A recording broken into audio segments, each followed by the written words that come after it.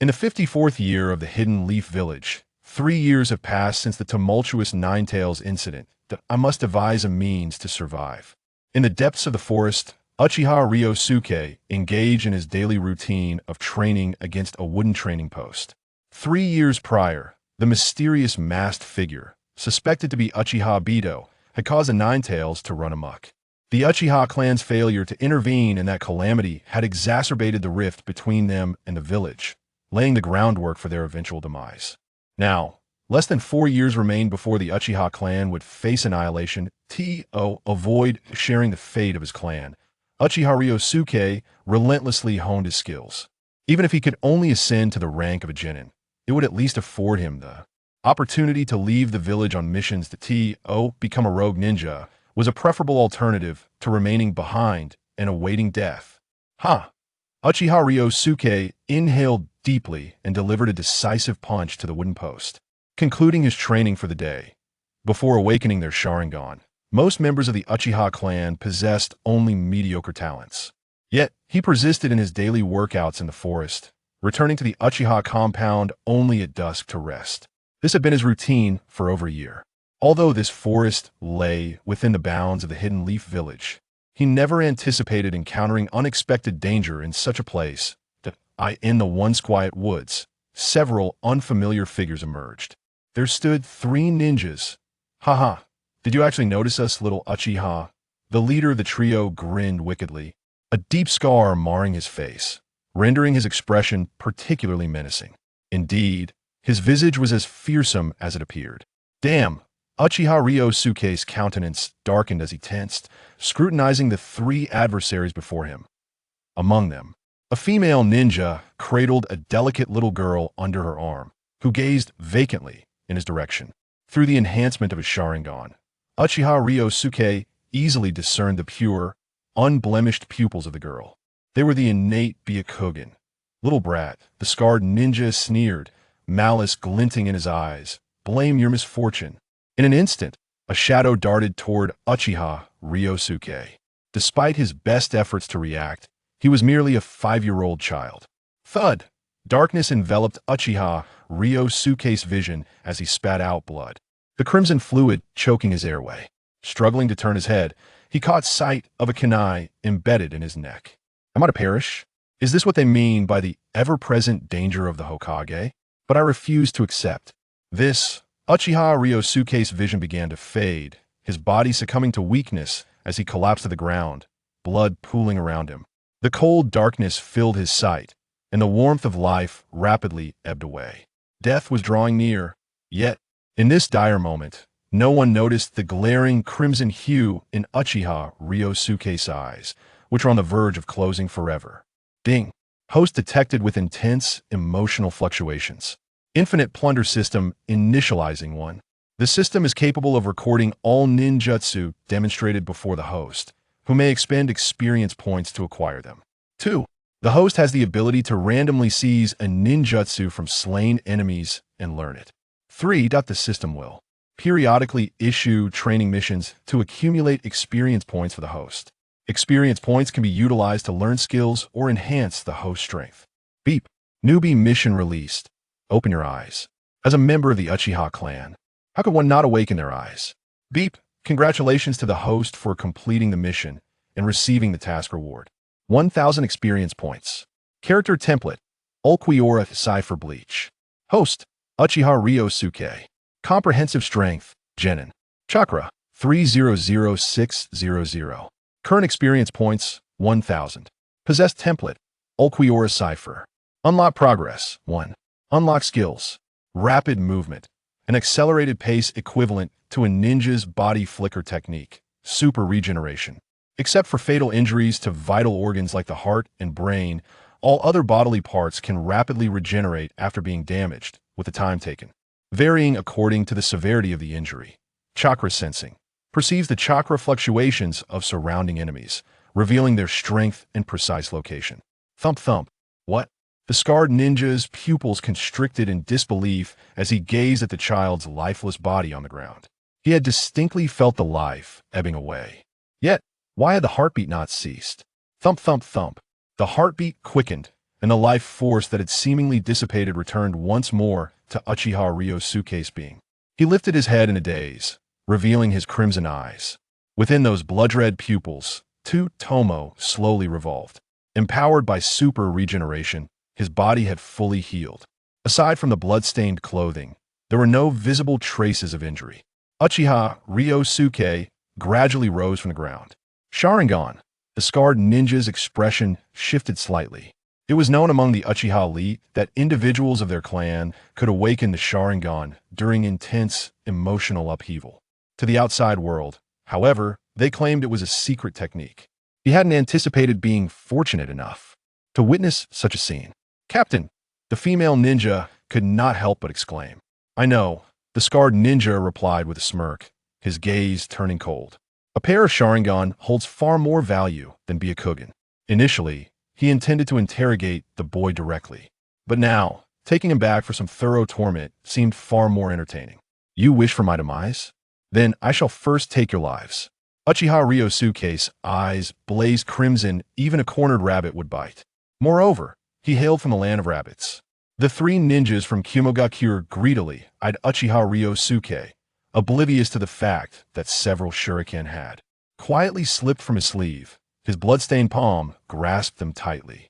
Uchiha Ryōsuke fixed his gaze intently on the third individual, the one who appeared the weakest. If he could eliminate him, there remained a glimmer of hope. Now's the moment. Congratulations to the host for successfully eliminating an enemy. Randomly plundered a ninjutsu. Congratulations. The host has acquired the ninjutsu lightning release, Scatter Fist Naruto. Uchiha Ryūsuke coldly regarded the remaining two adversaries, completely ignoring the system's notification. He was acutely aware that in this dire situation, even the slightest distraction could be fatal. It was a matter of exterminating these foes or facing his own demise. There existed no alternative. The scarred-faced ninja, witnessing the death of his comrade, wore a grim expression. Realizing he had underestimated Uchiha, filled with murderous intent, he quickly regained his composure, understanding that he could not kill him. Their arduous efforts to capture Hinata Hyuga were for a singular purpose, her eyes. The Sharingan of the Uchiha clan was of far greater value than the Byakugan. Capturing one was tantamount to capturing two, and the prospect of a buy one, get one free deal was an opportunity no fool would forsake. Sever his limbs. The scarred ninja, seasoned by the trials of the Third Great Ninja War, swiftly recognized the formidable threat posed by Uchiha Ryōsuke. Without hesitation, he hurled his kunai, aiming to pierce the boy's limbs. A sinister grin spread across his face. Although he could not kill the child, he could certainly inflict torment upon him. Severing his limbs would not necessarily lead to death. After all, their objective was merely his eyes. With a swift maneuver, Uchiha Ryōsuke narrowly evaded the onslaught of kunai, reappearing a short distance away, cold sweat pouring down his brow. The technique, Shunshin, placed an immense burden on his 5-year-old body. Thus, he opted against fleeing, despite possessing Shunshin. The enemy wielded the body flicker technique as well. Having just acquired Shunshin, he was far from mastering it, and his speed may not match that of his opponents. Moreover, having recently awakened his Sharingan had drained a significant amount of chakra, leaving him with barely enough to utilize Shunshin a few more times. There was simply no energy left for a retreat. Therefore, all he could do was stall until the Uchiha clan arrived, stall until the Hyuga clan came to his aid. Gritting his teeth, Uchiha Ryōsuke was drenched in cold sweat. In the original narrative, Hyuga Hazashi was supposed to arrive and eliminate these assailants. Having just obtained the system, he prayed he would not perish before achieving any success. Beep. A temporary mission has been issued. Refusal permitted. Mission 1. Ensure your own safety until reinforcements arrive. Mission reward, 1,000 experience points. Mission 2. Rescue Hinata Hyuga. Mission reward, 2,000 experience points. The body flicker technique? The scarred ninja chuckled coldly, remarking on the brilliance of the Uchiha clan's prodigy.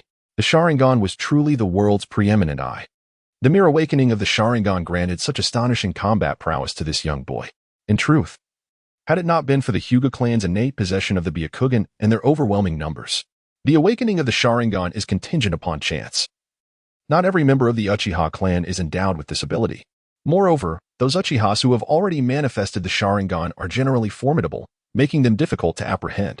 Otherwise, they would not venture far to capture the Hyuga clan's heiress. System, allocate all experience towards enhancing my chakra. Uchiha Ryoji gritted his teeth as he gazed at the individuals before him, resolute in his decision. It was evidently too late to invest experience points into learning ninjutsu for immediate application. It would be far more advantageous to augment his chakra and utilize the SH10 technique multiple times. Beep. 1000 experience points expended to enhance chakra.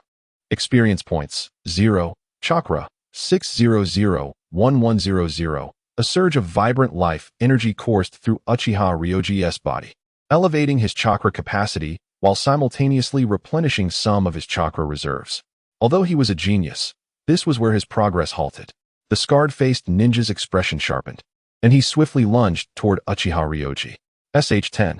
Without hesitation, Uchiha Ryoji transported himself away in an instant, fully aware that he could not allow his opponent to close the distance. The significant disparity in their sizes would render him utterly powerless, even against the previous ninja. He had relied on the opponent's carelessness, coupled with the distraction of his own eyes, to launch a sudden attack. Otherwise, even a mere genin would not be so easily dealt with. Damn brat. The scarred-faced ninja's countenance darkened as he fixated on the panting Uchiha Ryoji. Simultaneously, Ryoji's heart was in turmoil. It would be disingenuous to claim that he felt no internal conflict about his first kill. He was not a psychopath. However, he understood all too well that if he refrained from taking a life, his own would be forfeit, and he would suffer torment before his demise. In contrast, delivering death swiftly was, in a sense, an act of mercy. He dares not kill me. Uchiha Ryoji observed the two remaining ninjas, both of whom were heavily breathing. Despite the dire circumstances, he maintained a remarkably calm analysis of the situation. He recognized that they could not possibly employ ninjutsu against him. Setting aside the risk of inadvertently killing him, the noise generated by using ninjutsu here would attract others. The reason they had targeted Hinata Hyuga was not merely her status as a branch family member, but also because they perceived her youth as a weakness, rendering her incapable of resistance. Should they accidentally kill him, he would no longer hold any value, for the eyes of a deceased Uchiha would decay. Otherwise, they would have long since slain Hinata and absconded with her eyes, as fleeing with a pair of eyes is undoubtedly easier than escaping with a whole person. Since they dared not eliminate him, that was his greatest advantage. Uchiha Ryoji fixated intently on the two adversaries before him, noting that the female ninja still held Hinata captive. For the moment, it seemed she could not act. This meant that the only immediate threat came from the scarred-faced ninja, according to the assessment of Neuroprobe. The situation was unfolding precisely as he had anticipated. This individual appears to be merely a CH9 level ninja. The male and female ninjas who were previously slain were likely just genin. Although Uchiha Ryōsuke himself is also merely a genin, he may still possess the potential to engage in battle. You, little one, are indeed quite intriguing. The scarred-faced ninja's grin grew increasingly malevolent, instilling a sense of foreboding in the female ninja beside him. I find myself increasingly eager to torment you. The scarred-faced ninja vanished in an instant. Uchiha Ryōsuke took a deep breath and utilized the henge technique once more. Despite the immense strain it placed on his body, he had no other options. Little one, this is where it ends. The scarred-faced ninja's smile was sinister. Suddenly, he flicked his wrist, hurling several shurikens. They shot rapidly towards the Uchiha Ryōsuke, who had just executed the henge to his right. You think you can play tricks like the body flicker technique in front of me? You are still too inexperienced. The scarred-faced ninja sneered coldly. Thud. Uchiha Ryōsuke's pupils constricted as he instinctively attempted to evade, but it was already too late. A shuriken plunged viciously into his shoulder, and the intense pain contorted his expression. Hee. The scarred-faced ninja chuckled darkly. After all, he was merely a child. I have indeed underestimated these fools. Uchiha Ryōsuke managed a bitter smile, realizing that in the world of Hokage, all ranks below J-nin were mere pawns. CH-nin were similarly weaklings. Yet, it was only when he stood before a CH-nin that he truly understood that even the weakest CH-nin was not to be compared with a mere genin. There is no time to waste. Uchiha Ryōsuke gritted his teeth, feeling the chakra within him surge wildly. Lightning release. Thunderclap. Uchiha Ryōsuke cried out, intentionally alerting the scarred-faced CH-nin. Upon hearing this, the CH-nin's pupils dilated, and he instinctively retreated to evade. The next moment, a cacophony of thunder roared as if the heavens themselves had unleashed their fury, striking down where the scarred-faced ninja had previously stood. You brat. The scarred-faced ninja smirked, eyeing the pale-faced Uchiha Ryōsuke, whose chakra was severely depleted.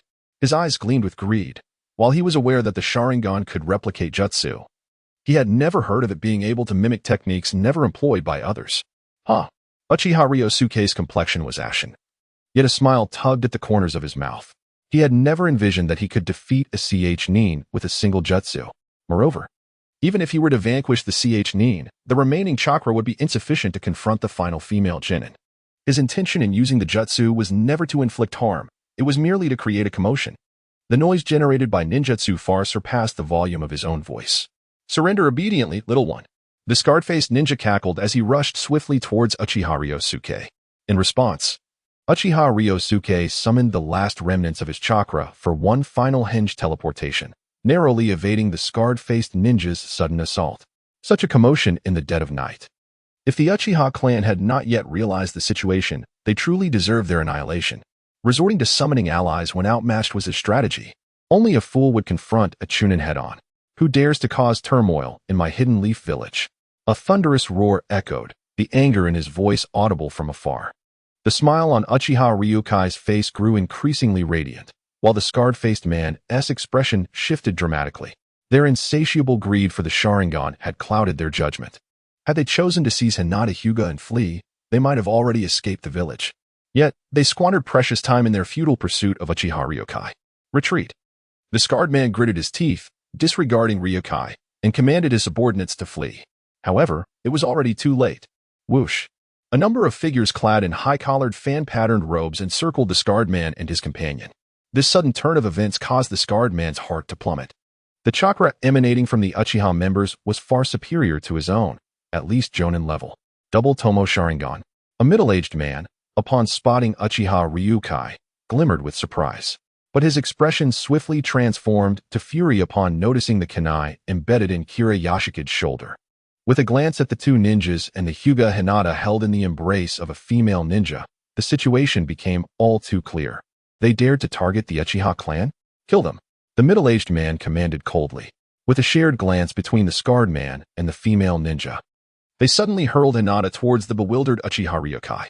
Subsequently, the two swiftly formed hand seals, seemingly prepared for a desperate struggle. Fire style, Fireball Jutsu. Fire style, Phoenix Fire Jutsu. Fire style, Dragon Fire Jutsu. Ding. Detected C-rank Ninjutsu Fire style, Fireball Jutsu, recorded. Ding. Detected C-rank Ninjutsu Fire style, Phoenix Fire Jutsu, recorded. Ding. Detected C-rank Ninjutsu Fire style, Dragon Fire Jutsu, recorded. Strike hard. Uchiha Ryōkai, observing the assault on the two, calmly analyzed the current situation. He understood perfectly what these brainwashed villagers were contemplating. Therefore, he was acutely aware that they would not dare to resist at this moment. This presented a splendid opportunity for him to claim a kill. Perish. Uchiha Ryōkai, wincing in pain, yanked the kunai from his shoulder and hurled it at the scarred-faced ninja. Ding. Congratulations to the host for slaying an enemy, thus acquiring a ninjutsu. Congratulations to the host for obtaining ninjutsu lightning style. Lightning ball, ding. Task 1 completed. Earning 1,000 experience points. Ding. Task 2 completed. Earning 2,000 experience points. Why? With 3,000 experience points in hand and cradling the soft, long-haired girl in his arms, Uchiha Ryōkai's heart sank. The scarred man and the female ninja had clearly chosen to meet their demise, feigning a desperate struggle. They lured the ninjas of the Uchiha clan into utilizing their jutsu. Their ultimate lack of resistance served as the clearest testament to their predicament. Even Uchiha Ryōkai successfully claimed ahead by the end, as Hinata Hyuga found herself cradled in Uchiha Ryōkai's arms. She suddenly buried her face in his chest and began to sob softly. "Do not cry. It will be all right," he gently reassured her, patting the delicate pink fabric of her back. After all, she was merely a 4-year-old girl, thrust into the terrifying ordeal of abduction. Anyone would be gripped by fear in such a moment. Yet, with the sound of her quiet weeping, Ryōkai felt a subtle ache in his shoulder, the kunai still embedded within it. Despite possessing extraordinary regenerative abilities, without chakra, all was in vain. After all, a skilled artisan cannot create without materials. "Ryōkai, are you all right?" A middle-aged man approached him, concern etched on his face. Chief. Ryōkai pretended to tremble in fear, losing his footing and feigning weakness as he collapsed to the ground. "Quickly, summon a medical ninja," Uchiha Fugaka commanded, his gaze fixed on the bleeding wound on Ryōkai's shoulder. "Yes, Chief." A respectful Uchiha ninja promptly departed. "Chief, I am fine. Ryōkai replied, embracing the soft, fragile form of the little girl.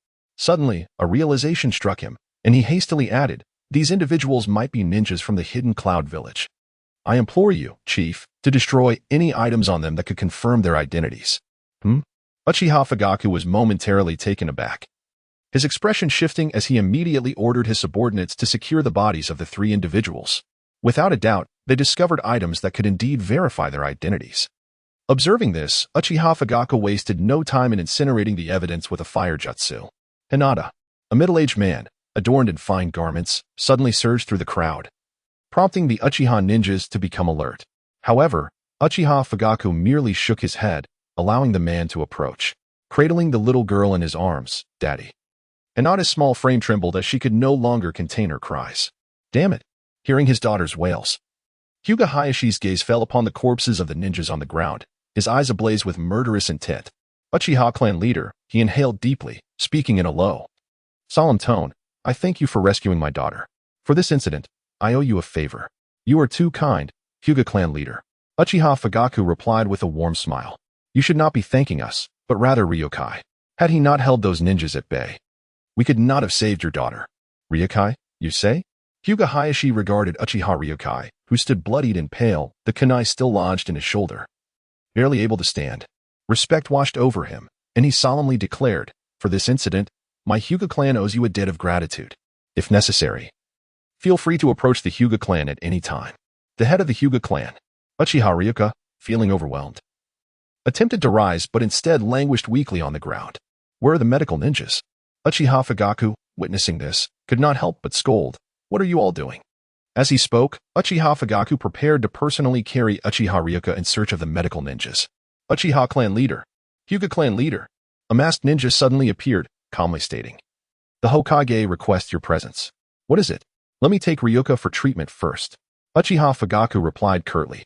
The Umbu are merely the Hokage's hounds, and the Uchiha clan has never been on good terms with them. After all, the Hokage had explicitly appointed the Uchiha clan as the Konoha Guard, and now they were creating an Umbu to oppose them. Was this not a blatant attempt to marginalize the Uchiha clan? The Hokage requests that both of you come at once, the Umbu ninja asserted, unyielding. You. Uchiha Fugaku's expression darkened. These individuals were increasingly disregarding the Uchiha clan. Clan leader, the Hokage's matters are pressing, Uchiha Ryōka said weakly. If you're concerned, please take me along. No.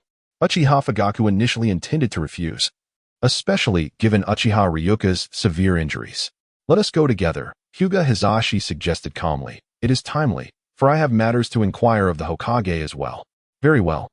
Uchiha Fugaku nodded reluctantly, leading Uchiha Ryōka alongside Hyuga Hizashi towards the Hokage's office building. Both were elite shinobi, moving with great speed. However, due to the need to care for 2 young children, they slowed their pace. Accompanying them were guards from both the Hyuga and Uchiha clans. Rather than a visit to the Hokage, it felt more akin to a march of retribution. Yet, as they arrived at the Hokage's office, they heard voices raised in inquiry from within. Third Hokage, you must provide an explanation to our Cloud Village regarding this matter. We sincerely wish to cease hostilities with Konoha, yet our envoy has gone missing within your village. If you fail to provide us with an explanation, we shall declare war. Our Cloud Village will not tolerate any form of insult. The voice was thunderous, easily audible even outside the door to Uchiha Fugaku and his companions. It seemed the individual was deliberately speaking loudly, aiming to pressure the third Hokage into a response. Bang! Uchiha Fugaku, enraged by the voice, forcefully pushed open the door, demanding, what explanation does your Cloud Village seek? Uchiha Fugaku? The fourth Raikage narrowed his eyes at the man who had burst in, glancing at the third Hokage, who appeared indifferent, observing with a detached demeanor. The fourth Raikage scoffed, realizing his suspicions were confirmed. The discord between the Hokage and the Uchiha clan was now evident. This was precisely why, despite Konoha's formidable strength, the incessant internal strife led to a series of ninja wars, during which no advantage was gained. Grandfather Hokage, a tender, weeping voice suddenly resonated within the office. There are bad people trying to kill me. You must help me. The fourth Raikage, who was about to speak, was momentarily taken aback. Meanwhile, the third Hokage, initially prepared to pass the buck and observe, found his expression frozen. Grandfather Hokage, Uchiha Ryōka gazed pitifully at the third Hokage. Sobbing, Someone suddenly came to my house wanting to kill me and said they would gouge out my eyes. I'm so scared. Do not fear, dear child. The third Hokage's smile appeared somewhat stiff as he noted the kunai that Ryuka had awkwardly reinserted into his own shoulder, along with the wounds that still bled. Coupled with the child's pallid face, devoid of color, he found himself at a loss for words. He had witnessed everything that had transpired. While Uchiha Ryōsuke feigned tears. He secretly scoffed. The hidden cloud village seemed robust, yet simple-minded, presenting an image of honest simplicity. However, in truth, none of them were virtuous. They adeptly set the narrative of being victims before demanding restitution from Konoha. In the original narrative, the hidden cloud village exploited the third Hokage's weaknesses, seizing upon his desire to expedite the end of the war by coercing the Hyuga clan into surrendering the perpetrator.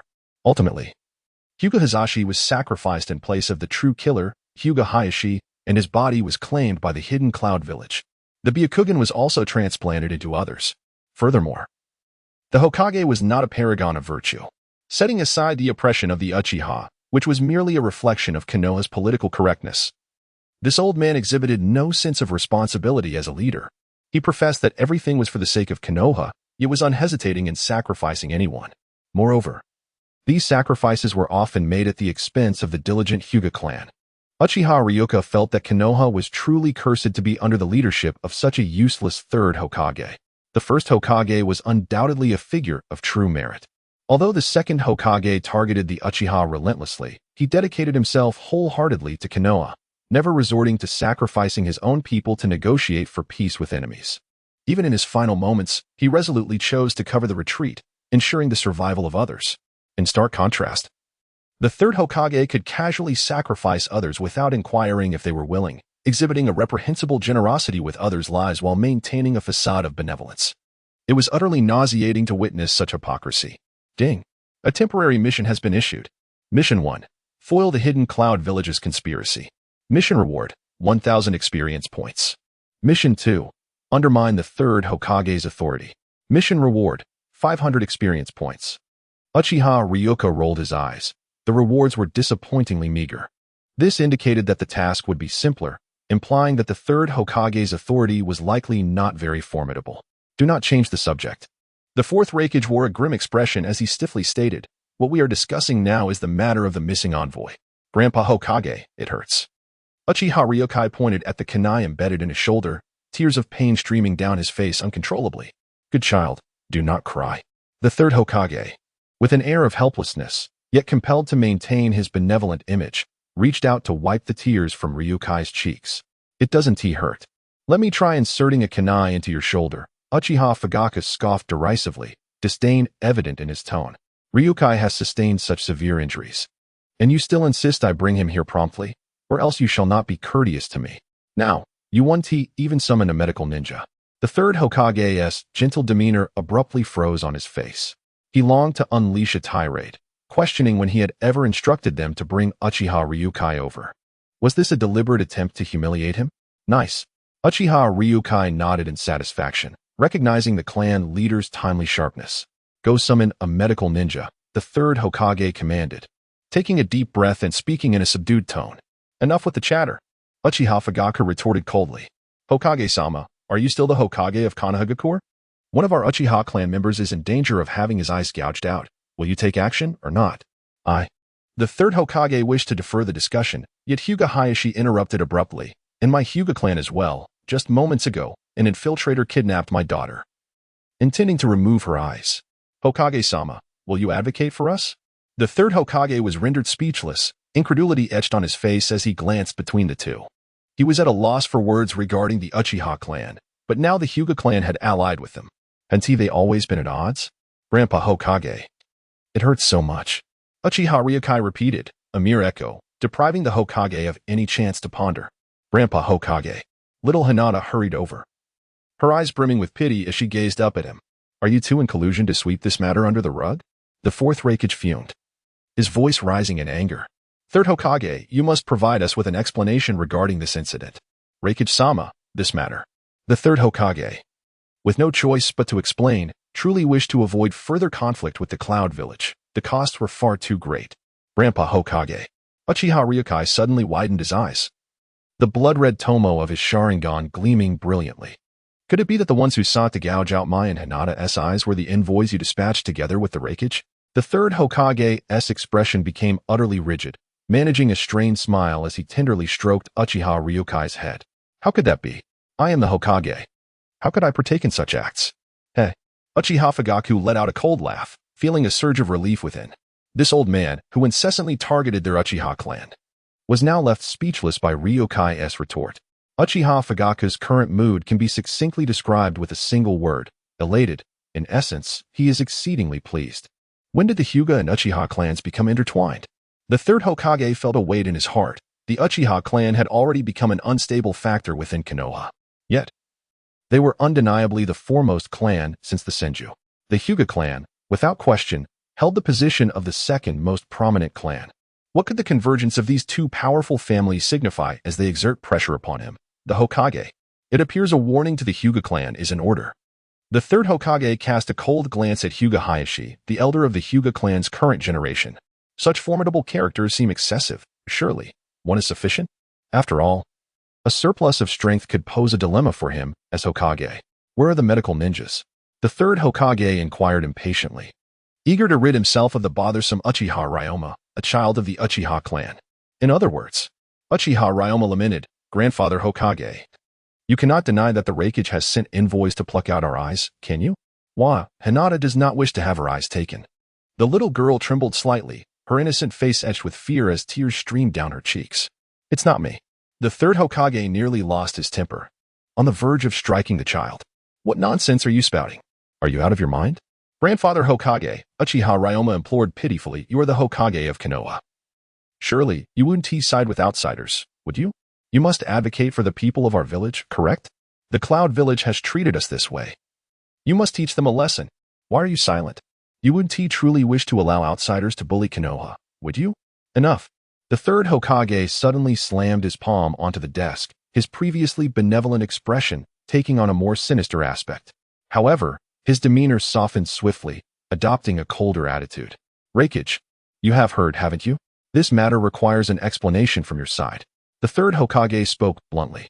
An explanation? For what? The Reikage, filled with rage, laughed bitterly. Our people are missing, and you expect us to provide an explanation? Uchiha Ryōma smirked inwardly. One appeared to be a brawny, honest brute, while the other seemed kindly and gentle. Yet, they were both harboring deceitful intentions, only capable of preying upon the Na'vi. Ryōsuke felt a wave of nausea at the thought of these two formidable figures. However, his current strength was woefully inadequate to effect any change. It appeared that the narrative was set to unfold, and the Hyuga clan was destined to become yet another casualty. Fortunately, he remained unaffected by the unfolding events. Then, he overheard the fourth Reikage addressing the third Hokage. Hokage, if you wish to forge a peace treaty with the Cloud Shinobi, your Leaf Village must take responsibility for this incident. The hot-tempered fourth Reikage was not one to relent easily. Attempting to reason with him was akin to playing a lute to a cow. Standing at the entrance, Uchiha Fugaku and Hyuga Hizashi wore expressions of dissatisfaction. This was Konoha, the most powerful ninja village in the shinobi world. What right did the Reikage have to act so brazenly here? Yet, to their surprise, the third Hokage yielded first. Speak. How do you wish to resolve this matter? The Hokage, who should have taken the initiative, surprisingly acquiesced before the Reikage, deepening Ryōsuke's disdain for him. I want him, the Reikage declared, and Ryōsuke initially assumed he was referring to Hinata. However, upon looking up, he realized the Reikage was pointing at him. What? How is this my concern? I merely happened to pass by. Even if I inadvertently disrupted your plans, your aim was to be a Kugan, was it not? A tremor coursed through Ryōsuke. He was acutely aware of the fate that awaited him should he fall into the hands of the Cloud Shinobi. Being deprived of his eyes would likely be the least of his misfortunes. Furthermore, he understood that the third Hokage, in the name of Konoha and his so-called peace, would sacrifice anyone without hesitation. As expected, the third Hokage glanced at him, but did not immediately refuse. Instead, he appeared to be deep in thought. This cunning old man. Was he actually considering acquiescing to the Reikage? Ryōsuke felt a chill of dread. Was he to meet his end before even witnessing the Uchiha clan's night of annihilation? This was utterly unacceptable. Please reconsider, Hokage-sama. Uchiha Fugaku and Hyuga Hizashi stepped forward in unison, firmly opposing the Reikage's proposal. This child is one of our Uchiha clan. Should you Cloud Shinobi dare to take him, it would be tantamount to declaring war against us. Uchiha Fugaku asserted dominantly, revealing his three-tomo Sharingan. The sight of Fugaku's eyes elicited a mix of greed and caution on the fourth Raikage's face. He understood how to apply pressure on the third Hokage, having discerned his character and temperament. Yet, he dared not provoke the Uchiha, for the name Uchiha Madara still resonated throughout the shinobi world, a legacy of unparalleled might. Hyuga Hisashi continued, Hokage-sama, it is indeed the Cloud Shinobi who have breached the rules this time. If not for this young Uchiha, Hinata would have been taken. The Byakugan is Konoha's bloodline limit. We implore you to consider this matter carefully. The Uchiha and Hyuga clans were among the most prominent families in Konoha, and even the third Hokage had to take their opinions into account. Well, Raikage, your demands are indeed rather excessive. I cannot acquiesce to them. Are you truly seeking war? The Raikage's formidable fist slammed onto the desk before the third Hokage, shattering it into several pieces with a resounding crash. Ding! Detection of A-rank ninjutsu lightning release. Lightning armor has been recorded. Initially apprehensive, Liangjia's eyes gleamed with excitement upon hearing the system's notification. This was the signature ninjutsu of the fourth Raikage, a technique that had withstood the might of the Uchiha's ultimate jutsu, Susanoo, without faltering. To his astonishment, it had been unexpectedly recorded. Oh, how I adore you, system. But why must it only be an A-rank ninjutsu? As Liangjia reveled in his secret joy, the third Hokage interjected, we can discuss this gradually. War is no trivial matter. Observing this, the Raikage's expression turned triumphant. He had the third Hokage in a tight grip. All those tales of the ninja doctor and the strongest in the ninja world were mere embellishments. Only if you Konoha hand over the culprit who killed our Cloud Shinobi can we continue discussions on the peace treaty. Otherwise, prepare for war. The third Hokage remained seated, silently smoking his pipe, feeling the weight of his position as Hokage pressing down on him. He couldn't help but feel constrained. Perhaps age had dulled his courage. Despite holding a strong hand, he was playing poorly, all in the name of peace. Yet, as Liangjia pondered, a troubling thought struck him. Wait a minute. I was the one who killed those 3 Cloud Shinobi. If they demand to hand over the killer, wouldn't that lead right back to me? Why am I so compelled to meddle? I could simply leave Konoha during the night of the massacre, avoiding any disruption to the timeline. Now, it seems the repercussions have arrived. Just then, as the third Hokage continued to reflect, Liangjia stood up. I am the one who killed those 3 villains. What will you do about it? His declaration left the adults in the room utterly astonished, while Hinata Hyuga looked on with wide, confused eyes. Liangjia, do not speak recklessly. It was I who killed them. Uchiha Fugaku immediately stepped forward. This matter involves our Hyuga clan as well, and we will not stand idly by, added Hyuga Hisashi. The Raikage's fists clenched audibly. So, you wish to fight? Then let us commence. Blue lightning armor enveloped the Raikage's body in an instant. Everyone, stand down. The third Hokage finally spoke. Uchiha Fugaku shot a glare at the Hokage before attempting to pull Liangjia to his side, but Liangjia resisted. I speak the truth. The Cloud Shinobi sought to abduct Miss Hinata. I see no wrongdoing in my actions. How dare you say that? The third Hokage reprimanded. Grandfather Hokage, if it were you in my position, would you have chosen to look the other way? The third Hokage found himself at a loss for words. He was Hokage. After all, how could he turn a blind eye to villagers in peril, even for the sake of the peace he espoused? Yet, the Raikage remained unfazed. Little doll, your tone is rather bold. Since you have taken my life, let your eyes serve as compensation. The Raikage's massive hand reached out directly towards Ryōsuke. Gritting his teeth, Ryōsuke promptly activated his newly acquired technique, lightning release, lightning armor, and vanished from the spot. The onlookers were taken aback by this sudden turn of events. They never anticipated that the Raikage would strike without warning, nor did they foresee Ryōsuke evading his attack. Body flicker technique? Hinata Hisashi remarked in astonishment. It is not the body flicker technique, Uchiha Fugaku countered, shaking his head. His Sharingan was activated, and Ryōsuke's movements had not escaped his keen observation. However, this revelation only deepened his astonishment.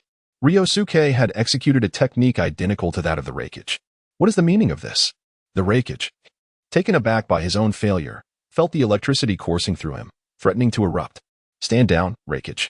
This is Konoha, not your cloud village, spoke the third Hokage, his gaze unwavering throughout the ordeal. Only after Ryōsuke evaded the Raikage's assault did a profound glint flicker in his eyes. This child possesses great potential. Yet he is of the Uchiha clan. Hokage, what do you mean by that? Do you intend to declare war? The Raikage's attire had torn, revealing his formidable physique. I will provide you with a thorough account of the circumstances surrounding the deaths of our cloud shinobi. However, should you truly desire war, I shall not shy away. The third Hokage's demeanor shifted, becoming resolute.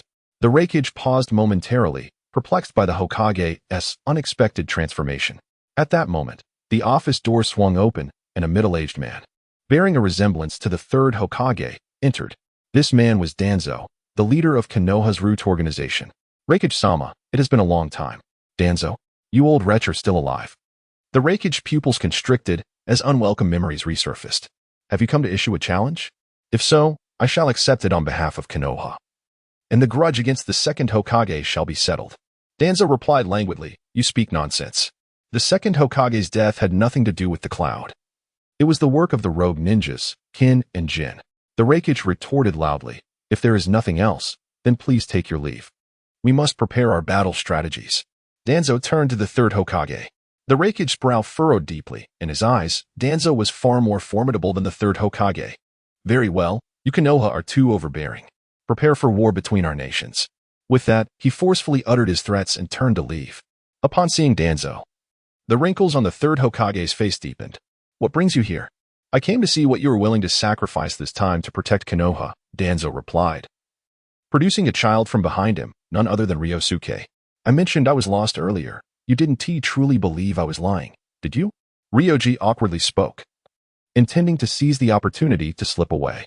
With the system at his disposal, he believed he could thrive even outside of Konoha. However, he unexpectedly encountered the eavesdropping old fox, Danzo, in the corridor, resulting in his immediate capture. The others present remained silent, yet Hinata stifled a laugh behind her hand. The third Hokage sighed, stating that Konoha could no longer bear the burden of war. Their mission was to safeguard the growth of the next generation. Humph. Even if the flowers in a greenhouse bloom, they are of little use. Only the trials of war can forge them into the guardians of the village, Danzo retorted aggressively. Their ideologies clashed. The third Hokage represented the peace faction, while Danzo embodied the radical side. For decades, their rivalry had escalated, with their differences growing ever starker. You may return, but I will handle today's affairs, the third Hokage declared, unwilling to confront Danzo in front of others, and as Hokage, he deemed such a confrontation unnecessary. I can leave, but I intend to take this child with me. If I recall correctly, he is an orphan, Danzo pointed to Ryoji. Ryoji's expression turned bewildered. Was he escaping from the tiger's den only to fall into the wolf's lair? Being in Danzo's custody was hardly preferable to being under the Cloud Village's control. After all, Danzo was one of the masterminds behind the Uchiha massacre, and his arm adorned with Sharingan was damning evidence. At that moment, Fugaku Uchiha approached. Danzo, this child has already been taken as my adopted son. Adopted son? This child? Danzo inquired with a chilling tone, fixing his gaze on Fugaku. Cold sweat dripped down Fugaku's face, yet he steadfastly affirmed, indeed, the Uchiha clan will care for its own progeny. What a pity, little one. If you wish to grow stronger, if you desire to protect the village, you may seek me at any time, Danzo remarked, revealing a sinister smile before leisurely departing. Ryoji, however, wore a bitter expression. Could there not be a single stroke of good fortune in his life? Why must he become Fugaku Uchiha's adopted son? Though he was the clan leader, he was also the father of Itachi and Sasuke Uchiha. This meant that Ryoji would likely lose his freedom of movement, particularly as he would have to confront the very person responsible for the Uchiha clan's downfall, someone he had long sought to avoid. The third Hokage glanced at Ryoji, saying, the ninjutsu you employed earlier was the body flicker technique. I entrusted Shursui with it for your protection, which enabled you to defeat those 3 cloud shinobi. Fugaku interjected, Shursui you say? Then there is no issue. Fugaku, take this child and leave. He requires rest. Hizashi you stay. The third Hokage took a leisurely puff from his pipe, fully aware that he could not compel Fugaku to compromise. However, Konoha maintained a firm grip over the Hyuga clan, and sacrifices from them were necessary to avert war with the Land of Lightning. Indeed, the third Hokage's thoughts were still consumed with how to prevent conflict.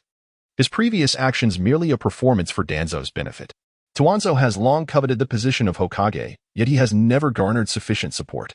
Uchiha Fugaku, accompanied by Ryuka, was about to depart when Hinata suddenly approached and took Ryuka's hand. Miss Hinata? Ryuka exclaimed, a hint of surprise in his voice, while Hinata shyly lowered her gaze. Hyuga Hizashi turned to Ryuka with a smile, saying, Ryuka, it seems Hinata trusts you greatly. Could I trouble you to escort her back to my home? I would greatly appreciate it. Ryuka glanced at Hinata and nodded in agreement.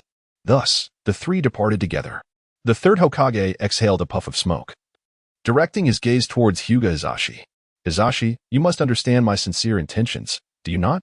Konoha is the culmination of the first and second Hokage's efforts. I cannot allow it to fall into ruin under my watch. Therefore, I require you, Hisashi, to set an example this time. Hisashi appeared to have anticipated such a discussion. Responding directly, the Hyuga clan, as the most powerful family in Konoha, is willing to sacrifice everything for the sake of the village. The third Hokage nodded in acknowledgement. We both understand the intentions of the Cloud Shinobi. They covet Konoha's bloodline limits. Thus, this mission can only be undertaken by members of the Hyuga branch family. Hisashi lowered his head, remaining silent, yet his fists were clenched tightly. Indeed, the existence of the Hyuga branch family is for this very purpose. Ryusuke walked along the path, feeling a sense of relief wash over him. Fortunately, with Uchiha Fugaka by his side, he had narrowly avoided a potentially disastrous consequence of his premature actions. However, this daring venture had bestowed upon him the coveted Plunder system, which he deemed his greatest achievement. He still had 4 years to confront the impending tragedy that threatened the Uchiha clan. Previously, he could only devise ways to evade it, but now, with the power of the system at his disposal, he pondered if he might transform from a mere pawn into a master strategist. Yet, such aspirations required strength, and the quickest route to power would undoubtedly involve the system's assistance, be it through the acquisition or plundering of ninjutsu or the astonishing abilities of character templates. Given sufficient time, he could surpass even the legendary Uchiha Madara and Senju Hashirama. As Ryusuke was lost in thought, he suddenly felt a tight grip on his left hand. It was Hinata, who had nearly stumbled. He quickly withdrew his right hand from Uchiha Fugaku's grasp and caught Hinata before she could fall. Did you hurt yourself? He inquired cautiously. Hinata shook her head, her large eyes reflecting Ryusuke's image, appearing exceedingly adorable. Ryusuke, it seems you have taken quite a liking to that child. But she is the esteemed heiress of the Hyuga clan, a family that has always coveted the status of our Uchiha clan. Otherwise, I might have facilitated this union for you, Uchiha Fugaku remarked coolly as he observed Ryusuke and Hinata. Clan leader, please do not jest. I am but 8 years old. Ryusuke replied, a hint of laughter in his voice. Indeed, you are still a child. However, your earlier display was quite astonishing. Surely that was not the power of the Sharingan? Uchiha Fugaku chuckled awkwardly before posing a question that had been weighing on his mind. What is it that you wish to convey, clan leader? Ryusuke felt a shiver run down his spine. Lightning Release. Lightning Armor is an S-rank ninjutsu exclusive to the Cloud Village. Even within their ranks, only the 3rd and 4th Reikage are capable of wielding it. How did you come to master such a technique? Uchiha Fugaku's voice grew increasingly frigid, akin to an interrogation, his eyes transforming into the 3-tomo Sharingan. Fixating intently on Ryusuke. Is the clan leader suspecting me of being a spy for the Cloud Village? Do not forget that my parents perished at their hands. And I am, after all, a member of the Uchiha clan. Ryusuke sensed a palpable aura of menace, struggling to maintain his composure. You speak the truth. Had it not been for that fact, I would not have shielded you just now. By the way, you are to report to the Ninja Academy tomorrow. And take care not to associate too closely with Danzo. He harbors ill intentions toward our Uchiha clan, Uchiha Fugaku concluded before turning to depart. Ryusuke exhaled deeply, relieved. In that fleeting moment, he had contemplated striking first. Thankfully, he had restrained himself. As the clan leader, Uchiha Fugaku would not act indiscriminately against the children of his clan. As Ryusuke contemplated his future plans, he escorted Hinata back to the Hyuga compound. Ryusuke and are you going to the Ninja Academy tomorrow? Hinata timidly inquired as he was about to leave, peeking out from behind the door. Indeed, he remarked casually. I should have been in school by now. Xiao Hinata nodded before retreating her head. Leaning against the door, she clenched her fists, as if having made a resolute decision. Liangjie returned to the Uchiha clan settlement, situated on the outskirts of Konoha, ostensibly for administrative convenience. This arrangement effectively marginalized the Uchiha clan. The Uchiha clansmen along the way donned identical attire, rarely exchanging greetings, exuding an air of aloofness. All of this rendered Liangjie acutely aware of his incongruity within their midst. It was no wonder the Uchiha clan faced annihilation. They were starkly out of place in Konoha. To think I once aspired to save them. In all likelihood, I would meet a fate akin to that of Uchiha Madara, ending in betrayal and isolation. As Liangjie munched on a chilled steamed bun, he prepared his belongings for school the next day. He had no intention of lingering at the ninja academy for long. For the instructors, they were merely nin level, and even with a system, they could only impart rudimentary jutsu. Thus, he aimed for a swift graduation to become a true ninja, allowing him to undertake missions and eventually leave the village. His interest in saving the Uchiha clan or altering the history of the Hokage world had waned significantly. The following morning, Liangjie arrived at the Central Ninja Academy with a bundle of supplies. Arriving too early, he encountered no other children. At the entrance, he was halted by a man wearing sunglasses. He recognized this individual as Haikage, a nin. Wasn't he the teacher of Kenomaru, the grandson of the third Hokage? No. It was still too early. Perhaps he was working as a security guard before becoming a private tutor? Hey, Uchiha brat, come here. I don't think I've seen you before, Haikage called out upon spotting Liangjie. Preferring to avoid trouble, Liangjie approached. I'm here to enroll. It's not enrollment time. Come back next year, Haikage replied coolly, adjusting his sunglasses.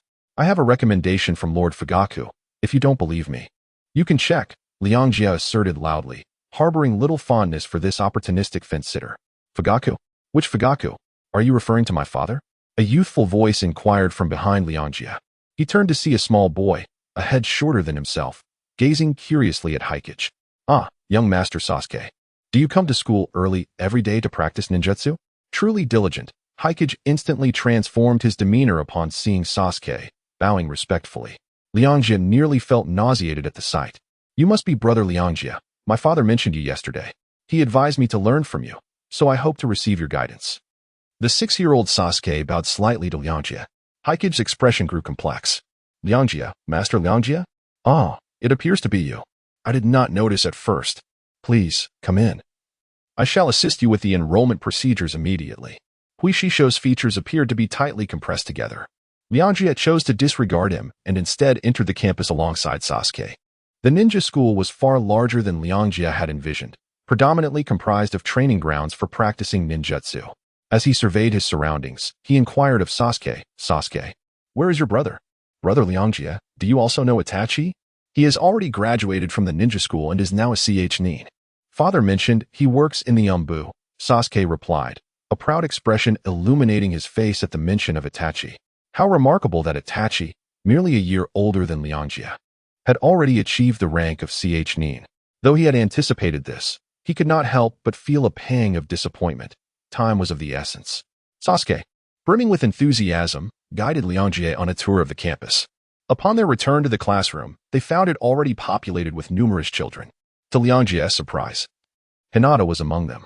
He also recognized several familiar faces. Was that Naruto, fast asleep? He must only be 5 years old and already attending school. Above him lounged a small dog, belonging to Kiba. Ino and Sakura were busy indulging in snacks. It struck Liangjie as odd that these once familiar figures were now younger than him. Feeling somewhat out of place, he noticed several classmates casting puzzled glances in his direction. One child even called out, "Hey, are you a teacher?" How could he possibly be a teacher when he was just a child like them? Why had he never been seen before? The Uchiha clan members are all peculiar. Is that not to be expected? Sasuke's hands trembled, and it dawned on Liangjie that even the children were acutely aware of the Uchiha clan's status in Konoha. It was no surprise that the Uchiha members displayed an air of aloofness. They had grown accustomed to being isolated. With a sigh, Liangjie led Sasuke to a corner where they settled down. Before long, a teacher clad in standard nin attire entered the classroom. After taking attendance, he paused to scrutinize Liangjie when his name was called, muttering, "To think there would be a child from the Uchiha clan attending here. What a headache." A headache? Liangjie found it increasingly difficult to tolerate such overt discrimination. Even the teacher exhibited this attitude. Brother Liangjie, please do not take offense. In truth, only Itachi and I from our clan attend the ninja school. The others are taught by their parents. However, my father, being the clan leader, lacks the time, so. It seemed Sasuke had grown accustomed to this state of affairs. Now, we shall commence with the teaching of D-rank ninjutsu, the clone technique. The nin completed the roll call and began demonstrating the ninjutsu. Ding, C-rank ninjutsu, clone technique, has been recorded. The teacher stated that the clone technique is a D-rank ninjutsu, yet the system classified it as C-rank. What could be the reason for this discrepancy? Is it possible that this ninjutsu can manifest different effects in the hands of various individuals? This notion is rather intriguing. He recalled the Uchiha clan's unparalleled mastery of fire-style ninjutsu. While it may possess merely a C-rank potency in the hands of ordinary ninjas in the grasp of Uchiha Madara, it could rival that of A-rank techniques. Teacher, I have mastered it, Rikai declared as he stood. The surrounding students gazed at him in astonishment. Uchiha Rikai, this is a class. Please refrain from causing a disturbance. I said I have mastered it, Rikai insisted, stepping onto the stage and executing the shadow clone technique, summoning 4 clones simultaneously. This spectacle left the CH9 instructor utterly flabbergasted. The entire class held their breath as if witnessing a performance. Only little Sasuke clapped his hands, exclaiming, Brother Rikai, you're amazing. Did you learn this ninjutsu from someone else? Finally snapping back to reality, the CH9 instructor inquired. You need not concern yourself with that. I merely wish to know how long it will take for me to graduate from here. Rikai asked nonchalantly. As long as you turn 12 and pass the graduation exam, you may graduate, the CH9 instructor replied. 12. ISNT the graduation exam held annually? Why could Itachi graduate at 7? Rikai questioned, dissatisfaction evident in his voice. What nonsense. 12 means 4 years from now, and by then, everything will be over. The graduation exam is indeed held annually, but not everyone. When is the graduation exam? Rikai interrupted bluntly. The CH9 instructor finally lost his temper. Uchiha Rikai, please do not disrupt the class. If you have any questions, you may consult the principal. You should have mentioned that sooner. Rikai finally smiled, making a hand sign for release.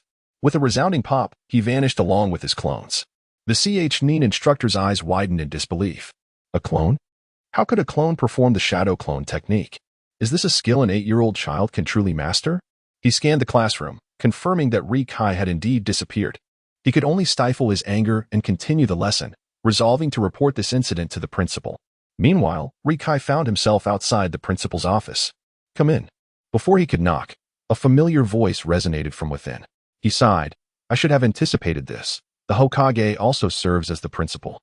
Rikai pushed the door open and entered. Rikai? What brings you here? ISNT today your first day of school? Shouldn't you be in class? The Hokage questioned.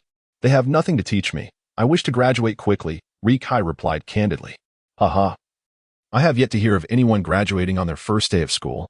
If that is the case, why bother attending? The third Hokage chuckled, taking a puff from his pipe. I am here at the request of the clan leader, and I genuinely need to graduate from here to obtain my ninja status. Rikai explained, taking a deep breath. Oh, I see. However, the ninja school is not merely a place for teaching ninjutsu. It also imparts the wisdom and principles essential for a ninja, enabling one to understand the purpose behind their path. The third Hokage spoke leisurely. Humph. Isn't that just a form of indoctrination? Do you take me for a fool? Lord Hokage, I appreciate your insights, but they do not resonate with everyone. I aspire to graduate early from school, much like Itachi, Ryōsuke replied patiently. Itachi, you say? That child possesses profound awareness, having witnessed the brutalities of war. Thus comprehending the value of peace, the third Hokage mused, seemingly lost in recollection. Lord Hokage, I am just a year younger than Itachi, and my parents perished in the war. I believe I possess an even greater sense of awareness than he does, Ryōsuke asserted, suppressing his anger. The third Hokage fixed his gaze upon Ryōsuke, and after a considerable pause, he said, Very well. In 3 days, there will be a graduation exam at the school. If you pass, I shall grant you the status of a ninja. Thank you, Ryōsuke replied, turning to leave. The third Hokage, however, fell into deep contemplation. Before long, he summoned a member of the Umbu who had been waiting nearby. Have Itachi keep an eye on that boy, Ryōsuke. I wish to prevent the emergence of another Uchiha Madara. Understood, Lord Hokage, the Umbu member replied, disappearing in an instant. The third Hokage gazed at the portrait of the second Hokage hanging on the wall, lost in thought. Second Hokage, it is your policies that have led to the current plight of the Uchiha clan. What must I do now to resolve this matter peacefully? After leaving the Hokage's office, Ryōsuke sought to find Sasuke. He wished to inquire about Itachi. The more he understood about Itachi, the more likely he could extricate himself from the Uchiha massacre incident. Indeed, since he had no intention of interfering in that matter, he would inevitably become a focal point of attention as one of the surviving members of the Uchiha clan, which meant trouble. However, on his way, he noticed his class practicing ninja sparring on the playground, essentially an outdoor activity. As a child of the Uchiha clan, Sasuke not only lacked companions for practice, but was also subjected to provocations from other children. Many were throwing stones at him, yet young Sasuke did not retaliate. Perhaps he did not comprehend the reasons behind it all, but he had grown accustomed to enduring in silence. Ryōsuke felt a pang of empathy. He approached the trio of mischief makers, warning them, "If I catch you bullying Sasuke again, you will regret it." Ryōsuke towered over the tallest of the group, causing him to immediately back down. They were Uchiha clan members. Why did they still remain in Konoha? It was said that Uchiha members were all murderers. The surrounding children regarded Ryōsuke with suspicion and disdain. Resigned, he walked over to Sasuke and began practicing body techniques with him. It was evident that he did not attend the ninja school merely for amusement. Sasuke was exceptionally diligent. Although Ryōsuke understood that his efforts were largely driven by a desire to surpass his brother and gain the attention of his parents, he inquired, "Sasuke, has Itachi returned home recently? Brother Ryōsuke, do you care a lot about Itachi? He came home yesterday but left shortly after." It seemed that obtaining information about Itachi from young Sasuke would prove to be somewhat challenging. Just as class was about to end, several older students suddenly blocked Ryōsuke and Sasuke's path. "Hey, you two from the Uchiha clan, wait a moment." Ryōsuke turned to see the children he had frightened earlier, now accompanied by 4 older students at the playground entrance. They were from the graduating class, evidently seeking to defend the younger children. "What do you want?" Ryōsuke coldly inquired, positioning himself protectively in front of Sasuke. "Did you bully my little brother? I demand an apology." One boy with pockmarks towered over Ryōsuke, while the 2 younger boys beside him wore smug expressions. "They threw stones at me first." Brother Ryōsuke merely intervened, Sasuke argued, clutching Ryōsuke's shirt. "Apologize quickly, or I will make you regret it." "What did you say?" Ryōsuke made no move, simply revealing his 2-tomo Sharingan. The children instantly recoiled in fear. "It's the Sharingan. He already has 2-tomo. We are no match for him." This guy awakened his eyes at such a young age. Could it be that he has taken a life? Several children instinctively took several steps back. At that moment, a Chunin teacher approached and inquired, "What are you doing here? Quickly return to your classroom." The children sighed with relief and hurried away. "Rikai, you are truly impressive. You have awakened your potential, just like Itachi," remarked one. Sasuke lowered his head, seemingly disheartened.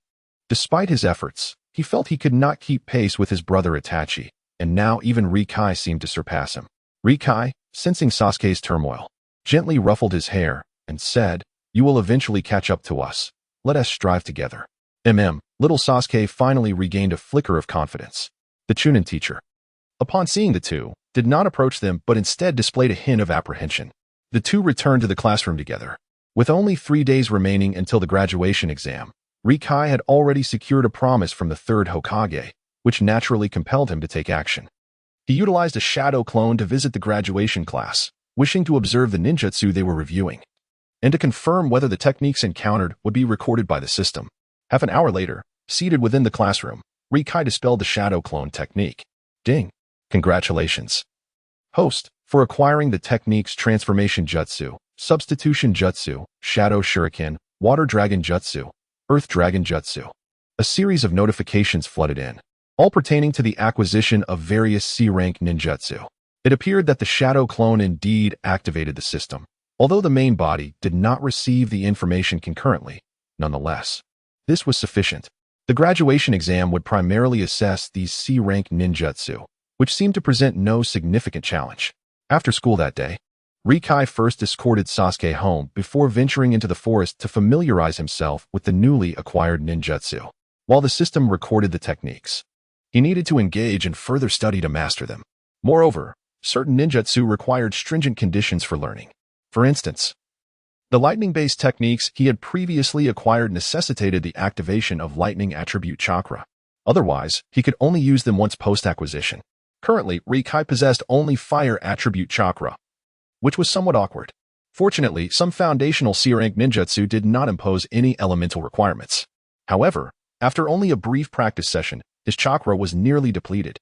His fundamental stats were alarmingly low, both in terms of chakra quantity and attributes, especially when compared to the 2 male leads. After a short rest, his chakra had scarcely recovered, which left Rikai in a state of frustration. Ultimately, he could only enhance his chakra limit using experience points. Host: Uchiha Rikai Comprehensive Strength, Genin Chakra, 2,000-4,000 experience points. 0. Rikai felt a noticeable clarity in his mind. Chakra is the amalgamation of physical and mental energy, and his fatigue dissipated entirely. However, He remained at a loss regarding the issue of unlocking chakra attributes, rendering the lightning release, lightning armor technique unusable for now. However, if it is a technique he has plundered, such as lightning release, scatter fist of the flowing duel, it can indeed be utilized. Yet, the plundered ninjutsu necessitates the demise of an adversary for activation. Encountering an enemy is manageable, but in ordinary circumstances, he is unable to meet this condition. The lightning release, scatter fist of the flowing duel is a B-rank ninjutsu, requiring 200 chakra for each use. Given his current state, he is capable of employing it 20 times. This should suffice for typical combat scenarios. Provided he graduates smoothly, he will be able to leave the village, at which point he can fully harness the prowess of the plunder system. Ryōsuke felt a surge of anticipation for the future. Just then, he suddenly heard a faint sound emanating from deep within the forest. Someone was present amidst the trees. Ryōsuke instantly became alert. Ryoji treaded lightly, gradually venturing deeper into the forest. He had never traversed such depths before. It appeared that due to the enhancement of his chakra limit, or perhaps his mental fortitude, his senses had grown significantly sharper. After cautiously advancing several hundred meters, he finally beheld two figures conversing beneath a towering tree. One of them appeared to be of a similar age to him, while the other resembled an adult, their features obscured. Yet their long hair cascading down to the waist was strikingly noticeable. Upon witnessing this, Ryoji was taken aback. If he was not mistaken, it must be Itachi and his enigmatic mentor, Obito. To his surprise, they had already established contact at this time. It seemed that Itachi's extraordinary talents in his youth were closely tied to Obito's guidance.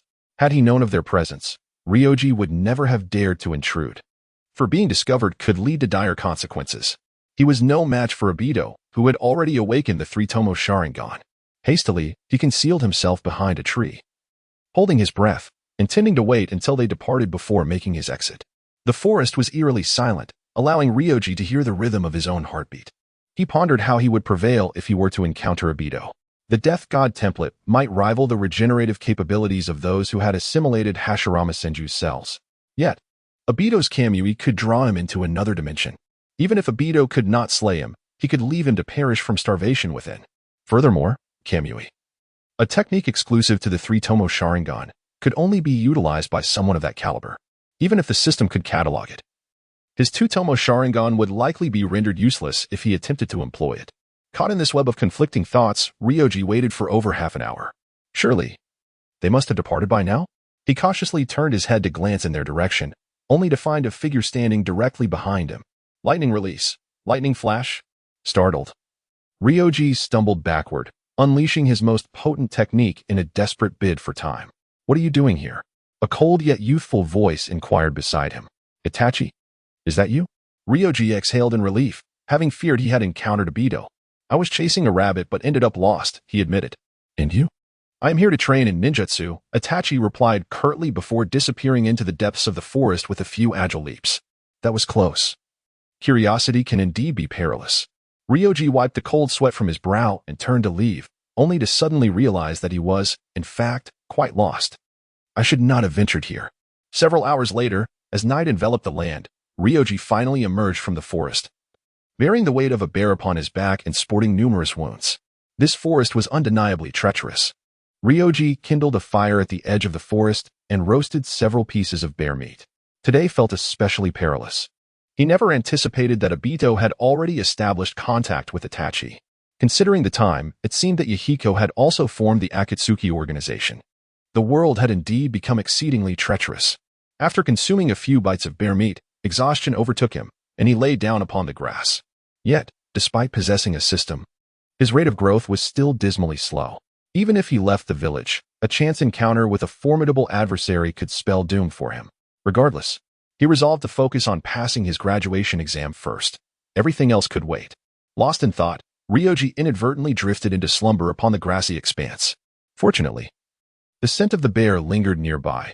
Otherwise, he might have been snatched away by the wild beasts of the forest.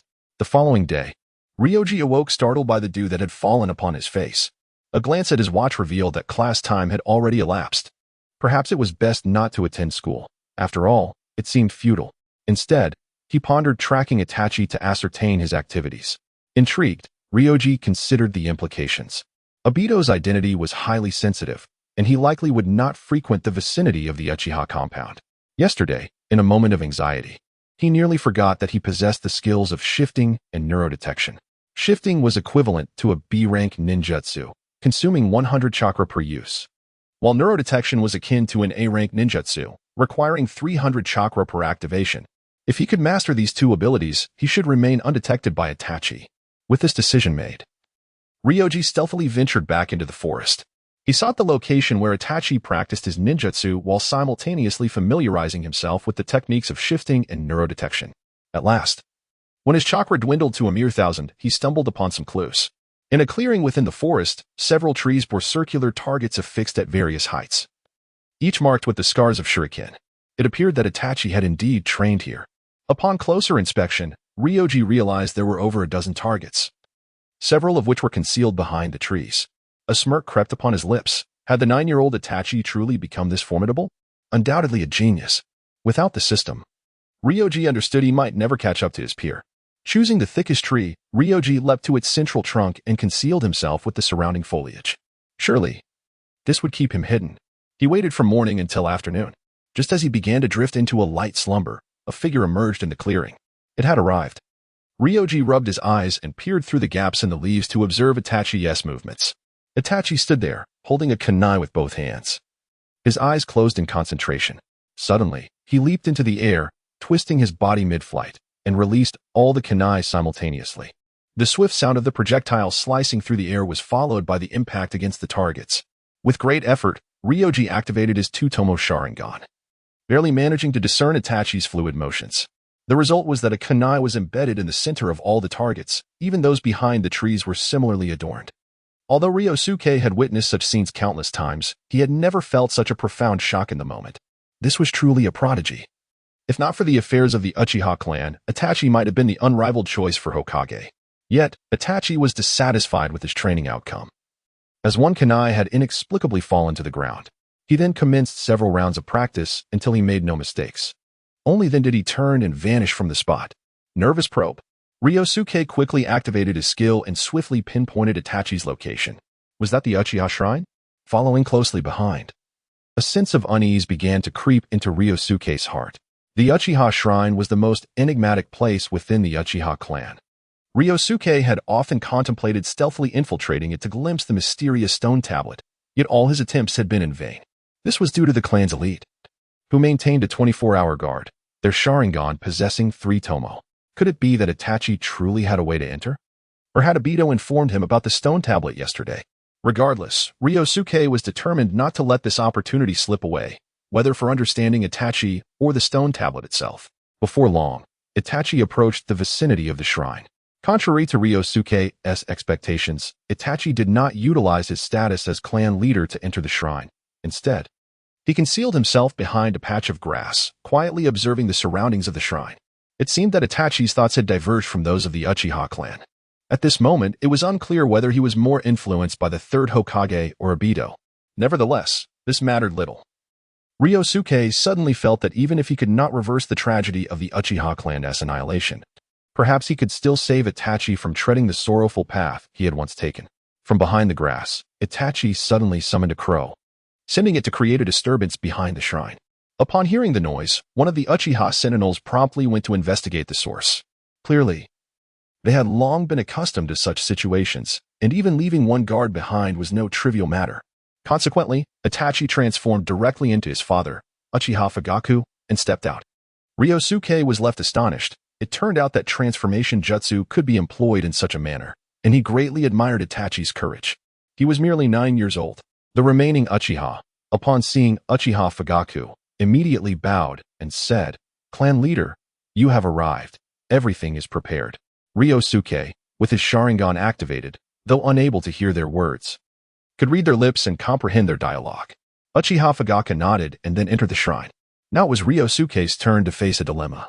Couldn't he possibly transform into Fugaku to blend in? Could he? Eureka! An idea sparked in Ryōsuke's mind as he quickly transformed into the form of the Uchiha sentinel who had gone to investigate. He then circled around and approached from the side of the shrine. Had he discovered something? Nothing was found. It was likely just a wildcat. Your voice sounds somewhat peculiar. Ah, my throat feels a bit uncomfortable. I shall enter and drink some water.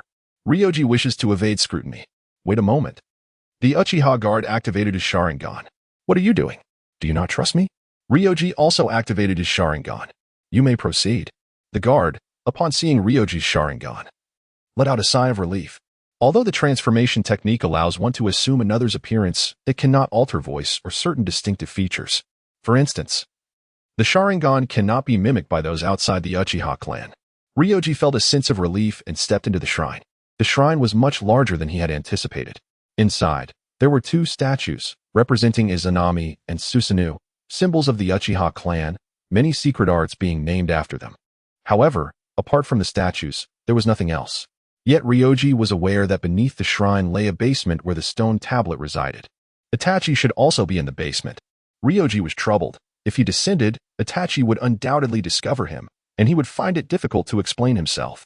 But soon, another guard would return, and his identity could be exposed, potentially prompting an investigation by other Uchiha members. It was indeed a precarious situation. After much contemplation, Ryoji concluded that confronting Itachi was preferable to facing other Uchiha members. Thus, he sought the entrance to the basement and descended. The basement was dimly lit, illuminated only by the faint glow of two candles flanking the stone tablet.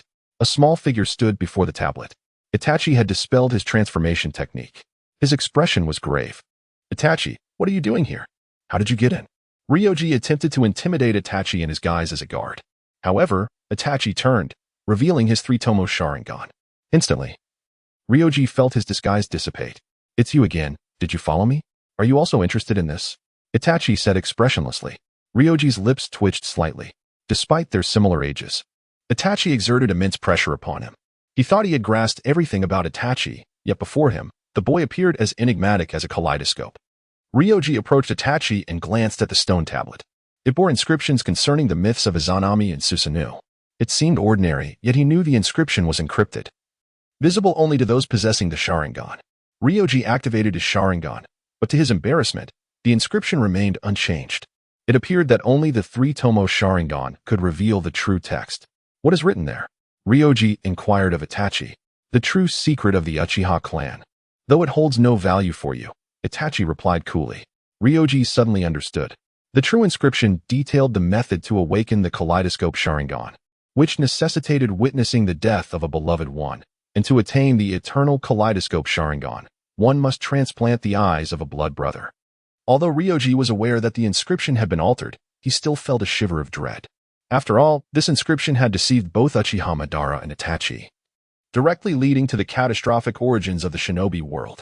Now that Itachi had uncovered this so-called truth, it seemed the tragedy of the Uchiha clan was now unavoidable. My summon has vanished. They will soon discover the issue.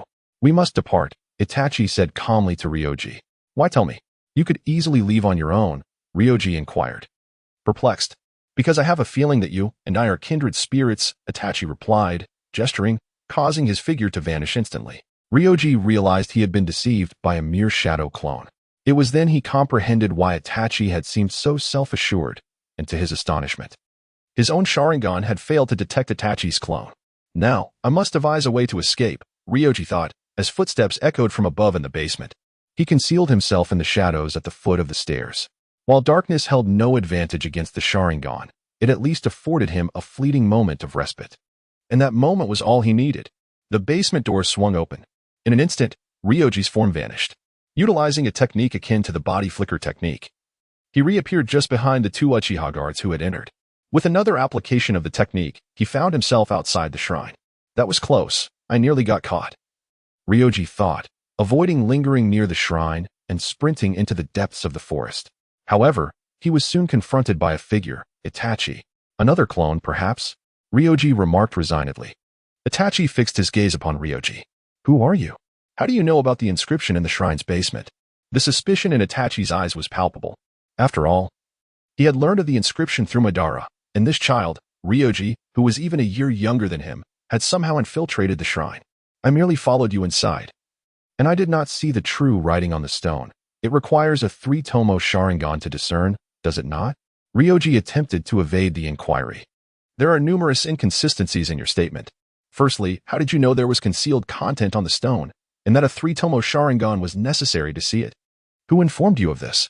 Itachi's vigilance heightened, activating his three-tomo Sharingan. A tense atmosphere enveloped the two children, aged around 8 or 9. Ryoji felt an immense pressure. Itachi's perceptiveness was formidable. Recognizing that speaking further could lead to his downfall, he resolved to remain silent. Both drew kunai, preparing for a confrontation. Itachi's unwavering gaze remained fixed on Ryoji, not making the first move. As he recognized that his Sharingan could perceive and replicate the movements of his opponent, he deemed his strategy of motion to counter stillness as superior. However, Rikai adhered to the philosophy of striking first, initiating the attack without hesitation. His intention was not to harm Itachi, but rather a lingering sense of discontent simmered within him. Itachi was celebrated as a prodigy of the Uchiha clan, and Rikai had indeed been astounded by both his skill and intellect during their previous encounters. Yet, Rikai possessed a system that afforded him advantages unattainable by others. Should he fail to surpass Itachi despite these advantages, it would only serve to affirm his own inadequacy. In an instant, Rikai appeared behind Itachi, who displayed a fleeting expression of surprise. Body flicker technique? Both Rikai and Uchiha Ryōsuke employed a swift movement technique. As Itachi was a close friend of Ryōsuke, it was natural for him to be familiar with this renowned ninjutsu. You have lost, Rikai declared, his kunai poised against Itachi's neck. Itachi turned his head, his three-tomo Sharingan emanating an inexplicable pressure towards Rikai. What is your relationship with Ryōsuke? He inquired. None, Rikai replied, feeling a sense of aversion to Itachi's impassive demeanor. Despite having the upper hand, he could not fathom why Itachi exhibited no fear whatsoever. You are a commendable opponent. I hope we will not truly engage in combat in the future, Itachi stated before his form abruptly warped and vanished. Genjutsu? Rikai was genuinely taken aback. Although he had activated his Sharingan, he was unable to see through Itachi's illusion. This indicated that Itachi's proficiency with the Sharingan far surpassed his own, and the system had not recorded Itachi's ninjutsu, suggesting it was a unique ocular technique. The current Itachi possessed such formidable skills. Leaving Rikai to contemplate the staggering strength he would wield 4 years hence, it was likely that he would be the one to enact the massacre of his clan. A weighty sentiment enveloped Rikai as he reflected on the encounter with Itachi, prompting him to reconsider his previous plans. Even if he could evade the day of the Uchiha clan's annihilation, could figures like Danzo, Obito, or even Itachi truly allow him to escape unscathed? Furthermore, even if his ninjutsu surpassed Itachi's, he could not guarantee victory against someone who had achieved legendary status, particularly with the added influence of young Sasuke. Weary, Rikai returned to his abode in the village. Collapsing onto his bed, he pondered how he might endure in this world. What occupies your thoughts, Rikai? A pair of crimson eyes suddenly materialized beside his bed in the darkness. Startled, Rikai recognized the Sharingan. It was the voice of Fugaku Uchiha. I have heard about your situation at the academy. I do not oppose your desire to graduate early. In fact, I have no issue even if you choose to forego attending classes. However, upon graduation, you are to join the Uchiha clan's guard, Fugaku stated with an undeniable tone. But, clan leader, is it not the case that only ninjas of CH9 rank and above may join the guard? Even if I graduate, I will merely be a genin. Rikai replied as he rose from his bed. You wish to include me in the guard? Isn't that tantamount to courting death? Moreover, the Uchiha's security force is almost in opposition to Konoha, and he is certainly not foolish.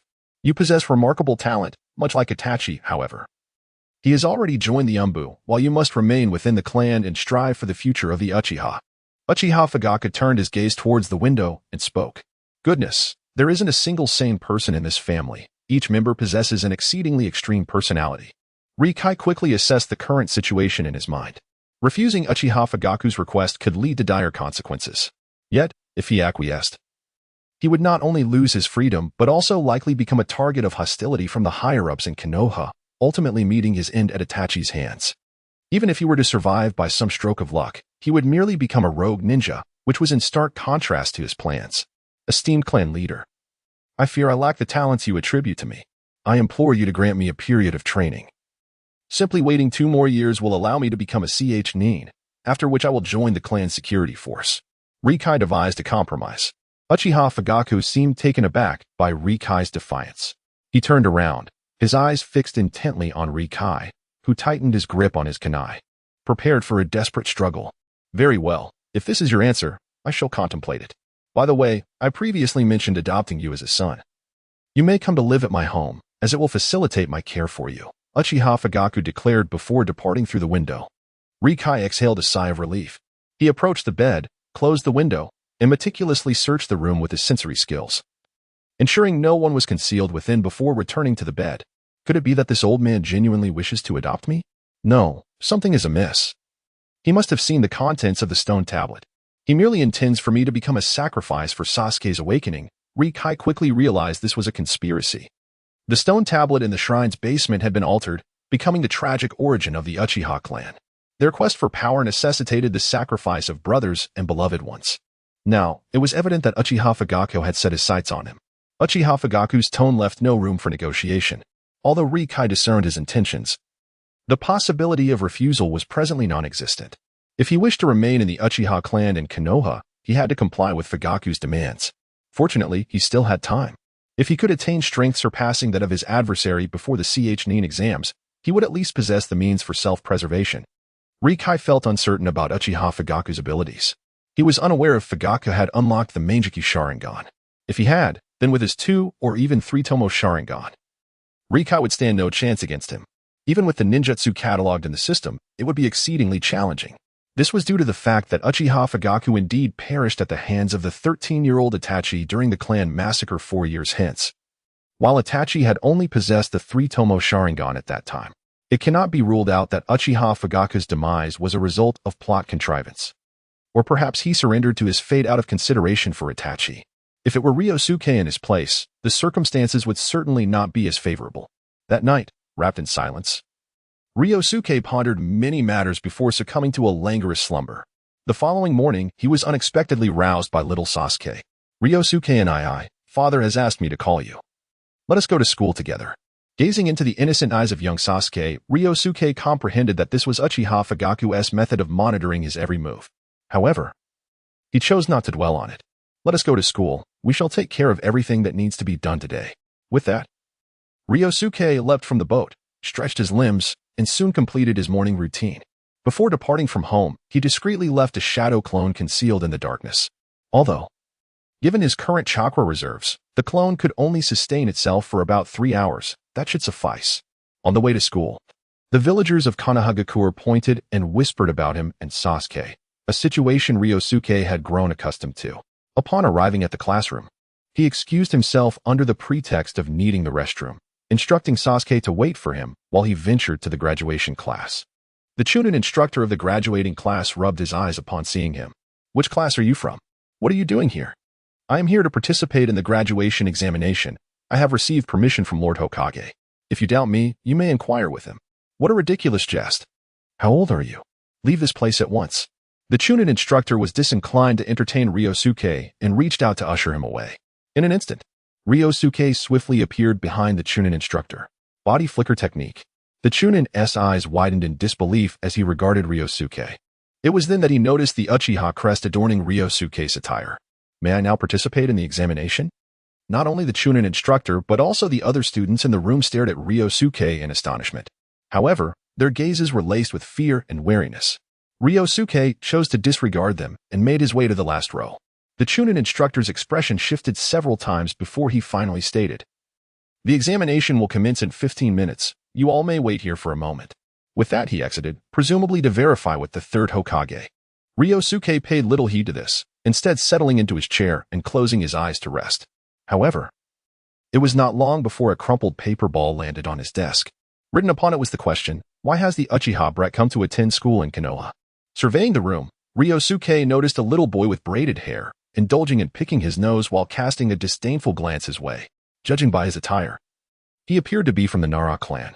Yet this child exhibited a character starkly different from that of Shikamaru, being not only ostentatious but also eager to draw attention to himself. Upon noticing that Ryōsuke was observing him, he bounded over and leaped onto the desk before Ryōsuke. Hey, you haven't answered my question. Why does a member of the Uchiha clan come to our school in Konoha? His actions immediately captured the attention of several children in the class. Yet, not a single soul stepped forward to dissuade him. They merely watched with anticipation. What is wrong with Uchiha? Is he not a member of Konoha? Ryuka inquired nonchalantly. Is that so? You truly lack awareness. Everyone in the village knows that the Uchiha clan has long harbored thoughts of betrayal.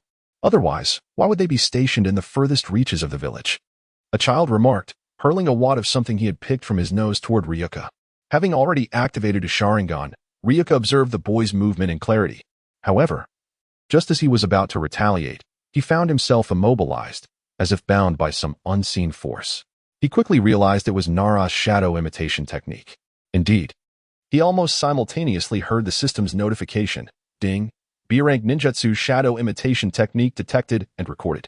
The boy regarded Ryuka with a mocking gaze, as if he had already foreseen his embarrassment. Lightning release, lightning sphere. Ryuka astonishingly unleashed the B-rank technique without forming hand seals. The Nara boy was caught off guard, struck by numerous arcs of electricity and sent sprawling. Freed from the shadow's grasp, Ryuka stood up. The ground around him reduced to scorched earth. What on earth are you? How could you use ninjutsu without hand seals? The Nara boy, blood spewing from his mouth, asked in terror. Ryuka approached him, placing a foot on his chest. This is how you utilize the shadow imitation technique. Ryuka glared at the Nara boy, and his own shadow morphed into multiple hands, tightly gripping the boy's neck. The Nara boy stared at Ryuka in horror, unable to utter a sound. He never anticipated being ensnared by a family secret. Was this the power of the Sharingan? At that moment, a furious shout echoed from outside the classroom. Uchiha Ryuka, what are you doing? Cease at once. It was the middle-ranking teacher who had rushed over, attempting to sever the Nara boy's shadow with a kunai. Ryuka took a step back, retracting the shadow. I was merely engaging in a friendly spar with this senior. Wasn't I, Nara-senpai? Ryuka turned to the Nara boy. Is that not the case? The middle-ranking teacher also looked toward him. Ahem, yes, it's true. We were just sparring. The Nara boy replied, his heart racing at the sight of Ryuka's double Tomo Sharingan, quickly aligning with Ryuka's narrative to avoid repercussions. After all, it was he who had initiated the provocation. If the situation were to be clarified, it would yield him no advantage. The middle-ranking teacher shot a fierce glare at Ryuka before returning to the podium. Now, we shall commence the examination. Here are your papers. Submit them within 10 minutes. Those who fail will be dismissed immediately. Isn't this merely an assessment of ninjutsu? Why is there a competitive section? Is this a deliberate attempt to target me? Have they forgotten my identity? Ryuka was the last to receive his examination paper. However, the Chunin instructor informed him, you have 6 minutes remaining to complete the exam. Are you jesting with me? Liangjia immediately rose to his feet. This is the will of the Hokage. If you cannot comply, then return to where you belong. After delivering his words, the Chunin instructor promptly turned and returned to the desk. Meanwhile, others had made considerable progress on their papers. Even if Liangjia could replicate their actions, he would still be unable to match the questions to their corresponding numbers. He had been outmaneuvered. It was then that Liangjia understood why the third Hokage had permitted him to participate in the graduation examination. Just as he was about to observe the questions before making a decision, a sudden cawing of crows echoed from outside. A crow? He turned to see a crow perched on the windowsill, its eyes astonishingly bearing the Sharingan. Itachi? Shortly thereafter, Liangjia felt his hands move of their own accord. He did not resist this force. Although he was unaware of the reason, it seemed that Itachi intended to assist him. Before long, the time to submit the papers arrived. The Chunin instructor surprisingly approached Liangjia first to collect his exam. Let me see how much you have written. The instructor's expression became increasingly grim. How did I do? Teacher? Did I answer correctly? At this moment, the other students turned to observe. The Chunin instructor cast a glance at Liangjia, said nothing, and turned to collect the papers from the other students. The results of the exam were soon revealed. Astonishingly, 1/3 of the students had failed the written test. It appeared that in targeting him, the third Hokage had inadvertently caused many students to suffer. Those who did not pass the written exam departed the classroom. Next came the practical evaluation of ninjutsu. The topic for this graduation examination was summoning jutsu. After the Chunin instructor announced this, he glanced over at Liangjia.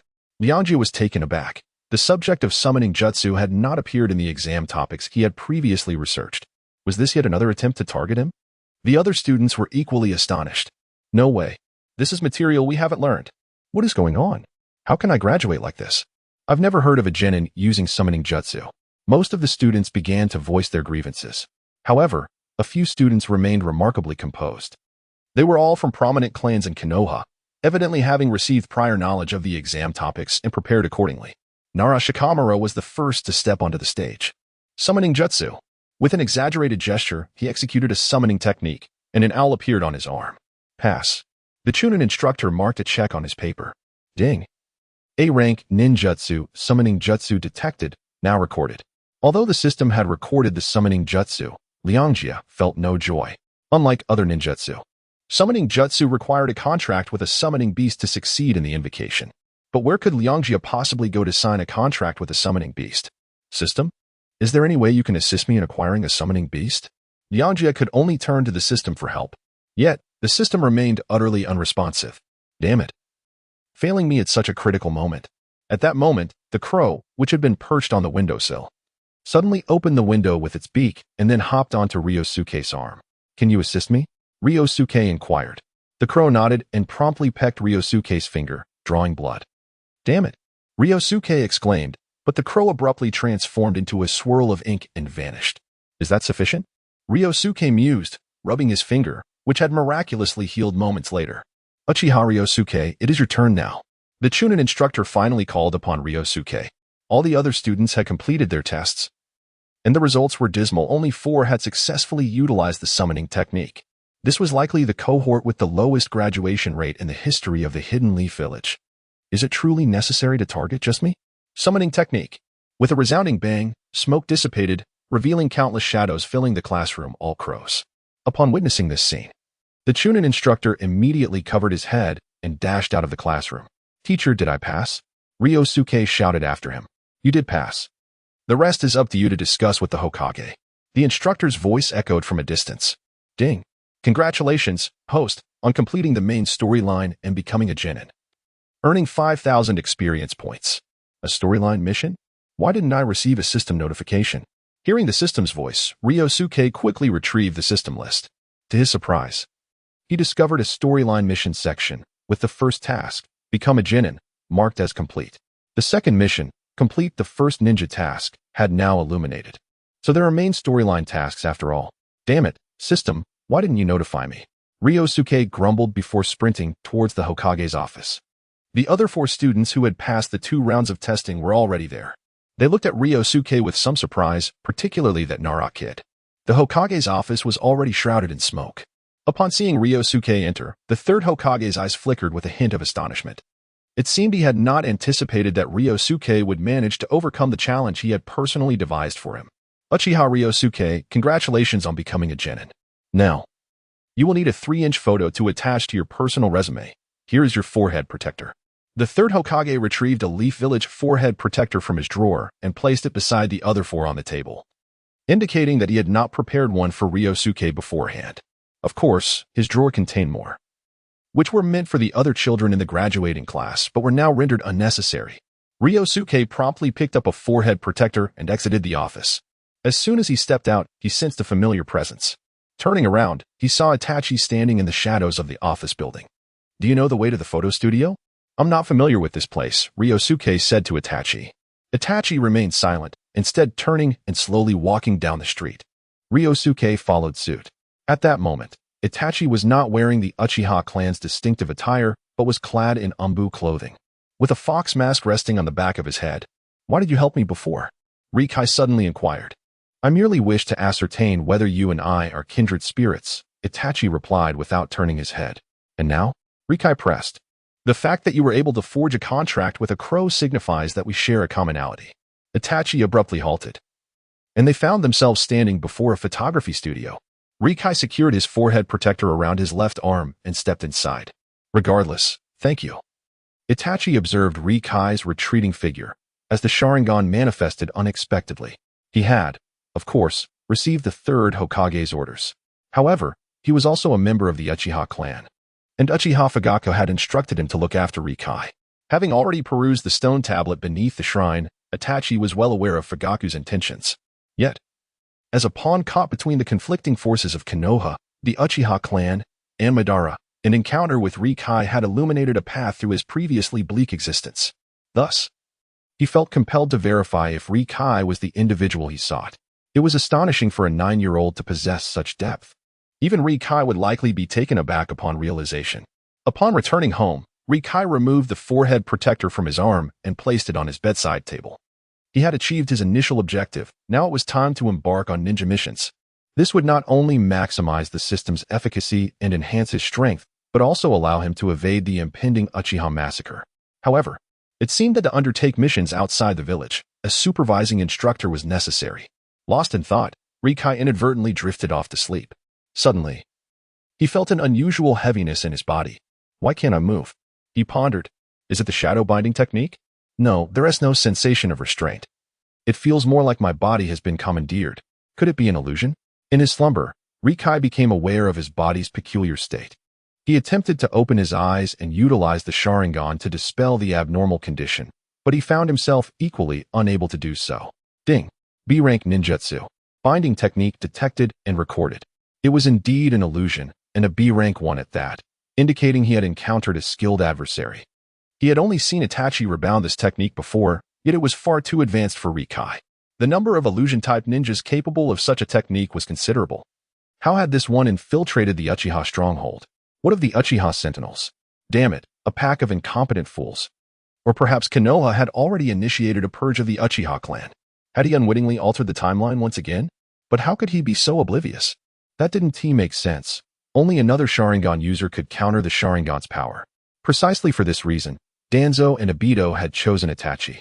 Yet, Itachi was merely 9 years old and incapable of orchestrating a clan extermination. What could possibly be the explanation? In a dire moment, Rikai silently unleashed the most potent ninjutsu he had ever appropriated. Lightning release, scattered thunder.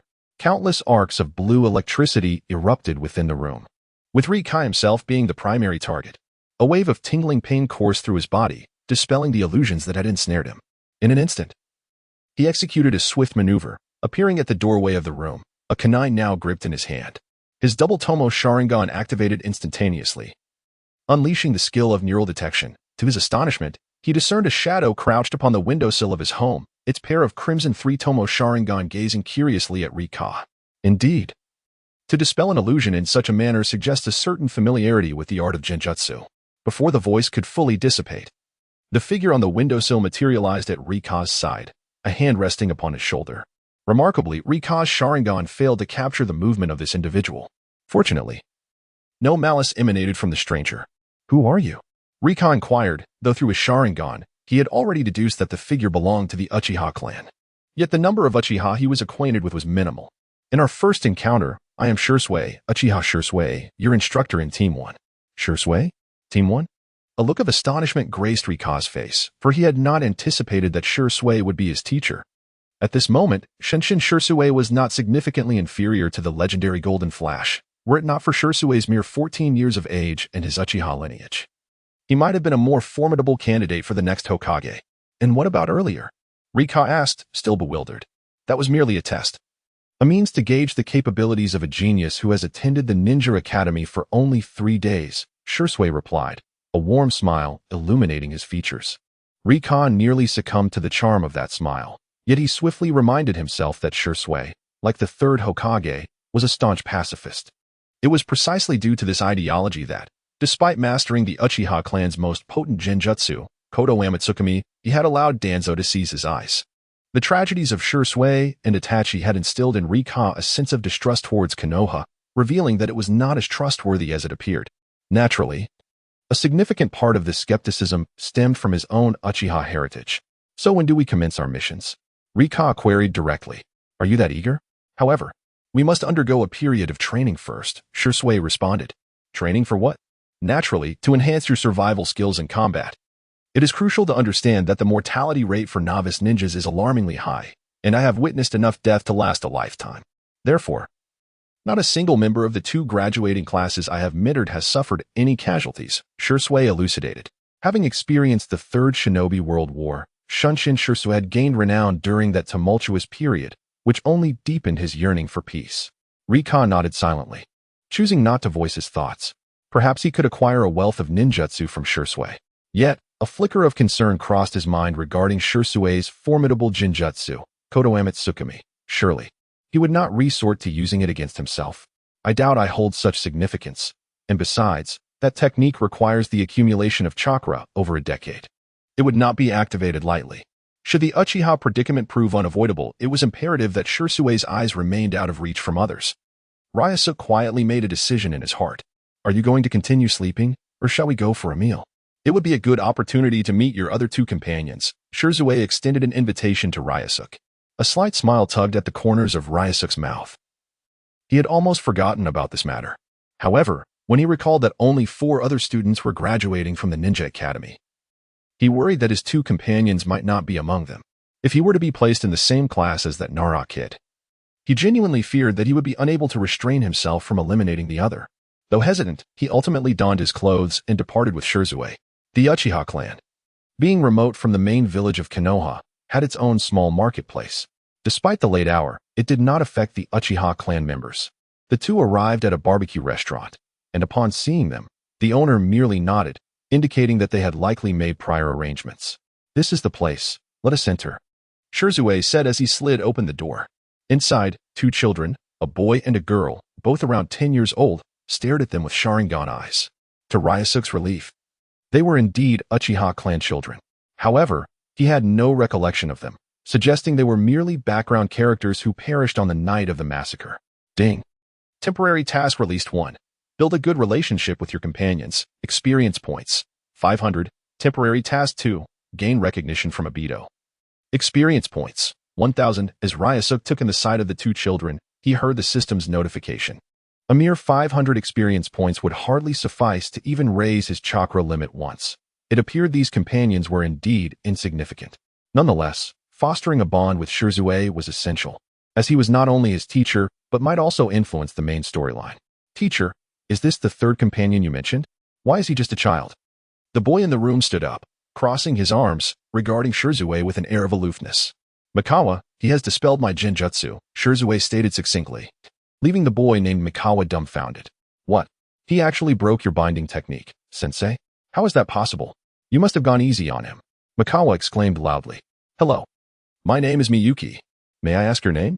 The girl with her hair tied approached Ryōsuke politely. "Ryōsuke," he replied with an expressionless demeanor.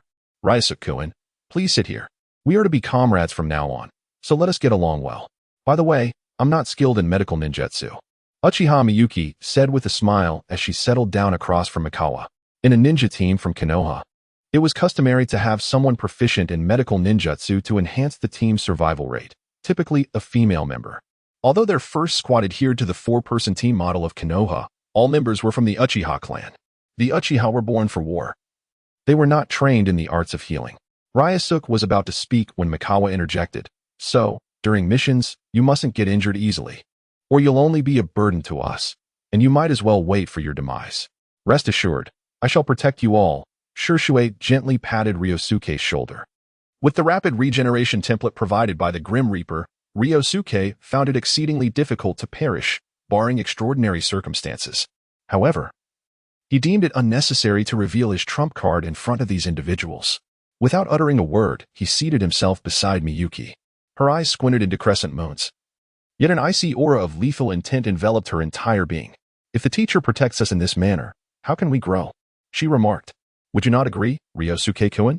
Miyuki deftly placed a charred slice of meat into Ryosuke's bowl. "You must eat more, okay?" she added with a laugh. "Seeing you all brimming with vitality puts me at ease. Let us commence our first training session tomorrow, focusing on your collaborative abilities," Itachi stated, taking a seat directly opposite the entrance with a smile. "Collaboration? With him? I could accomplish an A-rank mission alone," Uchiha Mikage scoffed dismissively. "Mikage, do not speak so lightly. As members of the Uchiha clan, we should work in unison. After all, many covet our eyes, and we are bound to encounter perilous foes outside of our missions," Miyuki proclaimed, her words tinged with an ominous undertone.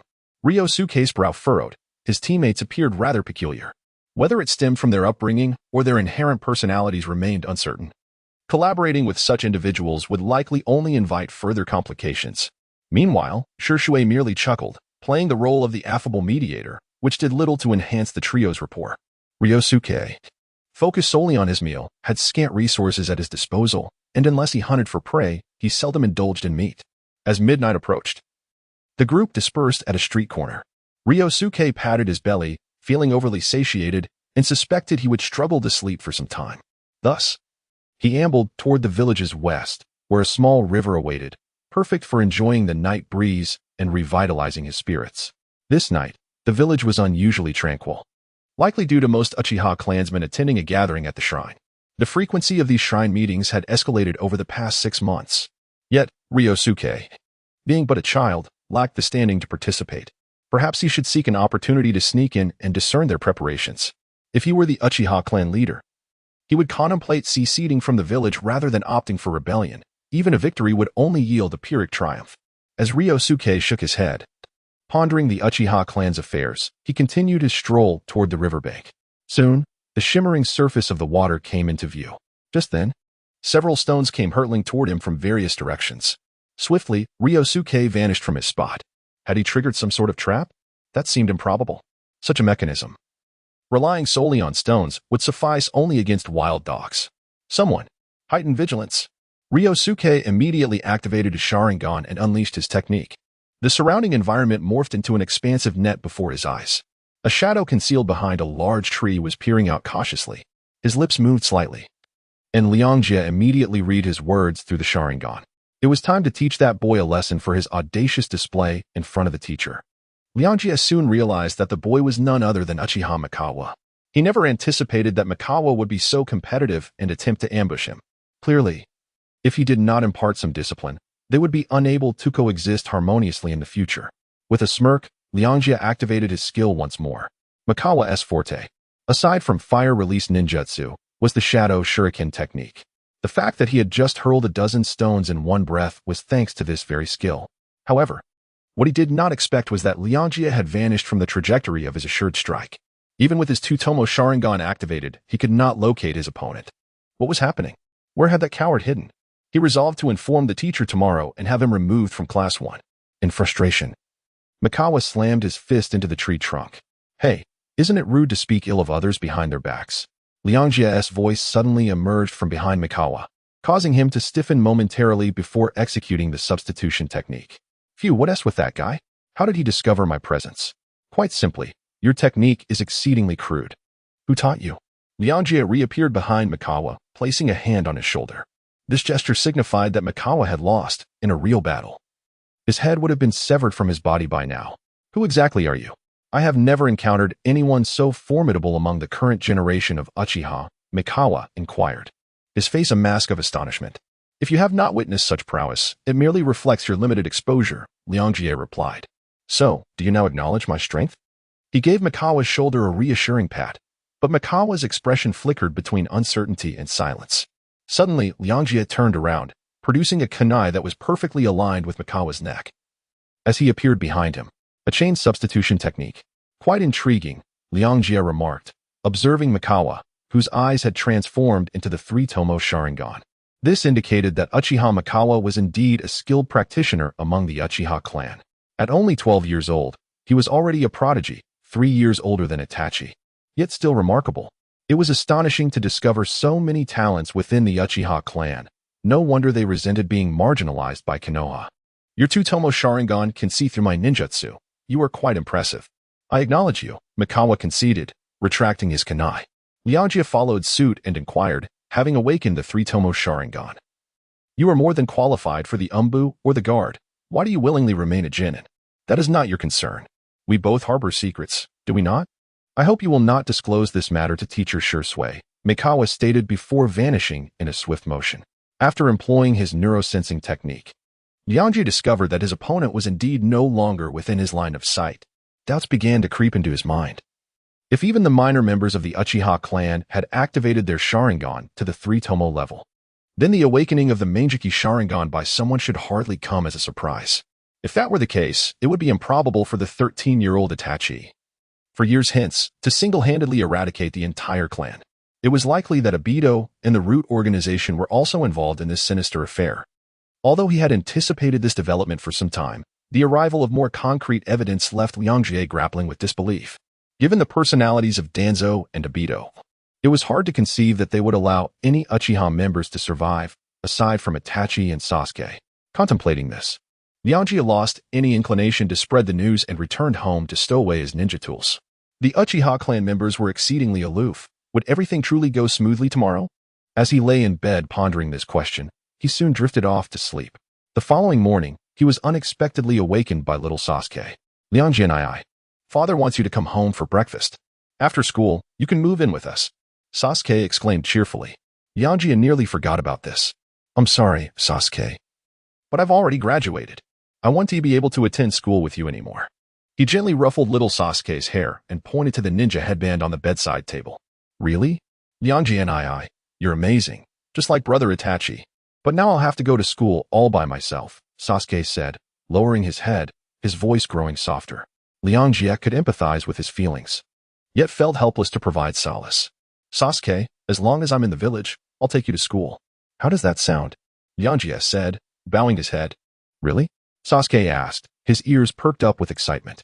Lianjie nodded affirmatively.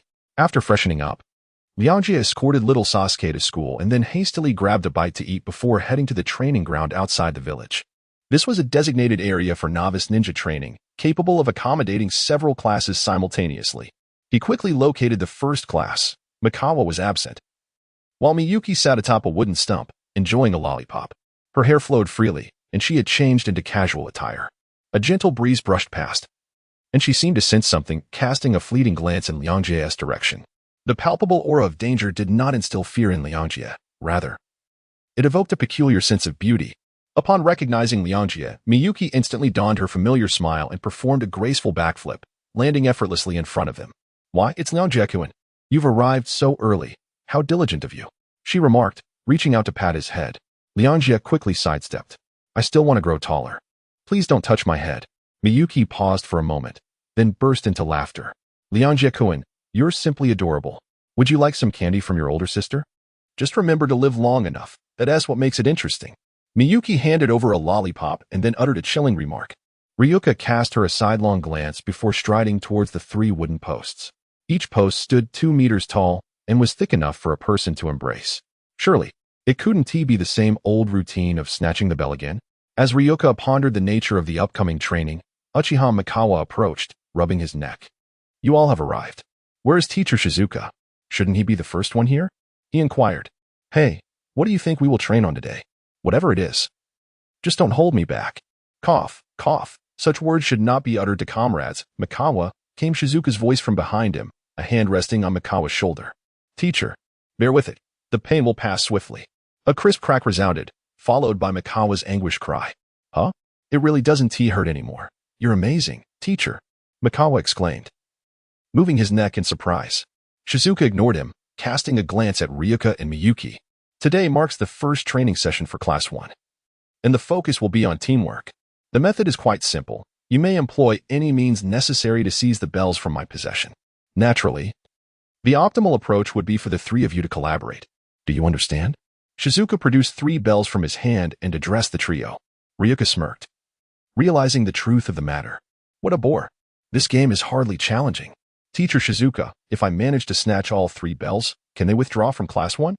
Mikawa spoke up first. Shizuka tapped his head lightly. What are you thinking? Mikawa chuckled and swiftly reached for the bells in Shizuka's hand, attempting to catch him off guard. Mikawa-kun is quite cunning, but such tactics are futile against the teacher, Miyuki remarked with a smile. As expected, just as Mikawa's hand was a mere centimeter from the bells, his body suddenly froze. It turned out Shizuka had lifted him off the ground. I haven't even said begin. Why the rush? A ninja must accomplish their mission by any means necessary, Mikawa replied, forming hand seals and summoning 3 shadow clones. One clone wrapped around Shizuka from behind while the other 2 lunged for the bells. Although the hand seals were executed swiftly, they were insufficient, Shizuka commented, then vanished from sight. When he reappeared, he stood atop the central wooden post. Body flicker technique. Mikawa's expression shifted instantly. Clearly, even within the Uchiha clan, the name Shizuka of the body flicker was renowned. As long as Shizuka continued to employ the body flicker technique, it would be impossible for them to seize the bells from him. Teacher, that's unfair. We are merely genin. Your use of the body flicker technique is against the rules, Miyuki said with a smile. Shizuka nodded in acknowledgement. Once I declare the training to commence, I shall refrain from using the body flicker technique. All right, then hurry up and say it. Upon hearing this, Mikawa grew eager once more. Shirzue cast a glance at the 3 individuals before fastening the bell to his belt. Now, let the training commence. Remember, only through unity can you achieve success. Fire release. Great Fireball Jutsu. Beep. The system has detected the B-rank ninjutsu fire release. Great Fireball Jutsu, and it has been recorded. To everyone's surprise, it was Miyuki who made the first move, unleashing a B-rank ninjutsu right away. Fireballs surged one after another towards Shirzue. Well done, Miyuki. Leave the rest to me. Mikawa shouted, then created 3 shadow clones while simultaneously employing the shadow shuriken technique. Countless shurikens flew towards Shirzue like a tempest. In an instant, Shirzue was engulfed by the fireballs and shurikens. He must have been injured, Mikawa murmured as he approached the wooden post to assess the situation. Suddenly, a wooden post was flung out from the flames. A substitution technique? Just then, Mikawa felt a shift beneath his feet. Shirzue emerged from below, seizing his legs and flinging him away. Mikawa-kun, Miyuki, having just entered the fray, sensed a chill creeping from behind. Fire release, Phoenix Fire Jutsu. Miyuki swiftly leapt backwards, releasing a ninjutsu midair. However, she struck yet another wooden substitute. How was this possible? As she landed, she realized something was amiss. Her body had become immobile. Genjutsu. When did it take effect? Miyuki, I will save you. Uchiha Mikawa rushed towards her, but he was encircled by a multitude of Shirzue's afterimages. Rikai, witnessing this scene, could not help but reflect on the prowess of Miyuki and Mikawa, both distinguished representatives of the Uchiha clan's younger generation. Mikawa had already awakened 3 Tomo, surely. Miyuki was not far behind. Yet, they had fallen into a disadvantage so swiftly. Now it's your turn. I know Genjutsu is ineffective against you. So let us see your taijutsu. Shirei suddenly appeared beside Rikai, resting a hand on his shoulder. Taijutsu? I am not particularly skilled in that area. Sound transformation. As Rikai moved rapidly, he employed the shadow clone technique. He and his clones darted in opposite directions, simultaneously launching great fireballs at Shirzue. That is not how the shadow clone technique is utilized. Without hesitation, Shirzue pursued the clone on the left. He quickly cornered Rikai against the edge of the forest. I told you, only by collaborating can you 3 seize the bell. Now you understand the significance of teamwork. Suddenly, Shirzue lowered his head, noticing that his shadow began to twist and ensnare his legs, swiftly spreading across his body. Shadow mimicry technique? Isn't that a secret art of the Naruto clan? How did you master it? Shirzue inquired, astonished. Though it is a secret technique, it is not insurmountably difficult. Rikai maintained the hand seals and stood tall. Shirzue mimicked his every movement. Now, remove the bell. As Ryōsuke spoke, he made a gesture as if to touch his waist. With just a simple motion of tossing the bell, he could complete this task. Meanwhile, Mahira and Miyuki observed this scene, their Sharingan eyes reflecting astonishment. They had never heard of the Sharingan being able to replicate secret arts. Is this the ability of your Sharingan? I truly look forward to your future growth. However, the teacher cannot hand you the bell here. Otherwise, the significance of this training session would be lost. Shirzue smiled at Ryōsuke, and suddenly, his eyes transformed into the 3 Tomo Sharingan, followed by the kaleidoscopic Sharingan. Then, the shadows around him began to vanish rapidly. Teacher, this is merely a training session. Yet you resorted to the kaleidoscopic Sharingan. Isn't that against the rules? Ryōsuke noticed that the shadow originally controlling Shirzue now appeared on him. This was a level of illusion beyond the binding technique, and he made no attempt to resist. It seems that to deal with you youngsters, I must employ my true abilities. This is the first time I have reached such a level in a training session. After Shirzue spoke, his eyes returned to normal, and he tossed a bell to Ryōsuke. You have passed. Did the teacher not say that this training session was meant to help us understand the significance of teamwork? Ryōsuke asked in surprise as he received the bell. Teamwork is to enable you to confront opponents far more powerful than yourselves, but your abilities are already sufficient for self-preservation. Like Itachi, you possess remarkable talent, Shirzue responded. Itachi? Did Shirzue once instruct Itachi as well? Ding, congratulations to the host for completing task 2, recognition from Obito, earning 1,000 experience points. He was surprised by the high regard in which he was held. However, this resolved one of his dilemmas. He could attribute all jutsu learned through the system to the special abilities of his Sharingan. He had no intention of boasting about this. Such actions would only incite envy towards his eyes, leading to further troubles. Ryōsuke approached a wooden post, sat down, and quietly observed the performance of the other 2. Mahira was deliberately displaying his 2 Tomo Sharingan, seemingly to conceal his true strength. Was his goal to approach Shirzue, or was there another motive? As for the cunning Miyuki, she too seemed to harbor unknown secrets. Her fire release techniques were truly remarkable. Upon witnessing Ryōsuke being the first to gain Shirzue's recognition, both of them exchanged glances. A flicker of reluctance in their eyes, before nodding in unison. Fire release, Great Fire Dragon. Ninja art, multiple shadow clone technique. Ding, detected A-rank ninjutsu. Fire release, Great Fire Dragon, recorded. Ding, Detected S-rank ninjutsu, multiple shadow clone technique, recorded. While drinking water, Ryōsuke heard the system's notification and promptly spat it out. Is this the kind of ninjutsu a 12-year-old can master? What on earth are their parents training them to be? It seemed that these two had already reached a level comparable to that of a chunin. The depths of the Uchiha clan's waters are indeed unfathomable. Within the span of the next hour, Ryōsuke diligently recorded several ninjutsu of B rank or higher, many of which were unfamiliar to him. Yet, in the face of this situation, Shisui remained remarkably composed, not once activating his Sharingan. Ultimately, it was Mihara who succumbed first. His chakra was utterly depleted. This won't do. If we continue like this, we will be rendered increasingly passive. Misuki, we must devise a strategy. Mihara panted heavily, drenched in sweat, unable to maintain even his Sharingan. Misuki's expression mirrored his distress, lacking the initial calmness she had displayed. She then turned her gaze towards Ryōsuke, who was indulging in his bento. Indeed, Ryōsuke had managed to unearth 3 bento boxes from beneath a wooden post, and he was already finishing his first, preparing to delve into the second. Ryōsuke-kun, we are a team. We need your assistance. Why should I assist him? Mihara, though in a precarious state, was evidently reluctant to do so. Meanwhile, Shisui stood with his arms crossed, observing the scene without interference. Because he is the only one who has acquired the bell, foolish one. Although Misuki was loath to admit it, this was indeed the truth. Ryōsuke was younger than them, yet his strength appeared to surpass theirs, and more crucially, he had already secured the bell. Ryōsuke, poised to consume his second bento, felt a twinge of awkwardness upon hearing Misuki's words. Is it that simple? Mihara scoffed. Of course not. What are your terms? Misuki inquired. I can assist you, but these 2 bento boxes shall serve as my compensation. It is not my custom to offer help for free. Ryōsuke gestured towards the 2 bento boxes beside him. Just like that? Mihara rolled his eyes, expecting something more substantial.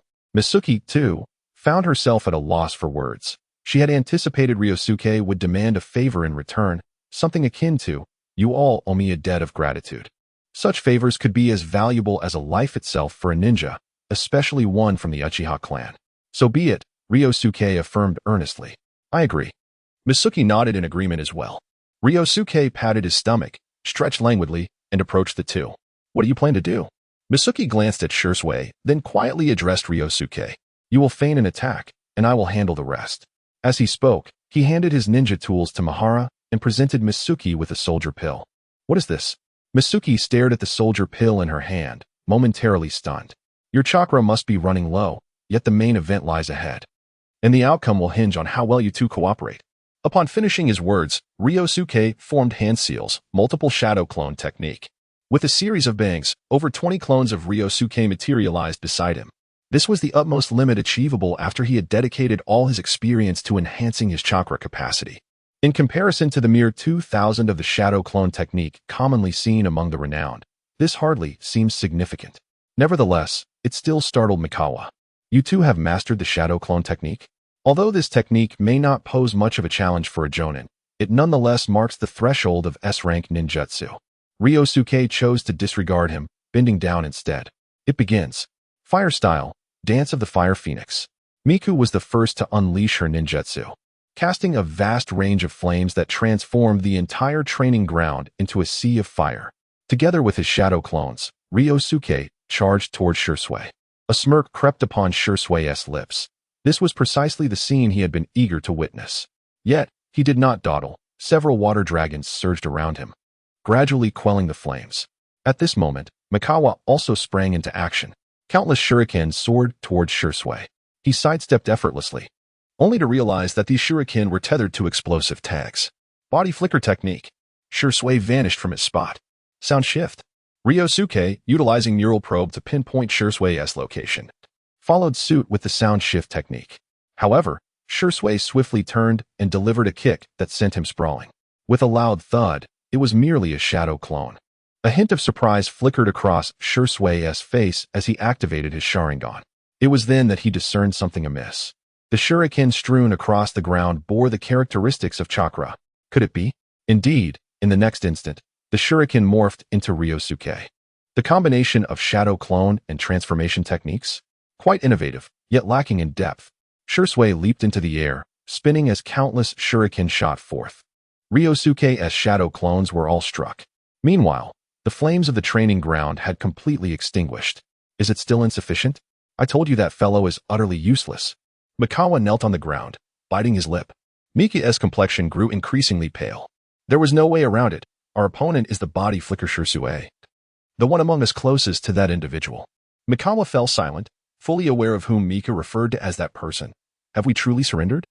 I merely wish to convey that in the true battlefield, the balance of life and death is not solely dictated by the quantity of ninjutsu one possesses. Rather, it is imperative to learn the essence of collaboration and unity. Ryōsuke spoke in a didactic tone. What about that guy? Surely he has escaped? Mikawa glanced around, suddenly noticing Ryōsuke hiding behind a wooden post. What are you doing back there? Huh? Ryōsuke peered out from behind the post, bits of rice still clinging to his mouth. He stealing our bento. Mikawa shouted. Didn't you say you were going to bring me the bento? Ryōsuke retorted. That was contingent upon your assistance in obtaining the bells from us. Mikawa's anger flared. Ryōsuke, shaking his head in resignation, tossed the 2 bells he held towards them. This left the remaining trio in stunned silence. Ryōsuke, too, was taken aback, glancing down at his waist. It was then that he noticed, at some point unbeknownst to him, the 2 bells had transformed into mere stones. Body replacement technique? When did that happen? How did he manage to accomplish such a feat? Sanha gazed at the bell on the ground, his eyes wide with astonishment. Is it truly possible? He inquired. Miyuki shook her head, responding, I, too, failed to notice. It seems he is indeed considerably stronger than us, perhaps even rivaling our teacher. That seems rather exaggerated. After all, he appears to be merely 8 years old, Sanha remarked. His shock deepening. Miyuki chose not to respond this time. Rikai had finally finished his 2 bento boxes and emerged, patting his belly. These bento boxes must not have come cheap, Teacher Ryōsuke. Thank you for your generous hospitality. You all performed admirably this time. Ryōsuke smiled in acknowledgement, though a hint of helplessness lingered in his expression. Teacher, might we conclude today's training session early? Rikai inquired. Ryōsuke nodded in assent. The trio erupted in cheers. Then let us indulge in some barbecue. It's on you, teacher, Sanha exclaimed, dashing towards the village. As Rikai passed by Ryōsuke, he whispered, Teacher Ryōsuke. It's a shadow. Upon hearing Rikai's words, Uchiha Ryōsuke recalled that this boy's Sharingan was indeed unique, capable of even replicating forbidden techniques, rather than anger. A smile graced his face. Thus, the group made their way to the village, but unlike their previous visit, they arrived in the heart of Konoha. Teacher, let us have ramen. I suddenly crave it, Sanha declared, pointing at the Ichiraka ramen sign by the roadside. Oh, isn't barbecue more expensive than ramen? Have you lost your senses? Miyuki retorted. You're the one who has staffed. We can have barbecue in our village, but ramen can only be found here. Moreover, Ichiraka ramen is renowned in the village, and I've never tasted it, Sanha exclaimed with greater fervor. Passers-by were startled by Sanha's loud voice, casting curious glances in their direction. However, upon noticing Rikai's attire, they hurriedly departed. What a mood killer. Why are you still wearing that outfit? Sanha redirected his ire towards Rikai. Because this is the only outfit I possess, Rikai replied, his expression unchanging. Sanha paused, seemingly struck by a thought, then turned away. Ding. Temporary task 1 completed. Experience points earned. 500. The system's notification suddenly echoed, prompting Rikai to glance at Miyuki and Sanha. He had anticipated the task would conclude once he assisted them in acquiring the bell, yet it had only now been fulfilled. It appeared that, regardless of the world, evoking sympathy was far more effective, despite his words being entirely truthful. Rikai, what is your preference? Ryōsuke asked, looking at him. What do you mean?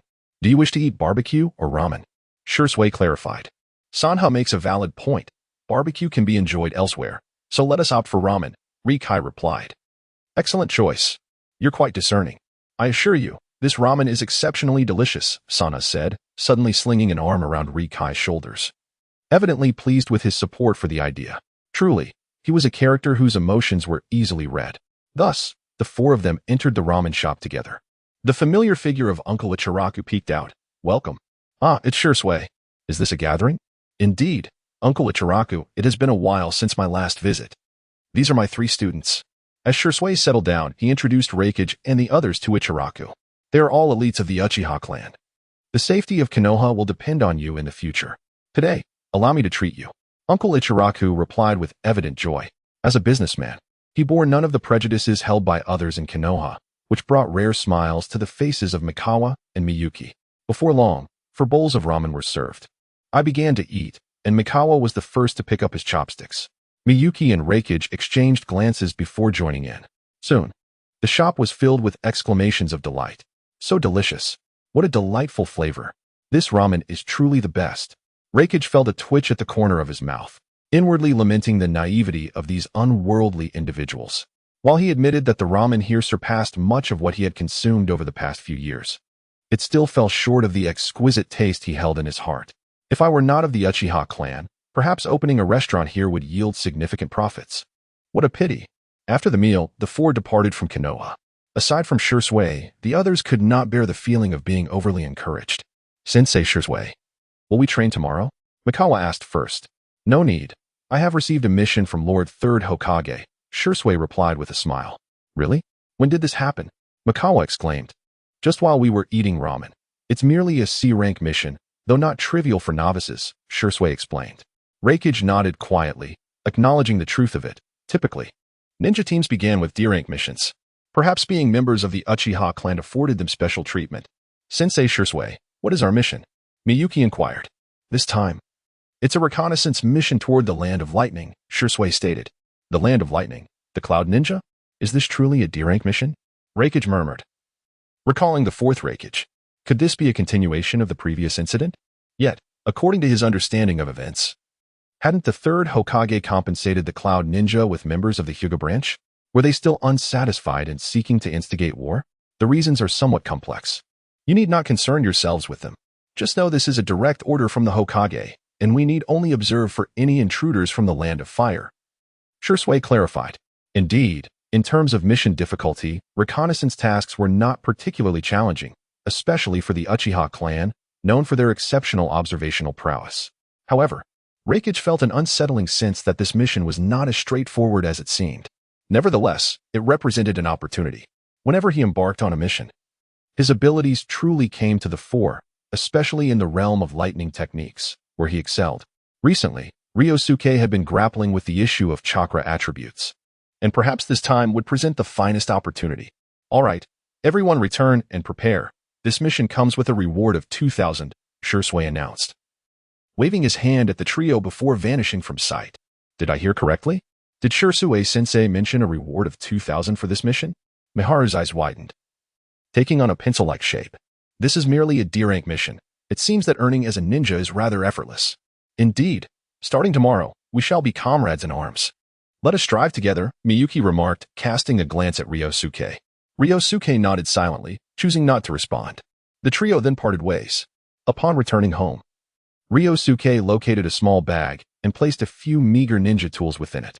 This constituted all his possessions. Tomorrow marks the commencement of my journey as a ninja. I must surely become stronger, he declared, clenching his fist before the mirror. The night passed without incident. At dawn the following day, Ryōsuke first took Sasuke to the Ninja Academy, instructing him to inform Fugaku Uchiha that he would be embarking on a mission and was uncertain of his return. He then proceeded to the village entrance, where he found Miharu and Miyuki waiting, yet Shursui was conspicuously absent. Ryōsuke mused that the strength of their first squad must be formidable, likely all above Chunin rank. I hope this mission unfolds smoothly. Where is Shursui-sensei? Surely he hasn't overslept? Miharu complained, leaning against the gate. Speaking ill of others behind their backs is not a commendable habit, came Shursui's voice from above the gate. Shursui-sensei. Ryōsuke and Miyuki greeted him, while Miharu appeared somewhat embarrassed. Fortunately, Shursui seemed unfazed. He scrutinized the trio's attire, his gaze finally settling on Ryōsuke, who still donned the Uchiha clan garb. You don't truly possess only this one outfit, do you? Miharu quipped. Ryōsuke remained silent. This attire is far too conspicuous. The Uchiha clan has numerous enemies. Miyuki added. Perhaps we should procure an alternative set for you from the village. That was my oversight, Shursui suggested, scratching his head. There's no need for that, Shursui-sensei. I can simply mask the clan emblem, Ryōsuke replied, utilizing a jutsu to transform a blank scroll into a cloak, draping it over himself. This should last about an hour. With my chakra, it should pose no issue, he explained, noting the surprised expressions on the faces of his companions. Very well. Time is of the essence, so let us proceed. We will discuss the specifics along the way, Shursui declared, leading the way out of the village. The other three promptly followed. In their haste to reach the mission site, they opted to navigate through the woods rather than taking the main road. Obito also provided some insights regarding the mission's intelligence.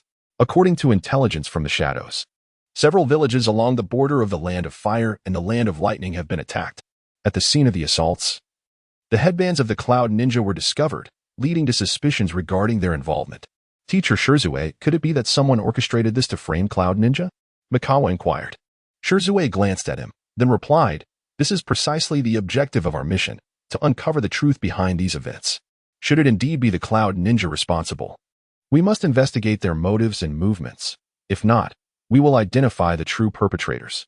It seems this task transcends mere reconnaissance, Miyuki mused, stroking her chin. There is little choice in the matter. The village's elite shinobi have already been dispatched on missions, and the Chunin are occupied with safeguarding the village. Currently, only our first team possesses the capability and strength to undertake such a task, Shirzue elaborated. Rikai and the others nodded, recognizing this as an affirmation of their abilities. However, it also indicated that this mission was significantly more complex than a mere D-rank assignment. Rikai, on the other hand, felt a burgeoning sense of anticipation. It would be ideal if the Cloud Ninja were indeed involved, as it would provide a chance to leverage his system's potential. After a long day of travel, the four finally reached the border of the Land of Fire as dusk began to settle. In the distance, they noticed a plume of black smoke rising from the edge of the forest. Could it be that enemies are approaching again? Mikawa exclaimed, drawing a kunai. A mix of excitement and trepidation evident in his demeanor. Indeed, if they were adversaries, this would mark his first battle since becoming a ninja. Miyuki, however, remained composed. Her Sharingan activated at once. Miyuki, sensed the surroundings, Shirzue commanded, refraining from any premature actions. To his surprise, Miyuki was a sensory-type ninja. She nodded, closed her eyes, and crouched down. There are 3 individuals, all Chunin level, possessing lightning release abilities. Within a 2-kilometer radius, they are the only ones present. Her sensory range of 2 kilometers was remarkable for someone as young as 12. Rikai inhaled sharply. The Uchiha clan certainly harbors many prodigies. It's a pity that sensory abilities do not qualify as ninjutsu, and thus cannot be recorded by the system. Shirzue nodded, having already seen them. But he wanted to provide Miyuki with an opportunity to showcase her skills. 3 individuals, this task is entrusted to you. It is your inaugural battle. Do not underestimate your opponents. He instructed the trio. They all nodded in unison before vanishing from sight. Shirzue silently pondered. Rikai has previously slain Cloud Ninja. Could he? Meanwhile, 3 ninjas adorned with Cloud Village headbands stood before the flames, engaged in casual conversation. Killing these ordinary people is rather dull. I wonder how long it will take for Konoha's reinforcements to arrive? One mused. Who do you think they will send? Perhaps Shirzue the Instantaneous? Another chuckled. Don't be absurd. Konoha is no longer what it once was.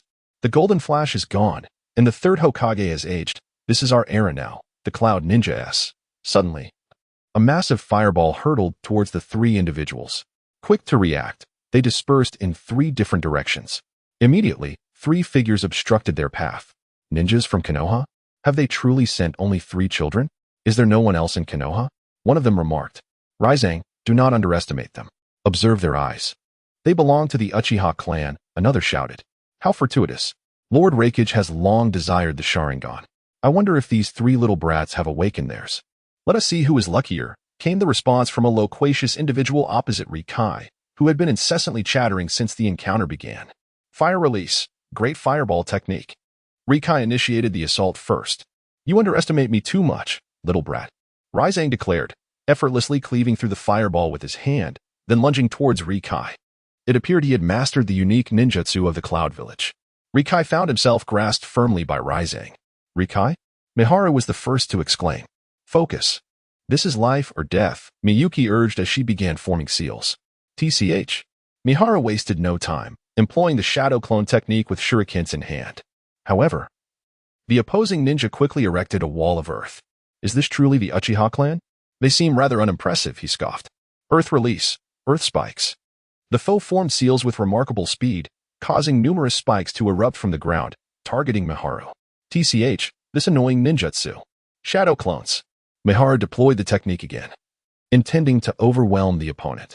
Meanwhile, Miyuki faced her own challenges. Her proud fire techniques seemed utterly ineffective against the adversary. How is this possible? Little girl. You appear quite astonished. Allow me to enlighten you. No ninjutsu can affect me, for I am of the Night Demon clan.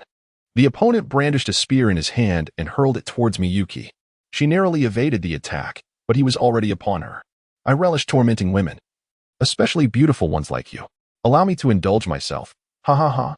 The ninja from the Night Demon clan's fist swelled to an enormous size, landing a powerful blow to Miyuki's abdomen. And then another punch followed. Ryōsuke and the other two appeared to be engaged in a fierce struggle. However, on the side of Miharu, things were somewhat better, although his chakra consumption was alarmingly high. In the woods, Shizuki observed the scene without any intention of intervening. The young scion of the Uchiha clan is destined for death.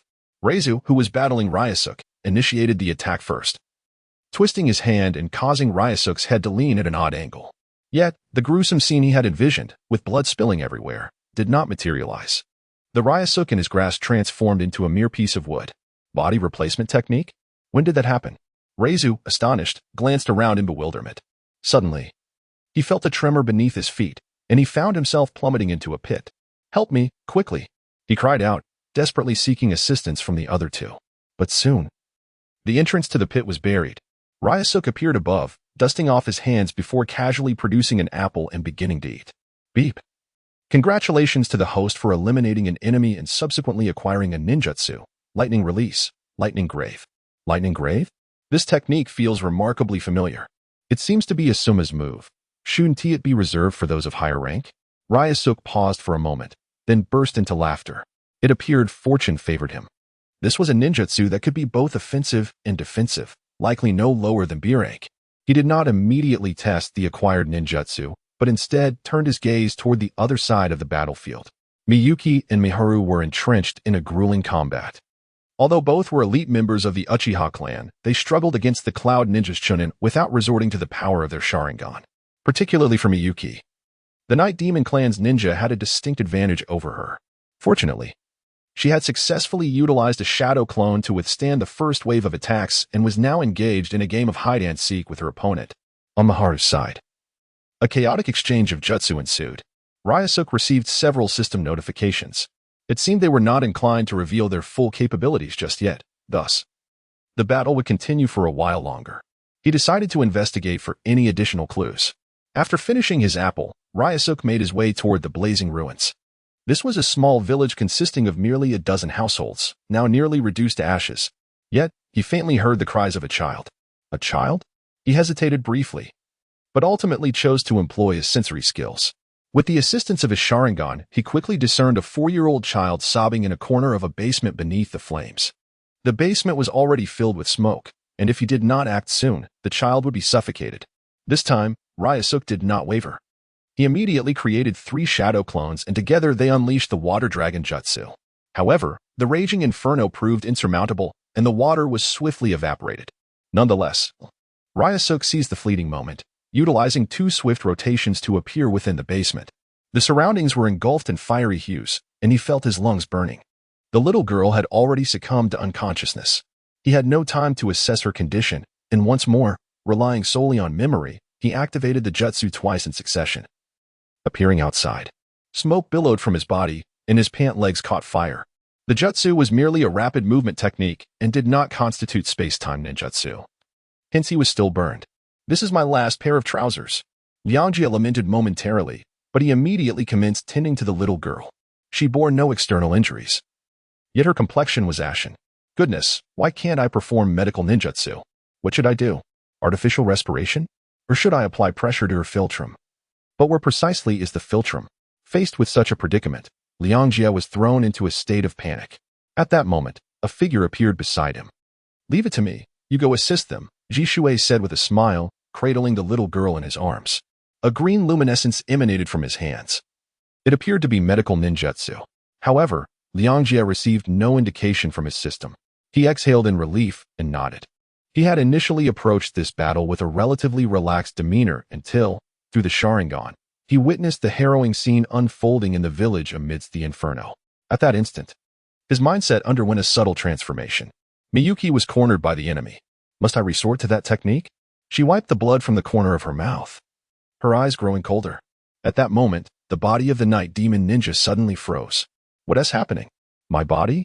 The night demon ninja struggled to lower his head, only to find his shadow twisting and coiling around him. Shadow? Nara clan? What is happening? Miyuki, act quickly. I can barely maintain control. Liangjie called out to the equally stunned Miyuki. Thank you, Liangjie-kun. A smile crept onto Miyuki's lips as she executed a somersault, landing on the night demon ninja's shoulder, from which she drew a katana from her scroll and plunged it directly into the ninja's crown. No. The night demon ninja's body convulsed momentarily before collapsing. He never anticipated that a mere Uchiha child would not employ the power of the Sharingan, but instead utilized the Nara clan's secret technique. Are you alright? Liangjie approached to steady the nearly toppled Miyuki. She shook her head. Just a bit drained of chakra. Do you have any soldier pills? Liangjie shrugged. Those are military supplies. I traded mini prey for just one, but I do have this. He produced a bento box and offered it to her. Did you make this yourself? Liangjie nodded. Liangjie-kun, it seems you are quite thoughtful. The girl who marries you will surely be fortunate. Without further ado, Miyuki seized the bento and moved beneath a nearby tree to eat. The bento could replenish stamina and promote chakra recovery, albeit at a sluggish pace. With this matter resolved, Liangjie turned his gaze towards Mikawa, who was crouched on the ground, panting heavily, relying solely on shadow clones to engage the enemy. However, only a few of his shadow clones remained. Do you need my assistance? Liangjie called out to Mikawa. Mikawa shot Liangjie a glare. No, thanks. Then, in a fit of defiance, he charged towards the enemy. This time, he activated his three-tomo Sharingan directly. The enemy's body suddenly froze in place, as if ensnared by an illusion. Mikawa gestured an obscene sign towards Liangjie before picking up a kunai, intending to eliminate his foe. Yet, the adversary suddenly exploded, splattering Mikawa with a viscous substance. What is this disgusting stuff? Mikawa exclaimed in shock. Shirzue appeared beside Mikawa, cradling the now awakened little girl, and hurled a water sphere at him. It's a summoning technique. The enemy has already fled. Upon hearing Shirzue's words, Mikawa's face immediately reflected his unwillingness to concede. I'll go after him. No need. Shirzue intercepted him, handing the little girl over to the now finished lunch Miku. The girl had been watching Liangjie from the corner of her eye, evidently remembering that he was the one who had saved her. Teacher Shirzue, what shall we do now? Miku inquired, concern evident in her expression. That man likely joined up with the Cloud Ninja. More enemies will probably appear here soon. Shirzue nodded but refrained from responding to Miku's question, instead turning his gaze towards Liangjie. Liangjie, what do you think we should do now? This was clearly a test of Liangjie's adaptability. It depends on teacher Shirzue's intentions. Our mission was merely reconnaissance. And since we VE confirmed that these villages have been attacked by the Cloud Ninja, our task is complete. However, if we return like this, given Konoha's current diplomatic approach, they will likely issue a mere protest to the Cloud, during which more villages will be attacked. Shirzue nodded, signaling Liangjie to continue. While Mikawa and Mika's attention shifted entirely to Liangjie, I suspect teacher Shirzue is also unwilling to stand idly by in such circumstances, right? Moreover, we are not ordinary ninjas. We hail from the Uchiha clan, and our ancestral creed demands blood for blood. You're absolutely right, Liangjie. We must ensure those scoundrels pay the price. Mikawa praised Liangjie, clearly pleased with his words. Miku's lips curled into a smile. Though Liangjie is young, his thoughts are remarkably mature. Shirzue lightly ruffled Liangjie's hair, saying, Your analysis is commendable. Now that we have encountered this situation, we certainly cannot allow those ruffians to act with impunity. However, my initial plan was to have you return to report the mission while I handled things alone. It must be said, Shirzue was a considerate and meticulous teacher. Yet, he had overlooked the combative nature of the 3 students he had brought along. If they were ordinary novice ninjas on their first mission, they might have been eager to return to the village. However, the Uchiha clan's warrior genes had awakened within them. They felt compelled to prove themselves with the blood of their enemies. Mikawa and Mika simultaneously activated their Sharingan. With a pained smile, Jishue conceded, Very well. You 3 take a rest. I shall prepare some gifts for our adversaries. Upon uttering these words, he vanished from sight. At that moment, Sankawa's only son suddenly spoke up. Ryōsuke. Do you still have any bento left? Sankawa scratched his head as he inquired. Ryōsuke initially intended to ignore him. Yet upon noticing the longing gaze of the little girl nestled in Meishiwa's arms, he relented and retrieved 2 bento boxes from his backpack, handing one to Sankawa and the other to the girl. Thank you. You've truly prepared abundantly, Sankawa exclaimed eagerly as he began to devour the meal. No need for gratitude. Merely a payment of 200 yen will suffice, Ryōsuke replied with a smile. What? You want money? 200 yen? The village only charges 50. Sankawa exclaimed, leaping in disbelief. You have the option to forego the meal, but should you perish in battle later, that 2,000 yen reward for the mission will be lost. Ryosuke's grin widened. You were quite cunning. Although Sankawa protested verbally, he continued eating. Your camaraderie is delightful, Meishiwei remarked with a smile. Both Sankawa and Ryosuke rolled their eyes in unison. What kind of camaraderie was this? The little girl also chuckled. Meanwhile, the ninja who had escaped from Sankawa swiftly reached a nearby mountain. On the northern slope, a cave harbored a dozen ninjas, who rested upside down like bats clinging to the cavern's ceiling. Captain, it's bad news. Reinforcements from Konoha have arrived, and they are formidable. Reizang and the demon have already perished, he exclaimed, collapsing to the ground in tears. Kumika, repeat that. Several figures emerged before him, lifting him off the ground. Captain, it's members of the Uchiha clan, the Uchiha. Kumika struggled to articulate.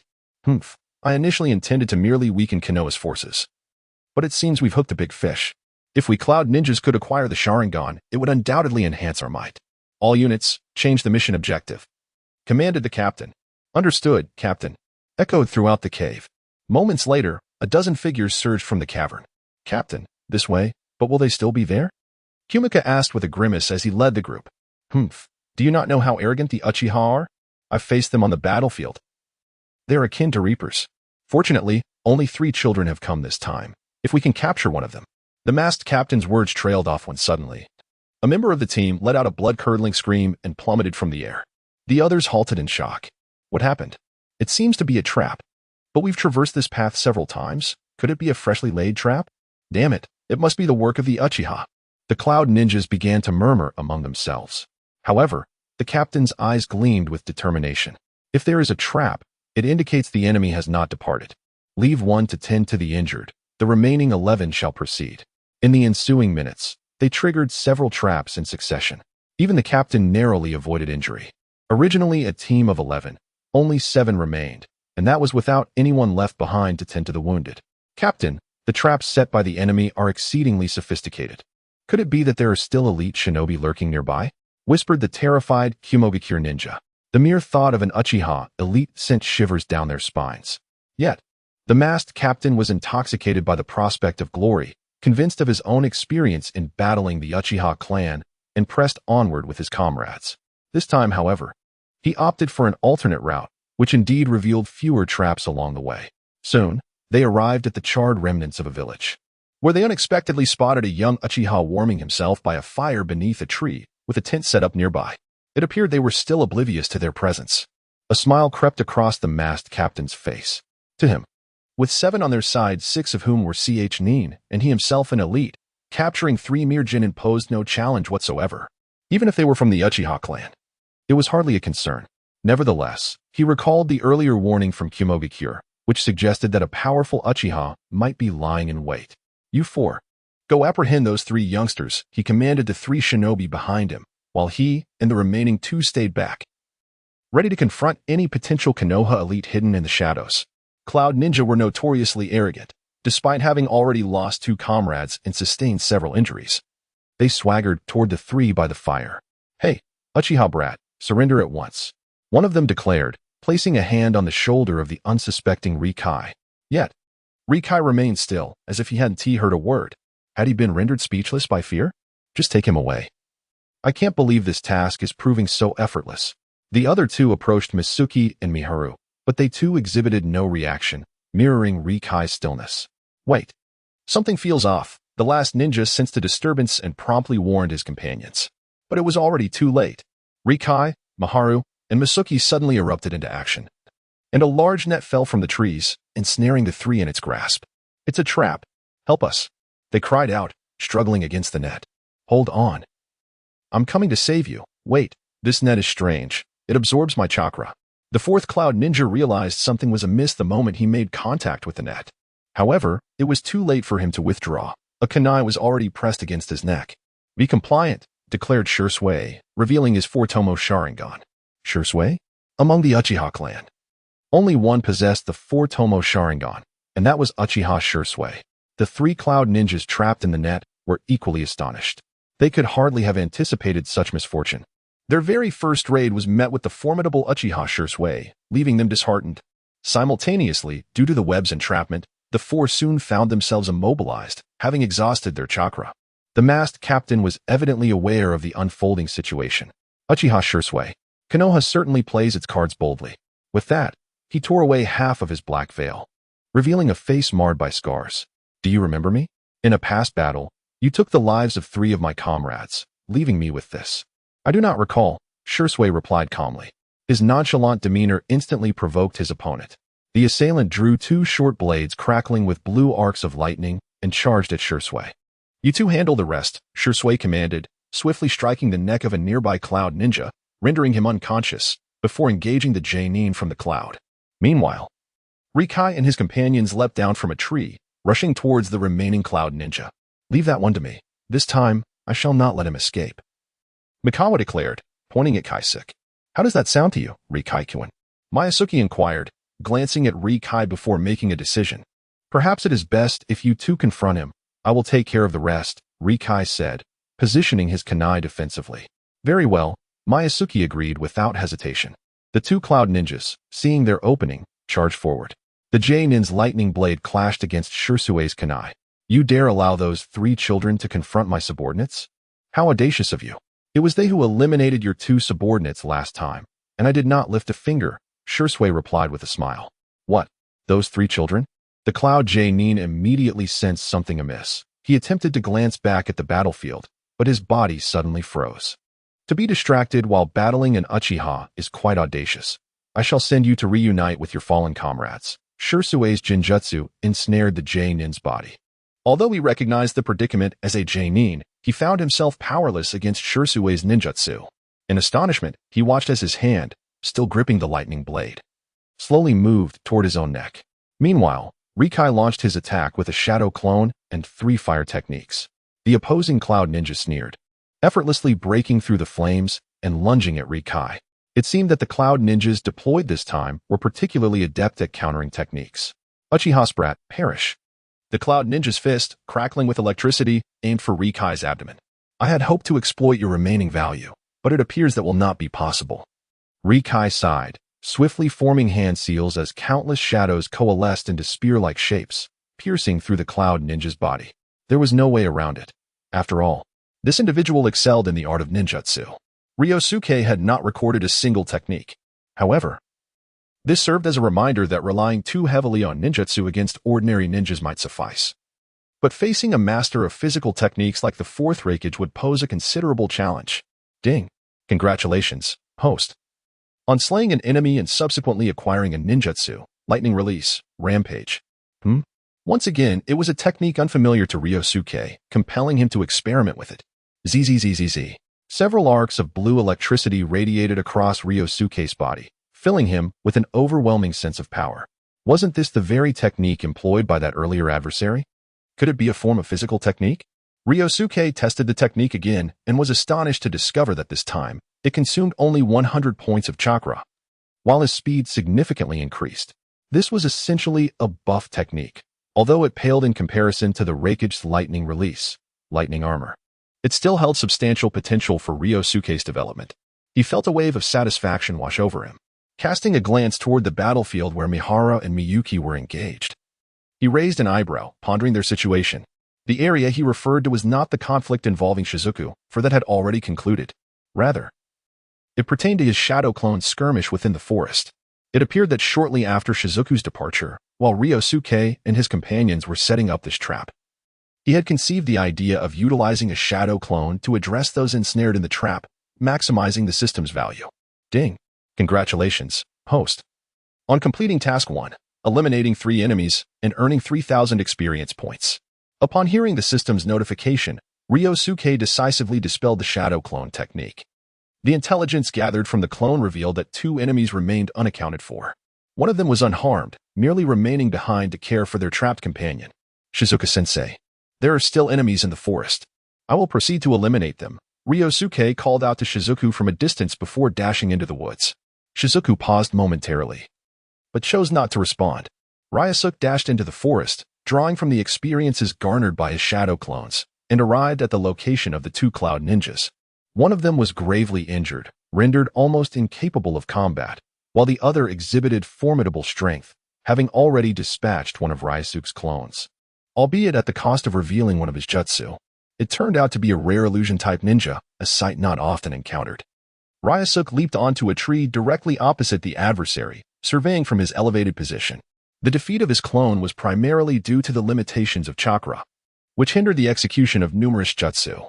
"Boy, do you dare approach? Truly, you are unafraid of death," he taunted. "Ah, the Sharingan, I see." The Cloud Ninja placed his injured comrade beneath a tree and rose to face Ryōsuke. In silence, Ryōsuke swiftly formed hand seals and hurled a shuriken. The projectile split into 3 mid-air, which further multiplied into 9, swiftly becoming a dense barrage of attacks. This was the Shadow Clone Shuriken technique, a specialty of the Hidden Leaf. The ninja let out a low grunt and, supporting his comrade, executed several leaps to vanish into the forest. However, despite his swiftness, the barrage of attacks continued unabated behind him. "Damn Sharingan! It seems if I do not eliminate that brat, I shall be dragged down with him. Mitsushi, rest here. I shall return shortly." The illusion ninja concealed his ally high up in a large tree and then leaped down from another direction. "Uchiha brat, allow me to demonstrate my prowess." As he spoke, shadows began to emanate from his body, dispersing outward in all directions. It appeared akin to a clone, yet the shuriken passed through him effortlessly. Ryōsuke, unfazed, tracked the opponent and witnessed this remarkable display. Ding. B-rank ninjutsu detected. 1,000 illusions recorded. So it truly is an illusion. My Sharingan failed to perceive it, indicating a need for an upgrade. Ryōsuke had not anticipated encountering a high-level illusion-type ninja on his very first mission. No sooner had he thought this than the environment around him morphed dramatically. The original forest vanished, replaced by towering earthen walls. Ryōsuke found himself grounded, approaching one of the walls to touch it. So realistic, it even has texture. Although fully aware it was an illusion, he was still momentarily taken aback. He pressed forward, soon realizing he was within a labyrinth. Yet, Ryōsuke refrained from aimless wandering. Understanding that this was the opponent's illusion, he surmised that a genuine exit did not exist. The adversary must possess additional tactics. Just as he suspected, shadows of the illusion ninja suddenly emerged upon the walls, brandishing kunai and lunging at Ryōsuke. He deftly sidestepped the first 2 assailants, swiftly dispatching them with his own kunai. The 2 shadows crumpled to the ground, merging into the earth, only for 2 more shadows to appear upon the walls. Is this never-ending? The voice of the Cloud Ninja echoed throughout the labyrinth. "Uchiha's little brat, I wonder how long you can endure." It was a vexing situation, initially. He merely sought to ascertain the boy's capabilities, but it appeared he was not as formidable as anticipated. As Rikai dispatched the surrounding shadows, he retorted with a mocking tone. "What did you say? Still talking tough even when death is imminent? Is this the nature of a Konoha ninja?" The Cloud Ninja was clearly incensed. This time, Rikai chose silence, directly activating his neural probe skill. Though his Sharingan could not penetrate the opponent's genjutsu, his template skill was not hindered. Indeed, the surrounding illusion transformed into a thin mist. Within that mist, the illusionist squatted at the periphery, one hand pressed to his forehead. "I hope to win the pigeon head prize this time," he thought. Lightning release, rampage. Arcs of electricity crackled and enveloped Rikai's body. In a flash, he vanished from sight. What? The Cloud Ninja was startled, suddenly losing track of Rikai. He then felt a chill at his throat, as a kunai pressed against his skin. "Who are you?" Sweat beaded on the ninja's brow. He was no stranger to engaging with the Uchiha clan and understood the superiority of their advanced Sharingan against his illusions. Yet, this child, possessing but 2 tomo in his Sharingan, rendered his jutsu ineffective, leaving him utterly perplexed. What began as a mere exclamation turned into a question as Rikai interjected. "If you use the genjutsu once more, I might just divulge the answer." The system had not recorded the ninja's illusion, a disappointment for Rikai. "What?" The Cloud Ninja thought he misheard. Rikai patiently reiterated his statement, prompting laughter from the ninja. "Uchiha's little brat, do not presume I am unaware of your intentions. The Sharingan's ability to replicate others' jutsu is no secret. You wish to acquire my techniques, do you?" Rikai remained silent, tightening his grip on the kunai, drawing blood. The Cloud Ninja furrowed his brow in contemplation before conceding. "You cannot replicate my genjutsu, but if you wish to see it, I shall oblige."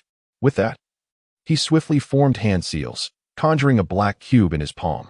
Rikai was momentarily taken aback. The system indeed provided no notification. What is happening?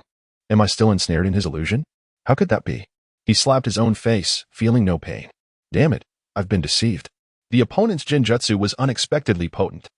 Rikai's mind raced, trying to recall when he had been ensnared, questioning why his neural probe skill had failed. The last time he received a system prompt was the mention of recording the opponent's jutsu. Thus, he surmised that he must have fallen into the trap thereafter. It appears you have come to a realization, yet it is too late. There is nothing you can do now. Your Sharingan has become mine. Although it possesses but 2 tomo, it is sufficient. The Cloud Ninja's head rotated a full 180 degrees, casting a bizarre gaze upon Ryōsuke. Fire release. Phoenix fire technique. Ryōsuke immediately unleashed his ninjutsu. However, the flames passed through the Cloud Ninja's form, leaving him utterly unscathed. To Ryōsuke's eyes, the Cloud Ninja appeared to be corporeal, not an illusion. What could possibly be happening? This genjutsu. Just as Ryōsuke was engulfed in unease, a sudden caw of a crow echoed above him. He looked up, finding no crow, but instead a blood-red moon. The moonlight illuminated Ryōsuke's Sharingan, prompting a peculiar transformation. Ding. Temporary mission issued. Temporary mission 1. Break the genjutsu, experience points 1000. Temporary mission 2. Upgrade ocular power, experience points 1500. The system's notification jolted Ryōsuke from his stupor, and he felt a sharp pain in his eyes, compelling him to cover them with his hands. Die. The peculiar Cloud Ninja had now sprouted 3 heads and 6 arms, lunging at Ryōsuke with kunai in hand. Suddenly, Ryōsuke raised his head sharply, causing the Cloud Ninja's form to tremble before dissipating into a cloud of black mist. So, this was the truth. Within Ryōsuke's perception, the surrounding environment shifted once more. He beheld a multitude of the Cloud Ninja's shadows, all simultaneously poised to execute their ninjutsu. Meanwhile, the actual Cloud Ninja sat beneath a tree, sweat glistening upon his brow. Ryōsuke glanced down at his hands, finally comprehending the preceding events. The Cloud Ninja's genjutsu was remarkably sophisticated, capable of distorting Ryōsuke's judgment. It led him to believe he had activated his Sharingan and utilized ninjutsu and skills when, in fact, he had done nothing at all, which is why he had been unable to dispel the illusion. Were it not for the sudden crow's caw that revealed the blood moon above, Ryōsuke might still be ensnared in the genjutsu. As the illusion faltered, the backlash caused the Cloud Ninja to spew forth a mouthful of blood, staggering as he leaned against the tree for support. The Sharingan is truly formidable. Even a 2-tomo Sharingan can dismantle my secret technique. I concede, fully and willingly. The Cloud Ninja spoke, his complexion pale. Ryōsuke approached him, saying, "Demonstrate this jutsu once more, and I shall release your comrade." With that, he hurled the kunai in his hand towards the tree, swiftly followed by a scream. "Do you think I would trust you?" The Cloud Ninja replied with a bitter smile. "You may choose not to believe me, but you can trust the Uchiha," Ryōsuke stated calmly. "Indeed. The Uchiha clan possesses such credibility." Upon uttering these words, he began to form hand seals with deliberate slowness. Ryōsuke activated his Sharingan, chronicling the sequence of the Cloud Ninja's seals in his memory. Perhaps this genjutsu does not compare to Itachi's Tsukuyomi or Shursue's Kodo Amatsukami. But Ryōsuke remained uncertain whether his own Sharingan would wield high-level genjutsu. Moreover, possessing multiple skills is never a burden. Yanjia personally executed the technique, and a cubic space manifested in his hands. "What is the name of this ninjutsu?" "Lianing." Yanjia nodded affirmatively. "Rest assured, I shall not harm your comrades." With that, he dispatched the Cloud Ninja with a kunai. A faint smile lingered at the corner of the opponent's mouth, seemingly satisfied with the outcome. Ding. Congratulations to the host for eliminating an enemy, randomly acquiring a ninjutsu. Ninjutsu, Lianing. Damn, I ended up with a duplicate. This is quite a loss. Hearing the system's notification, Lianjia couldn't help but voice his discontent. However, he chose not to pursue the injured Cloud Ninja up the tree, instead opting to turn away. Soon, he encountered Shursuke, Maharu, and Miyuki, the latter cradling a small girl. "Have you dealt with all the enemies?" "You certainly know how to take advantage," Maharu remarked with dissatisfaction. To him, eliminating the already injured ninjas was effortlessly simple. "Yanjia-kun, you're truly impressive. We owe you one," Miyuki said, her face adorned with a habitual false smile. "Since the matter is resolved, shall we return?" Shursuke glanced behind Lianjia but said nothing further. It was evident he had noticed the injured Cloud Ninja, but chose not to address it in front of Lianjia. "Is that it? Aren't we going to check the nearby villages? What if there are more Cloud Ninjas?" Lianjia couldn't help but inquire. They had been out for merely a day and a half. Who knew when their next mission would arrive? Although he was pleased with this haul, he felt there was potential for greater gain. Shirzue patted Liangjie on the shoulder, saying, "Leave the rest to the other teams. We can't shoulder everything ourselves. Perhaps Hokage-sama has other assignments for us." Miharu and Miyuki remained silent, but it was clear they concurred with Shirzue's sentiments. This mission had exposed them to the realities of ninja combat, and they were in dire need of recuperation. Seeing this, Liangjie could only nod in agreement. Thus, the four spent the better part of the day returning to the village. In the Hokage's office, the third Hokage, pipe in mouth, perused the mission report handed to him by Shirzue, remaining silent for an extended period. Could he have fallen asleep? Quite possible, considering his advanced age. Miharu and Miyuki whispered amongst themselves, this being their second encounter with the third Hokage. Their first was when they received their forehead protectors. Ahem. The third Hokage seemed to have overheard their conversation, clearing his throat awkwardly. Shirzue, your team has performed admirably on this mission. You may take a week to recuperate. Here is your reward. The third Hokage opened his drawer and produced 4 cloth bags. Miharu eagerly seized one and promptly opened it. Wow, it's truly 2,000. We struck gold. Hokage-sama, we don't need a break. Please assign us more tasks. Miyuki gathered the remaining bags and distributed them to Shirzue and Liangjie. Jishue then handed his share to Ryōsuke. This time, Ryōsuke contributed the most. Consider this a reward from the teacher. Teacher, you are rather partial, aren't you? We also put in a lot of effort, complained Mihara. Mihara-kun, Teacher Jishue is not biased. This is what Ryōsuke-kun rightfully deserves, Jishue replied. Ryōsuke did not refuse. Instead, he said to Mihara, don't forget that you still owe me for that lunch. Oh, how could you still remember that? Mihara exclaimed, jumping with excitement. The three of them quickly departed from the Hokage's office, leaving Jishue behind. Jishue, what do you think of Ryōsuke? The third Hokage stood up, gazing out at the scenic views of Konoha, and suddenly inquired. Hokage-sama, I am unsure of your intent, Jishue replied, a flicker of surprise crossing his eyes. I mean, do you sense the will of fire within Ryōsuke? The third Hokage continued. The will of fire, I cannot ascertain at this moment, but Ryōsuke is indeed a prodigy. Perhaps even more talented than I am. Given time, he will undoubtedly become one of the village's vital guardians, Jishue stated earnestly. The third Hokage nodded in silence.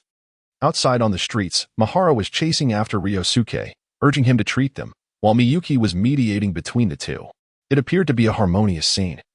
Yet it clashed with the overall atmosphere of the village, as passers-by avoided them. This barbecue is exorbitantly priced. It cost 1,000 ryo.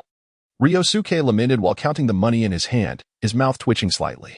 Initially, he had intended to purchase some ninja tools, but that seemed impossible now. Moreover, ninja tools tend to be even more expensive, and since he was a ninjutsu-type ninja, the lack of immediate improvement in taijutsu rendered the tools less effective. Furthermore, he already possessed a commendable ninja blade. With that thought, Ryōsuke retrieved the gift that Jishue had given him from behind. It was a short sword, approximately 1.5 feet long. While it did not appear particularly remarkable, its greatest value lay in its ability to conduct chakra. Ryōsuke currently possessed only fire-type chakra. Ordinary ninja tools could not withstand the heat of his chakra. In contrast, wind and lightning chakra typically complement ninja tools best, but that was only true for standard tools. The ninja blade in his possession could endure his fire-type chakra. Ryōsuke attempted to channel chakra into the blade. Suddenly, a layer of red flames enveloped the blade. Indeed, it is a fine item, Ryōsuke thought, an idea flashing through his mind. Could he possibly achieve a transformation of chakra form at this moment? With that in mind, he continued to input chakra into the blade. However, the fiery long sword he envisioned did not materialize. Instead, the handle became excessively hot, nearly causing him to drop it. It seems I have overestimated my capabilities. I should consult with teacher Jishue when I have the chance. In truth, the Uchiha clan excelled at fire techniques, which are the easiest to manifest into form transformations. From Great Fireball technique to Fire Dragon technique, and then to Phoenix Fire technique, Ryōsuke perceived them as transformations in form. It is merely because fire-style ninjutsu is easily countered that no one has pursued its ultimate development. As Ryoji pondered this, he made his way home. Upon reaching the entrance of the Uchiha village, he suddenly noticed something wriggling by the roadside. Investigative instincts surged within him. Is that Sasuke? Upon glimpsing the shadow, he involuntarily exclaimed, Ryoji and you're back? Sasuke stood up and dashed toward Ryoji upon hearing his voice. Why are you here so late? Is there no one at home? Ryoji gently tousled his hair, feeling a pang of affection. He had almost forgotten what Sasuke would look like years later. No, Father asked me to wait for your return. If I can't wait, I can't go home, the young Sasuke replied, lowering his head. Was this a manipulation of Ryoji and Sasuke's bond? Could a father truly act in such a manner? Ryoji felt a surge of anger. All right, let's head back together. Have you eaten? I still have some bento. Sasuke grasped Ryoji's hand eagerly. Ryoji sighed internally, realizing that his aspirations for training were now futile. Soon, the two arrived at Sasuke's home. Father, mother. Sasuke and Ryoji and I are back, Sasuke shouted at the entrance. The lights inside flickered on, revealing Fugaku seated on the living room sofa. Leader. Ryoji immediately addressed Fugaku upon seeing his stern demeanor. Ryoji, I hear your performance on this mission was commendable? Fugaku spoke without even opening his eyes. Ryoji remained silent. But Sasuke's spirit soared. Really? Ryoji and you're amazing. If there are no matters to discuss, I would like to rest first, Ryoji thought. Not wishing to delve into this subject further, nor did he want to know who had mentioned his achievements to Fugaku. Ryoji and can we share a room? Sasuke asked, eager to pull Ryoji upstairs. Wait a moment, Ryoji. Tomorrow night is the Uchiha clan gathering, and you are to attend. The location is IC Shrine. Ryoji paused momentarily but nodded in agreement. He currently lacked the strength to oppose any of Fugaku's arrangements. Father, may I attend? Sasuke inquired softly. Let's discuss that once you graduate from the Ninja Academy, Fugaku replied before retreating to his room. Sasuke appeared dejected. Ryoji attempted to console him, saying, You're excelling at school. I believe you will graduate soon. Yes. Sasuke nodded earnestly. Just then, Sasuke's mother, Mikoto Uchiha, emerged from the kitchen. Is that you, Ryoji-kun? Have you two eaten? I've saved dinner for you. Without waiting for a response, she ushered them into the kitchen and placed 2 servings of curry before them. Ryoji's mouth twitched slightly. His stomach was already quite full. However, upon seeing Uchiha Mikoto's eager expression, he had no choice but to diligently consume all the food on his plate. Unlike Fugaku, Mikoto's demeanor was remarkably gentle. She inquired about various matters concerning Sasuke and Ryōsuke's school and missions. Sasuke, in turn, spoke incessantly. After half an hour, the two were finally returned to their room. Ryōsuke let out a sigh of relief. Over the years, he had grown accustomed to a solitary life. And this new arrangement felt rather unfamiliar, especially given Fugaku's ulterior motives. Ryōsuke assisted Sasuke with his studies for a while before they both retired for the night. The next morning, despite it being his day off, Ryōsuke first took Sasuke to school and then made his way to the training grounds outside the village. Although Miharu and Miyuki were absent, Uchiha Ryōsuke was there, engrossed in a book. Intimate Paradise? Ryōsuke-sensei, I didn't know you enjoyed such literature, Ryōsuke exclaimed, astonished at the title of the book in Ryōsuke's hands. Oh, no, this was merely some material gifted to me. I was just idly studying it. By the way, since today is a day off, what brings you here? Ryōsuke hastily tucked the book into his ninja pouch. Ryōsuke smirked slightly, but chose not to press the matter further. Ryōsuke-sensei, this recent mission has made me acutely aware of my shortcomings, so I wish to take this time for training. May I ask for your guidance? Training, you say? However, with only 7 days at our disposal, the time is rather limited. Nonetheless, since you have such a desire, I would not decline. What specific area of training do you wish to pursue? Ryōsuke responded, surprised yet receptive to Ryōsuke's request. Training in taijutsu and ninjutsu forms. Ryōsuke had already contemplated this direction. It seems you have a plan in mind. However, enhancing your taijutsu is no simple task. Of course, you could also leverage it to replicate formidable taijutsu techniques, Ryōsuke remarked, gesturing to his own eyes. The Sharingan is a distinct advantage of the Uchiha clan. It is certainly not without merit. As for the transformation of ninjutsu forms, that is not my forte either. In fact, given your ocular advantage, there are tactics more suited to you, Ryōsuke reflected. In his view, Ryosuke's Sharingan could replicate secret techniques, akin to his own unique ocular abilities. To fully exploit this advantage, mastering a greater array of secret techniques would be paramount. Functioning as a ninjutsu artillery would be the simplest approach. Yet, Ryosuke shook his head and replied, Ryōsuke-sensei, we may encounter cloud shinobi more frequently in the future. And they have already tailored their training against us. Conventional ninjutsu may prove ineffective. Ryōsuke nodded in agreement, having witnessed the entirety of the combat during the previous mission. Just as Ryosuke had articulated, while the ninjas from the cloud might not possess an extensive repertoire of ninjutsu, the techniques they did wield were exceedingly practical and highly targeted.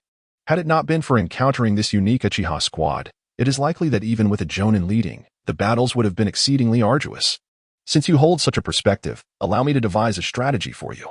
There are indeed formidable taijutsu practitioners within Konoha. I can take you to observe their combat techniques, enabling you to master some impressive taijutsu maneuvers. As for the cultivation of ninjutsu transformation, I currently find myself at a loss, unless perhaps the third Hokage could impart his wisdom directly, for he is renowned as the doctor of ninjas. Shirzue remarked with a smile. Ryōsuke rolled his eyes. While taijutsu might suffice, it was considerably more convenient for him to replicate techniques using his Sharingan. However, seeking guidance from the third Hokage seemed nearly impossible, not only due to their differing philosophies, but also because he wished to keep his secrets hidden from the third. It appeared that this path was one he must navigate alone. Come, I shall take you to seek the wisdom of a master of taijutsu, Shirzue declared, turning towards another direction. A master of taijutsu? Could it be Might Guy? At this juncture, he should be around the same age as Kakashi, approximately 18 years old. If he could truly learn the 8 gates from him, he would be invincible. Yet, Ryōsuke was well aware that this was an unattainable dream. Firstly, Might Guy's 8 gates technique required sacrificing the use of ninjutsu and enduring an intense training regimen, requirements Ryōsuke likely could not fulfill.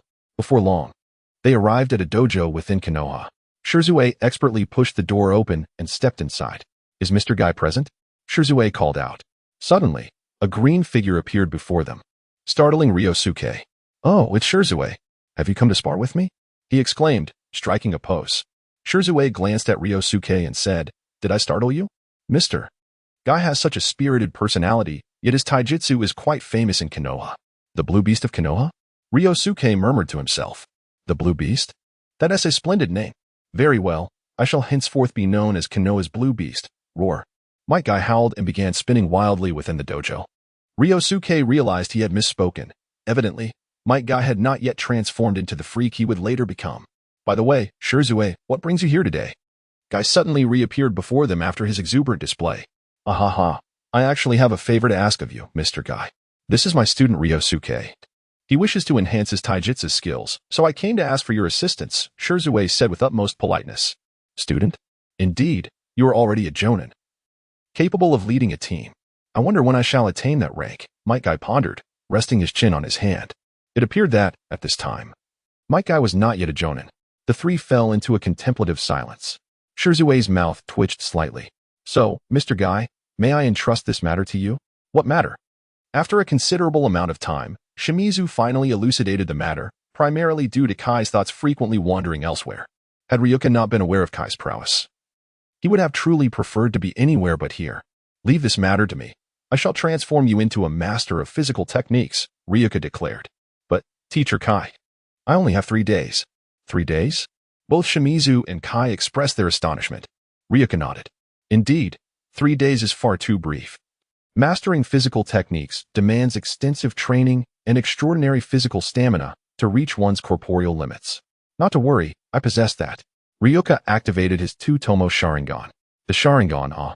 So you are of the Uchiha clan. That alleviates my concerns, Kai remarked, having become quite familiar with Hatake Kakashi and thus well acquainted with the Sharingan's capabilities. Then I entrust this to you, Mr. Kai. I have other matters to attend to, Shimizu stated before vanishing from sight. The dojo was left with only Kai and Ryuka, who exchanged glances, the atmosphere tinged with an inexplicable awkwardness. However, the awkwardness was solely felt by Ryuka. Kai remained oblivious to its existence. Teacher Kai, where shall we commence our training?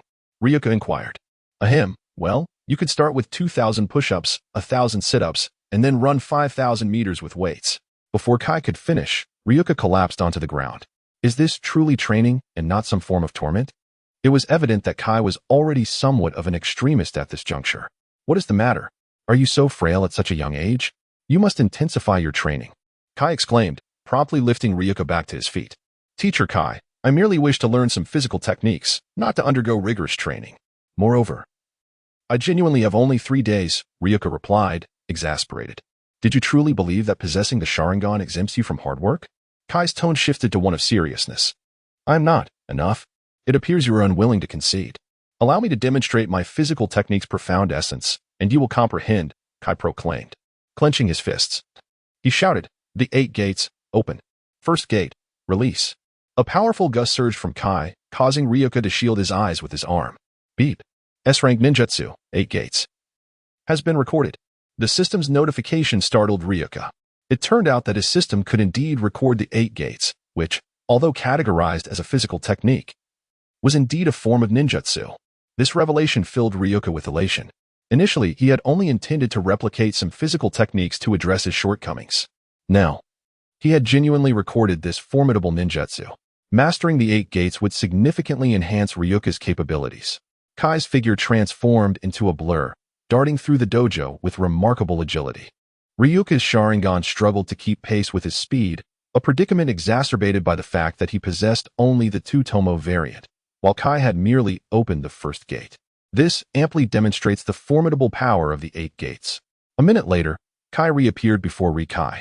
How about it? Can your Sharingan keep up with my speed?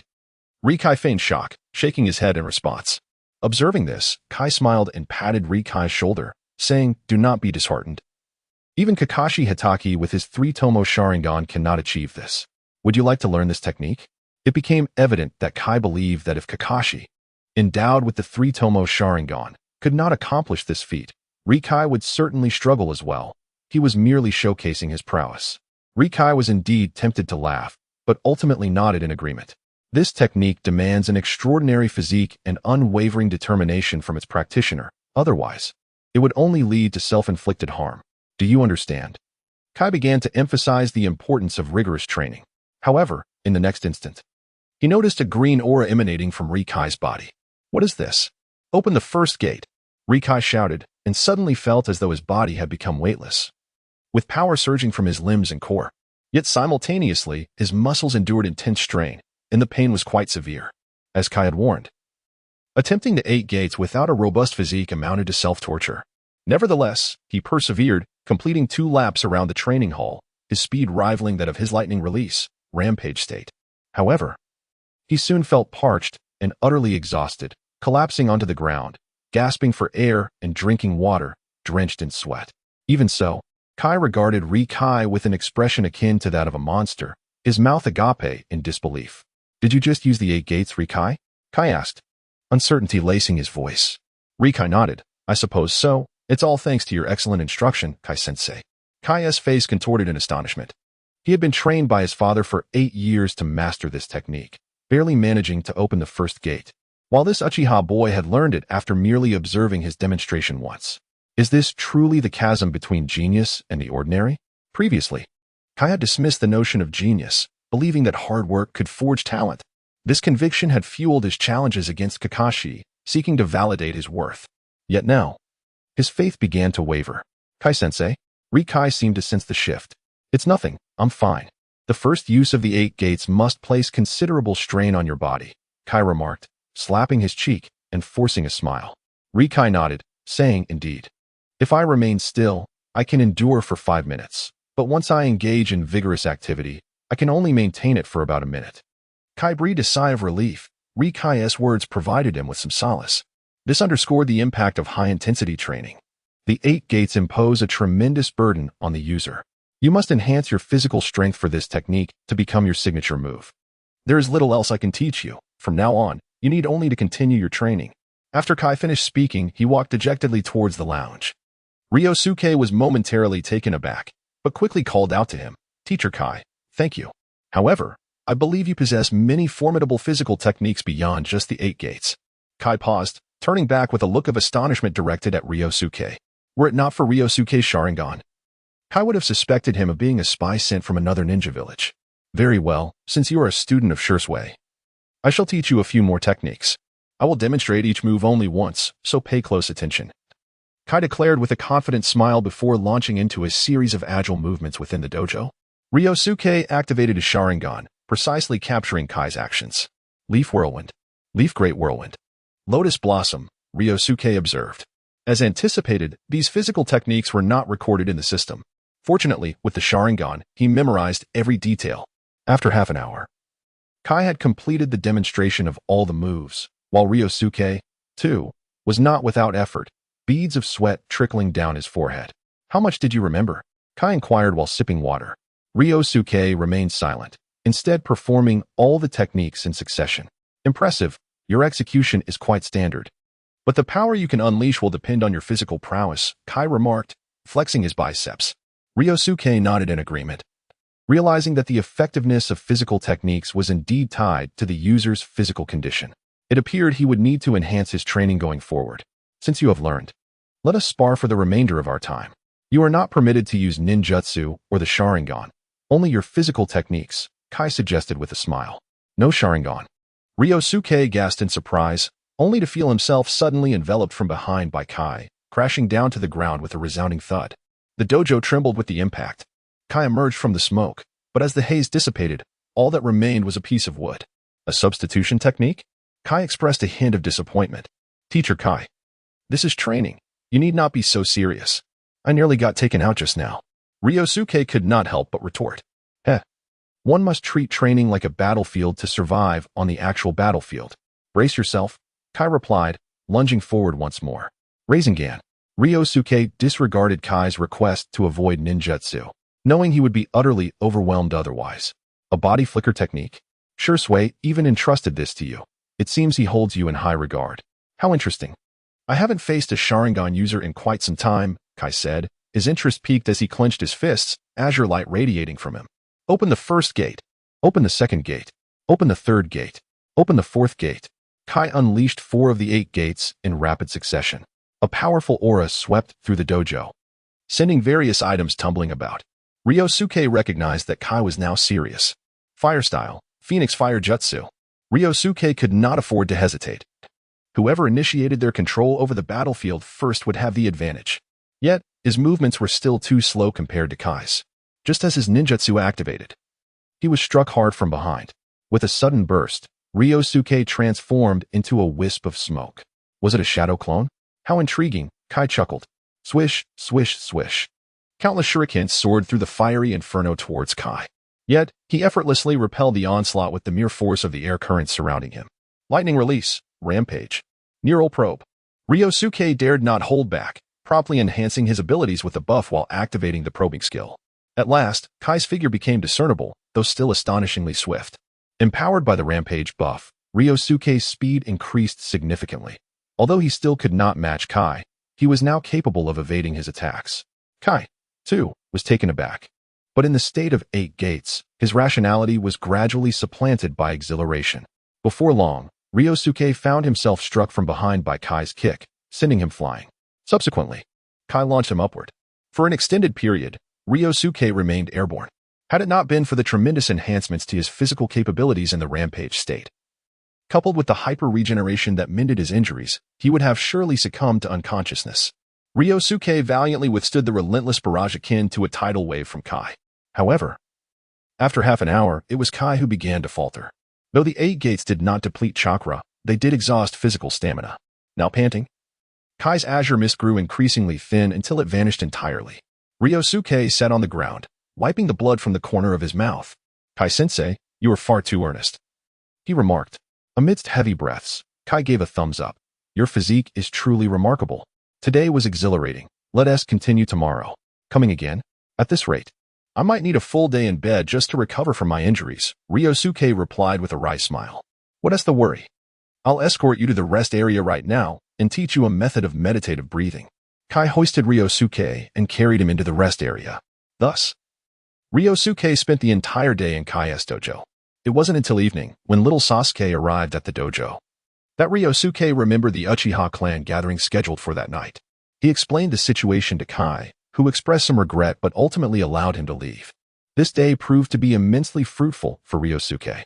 Beyond the mastery of physical techniques, the most significant gain was undoubtedly the knowledge of the 8 gates. However, he currently lacked the physical prowess to wield its full potential, which would require enhancing his own stamina.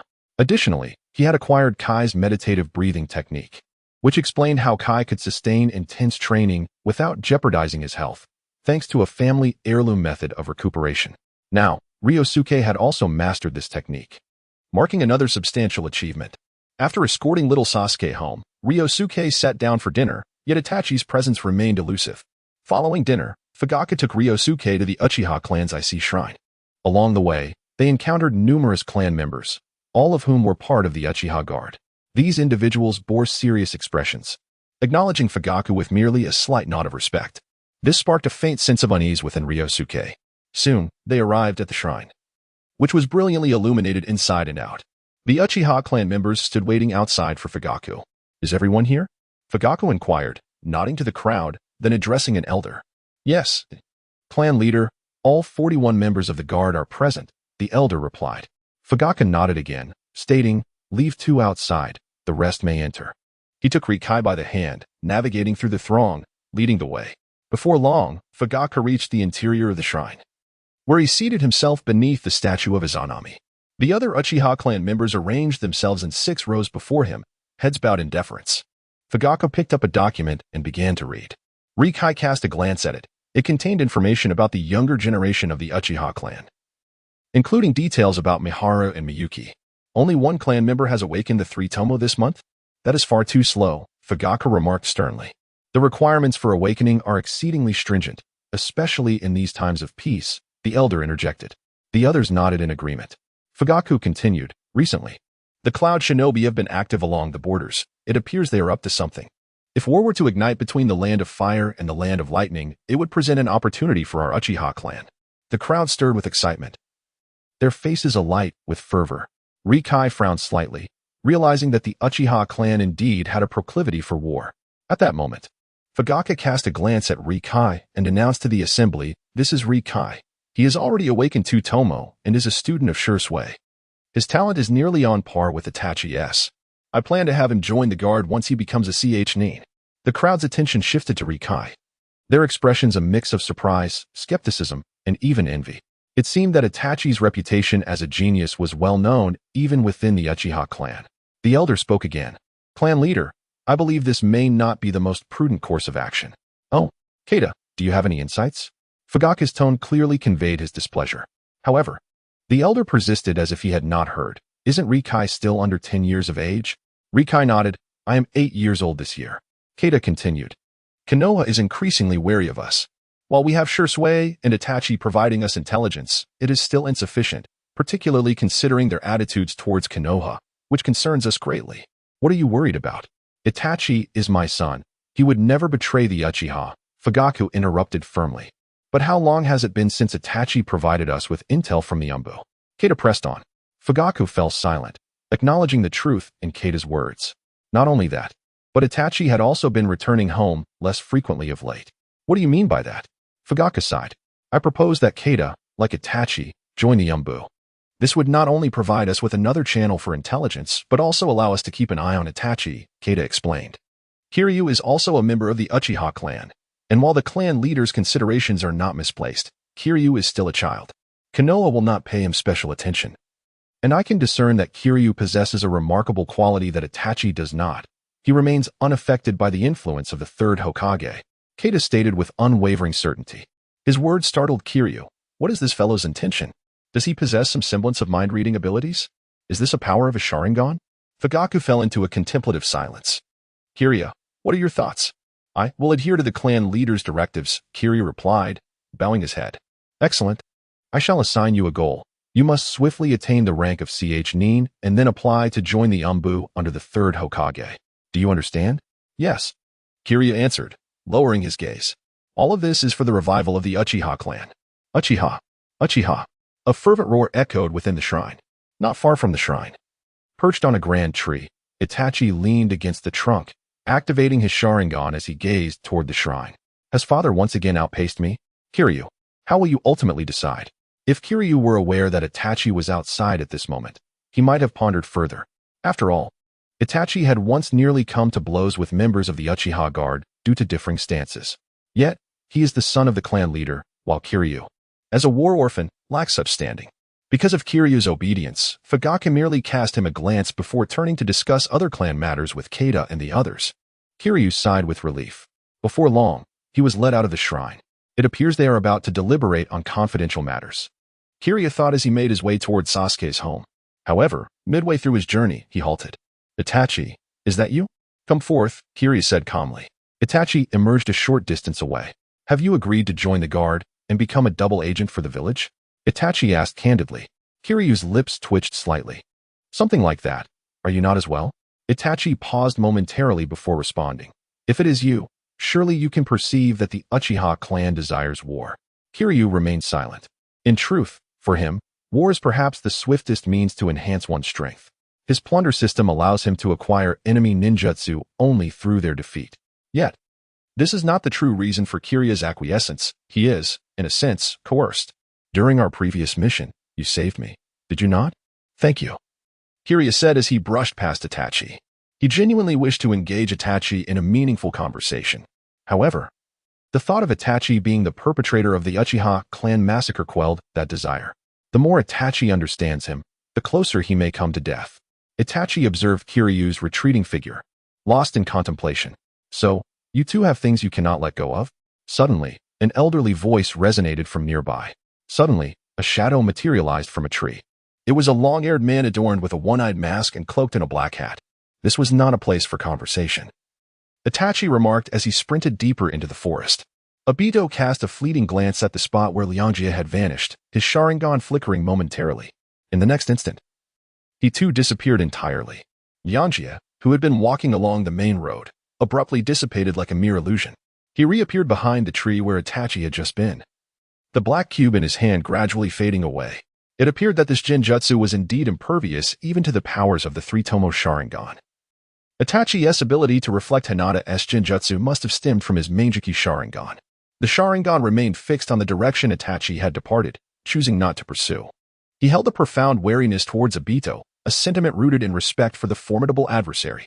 Although he had discerned a flaw in the opponent's space-time ninjutsu, he lacked sufficient means to counteract it effectively. Itachi's encounters with Obito were becoming increasingly frequent. Could this foreshadow the imminent arrival of the night of the Uchiha massacre? That incident also involved Danzo, the cunning old fox, who likely had a grasp on the movements of Root. Realizing this, Liangjie returned to Sasuke's home. As before, he and young Sasuke were forcibly treated to a late-night meal by Mikoto Uchiha before being ushered back to their room. Subsequently, Liangjie assisted young Sasuke with his studies before finally surrendering to slumber. The following morning, he first escorted young Sasuke to the Ninja Academy before making his way to Gaia's dojo. Upon arrival, he employed the shadow clone technique, dispatching a clone to a clandestine Root stronghold. Liangjie, you've arrived. Guy awaited him in the dojo, exuding vigor. This caused Liangjie's lips to twitch slightly, for he had endured a grueling day prior. Let us commence training, shall we? 2,000 one-handed push-ups and 1,000 sit-ups, Guy declared, his fists clenched.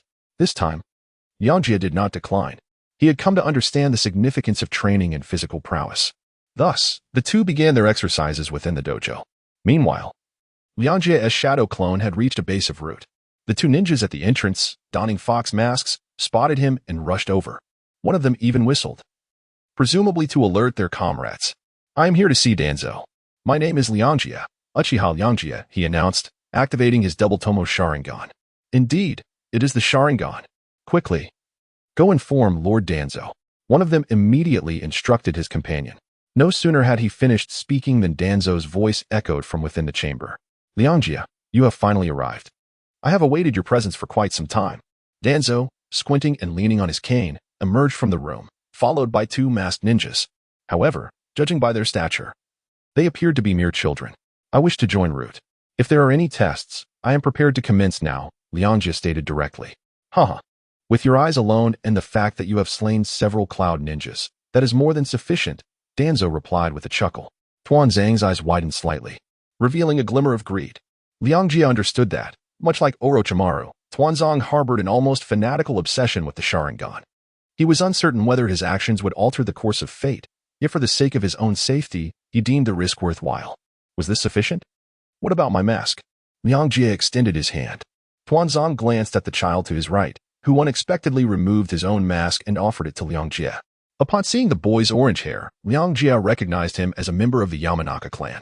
Liangjie, you are now a member of Root. However, unlike the others, you need not undertake ordinary missions.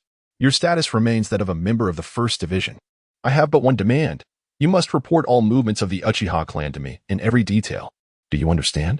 Tuanzang's voice took on a somber tone. Liangjie nodded in agreement. And as a member of Root, what can I expect in return? What are you saying, Uchiha brat? Two members of Root immediately surrounded him, only to be waved off by Tuanzang. As long as you can prove your worth, you shall receive anything you desire. Furthermore, Everything you do is for the sake of Konoha. Having concluded his words, Tuanzong turned and re-entered the room, followed by the other root members, who, like shadows of Konoha, rarely appeared in public. This cunning old fox seems intent on using me. It's evident he is more than just me watching the Uchiha. I will need to offer him some incentives to gain his trust.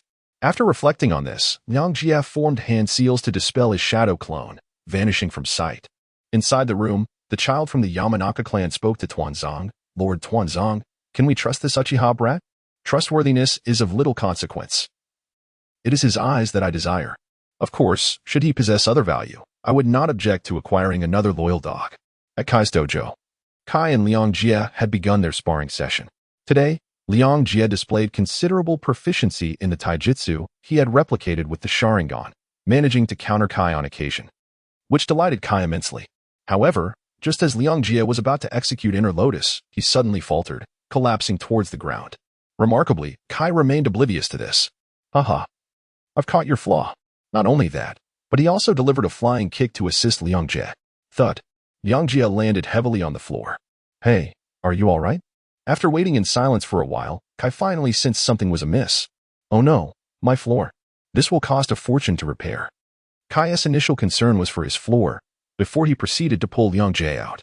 That brief moment was sufficient for Liang Jie to recover from his injuries, though he still felt a lingering fatigue.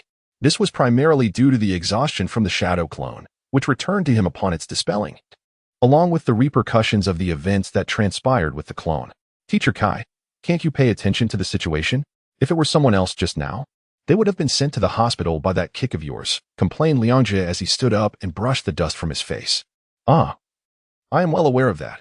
However, your physique is rather exceptional, which is why I was able to strike so freely, Kai remarked, inadvertently revealing his true thoughts while patting Liang Jie's shoulder. Liang Jie felt a twitch at the corner of his mouth, realizing that Kai regarded him as a mere human punching bag. What was that all about? Kai inquired, handing Liang Jie a bottle of water he had retrieved from nearby. Nothing much, just lost my focus for a moment, Liang Jie replied, not wishing to explain the matter of the shadow clone to Kai. However, Kai continued, I noticed, it was the shadow clone technique, wasn't it? You young man were multitasking during training. Liang Jie looked at Kai in astonishment. How did he perceive that? Wasn't he incapable of ninjutsu? It seemed Kai sensed Liang Jie's confusion, boasting. Kakashi once employed that technique in front of me, but I taught him a harsh lesson. So that was the reason. Liang Jie nodded in understanding. Teacher Kai, let's call it a day. I need to return to tend to my injuries, he indicated towards his already healed wound. Isn't that fully healed? Kai scratched his head in perplexity. Teacher Kai, sometimes it's better to see the truth without speaking it. Can't you pay attention to the tone in which others speak? Liang Jie said, feeling a headache coming on. Ahaha, very well then. My training for today is nearly complete, and the remaining time is perfect for challenging Kakashi. I've had some new insights these past few days. Perhaps I might even surpass him, Kai declared, clenching his fist. It appeared he would never succumb to despair. Good luck, Liang Jie said as he took a shower at the dojo before departing. From the conversation between the shadow clone and Danzo, he could discern the old fox's covetousness towards the Sharingan.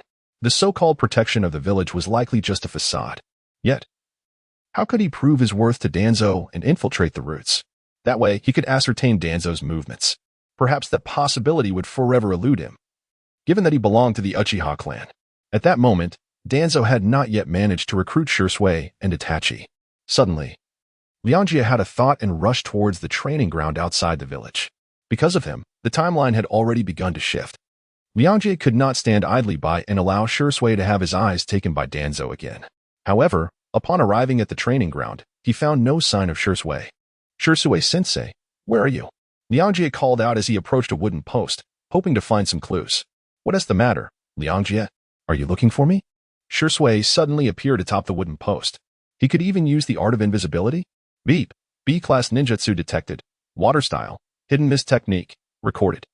This was yet another ninjutsu Liang Jie had never heard of, and it was merely recorded since he lacked mastery over water chakra, limiting its use to a single occasion.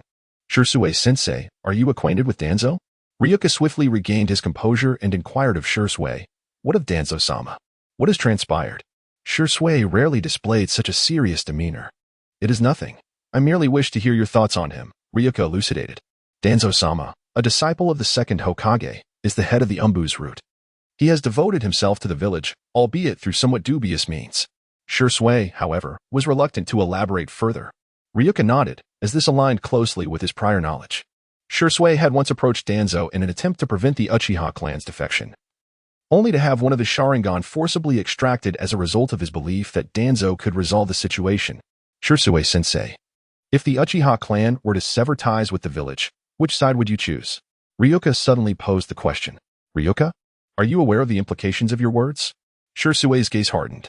I understand, though I am but a child. I can perceive the differing glances cast upon me and all Uchiha clan members by the villagers, both young and old. Moreover, I attended the clan's sacred council yesterday. Ryuka did not waver in the face of Ryōsuke's sternness. Ryōsuke sighed and placed a hand on Ryuka's shoulder. You have borne much. But trust in the third Hokage and in Lord Fugaku, they will address this matter. It is our duty to uphold the village's peace. And your sole responsibility is to grow up happily. Ryōsuke spoke gently.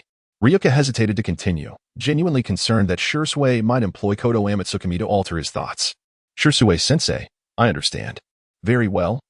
Let us see the fruits of your training under Kai-sensei these past 2 days, Ryōsuke said, producing a kunai with a smile. Ryuka nodded, and soon 2 figures clashed midair. In the afternoon, Mihara and Miyuki arrived at the training grounds. So they truly are here. How commendable to train even on a rare day of rest, Mihara remarked. Mihara-kun, did you not come as well? It seems you cannot forget how Ryuka-kun saved you, Miyuki responded with a smile. Enough, Miyuki, I would gladly sew your mouth shut. Mihara retorted, fastening his ninja headband and shouting, I'm coming, as he joined the fray. However, he was soon sent sprawling, battered, and bruised. What of these two are monstrous? Their techniques are incredibly swift. My Sharingan cannot keep up, Mihara complained, covering his face. Observing this, Miyuki activated her own Sharingan, only to quickly display a look of astonishment. Unlike Miharu, whose naivety blinded him, Miyuki's meticulous nature allowed her to discern that Ryōsuke and Ryuka's taijutsu techniques were almost identical, and strikingly similar to those of a particular ninja style within the village. This awareness stemmed from her parents' roles in the guard team, which involved gathering information on various jutsu and taijutsu, requiring them to be knowledgeable about their origins and efficacy, even if they could not personally employ them. Maikade is indeed one of them. Soon, Shimizu and Ryuka came to a halt, albeit in starkly contrasting states. Shimizu remained composed, breathing steadily, while Ryuka, exhausted, sank to the ground. Their battle was not merely a contest of physical prowess. Ryuka had resorted to utilizing techniques such as lightning release, rampage, the Sharingan, and sensory ninjutsu.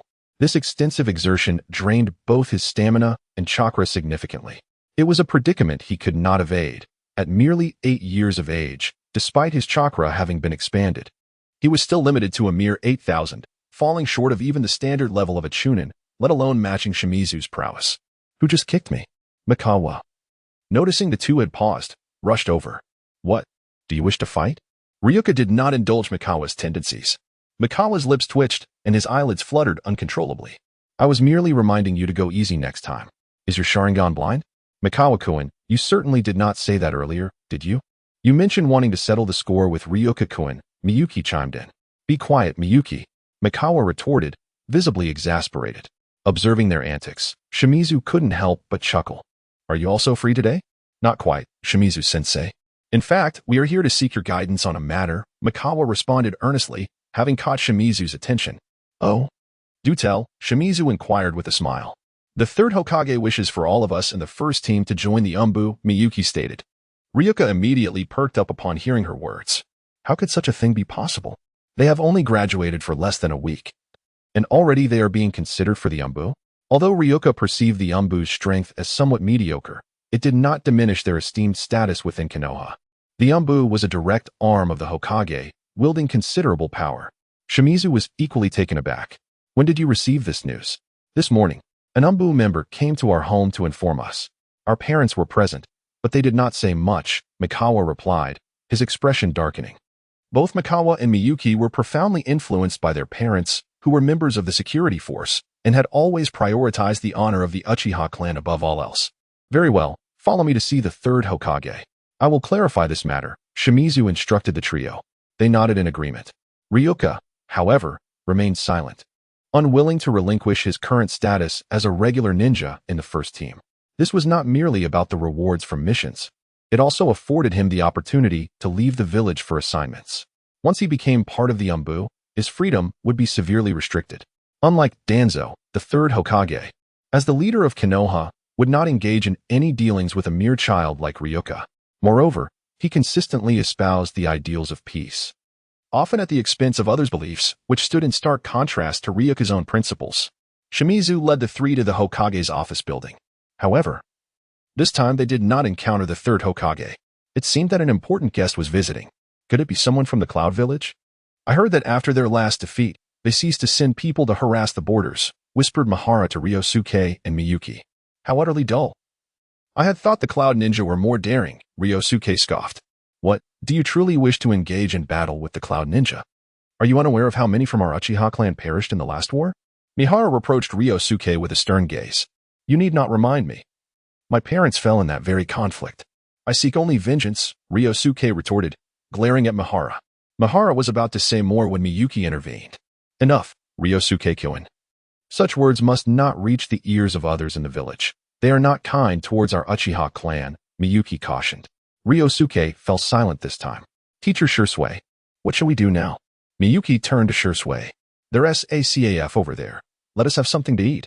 It's on me, Shursui suggested, gesturing towards a small establishment across the street. The other three had no objections and quickly made their way over. Upon seeing Shursui and the others, the other patrons in the CAF hurriedly vacated, their expressions betraying their alarm. It seems their treatment of us is even less favorable than that of the ninjas from other villages, yet our Uchiha clan sacrificed so much for Konoha. Mahara clenched his fists. Enough, Mahara, this is the current reality. If you could become Hokage, perhaps you could change it all, Miyuki urged. Indeed. I must become Hokage and bring our clan back to the village. The Uchiha clan is the strongest in Konoha, Mihara exclaimed, his eyes alight with excitement.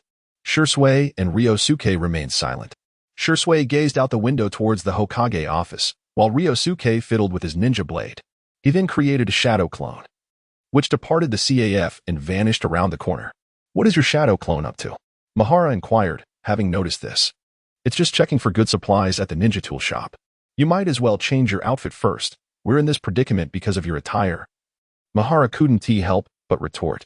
Do you truly think it's this outfit that influences the villagers' attitude towards us? They are simply afraid of us, Ryōsuke coldly replied. Mahara opened his mouth to protest, but fell silent. Just then, the CAF door swung open once more. Little Hinata entered alone. Excuse me, could I have a piece of chocolate cake? Today is my birthday, she said timidly to the staff. After repeating herself twice, the staff finally noticed her presence and hurriedly brought her a slice of cake. A smile blossomed on Hinata's face, and as she was about to leave, she spotted Ryōsuke looking in her direction.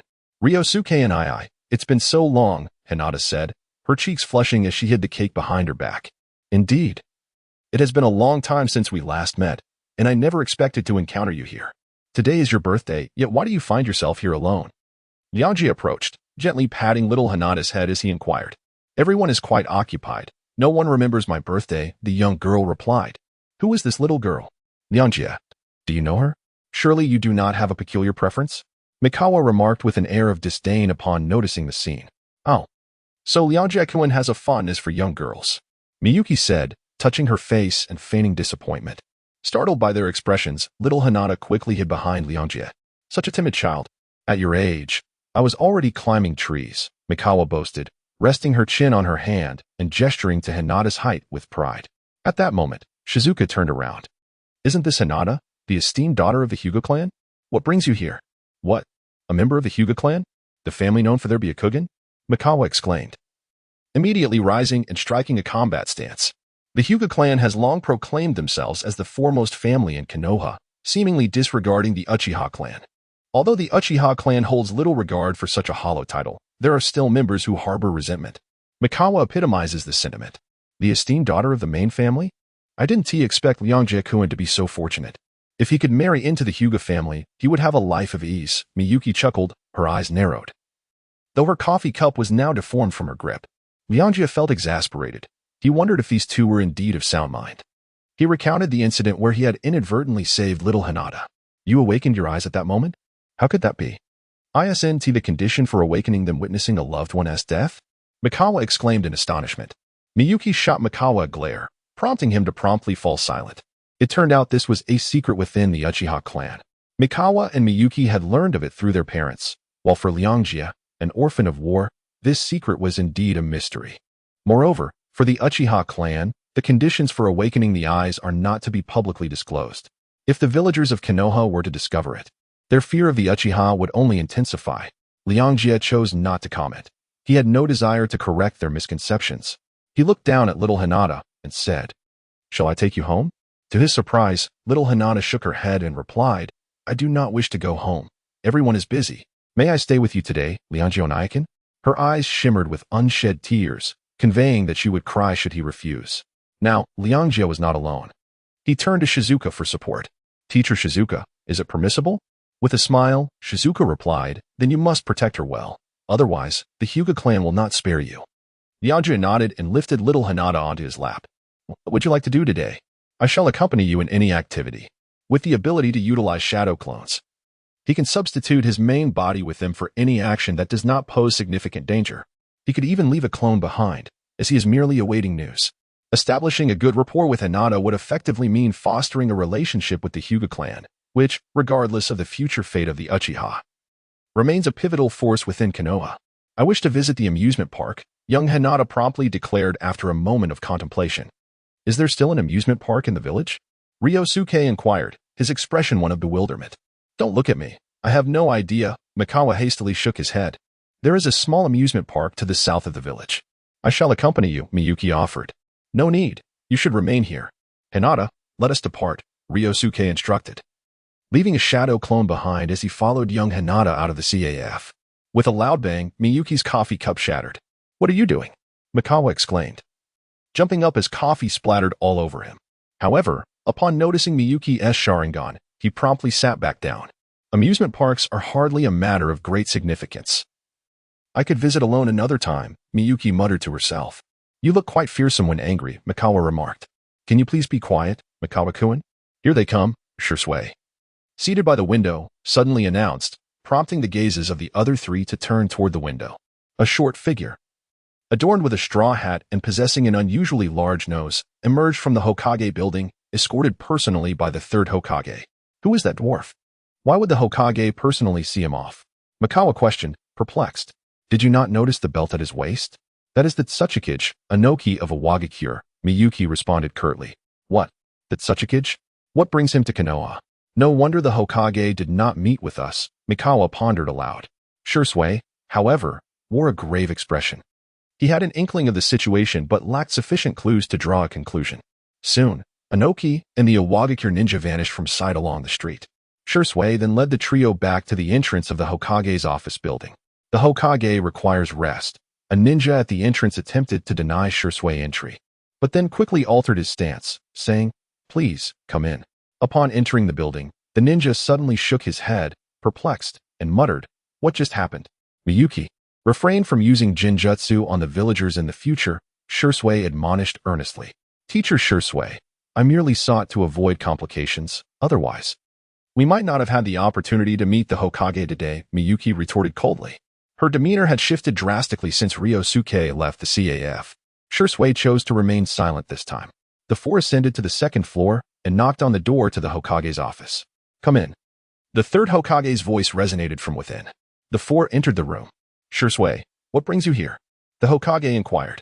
"Lord Hokage, I wish to inquire about the matter of the first team joining the Umbu. Was this your decision?" Shursui asked, gazing at the third Hokage, who sat with his back turned to them. "Indeed, it was my decision, Shursui. War is imminent, and the Uchiha clan is a vital force of Konoha. Therefore, you must become the guardians of the village," the third Hokage replied, turning his chair to face them with a grave expression. "What? War? With whom?" Shursui inquired, astonished. "Of course, with the Cloud Village. The previous issues were not resolved satisfactorily, and now they use the border disputes as an excuse. War has become unavoidable. However, I have already contacted the Rock Village. With the combined strength of our two villages, the Cloud Village may think twice. Although war seems inevitable, we must strive to minimize its scale," the third Hokage articulated, leaving the four members of the first team in stunned silence. They had never anticipated that war would erupt so suddenly, even though the fervor for battle was deeply embedded in the Uchiha lineage. The first team consisted merely of 3 children, while Shui had already embraced the mainstream ideology of Konoha. Shui, can you understand my intent?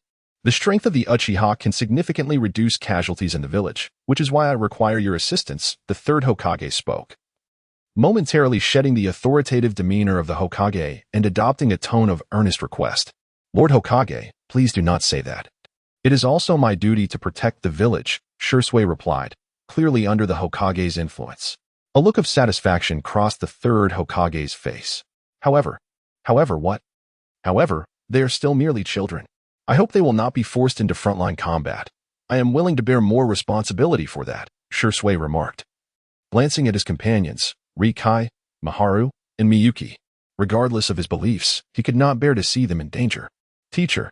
Rikai and Miyuki exclaimed, their faces alight with excitement. The third Hokage picked up his pipe, took a deep puff, and after a moment of contemplation, stated, since this is your request, I will consider it. For now, let them be temporarily assigned to the Umbu under your direct leadership. Thank you, Lord Hokage. There's no need for thanks, but your leave ends today. Here are several special missions that require the first team as completion. Take a look. The third Hokage slid several documents across the table. Shui approached to examine them, his expression growing somber. He glanced up at the third Hokage, who had already turned away. It seemed that there was no room for negotiation on this matter. I understand, Shui replied. Shui, you must comprehend my position. If you can accomplish these missions, it will grant the village a significant advantage and greatly reduce casualties. Surely, that is what you wish to see. Indeed. Shui turned his head and glanced at his three students. Let us depart. The four exited the Hokage office building, silently making their way towards the Uchiha clan's residential area under the fading glow of the setting sun. Shui-sensei, what exactly is the mission? Is it even more challenging than the reconnaissance task we undertook last time? Mikawa sauntered backward to the front of the group, feigning indifference. Shui halted. This time, it is an enemy annihilation mission, targeting the Umbu of the Cloud Village, he stated solemnly. What? The Umbu of the Cloud Village? Surely the third Hokage is not jesting. Mikawa exclaimed, springing up immediately. Both Miyuki and Ryuka displayed expressions of astonishment. They were well aware of the caliber of the Umbu. The ninjas among them were at least Chunin level and often possessed unique abilities. Furthermore, their commitment to protecting their village was far more intense than that of ordinary ninjas. Once combat ensued, it would be a fight to the death. How could the third Hokage entrust Shui with such a daunting task involving three mere children? This was not safeguarding the village. It was tantamount to a death sentence. This is the nature of war. If we fail to secure victory, many lives will be lost in the village, which is why the Hokage longs for peace, Shui sighed. Moreover, if we can execute this mission successfully, perhaps the Cloud Village will reconsider escalating the conflict. We could emerge as heroes of the war, which would also foster better relations between our Uchiha clan and the village. Noticing that his words had not swayed the trio, Shui added, rest assured, I will protect you, even at the cost of my own life. Meanwhile, Ryuka was enjoying an entire afternoon at the amusement park with Hinata. Little Hinata was overjoyed. However, the gazes of the other visitors were somewhat peculiar. It was indeed unusual for a child of the Uchiha clan to be seen playing with the heiress of the Hyuga clan. Were it not for the fact that they were still within the village of Konoha, some might have suspected that Ryuka had kidnapped little Hinata. As dusk fell, he escorted Hinata back to her home. Upon arriving at the doorstep, several members of the Hyuga clan rushed out. Young lady, are you unharmed? Where have you been? Why did you not inform us? Indeed, the clan leader reprimanded us. He is still furious. These two were originally tasked with protecting Hinata. Yet they had lost track of her. I went to the amusement park with brother Ryuka. Little Hinata replied softly, her head bowed. Despite being the princess of the main family, she spoke with great caution to those of lower status, which epitomized her character. The two guards finally noticed Ryuka. You, the brat from the Uchiha clan? Is it you who has taken the young lady away? Teach him a lesson. There are no good people in the Uchiha clan. They drew their weapons, disregarding Ryuka's words, and prepared to strike. Ryuka nearly burst into laughter from anger. Yet, he was not a pushover. He swiftly drew his ninja blade, ready to retaliate. Stop. A commanding voice resonated from the courtyard, followed by the emergence of Hyuga Hisashi. He gently ruffled Hinata's hair and admonished her. You mustn't sneak out alone anymore, do you understand? Your family worries for you. With her head bowed even lower, little Hinata fidgeted with her hands, uncertain of where to place them. Hisashi then turned his attention to Ryōsuke, saying, young one, it's you again. I haven't had the chance to express my gratitude for your assistance last time. Would you care to join us for a meal at our home? His demeanor was remarkably warm, leaving the two members of the Hyuga clan standing nearby in astonishment. Chief, he is from the Uchiha clan. Indeed, he is the one who absconded with the young lady today. Silence. Do you not recall who saved Hinata last time? It was this young lad. Today's events were also thanks to him. Otherwise, Hinata might not have returned safely. Do not shift the blame for your negligence onto others. Upon hearing this, the expressions of the two men shifted dramatically. Had they truly been reprimanded by the chief because of an outsider?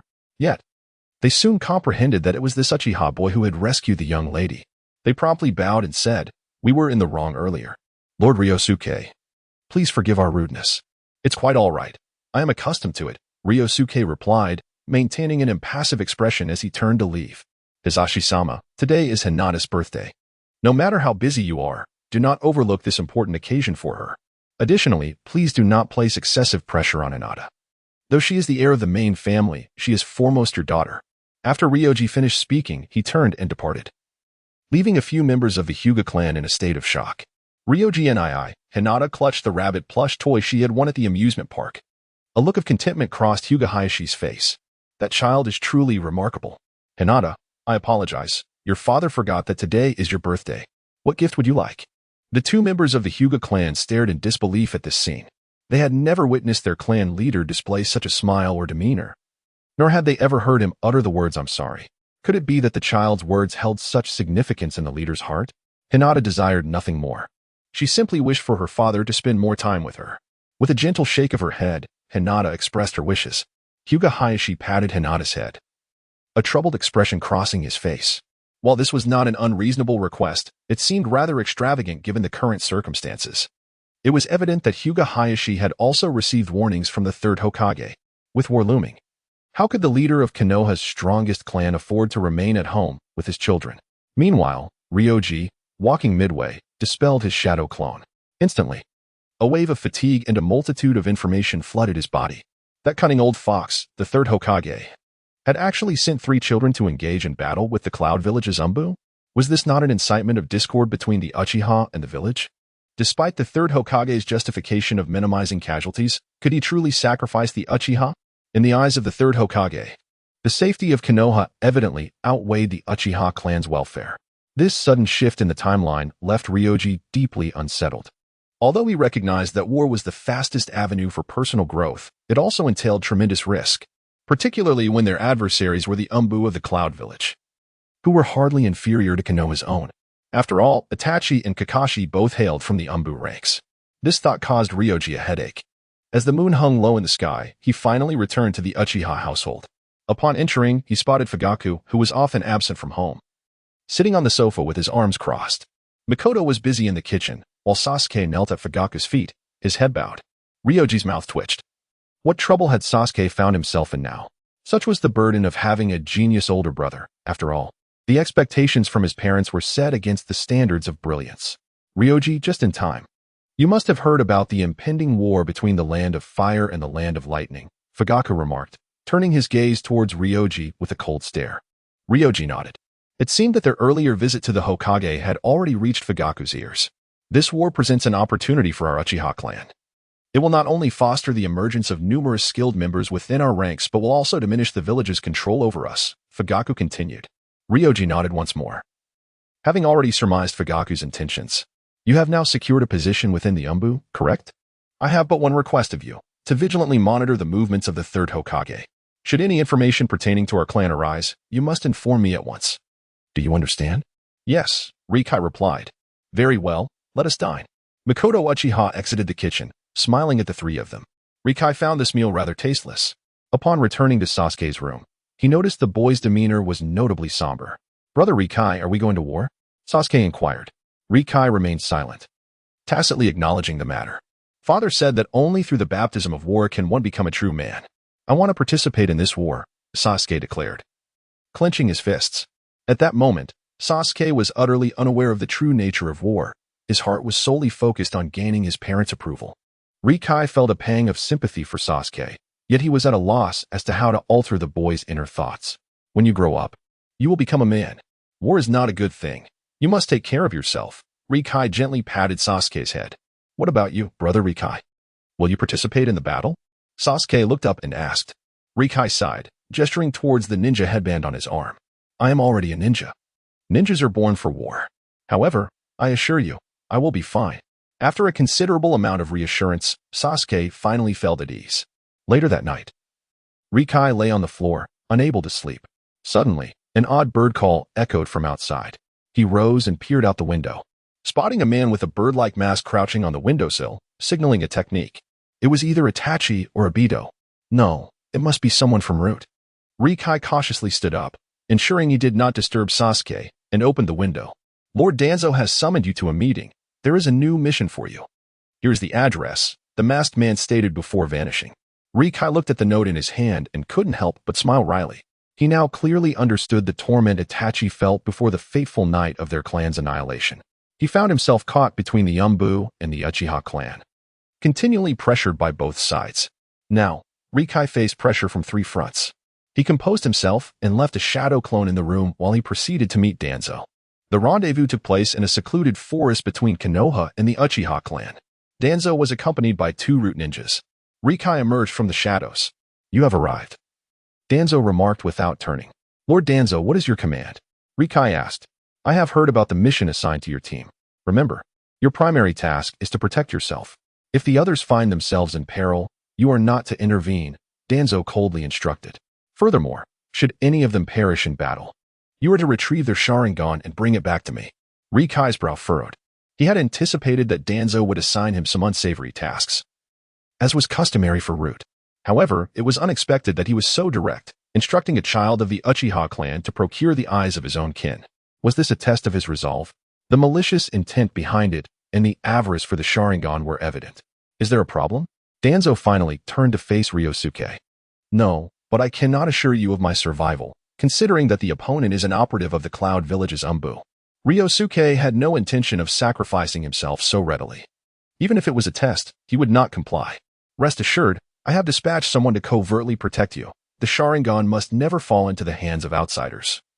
Danzo said with a sinister expression. Ryōsuke understood that no matter how he responded, it had become irrelevant, given Danzo's character. He would never relinquish the Sharingan unless Ryōsuke could eliminate him right now. This war presented the perfect opportunity for Danzo. Yes, Lord Danzo, I comprehend. However, what benefits can this bring me? Ryōsuke was unwilling to become merely a pawn, especially under such perilous circumstances. As for how events would ultimately unfold, he truly could not ascertain at this moment. After all, this was war, and he could not guarantee that Mikawa and Miyuki would remain unharmed. Even Shursui was not exempt from danger. Since the Cloud Village dared to wage war against Konoha, they would undoubtedly factor in the power of the Uchiha clan. Let us not forget that the second Hokage met his demise at the hands of the Cloud. Moreover, even if nothing happened to them, Danzo would likely stir up trouble. Danzo fixed his gaze on Ryōsuke, seemingly taken aback by his words.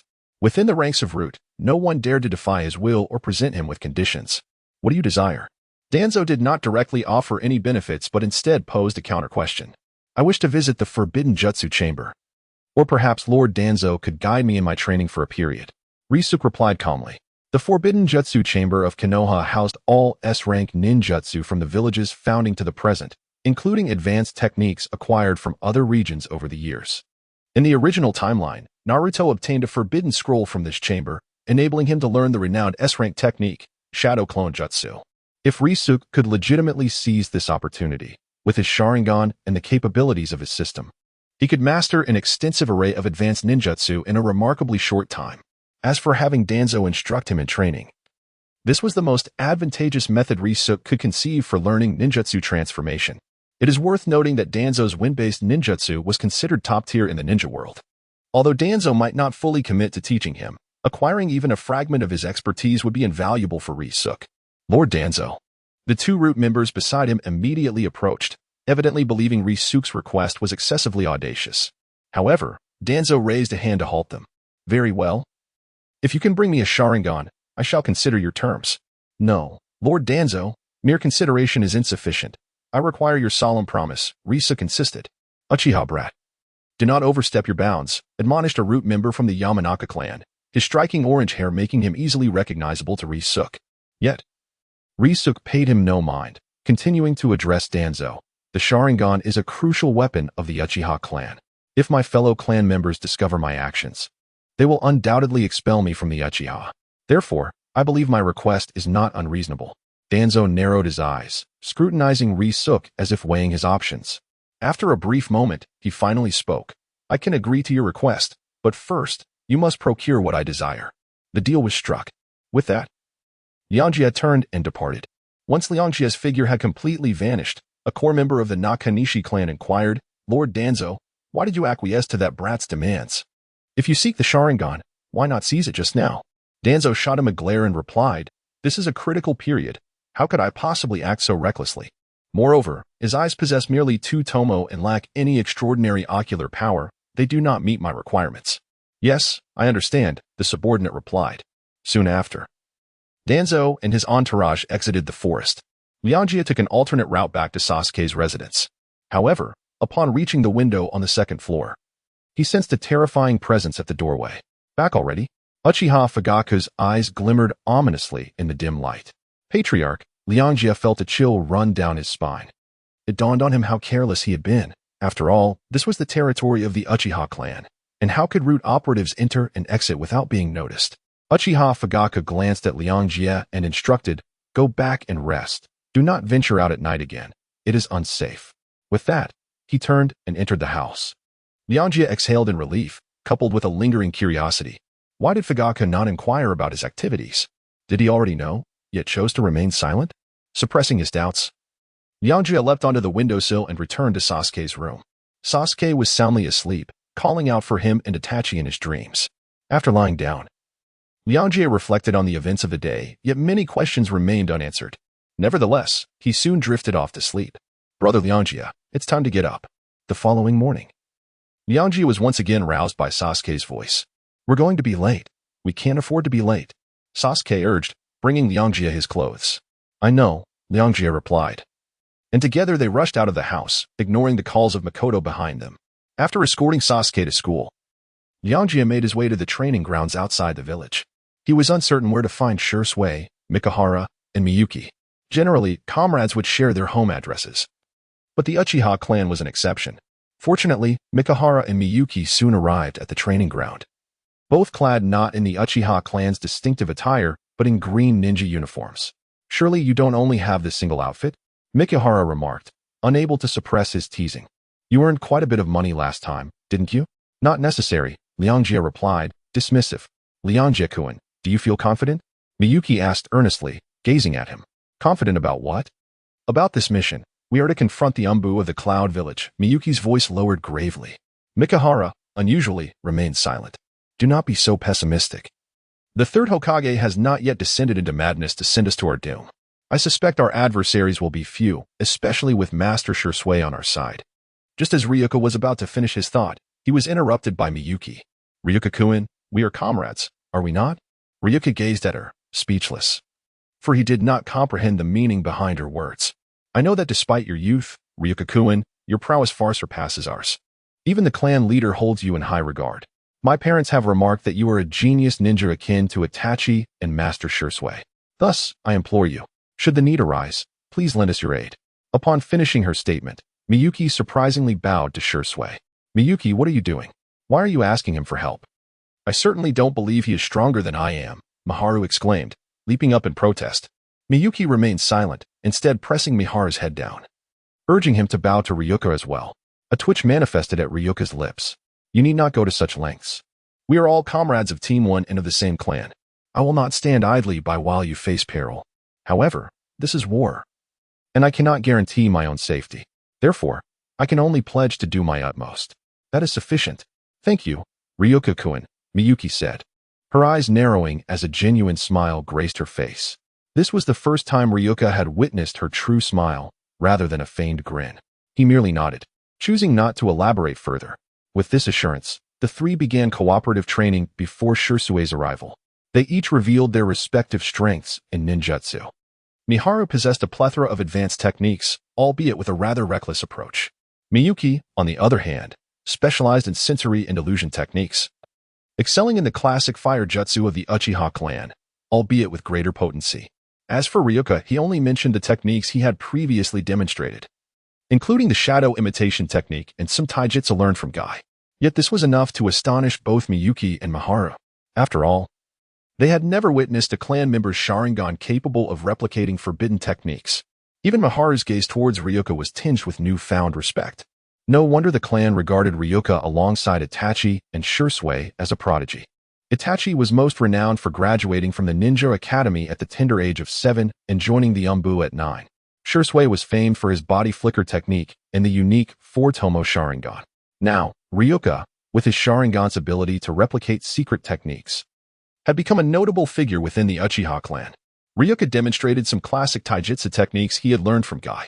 With the aid of the Sharingan, both Miharu and Miyuki managed to replicate them, although the effectiveness would ultimately depend on their individual physical capabilities and combat instincts. Thus, after training throughout the morning, Shursui finally arrived, albeit belatedly. Master Shursui, when shall we depart? Miharu was the first to inquire. Depart? Where to? Shursui appeared momentarily bewildered. Are we not to execute a special mission? Miyuki joined in with her question. About that. Our team is currently on standby. We must await intelligence from the Umbu regarding the Cloud Ninja before we can take action. Jishui gently touched his head and smiled, saying, So that's how it is. You scared me. I thought we were going to engage in battle with the Cloud Shinobi's Umbu today. Miharu plopped down onto the ground, while Miyuki also appeared relieved. In contrast, Ryōsuke maintained his composure. Although they were on standby, Jishui announced, to enhance your chances of survival against future adversaries, we will commence specialized training. After stating this, he created 2 shadow clones, which then positioned themselves opposite Miharu, Miyuki, and Ryōsuke. This training will be one-on-one. I will tailor my approach to your strengths and weaknesses, and I will not hold back. You must regard me as your enemy, Jishui declared earnestly. The 3 nodded in unison. Let us begin, he concluded.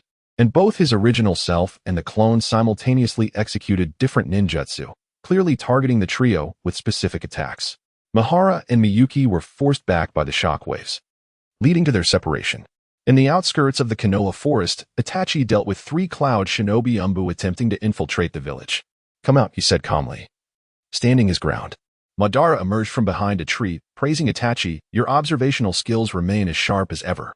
What brings you here this time?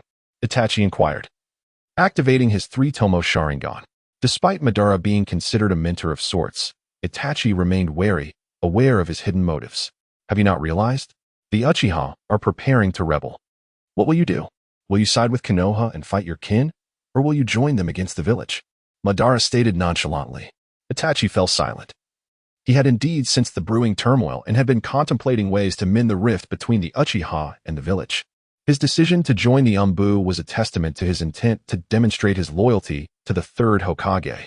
However, the sudden eruption of conflict had disrupted his plans. And with the Uchiha restlessly stirring, both Fugaku and the 3rd Hokage had sought him out recently for intelligence gathering, complicating his situation further. Itachi, you have a brother, do you not? Madara continued. A chilling aura emanated from Itachi. What do you intend? He demanded. Madara shrugged. If you wish to keep your brother from being embroiled in this war, the best course of action is for you to personally halt the conflict. I can assist you. Itachi turned his gaze towards the village. In the war? How does one do that? He pondered, feeling utterly lost. Moreover, he found Madara to be untrustworthy. What were his true intentions? What do you seek?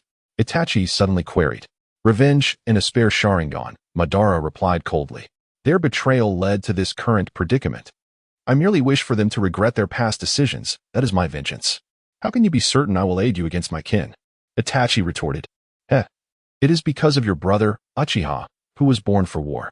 As long as they exist, conflict will never cease, and your brother will inevitably be drawn into it. What do you think? Madara continued to persuade. I need time to contemplate. Itachi furrowed his brow. I can wait, but the Uchiha cannot. The end of this war will mark the day of the Uchiha's rift with Konoha. After Madara spoke, his form transformed into a vortex and vanished. Space-time ninjutsu? I'm not yet confident in my ability to defeat him, Itachi murmured, staring at the spot where Madara had disappeared. At that moment, a distant whistle echoed. It was the sound of the Umbu gathering. Itachi glanced at the bodies of the Cloud Ninja on the ground and then departed from the scene. These were his achievements in battle, yet he had no intention of reporting them. Soon, Itachi received a notification and arrived at the Hokage's office. Itachi, well done.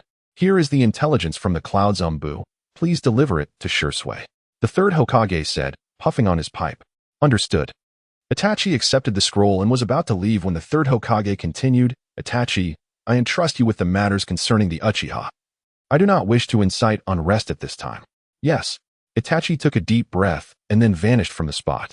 The third Hokage set down his pipe and moved to the window.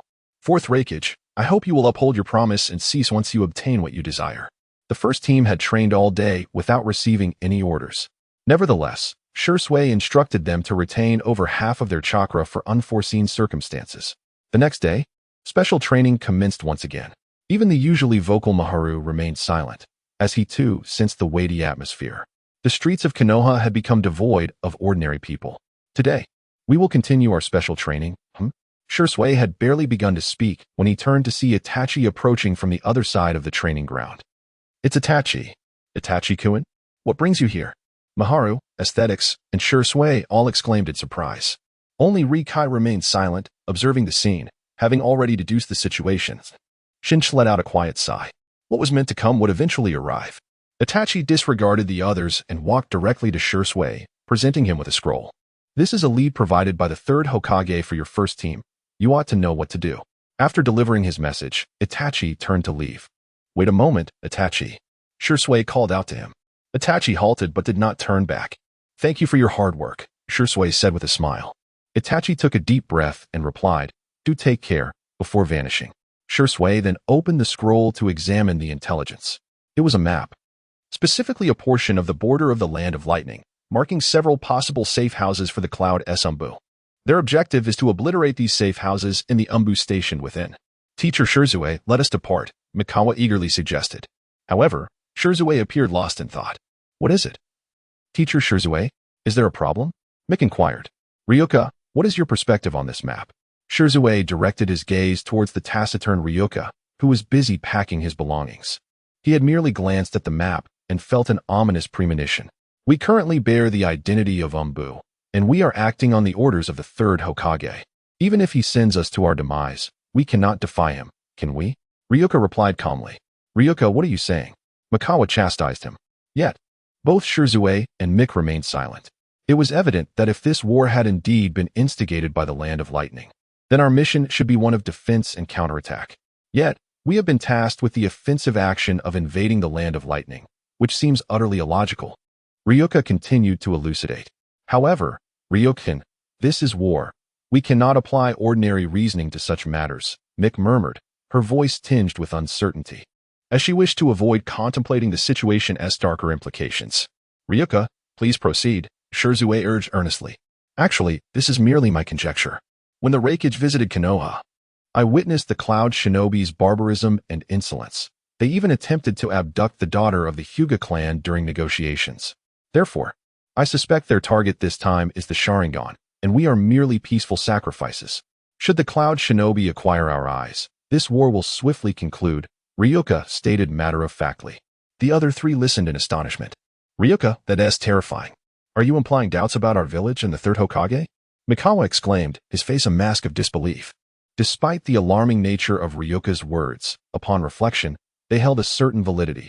The Cloud Shinobi were indeed capable of unspeakable acts. And Mick had heard whispers of the previous incident. What do you think, Teacher Ryōsuke? She asked. Let us set this aside. As ninjas of Konoha, our duty is to protect our village, even at the cost of our lives. Therefore, I shall pretend I did not hear your previous remarks, Ryōsuke said, a flicker of concern crossing his features before he turned away. Deep down, his convictions were beginning to waver. Yet he struggled to accept the notion that the Hokage would betray them.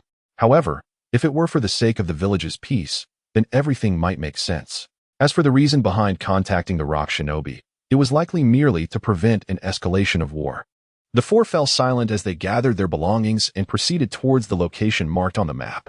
Ahead lay a probable trap, and as the lead instructor, Ryōsuke was guiding his students into a perilous snare.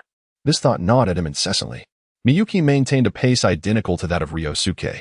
Ryōsuke-kun, how confident are you in your earlier conjecture? She inquired, a hint of concern lacing her voice. About 80%, I suppose. If the Hinata clan can be sacrificed for their unwavering loyalty to the village, one can only imagine the fate that awaits us Uchiha. Ryōsuke replied with a wry smile. Miyuki frowned. unable to contest Ryosuke's assertion. Their current journey was significantly longer than the last. In order to conserve their stamina, Shizuku and the others had been advancing at half speed. Thus it took them 3 days to finally reach the border of the Land of Fire. Just half a day more, and they would arrive at their initial destination. Shizuku unfurled a map, meticulously comparing it before addressing the three behind him. Ryosuke and the others remained silent, quietly consuming their provisions to replenish their energy. I know what you're all thinking. Therefore, you will stay here while I scout ahead alone. If any issues arise, you are to return to the village, understood? Shizuku laid out his plan. Beyond this point lay the territory of the Land of Thunder.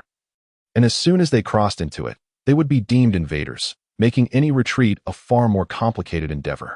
Shizuka-sensei, how can you venture forth alone? We Uchiha never abandon our comrades, Mahara stood up, proclaiming. Yet, Ryosuke and Miyuki remained silent. What is wrong with you two? Do you intend to be cowards? Mahara exclaimed, looking incredulously at them. Mahara-kun, Shizuka-sensei's strategy is the most prudent.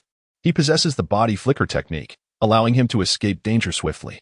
If we accompany him, we would only serve as a liability, Miyuki calmly articulated. Mahara was momentarily taken aback. Ryosuke, do you share this perspective? He asked. Ryosuke, managing a bittersweet smile, replied, Mahara. This is war, not a game. Our sole priority now is survival. Before Mahara could voice his objections, Shizuku interjected. Miyuki and Ryosuke are correct. You are my students, and I shall not place you in peril. So it is decided. If I do not return within 2 days, you are to head back to the village and consider the mission a failure. With that, Shizuka vanished from sight. Ryosuke and Miyuki leaped onto 2 adjacent trees, using the branches to obscure their silhouettes. Mahara, initially intent on disparaging them, reluctantly followed suit and climbed up a tree. 3 hours passed in the blink of an eye. The sun now perched directly overhead the forest. Even among the trees, the atmosphere felt stifling. As Ryosuke munched on his bento, he suddenly sensed movement behind him. Ryosuke-kun. It's me, came Miyuki's voice. Aren't you supposed to be on watch for the west? Ryosuke questioned, perplexed.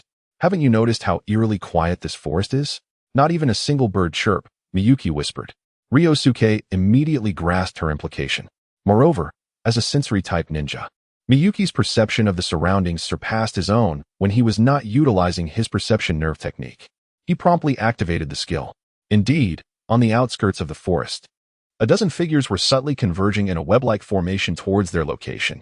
There are enemies. Ryoji immediately stood up. What? Are there truly enemies? Why was I not aware of them? Misaki exclaimed in surprise. It appears that these individuals have taken precautions specifically against the Sharingan. Had it not been for my other abilities, I would not have detected them either. Quickly, informed Mahara. Ryoji spoke swiftly. Misaki nodded, fully aware that Ryoji would not jest about such matters. A low whistle echoed through the woods.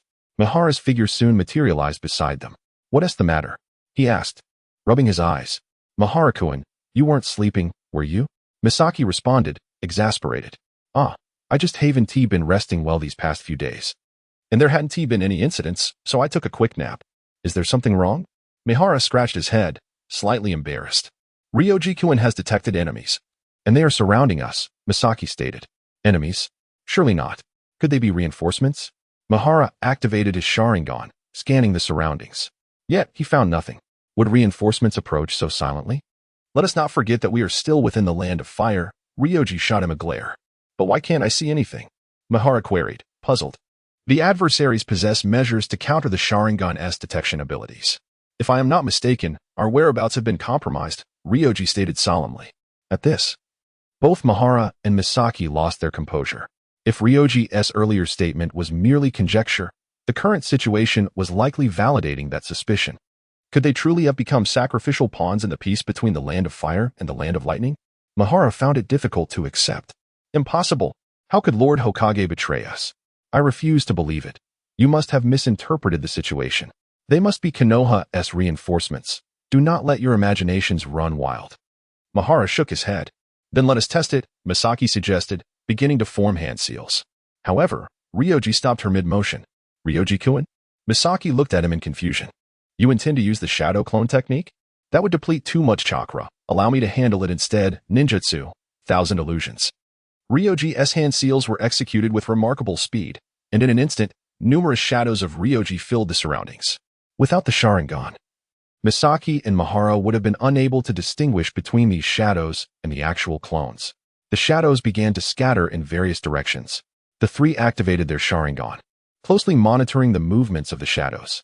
Yet, aside from Ryoji, the other two remained oblivious to the enemy's precise location. See, I told you Ryoji was mistaken. There are no enemies at all. Mahara laughed upon seeing that the shadows were not under attack. But soon, a distant explosion resonated, followed by bursts of lightning. That was the signature effect of the Cloud Ninja's lightning techniques. Mahara's smile immediately froze on his face. Discovered, it is but a mirage. They remain hidden in the woods. Quickly, find them. A voice filled with desperation echoed from a distance. Ryōsuke dispelled the ninjutsu. Mikawa's face turned pale. Has someone truly betrayed us? Are we merely sacrificial pawns of the village? Mikawa-kun, our sole objective now is to survive and escape this place. Do not dwell on such thoughts, Miyuki reminded him. Indeed, we must hold our ground here. As long as Sensei Shirzue returns, we shall be saved. Mikawa suddenly recalled something and spoke up. However, Ryōsuke shook his head. The enemy commenced their actions several hours after Sensei Shirzue departed, indicating they were well prepared. The worst-case scenario is that Sensei Shirzue may have been detained by the Cloud Ninja. Thus, we must rely solely on ourselves. The enemy comprises 12 individuals, all estimated to be of Chunin rank. They are likely from the Cloud Ninja's Umbu. Prepare for a breakout, Ryōsuke declared, retrieving his ninja tool pouch and handing several scrolls to Mikawa. What is this? These are shurikens and kunai. Are you not proficient in shadow shuriken techniques? You shall handle the suppression of the enemy, Ryōsuke said calmly. Thank you, Mikawa stammered awkwardly. Ryōsuke then handed a pouch of soldier pills to Miyuki. Miyuki, your ninjutsu consumes a significant amount of chakra. Take these. If you find yourself in danger, seek me out, and I shall protect you, he assured her. Thank you, Ryōsuke-kun. Without you, we would likely have already fallen into the hands of the Cloud Ninja. Miyuki responded with a smile as she accepted the pouch. No need for gratitude. I do not wish to perish here as another sacrifice. Now, let us engage in battle. It is time for the enemy to witness the might of the Uchiha. The three stood resolutely together. Meanwhile, Shirzue approached his target swiftly using the body flicker technique. What would typically take half a day was accomplished in just 3 hours. However, this came at the cost of depleting more than half of his chakra. A sense of unease lingered in his heart. Surely, they would be all right? Perhaps I am worrying too much. Even if something has occurred, with Ryōsuke present, it should be manageable. Shirzue reassured himself, activating his Sharingan to survey the interior structure of the safe house before him. To his astonishment, he discovered 10 Cloud Ninja gathered within, resting in a battle formation, as if they were aware of an impending arrival. Is it truly a trap? As this thought crossed his mind, he felt a twinge of retreat. He was confident in his ability to deal with the enemies present, but it would consume considerable time, which would be detrimental to the subsequent objectives. Therefore, he resolved to return and regroup with the first squad before scouting all target locations. Yet, just as he turned, he found 10 ninjas standing behind him. Since you have come, perhaps you might as well stay a while? Even when surrounded by 10 ninjas, Uchiha Ryōsuke exhibited not the slightest hint of panic. It appears you have long anticipated my arrival, he remarked as he drew his kunai, readying himself for battle. Haha. How does it feel to be betrayed by your own? The leading ninja gestured, and the other 9 swiftly closed in. They were elite Cloud Ninjas. Yet in the face of Shunshin Shirzue, they resorted to the most unscrupulous tactic of overwhelming him. Since you are aware of my identity, do you truly believe this will suffice to detain me? Shirzue declared, his eyes transforming into the 4-pointed Sharingan. Do not gaze into his eyes. Employ the tactics we previously prepared, the leader shouted, as a wall of earth rose around him, trapping Shirzue within. Subsequently, several earthen puppets emerged from the wall, advancing towards Shirzue at a leisurely pace. This speed posed no threat to him, and he effortlessly dispatched the 2 puppets closest to him. However, he soon recognized something amiss. Although these puppets possessed little power, they bore an exceedingly vexing ability. Upon contact, they could absorb the enemy's chakra. Moreover, the ground itself had acquired this property, indicating that these Cloud Ninjas did not wish to engage Shirzue in close combat, but rather aimed to exhaust him. While Shirzue's prowess could be deemed almost invincible, he too had vulnerabilities, notably his chakra reserves. The enemies had discerned this and launched targeted attacks. He found it hard to believe that they could acquire such intelligence without an insider's betrayal. At that moment, he recalled Ryōsuke's words. Konoha intended to barter their Sharingan for peace with the Cloud. Even if Shisui managed to escape, he would likely be branded an invader and handed over to the Cloud ninjas for judgment. This realization filled him with profound disappointment. He would gladly sacrifice his life to protect Konoha. Yet this kind of sacrifice left him disheartened. As several earthen puppets closed in, Shisui remained unmoved, allowing himself to be enveloped by them as they steadily drained his chakra. Why has he ceased to move? Could he be using a clone? Fool! Any clone would have dissipated from this much chakra absorption. He must know escape is futile. Such as the Uchiha, nothing more. Regardless, our mission has been successfully accomplished here, far more easily than anticipated. I wonder how things fare on the other side. The Cloud ninjas withdrew the earth wall, discussing the battle as they approached the encircled Shisui.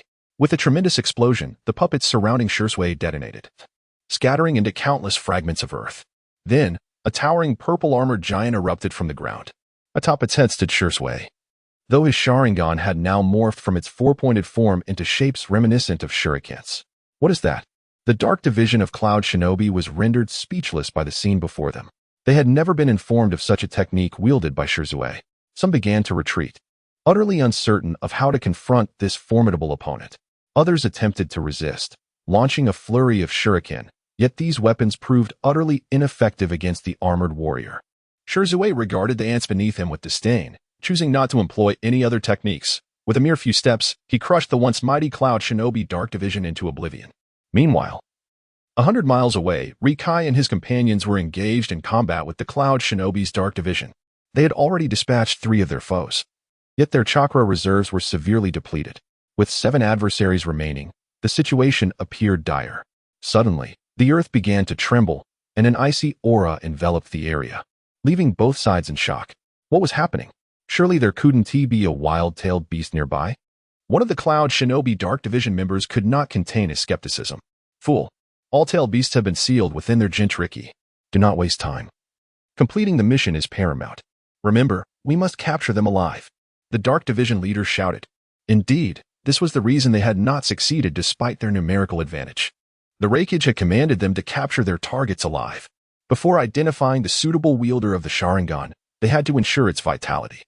Rikai and his companions exchanged glances, simultaneously activating their Sharingan to gaze into the distance. However, their range was limited, only under Rikai's enhanced perception. Bolstered by the Sharingan, could he barely discern a purple shadow. What was that? Rikai gasped. It seemed to be where Shisui had gone. Had he encountered the Reikage himself? Yet, even so, Shisui should be able to escape if he wished. Rikai-kun, what should we do now? Miyuki's voice interrupted his thoughts. Cover for me. I will deal with them, Rikai declared, initially intending to conceal his true strength. However, given the circumstances, he could no longer afford to do so. If that terrifying figure from afar joined the fray, their chances of survival would vanish. Mikawa and Miyuki exchanged a knowing glance and nodded in unison. They consumed a soldier pill, igniting their chakra. Multiple shadow clones. Fire style, fire dragon bomb. The duo unleashed their jutsu with reckless abandon, causing considerable disruption to the Cloud Shinobi Dark Division. Yet, that was merely a temporary setback. They only took a few steps back to evade the onslaught, clearly recognizing that these 3 Uchiha youths had reached their limit. Then, they heard the youngest Uchiha shout, 8 gates release, open. Rikai finally unleashed his most powerful technique. The 8 gates, having only opened the 5th gate. But this was merely the beginning. Lightning release, rampage. Beneath the cerulean mist, arcs of electricity enveloped Ryosuke's body. Mahara and Miyuki stood in a daze, having heard of the 8 gates of Duinjia, the most formidable body technique of the Hidden Leaf. Yet, they had never encountered anyone besides Guy who could wield such a technique, especially not an 8-year-old Uchiha like Ryosuke. As if that were not astonishing enough, he simultaneously employed ninjutsu. A crackling flash of lightning pierced the air. The first Umbu from the cloud fell to his knees, a mere shadow of azure lingering behind him. Quick! The Umbu captain's command was cut short as his head flew from his shoulders. The remaining cloud Umbu stood in shock. What was happening? Was this Uchiha child a demon? Mahara and Miyuki gaped at the unfolding spectacle. Even with their Sharingan activated, they could not track Ryosuke's movements. He had transformed into a bolt of azure lightning, and with each pause, another Cloud Shinobi fell. Beep! Congratulations to the host for eliminating an enemy, subsequently acquiring a ninjutsu. Congratulations to the host for obtaining the ninjutsu, lightning release, lightning blade. Beep. Congratulations to the host for eliminating an enemy, subsequently acquiring. Beep. Congratulations to the host for eliminating. Beep. The system's notifications rang incessantly, yet Ryōsuke was oblivious to it all. His stamina and chakra were rapidly depleting, and he could only grit his teeth to endure. Finally, upon vanquishing his sixth foe, he lost his footing and plummeted from the air. Fortunately, the last remaining Cloud Shinobi, terrified, fled before witnessing Ryōsuke's embarrassing fall. Mahara and Miyuki gasped, rushing to support Ryōsuke as he collapsed. Hey, are you all right? You mustn't die on us. I would feel utterly guilty. Also, thank you for everything, Mihara said with a complex expression. Mahara-kun, what are you saying? We should check on Ryōsuke-kun's injuries first, Miyuki replied anxiously. Helplessly, neither of them possessed any medical ninjutsu, leaving them staring at the unconscious Ryōsuke. At that moment, his cheeks were sunken, and his skin lacked luster, resembling an elderly man nearing the end of his life. Will Ryōsuke-kun die? What should we do now? I should have learned some medical ninjutsu, Miyuki lamented, pounding the ground in despair. Don't say such things. He will be fine. He looks more like he is starving. That last technique must have taken a toll on his energy. Why not try feeding him a soldier pill? Mahara suggested calmly. Right? How did I not think of that? Miyuki inhaled deeply, retrieving a soldier pill from her bag, ready to place it into Ryōsuke's mouth. Wait. You'll harm him. Soldier pills have significant side effects. Mahara quickly intervened. I forgot. It's my fault Ryōsuke-kun is in this state. If I hadn't asked him to help, he wouldn't have ended up like this. Miyuki, filled with self-reproach, spoke softly as she placed a military ration pill into Ryōsuke's mouth. He was unable to swallow it this way. She needed to give him some water. Do you have any water? Mahara continued. Yes, Miyuki replied, producing a bottle, yet she could not coax Ryōsuke to drink. Why not try using your mouth? Mahara suggested with a glance at Miyuki. In response, she swiftly struck Mahara, sending him reeling. Why did you hit me? I'm only trying to save him. If you're unwilling, let me do it, he protested, covering his face as he returned. Miyuki's expression shifted several times before she ultimately decided to prevent Mahara from proceeding. Let me handle this, she declared, summoning her courage. She took a sip of water and lowered herself, ready to feed it to Ryōsuke. However, before she could reach him, Ryōsuke suddenly coughed, abruptly raising his head and colliding with Miyuki's forehead, causing her to tumble to the ground and swallow the water. What are you doing? Where's the enemy? Ryōsuke gasped, feeling as if a great weight pressed upon him, making even speech a laborious task. This was the aftermath of excessive physical and chakra depletion, not an injury, rendering rapid regeneration ineffective. Ryōsuke, you couldn't have woken at a more inopportune time. Otherwise, you would have been enjoying some peace, Mahara commented. What peace? Ryōsuke replied, bewildered. Before Mahara could elaborate, Miyuki delivered a swift kick, sending him flying. Ignore his nonsense. There's only one enemy left, but he managed to escape. Are you all right, Ryōsuke? Miyuki stated earnestly, as if nothing had transpired moments before. I've exhausted too much stamina and chakra. However, this place is perilous. We must leave a signal for Teacher Shirzue and depart swiftly, Ryōsuke urged, recalling the purple shadow. Immediately, Mahara and Miyuki, recognizing Ryōsuke's grave demeanor, nodded in agreement. They marked a tree with a unique symbol of the Uchiha clan before assisting Ryōsuke in leaving the woods. As night fell, the trio huddled together in a freshly dug cave, warming themselves by the fire. Given the enemy's significant losses, they likely won't trouble us again, right? Mihara asked, standing guard at the cave's entrance while glancing back. It's hard to say. They're cloud ninjas, and their greed for the Sharingan could drive them to do anything, Ryōsuke replied, feeling somewhat drained despite having consumed a substantial meal and 5 military ration pills. It seemed he would need to intensify his training. Otherwise, the 8 gates technique would become merely theoretical. At that moment, a shadow appeared at the cave entrance. Who is it? Mahara stood up, brandishing a kunai. It's me, emerged Uchiha Shirzue, appearing at the cave's mouth. He looked haggard, his eyes weary, devoid of his usual relaxed demeanor. Teacher Shirzue, what happened? Mahara quickly helped him into the cave. It's nothing, just a substantial chakra depletion. As long as you're all fine. Shirzue leaned against the wall, casting a glance at the three before revealing a familiar smile. Teacher Shirzue, Miyuki said, we encountered the Umbu of the Cloud Village, and it was Ryōsuke-kun who saved us. Is that so? Shirzue lamented, closing his eyes in despair. It seems we have indeed been betrayed by the village. On the way here, he had held on to a flicker of hope, believing that the third Hokage acted out of necessity, that all of this was for the sake of the village. Moreover, if it truly meant sacrificing only himself, he would harbor no resentment. But now, upon hearing Miyuki's words, Shisui understood. The Cloud Village sought not only his eyes, but also intended to harm the three children. Silence enveloped the cave, punctuated only by the crackling of the flames.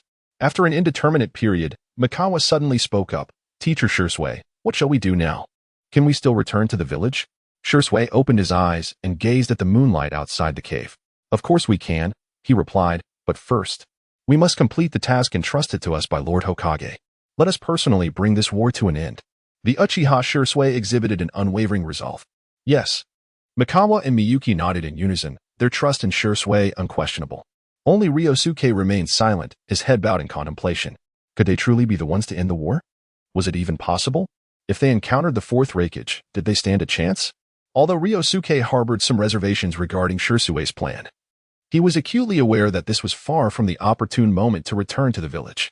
At such a time, the belligerent Uchiha clan would seize the opportunity to challenge the village, potentially plunging Konohagakure into an unprecedented internal strife. Alternatively, the village might scapegoat them for the ongoing conflict, even offering them to the Cloud Shinobi in exchange for peace, despite this mission being personally assigned by the third Hokage. After resting for a night in the cave, they meticulously devised a detailed operational plan for the ensuing days. At dawn the following morning, they set forth. Although they still possessed the map from the Konoha Anbu, it had now merely become a reference point. The swiftest among them, Shisui and Ryōsuke, were tasked with reconnaissance of the target locations, while Mikawa and Mitsuki were assigned to monitor enemy movements. For a typical squad of merely 4 individuals, accomplishing such an extensive and intricate operational plan would have been utterly impossible. However, for the Uchiha clan, endowed with the Sharingan, it posed little challenge. Their primary concern lay in the possibility that the enemy might already be aware of their movements and had made corresponding preparations. There were 12 target locations in total. Shisui was responsible for 8, the farthest ones, while Ryōsuke managed the 4 that were closer, a concession he had secured due to his insistence. As his stamina and chakra had not fully recovered, Shisui had no choice but to acquiesce, having recognized that Ryōsuke's proficiency with the Sharingan surpassed that of Mikawa and Mitsuki, and his self-preservation skills were notably superior. Once they parted ways, Ryōsuke proceeded toward the first target location, despite his chakra still being insufficiently restored. He had a sufficient supply of soldier pills. Although these had considerable side effects, they could prove life-saving in critical moments. Following the events of the previous day, Ryōsuke had become considerably more cautious. He activated his Sharingan throughout his journey, employing his sensory skills at regular intervals. While the Cloud Shinobi possessed countermeasures against the Sharingan, they were unaware of the unexpected variable that was Ryōsuke. Before long, Ryōsuke arrived at the first target location, which aligned closely with Shisui's description. Inside the safe house, for shadow clones served as decoys, while the actual Cloud Anbu ninjas lay in ambush within a nearby pit. Ryōsuke's primary objective was merely to mark the number of enemies present. However, he was unwilling to relinquish this opportunity that was so tantalizingly close. Shadow Clone Technique. Ryōsuke created a shadow clone, instructing it to approach the safe house as if oblivious to the concealed Cloud ninjas. The 4 Cloud Anbu indeed fell for the ruse. Upon seeing Ryōsuke, merely a child, they ceased their concealment and swiftly surrounded him. Uchiha brat, it seems you have not learned your lesson, daring to walk into our trap. One of them exclaimed. Capture him, and we shall secure our first achievement. With that, one of the ninjas formed hand seals, and suddenly, a mound of sand erupted from the ground, ensnaring Ryōsuke's shadow clone. Ryōsuke promptly dispelled his shadow clones. Was it a ninjutsu akin to Gaara-S? No. The technique employed by that individual was likely a variant of Earth Release. Ding, special ninjutsu detected. Magnetic Release Magnetic Coffin, now recorded. To his astonishment, it was indeed a bloodline limit technique of magnetic release. However, although the system had cataloged this ninjutsu, he had yet to fully master even the chakra attributes, let alone the bloodline limit itself. Unless he could vanquish that magnetic release ninja and fortuitously seize their bloodline limit. With this thought, Ryōsuke felt a surge of excitement. He resolved to invest all his experience in enhancing his chakra limit. Ding! Host chakra limit increased, currently at 7,111,000. Ding. Host triggered a time-limited mission. Eliminate 3 enemies within 2 hours. Mission reward: 1,000 experience points, 1 skill selection card. A skill selection card? The sudden appearance of the system mission momentarily stunned Ryōsuke. It was the first time he encountered a system mission offering rewards beyond experience points. Could this skill selection card allow him to choose any technique for dispatching his foes? Truly, fortune favors me. System, you are remarkable. Ryōsuke became even more exhilarated. Shadow Clone Jutsu. He willingly expended a substantial amount of chakra to perform the technique. Though shadow clones would divide the host's chakra, their autonomy was unparalleled. As long as there was sufficient chakra, they could utilize all the jutsu the host had mastered. This was, in fact, the true reason for Ryōsuke's desire to elevate his chakra limit. He summoned 10 shadow clones and launched the initial wave of attack. 2 of the clones unleashed lightning release, Rampage, transforming into a streak of azure light as they surged towards the enemy. The 4 Cloud Ninja were still deliberating how to celebrate their capture, entirely oblivious to the fact that their quarry had already vanished. An enemy approached. One of the Cloud Ninja, a sensory type, quickly detected the rapidly advancing shadow clones. What is going on? Weren't we just holding this brat? Damn. It's a shadow clone. We've been deceived. Quickly, apprehend him. Let me handle this. The magnetic release ninja clasped his hands together and shouted, plunging his hands into the ground. Magnetic release, magnetic empowerment. All right, you all attack with shurikens. They will surely hit him. The other 3 Cloud Ninja nodded and promptly hurled their shurikens. Although their throws lacked precision, the shurikens seemed to possess a mind of their own, veering midair and soaring toward Ryōsuke's shadow clones. At that moment, the autonomy of the shadow clones became evident. They possessed the same knowledge and cognitive abilities as the host. Thus, they comprehended the ability of the magnetic release ninja. Consequently, 2 of the clones activated the first gate of the 8 gates, enveloped in a layer of azure light in addition to the arcs of electricity. Their speed more than doubled. The shurikens could not keep pace with their velocity. What is happening? Their speed. Before the 2 Cloud Shinobi could react, they were pierced through by a cyan electric arc, collapsing while clutching their necks. Ding, congratulations to the host for eliminating an enemy, randomly acquiring a ninjutsu. Ding. Congratulations to the host for obtaining lightning release, penetrating style. Upon hearing the system notification, Ryōsuke furrowed his brow. Having clearly dispatched 2 adversaries, why was there only a single notification? Could it be? He immediately employed his sensory technique and discovered that the magnetic release ninja, initially targeted, had reappeared elsewhere. The one pierced by Ryōsuke's shadow clone was merely a projection. Quite intriguing, but this is merely the beginning. His 2 shadow clones dissipated due to the exhaustion of chakra and stamina. Ryōsuke dispatched 2 shadow clones once more, this time targeting 2 Cloud Ninjas distinct from the magnetic release ninja. However, they had already taken precautions, swiftly encircling themselves with earthen walls. Yet, Ryōsuke's shadow clones had mastered a formidable assault technique, the lightning release, piercing style. The earthen walls crumbled effortlessly before them. One of the ninjas, astonished, exclaimed, "How do you know our Cloud Ninja techniques?" Without engaging in further conversation, Ryōsuke's shadow clone pierced through his chest. Meanwhile, another shadow clone fell to the hands of a Nin. Turning around, he witnessed his comrade's demise. "You little Uchiha brat, how dare you slay my companion? You shall perish." The adversary was enveloped in arcs of electricity, reminiscent of the Raikage's lightning armor. Ding! System detected the ninjutsu lightning release. Lightning armor, recording increment by 1. System prompt. Accumulating 5 instances of A rank or higher ninjutsu will allow automatic learning. Such a function exists? Ryōsuke couldn't help but feel elated. However, the threshold for A rank ninjutsu was exceedingly high. He mentally scoffed before refocusing on the battlefield. Although the lightning release, piercing style wielded formidable penetration capabilities, it proved insufficient against the lightning armor. Soon, that shadow clone was vanquished as well. Faced with a magnetic release ninja and a practitioner of taijutsu, Ryōsuke contemplated the challenge with a rueful smile. Yet, surrendering was out of the question. A skill selection card awaited him. He merely needed to defeat one more foe. With that thought, Ryōsuke emerged from his concealed position behind a boulder. The magnetic release ninja and the taijutsu ninja immediately turned their attention towards him. Another shadow clone? The Uchiha clan is truly troublesome, one remarked. I wonder, but shadow clones share the chakra of the original. This child is not yet 10, his chakra must be limited. After exchanging remarks, They approached him together, halting 10 meters away. Hey, Uchiha brat, how about we negotiate? If you surrender or hand over your Sharingan, we will release your companion. What do you say? The magnetic release ninja initiated the proposition. My companion? Ryōsuke paused, realization dawning upon him. Had they captured Mikawa and Miyuki? Or perhaps teacher Shursui? No, that can't be. Shursui is far too formidable to be captured by them. Mikawa and Miyuki are several dozen miles away. Could their whereabouts have been compromised? No, they are trying to deceive me. Ryōsuke suddenly snapped to attention. Just then, the taijutsu ninja lunged at him with a menacing grin. Kid, die. He raised his hands above his head, arcs of electricity crackling around him. Leaping towards Ryōsuke with deadly intent. Sound shift. Rather than retreating, Ryōsuke advanced, blue arcs of electricity enveloping him as he vanished from sight. The taijutsu ninja missed his target and turned to find Ryōsuke had reappeared behind the magnetic release ninja.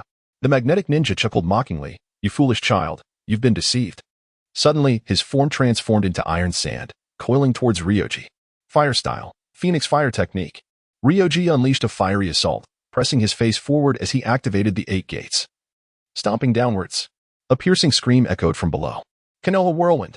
Ryoji executed a flying kick, forcefully driving the magnetic ninja's head back into the earth. Beep. Congratulations to the host for eliminating an enemy and subsequently acquiring a ninjutsu. Congratulations to the host for obtaining ninjutsu. Earth style, shadow clone. Upon hearing the system's notification, Ryoji felt a tinge of disappointment. Indeed, bloodline limits were not easily obtained. Beep. Congratulations to the host for completing a time-limited task, earning 1,000 experience points and a skill selection card. A smile graced Ryoji's face as he promptly used the skill selection card. A list of skills appeared in his mind, showcasing the techniques utilized by the 3 cloud ninjas he had just encountered, an extensive array of dozens. Without hesitation, Ryoji chose the magnetic style. How could he pass up the opportunity for a bloodline limit, while other ninjutsu could be learned? Upon making his choice, a torrent of techniques flooded his mind, all developed by the magnetic ninja. You scoundrel, you've slain my comrade. I will have vengeance. The taijutsu ninja, witnessing the death of his ally, erupted in fury. Arcane electricity crackled around him, intensifying, and his eyes glowed crimson. Yet, rather than fear, Ryoji appeared eager for the challenge. Perfect. I shall test my newly acquired bloodline limit on you. Magnetic style, detonation. Ryoji reached into the air, and the taijutsu ninja found himself suspended mid-air. What have you done to me, you bastard? The cloud ninja flailed helplessly, his limbs unable to find purchase. This sensation was reminiscent of Magneto's powers. The magnetic style proved formidable. The previous move was not a technique of the magnetic ninja, but rather Ryoji's own innovative application of the magnetic attribute, fueled by his imagination. The name was a mere whim, based on the principle of controlling the magnetic materials within the human body. Initially a mere experiment, the results exceeded expectations. Perhaps this technique had a particular advantage against lightning-based ninjas? Regardless, Ryoji reveled in his newfound prowess. Lightning style, funeral. At Ryoji's command, the ground trembled, and countless iron ores erupted from below, enveloping the airborne cloud ninja in a growing sphere. This technique is impressive, albeit a bit taxing on chakra. As he finished speaking, Ryoji, pallid and exhausted, collapsed to the ground. This technique required him to infuse his chakra into all the iron ore beneath the surface to wield control over them. While the technique boasted great power, its chakra consumption was equally staggering. Given Rikai's current circumstances, even in peak condition, he cannot sustain it for long. It appears that chakra is his Achilles heel. Congratulations, host, for defeating an enemy and randomly acquiring a ninjutsu. Congratulations, host, for obtaining ninjutsu, lightning release, lightning armor. Seated on the ground, Rikai was suddenly filled with joy. He never anticipated that he would so effortlessly acquire the classic ninjutsu of the 4th Reikage. What could be the connection between him and the Reikage? Could they possibly be relatives? A sudden thought crossed Rikai's mind, sending a chill down his spine. If that were the case, he would have certainly made a formidable enemy of the Reikage. However, upon further reflection, Rikai soon found solace. With the masks already torn apart, what was there to be concerned about? After dispatching the last of the cloud ninjas on Buu, Rikai took a moment to rest while beginning to familiarize himself with the newly acquired ninjutsu. Lightning release, lightning armor was undoubtedly a powerful defensive technique, far superior in enhancing the body compared to lightning release, rampage, yet it also demanded an astonishing amount of chakra. Thus, for the time being, Rikai could only utilize lightning release, rampage as a buff skill. Among his acquisitions, he was most pleased with the magnetic release, a bloodline limit ninjutsu. Upon inspecting the techniques mastered by the magnetic release ninja, Rikai surmised that the reason for his inadequacy likely stemmed from a lack of imagination. The jutsu he developed were primarily clones and binding techniques. It seems that, regardless of the setting, one's potential is invariably constrained by the limits of their imagination. Now that this bloodline limit was in Rikai's hands, he could unleash techniques rivaling the prowess of Magneto. However, he still needed to form hand seals, unlike Magneto, who could manipulate with ease. After resting for over an hour and consuming 2 bento boxes along with a soldier pill, Rikai set off again, brimming with confidence and enthusiasm for the impending tasks, or rather, battles. An hour later, he arrived at the second target location.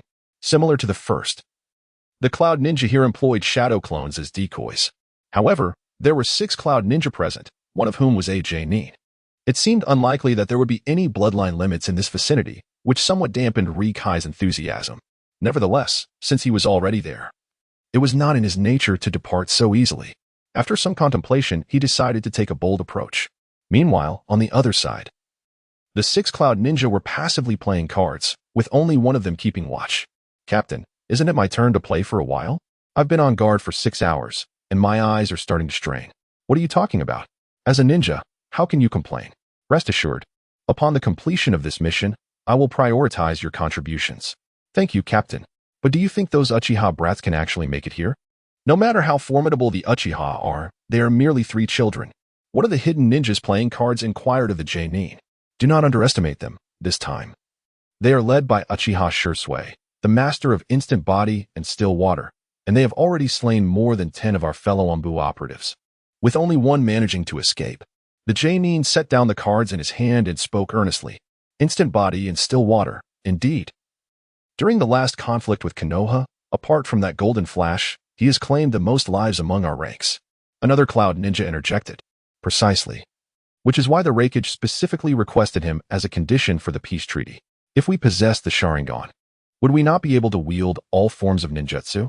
Indeed, isn't it true that Hatake Kakashi from Konoha owes his current fame to a single Sharingan?"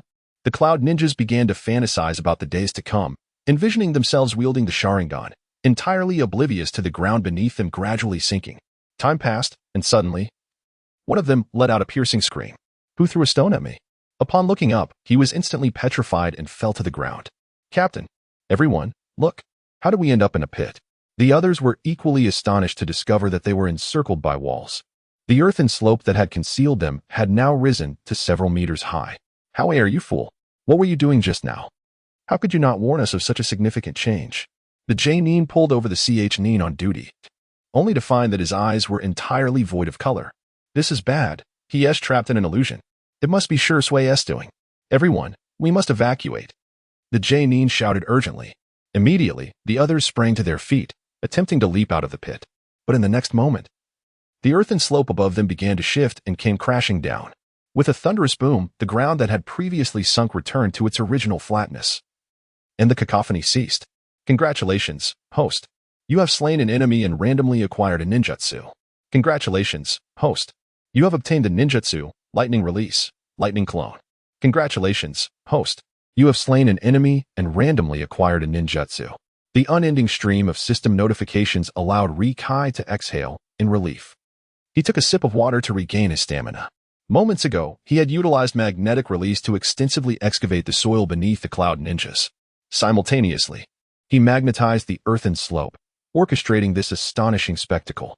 However, this feat had depleted the chakra he had only recently replenished. "When will I no longer worry about my chakra? The method of enhancing my chakra limit through experience points is exceedingly protracted," Rikai lamented. Suddenly, he sensed every hair on his body standing on end, prompting him to instinctively employ the body replacement technique. With a resounding bang, a large pit appeared where he had just been standing. A disheveled figure emerged from the smoke, unmistakably one of the J-Nin among the 6 Cloud Ninjas. His eyes, bloodshot and filled with malice, were fixed on Rikai. "Uchiha brat, what have you done?" Rikai's lips twitched in response. This time, he was careless, failing to ascertain whether everyone had perished. It appears that to eliminate a Jonin, even a mere ordinary one, is no simple endeavor. Ryōsuke remained silent, drawing the ninja blade from behind him. He was biding his time, awaiting the restoration of his chakra. Otherwise, in his current state, utilizing the resonance technique twice would be unfeasible. The Jonin recognized the weapon in Ryōsuke's hand, his expression growing increasingly sinister. It seemed he had identified the blade. A weapon belonging to the Cloud Village's Umbu. He could no longer restrain the fury surging within him. Lightning release. Lightning serpent strike. Ding. Detection. Ryōsuke had no time to heed the system's notification, vanishing from his location with the resonance technique. The spot he had just occupied was left with a new crater. This man is insane, unleashing desperate techniques right from the outset. Ryōsuke's chakra reserves were nearly depleted. It appeared he had no choice but to resort to the most desperate means to secure victory. With this thought, Ryōsuke refrained from employing any ninjutsu and charged directly toward the Cloud Village Jonin. The adversary produced a kunai, imbued with lightning chakra, and surged toward Ryōsuke with increased speed. Die. The death of his comrade had provoked this Jonin's wrath. Ignoring the command to capture him alive, he plunged the weapon into Ryōsuke's chest, lifting him off the ground. Koji, everyone, I have avenged you. Ryoji felt something rapidly ebbing away within his body. Yet, a force surged forth, filling the void of darkness in his heart. The passive skill of rapid regeneration finally activated. As his physical wounds healed swiftly, Ryoji was astonished to discover that his chakra and stamina were also recovering at an impressive rate. Although he had not returned to his peak condition, he had regained a significant portion of his strength, leaving him both surprised and elated. Could it be that the system intended for him to become a masochistic deviant? Shaking his head, Ryoji dismissed the thought. Meanwhile, the Cloud Ninja's Jounin continued to howl at the heavens, expressing his sorrow for his fallen comrades. It was an opportune moment. This time, Ryoji no longer hesitated over chakra consumption. He activated Lightning Release, Lightning Armor, and the 8 Gates. Huh? The Jounin's perceptive abilities were extraordinary. He sensed the impending danger almost instantaneously. He utilized the body replacement technique. Ryoji's decisive strike, which had been infallible until now, merely severed a piece of wood. Standing in place, Ryoji shook his head in resignation. He had miscalculated, forgetting to activate his Sharingan, resulting in his inability to track his target due to his overwhelming speed. Under the tremendous enhancement of Lightning Release, Lightning Armor, Ryoji's body was revitalized to an unprecedented level, to the point where even his Tsutomu Sharingan could not register his own velocity. Hence, he failed to notice at the last moment that his target had employed the body replacement technique. In contrast, the Cloud Ninja Jounin was even more astounded. How are you still alive? And how do you possess techniques of the Reikage? He inquired, bewildered. This Uchiha brat had overwhelmed him with shock. Not only did he wield the weapon of his fallen comrade, but he also mastered the unique jutsu of the Cloud Village. Is that the only thing you've noticed? I'm genuinely curious how you attained the rank of Jounin. Has the Cloud Village truly run out of capable shinobi? Ryoji taunted. The Uchiha brat dared to mock him. Lightning Release. Hell-piercing 4-finger strike. The Jounin extended 4 fingers from his right hand, encircled by lightning chakra. Beep. System has detected S-rank ninjutsu, Lightning Release. Hell-piercing 4-finger strike, now recorded. Wait, isn't that the signature technique of the 3rd Hokage? Ryoji exclaimed, taken aback. How could this individual also wield it? The system's notification did not bring him joy. Instead, it startled him. This technique was akin to Kakashi Hitaki's Chidori, but its power surpassed it. The 3rd Reikage move was renowned as the strongest spear, forming a cornerstone of the Cloud Village's taijutsu alongside the strongest shield, the Lightning Armor. This was essentially an upgraded version of the Lightning Release, piercing style that Ryoji had recently learned. Realizing the gravity of the situation, Ryoji swiftly retreated, creating distance between them. Uchiha brat, you have successfully provoked me. Now witness the signature technique of the 3rd Reikage. With that, the Cloud Ninja Jounin lunged towards Ryoji. However, his speed could not match Ryoji's, leading to a chase that ensued in a thrilling game of pursuit and evasion. This left Liangjia both amused and exasperated. This fellow had merely scratched the surface of the 3rd Reikage prowess and was already reveling in his own bravado, as fate would have it. The moment he let his guard down, his opponent caught up, piercing his chest once more. However, this time, Liangjia suddenly erupted into a multitude of crows, vanishing without a trace. Was this an illusion? The elite ninja from the Cloud Village was momentarily taken aback. Then, a voice resonated above him. Allow me to demonstrate the true power of the 3rd Reikage's so-called strongest spear, Hell-piercer, 3-finger penetration. Liangjia was enveloped in a surge of electrical energy before launching himself at the Cloud Ninja with astonishing speed. What? How is this possible? The Cloud Ninja struggled to comprehend the unfolding situation. Was this the power of the Sharingan? To have witnessed a technique merely once and be capable of replicating it, and even enhancing it?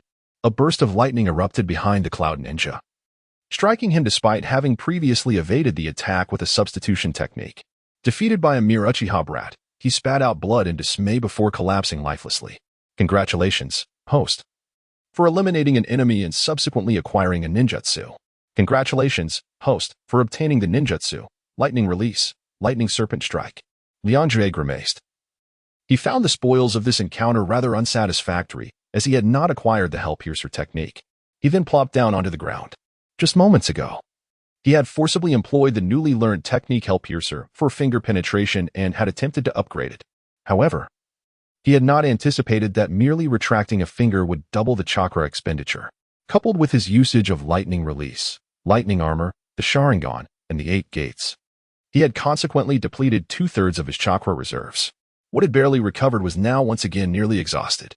It seemed that even the simplest of transformative techniques was still too taxing for him at this stage.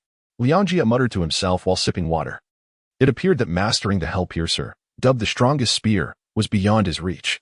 Although it was not impossible that other ninjas within the Cloud Village possessed this technique, it was likely that following this incident, they would no longer operate independently. Leandria felt a tinge of regret. He contemplated whether he should seek an opportunity to learn the Raikiri from Kakashi Hatake, yet he had yet to discover how to harness chakra of other elemental natures. In the Raikage's office in the Cloud Village. What? 3 more Umbu teams have lost contact? What are you all doing? The 4th Raikage exclaimed, smashing his desk into splinters with a single punch. His secretary, Mabuai, shook her head in resignation. Raikage-sama, this is the 5th desk we've had to replace this month. Please refrain from wasting the village's resources. Surprisingly, when this white-haired female ninja spoke, the notoriously irritable 4th Raikage did not respond with anger. Mabuai, how many decoys do we have left? There are a total of 12 groups, but currently, 6 have lost contact. Such a pace is truly unsettling. Lord Raikage, you should consider whether this is Konoha attempting to exploit the situation to weaken us, Mabui calmly analyzed. Impossible. That old fool, the 3rd Hokage, lacks the audacity for such a scheme. It seems we have underestimated the Sharingan, particularly the power of Uchiha Ryōsuke, the 4th Raikage declared, already removing his Raikage attire. My Lord Raikage, this course of action is exceedingly perilous. We could easily dispatch more Jonin. You ought to remain in the village to oversee the situation, Mabui urged. I am the Raikage.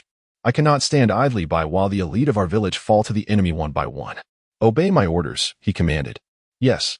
Meanwhile, Ryōsuke was en route to the 5th mission site. Like Rikai, he did not adhere strictly to the established reconnaissance plan, but instead resolved the situation by eliminating all of the enemy's Umbu in that area. This, however, delayed his progress. Otherwise, he would have been on his way back by now. Yet, the previously designated combat strategy was merely to keep Rikai out of danger. To bring an end to this conflict, Ryōsuke had to inflict pain upon the Cloud Shinobi.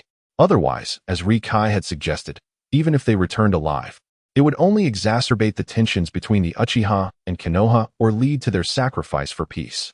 Contemplating this, Ryōsuke paused, leaping onto a tree to consume some rations. Although the recent battles had not posed significant challenges, they had still drained considerable chakra. The forthcoming confrontations would likely not be as effortless. The Cloud Shinobi must have sensed the oddity by now. After a brief rest, Ryōsuke resumed his journey. The next target lay 20 miles ahead, which would take approximately 15 minutes to reach. Yet, an unsettling sensation caused him to halt. This is bad. Rikai is in danger. It turned out that prior to parting ways, Ryōsuke had marked each of them. This special mark would trigger upon the marked individuals encountering peril. Without a moment's hesitation, Ryōsuke hastened back, disregarding the remaining 3 targets. Finally, nearly 2 hours later, he discovered Rikai still resting.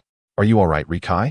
Ryōsuke inquired as he jumped beside him, meticulously inspecting the boy, only to find a gaping wound penetrating his chest, his clothes stained crimson with blood.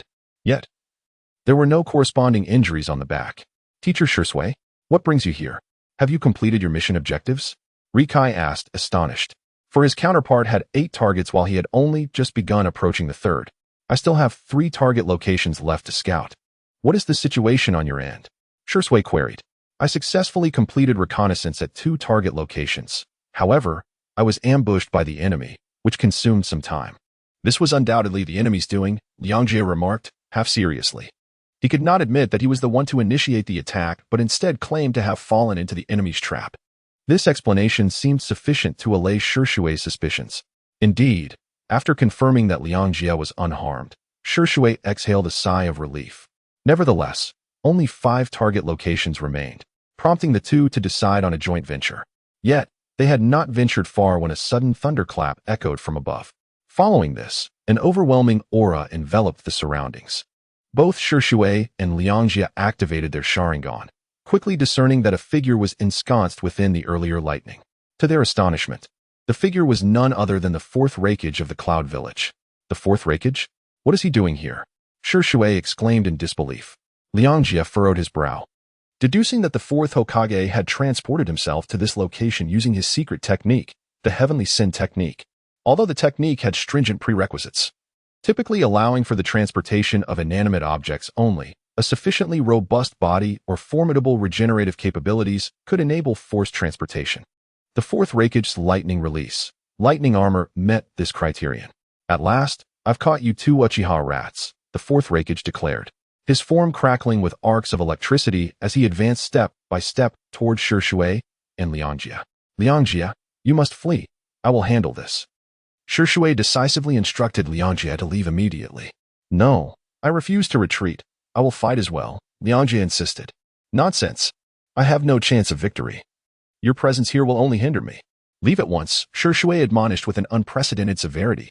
None of you will escape, the Reikage declared, suddenly transforming into a bolt of lightning that appeared right before Shishue. With a fist the size of a sandbag, he struck, and Shishue instantly shattered. A shadow clone. Truly worthy of being instantaneous, Shishue, but this little brat will perish first. The 4th Reikage cast a glance at Liangjie and swung his fist again. However, just as his punch was halfway through, it halted abruptly. The Reikage looked down in astonishment, discovering that his own shadow had crawled up and ensnared his body. A mere parlor trick. He bellowed, exerting force, causing the shadow to retract back into the ground. He had remarkably broken free from the shadow binding technique through sheer strength. Liangjie staggered back 2 steps, forced by the backlash of the technique, but this delay granted him ample time to escape.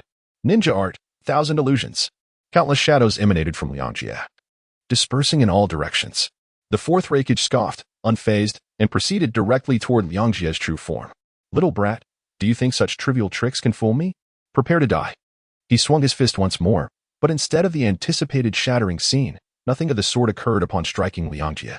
Instead, Ryōsuke effortlessly pushed aside a fist as large as his own head with a mere finger. What was happening? The 4th Reikage's eyes nearly bulged out of his sockets.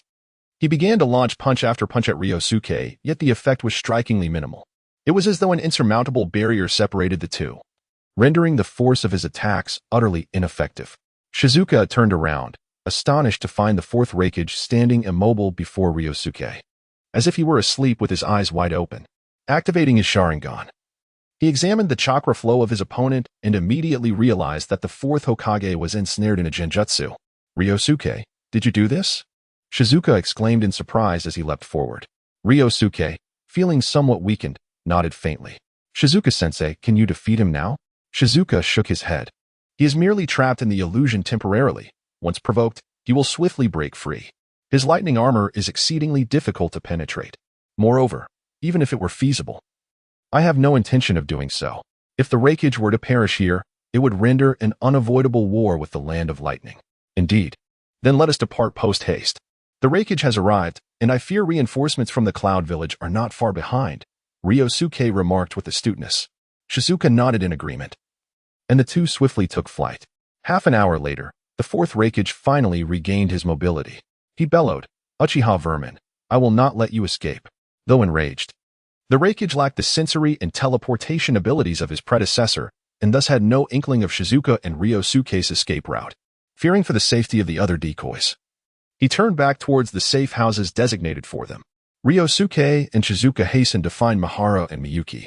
Without elaborating, they sped towards the border of the Land of Fire. To avoid unforeseen circumstances, they opted for a route different from the one marked on the map.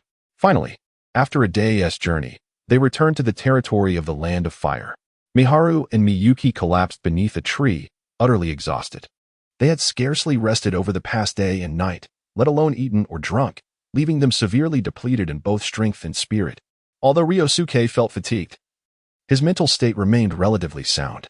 As for Shizuka, he appeared only slightly weary. His chakra had nearly fully replenished during their journey, a testament to the resilience forged by past wars. After utilizing shadow clones to scout in various directions for a considerable time, Shizuka ultimately decided it was prudent for everyone to rest there. Shizuka-sensei, what exactly transpired? Why are you and Ryōsuke so flustered? Miharu couldn't contain his curiosity.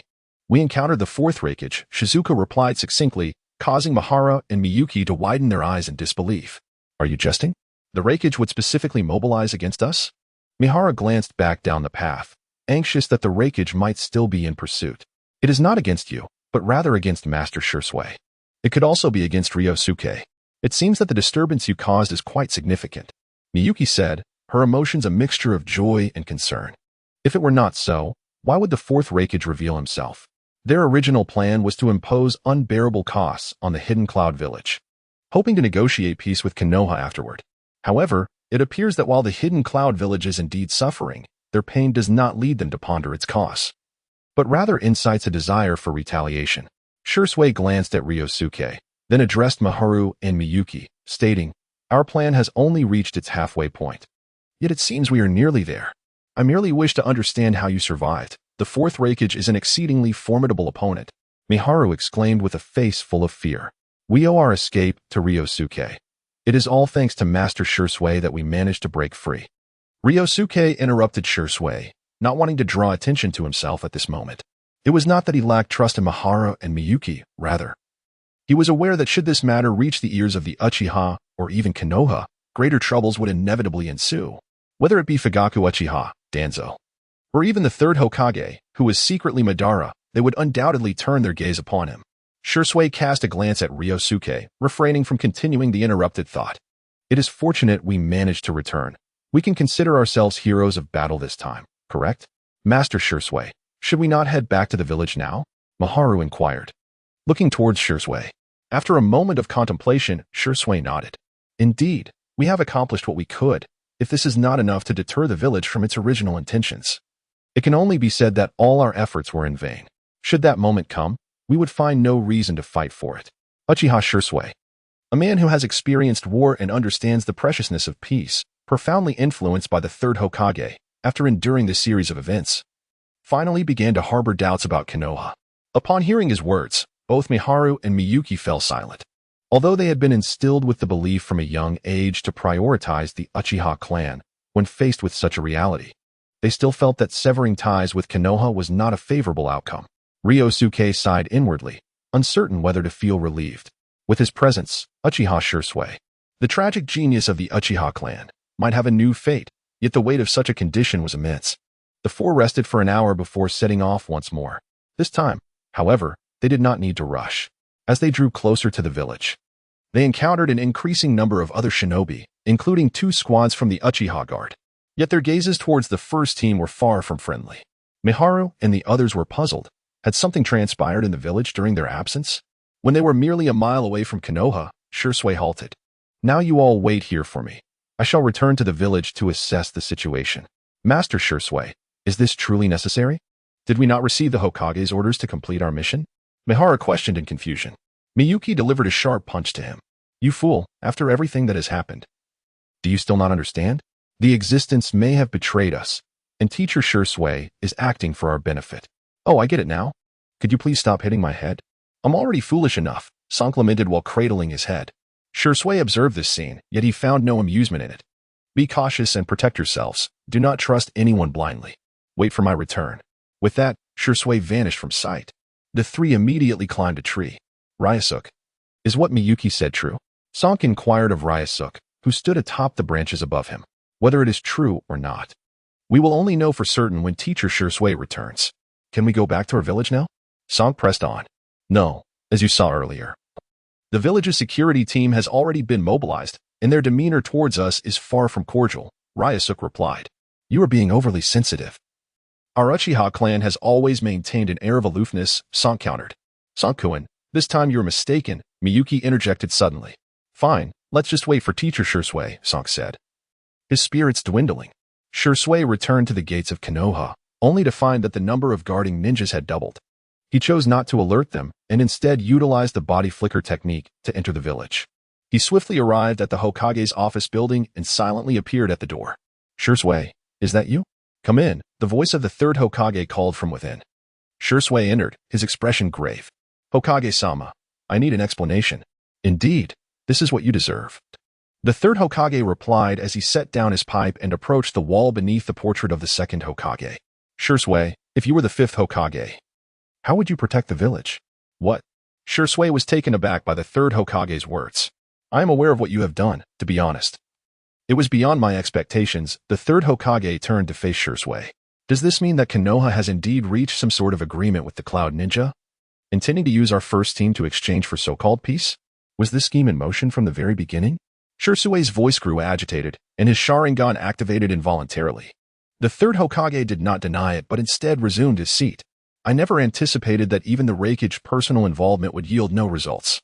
It seems I have indeed underestimated you all. Therefore, to mitigate the repercussions of this incident, I have decided to appoint you as the fifth Hokage. The third Hokage took a puff from his pipe and then addressed Ryōsuke. This is also for the sake of Konoha's peace, correct? Hokage-sama hopes to mend the rift between Konoha and the Uchiha clan, does he not? What about the situation with the Cloud Ninja? Ryōsuke stated coldly. You are indeed correct. This is one of my considerations. However, your capabilities are undeniably evident. As for the matter of the Uchiha, it shall be left for you to address upon your appointment. Sighed the third Hokage. Am I not afforded the right to choose? I cannot shake the feeling that I am being coerced by the third Hokage under some pretext. Jisui's tone grew increasingly frigid. You may decline this appointment, but should you do so, Konoha may resort to extraordinary measures against the Uchiha. This decision was made by Danzo and those two advisors, and even I cannot intervene, the third Hokage lamented. However, I believe that, like Minato, you will comprehend my dedication to safeguarding the village's peace once you occupy this position. I require time to contemplate. Jisui did not acquiesce immediately. Very well. The following day shall be your respite, but it would be prudent not to return to the Uchiha compound for the first shift. I cannot predict what may transpire. The third Hokage fixed his gaze upon Jisui. I understand. Jisui nodded and then vanished from sight. After Jisui's departure, the Hokage's door was forcefully swung open. Danzo strode in from outside. Hizashi, how could you unilaterally decide the matter of the fifth Hokage? Even if you wish to step down. It is my turn to assume that mantle. I will not allow you to act with such unbridled authority again. Danzo spoke with palpable anger.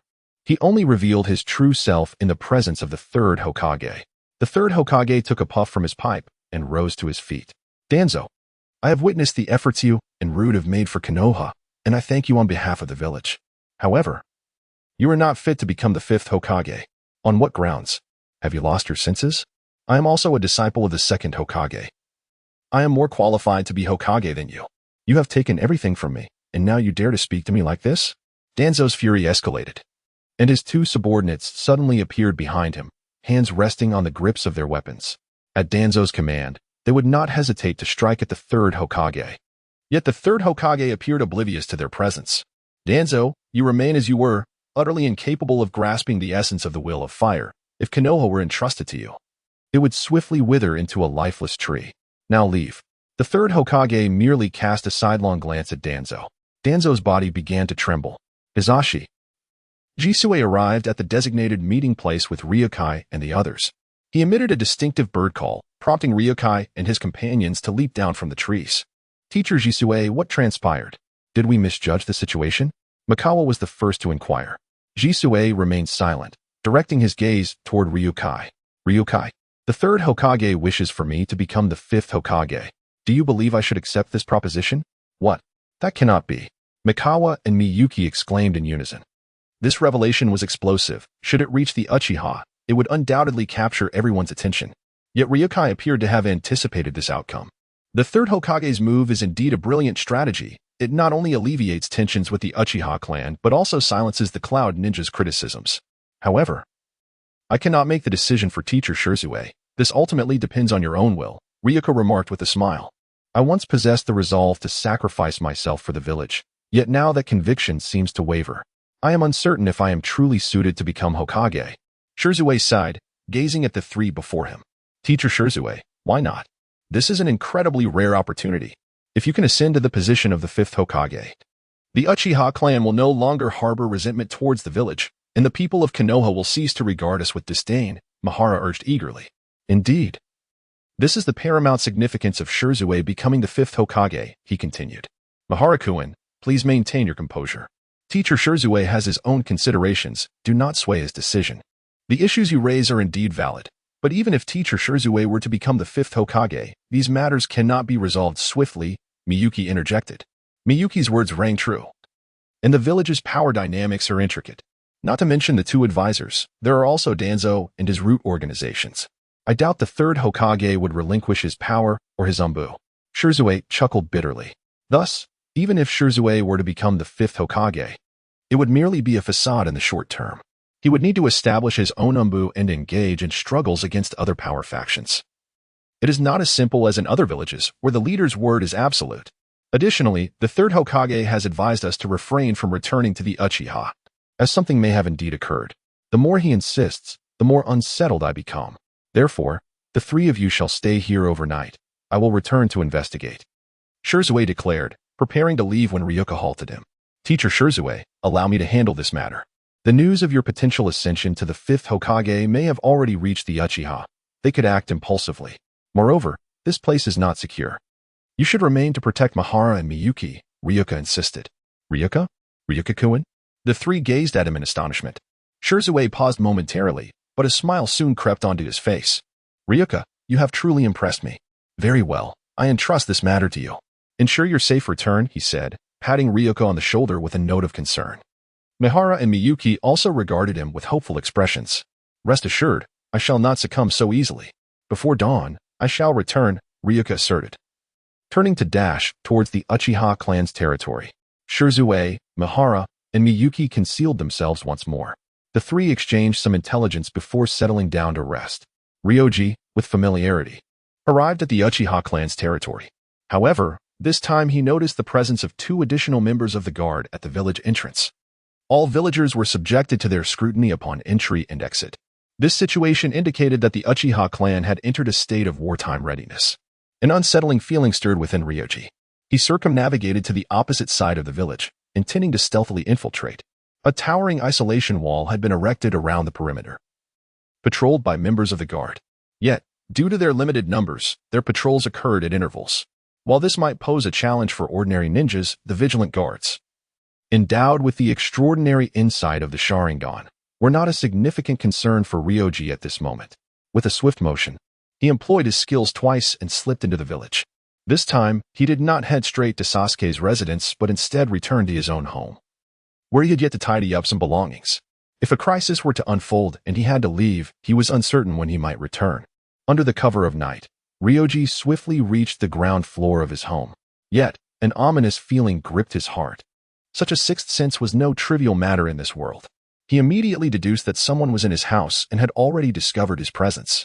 Ryoji barely had time to employ his sensory abilities to ascertain the intruder's identity before he decided to make his escape. Ryoji, since you've returned, why the haste to leave? Uchiha Fugaku stood at the window of Ryoji's home, addressing him. Clan leader? Ryoji's body froze instantly.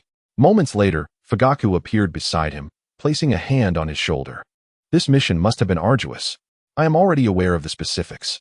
Since Konoha has shown us such cruelty, there is no need for us to shed blood for it any longer. Wouldn't you agree? Fugaku's words were provocative, yet his tone was chillingly devoid of warmth.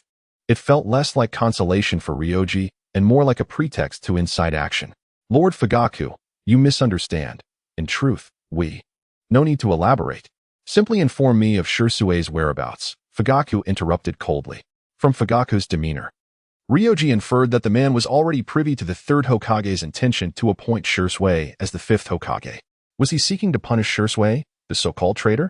Or was he contemplating using him as leverage in negotiations with Konoha? I parted ways with teacher Shirsue in the village. I am currently unaware of his location, Ryoji replied, suppressing the prickling sensation at the back of his neck. Ryoji, you are a good boy, but you ought not to lie. Fugaku crouched before Ryoji, locking eyes with him. Ryoji barely uttered a word before he felt a dizzying sensation. His memories began to rapidly recede, as if someone were prying into them. Oh no. I've fallen prey to this old fox's genjutsu, Ryoji realized immediately. A cacophony of caws erupted as a flock of crows suddenly emerged from Ryosuke's memories, swiftly darkening the sky. A voice of astonishment resonated from the depths of Ryosuke's mind. "Ryosuke, what are you doing?" Fugaku inquired with a tone of authority. "Respected clan leader, it is exceedingly impolite to pry into another's memories without permission. I must decline your request." Immediately after, with a resounding bang, Ryosuke's memories shattered like glass. And a horned demon emerged from the fragments. "What is this?" Fugaku exclaimed in shock. Ryosuke then felt a wave of dizziness wash over him, finally regaining his senses. Fugaku Uchiha had retreated several steps, his expression a mix of astonishment and scrutiny directed at Ryosuke. "What method did you employ to dispel my ocular technique?" Fugaku's tone turned increasingly frigid, the tip of a kunai materializing in his hand. "To oppose the Sharingan, one must wield the power of the Sharingan. This is common knowledge." "Clan leader," Ryosuke replied, his two-tomo Sharingan fixed upon Fugaku. Fugaku paused momentarily before breaking into laughter. Intriguing. It appears our Uchiha clan has birthed yet another genius." "Ryosuke, I shall not conceal the truth from you. This time, Konoha bears the initial fault. Thus, we intend to sever ties with Konoha and establish a new village. What are your thoughts?" "Sever ties with Konoha?" Ryosuke pondered this phrase, understanding that to part ways rather than rebel was indeed a more palatable notion, especially given Konoha's recent transgressions. However, it was likely that Konoha would not easily allow such formidable strength to depart from the village. Should the Uchiha clan align themselves with another ninja village, it would pose a significant threat to Konoha, potentially relinquishing its title as the foremost ninja village. Even the third Hokage, known for his conciliatory and peaceful policies, would likely not acquiesce to such a proposal. Ultimately, the outcome would likely mirror the original timeline, with the Uchiha clan facing annihilation. The mere thought of this filled Ryosuke with a bittersweet sensation. After all he had accomplished, why did events still gravitate towards their predetermined conclusion? Did all his efforts hold no significance? "Respected clan leader, your assessment is astute. However, I do not believe Konoha will permit the Uchiha to depart," Ryosuke articulated. "You are correct, which is why we must prepare for battle. We require no consent from Konoha. If they refuse, we shall declare war," Fugaku proclaimed with fervor. He certainly possessed the confidence to back his words. The Uchiha clan had been a militaristic family since the First Ninja War, rarely encountering formidable opposition aside from the Senju clan. Now, with the Senju clan's influence waning, the Uchiha maintained a robust power structure. Ryosuke realized that reasoning with the fervently impassioned Fugaku was futile. "I am willing to dedicate my life to the fate of the Uchiha clan. However, I am still too weak. Therefore, I hope the clan leader can extend a measure of support," Ryosuke humbly stated. Fugaku observed Ryosuke finally solidifying his stance, a smile gracing his face. "So, what do you desire?" he inquired. "I wish for a Sharingan," Ryosuke replied solemnly. "What, if I am not mistaken? The eyes of deceased clan members are preserved by the clan leader, correct? Currently, I possess only a two-tomo Sharingan, and I wish to expedite the enhancement of my eyes. This would grant me a greater chance of survival in battles against Konoha and allow me to shed more blood for the Uchiha clan," Ryosuke elucidated. Fugaku stared at Ryosuke, momentarily at a loss for words. The Uchiha clan's control over the Sharingan of fallen members was an absolute secret. Even Itachi and Shursui were unaware of it. How could this mere 8-year-old child be privy to such knowledge? Moreover, his desire for a Sharingan, while presented with lofty reasoning, failed to convince Fugaku. Ryosuke had seen the stone tablet beneath the shrine and understood the proper procedure for awakening the Sharingan, a fact that eluded his current two-tomo Sharingan. Yet, it was plausible that he had acquired this information through other means, rendering his motives for desiring a Sharingan worthy of scrutiny. What exactly did he intend to achieve? Fugaku found himself perplexed by the thoughts of an 8-year-old. However, Ryosuke undeniably exhibited combat prowess far beyond his years, even surpassing many adult clansmen. Fugaku could not allow him to side with Konoha. That would spell catastrophic loss for the Uchiha. Whether it was his previous intention to have Ryosuke unlock Sasuke's eyes or to utilize him as a weapon, he could not abandon Ryosuke. Thus, after a brief moment, he finally relented. "A Sharingan is acceptable, but you must also demonstrate your worth. Please, clan leader, be clear," Ryosuke thought, inwardly elated, surprised by the ease of the matter. He had anticipated a more complex negotiation with Danzo to gain access to forbidden jutsu scrolls. You must bring Hinata Hyuga to the shrine, Fugaku stated. What? Hinata? Ryōsuke exclaimed, abruptly lifting his gaze, locking eyes with Fugaku's Sharingan. Indeed, Hinata Hyuga is the heiress of the Hyuga clan, and her value is beyond your imagination. Since you have a good relationship with her, you should be able to lure her here, right? By taking her hostage. Even if we were to engage in conflict with Konoha, the Hyuga clan would be incapacitated, perhaps even aligning with us. Fugaku candidly revealed his plan. What do you think? A young girl in exchange for a Sharingan, my trust, and the honor of our clan. Ponder it carefully. I require your answer by noon tomorrow. With that, Fugaku turned and vanished into the shadows along the road. Ryōsuke stood frozen, a complex expression etched upon his face as he contemplated whether to heed Fugaku's suggestion. Should he proceed, he could obtain the Sharingan, present it to Danzo, and unlock numerous forbidden techniques, even the formidable reanimation jutsu. Yet, such an action would betray both little Hinata and his own conscience. Would he resort to any means necessary in pursuit of power? Liangjie found himself momentarily unable to reach a decision. He returned to his dwelling to begin packing.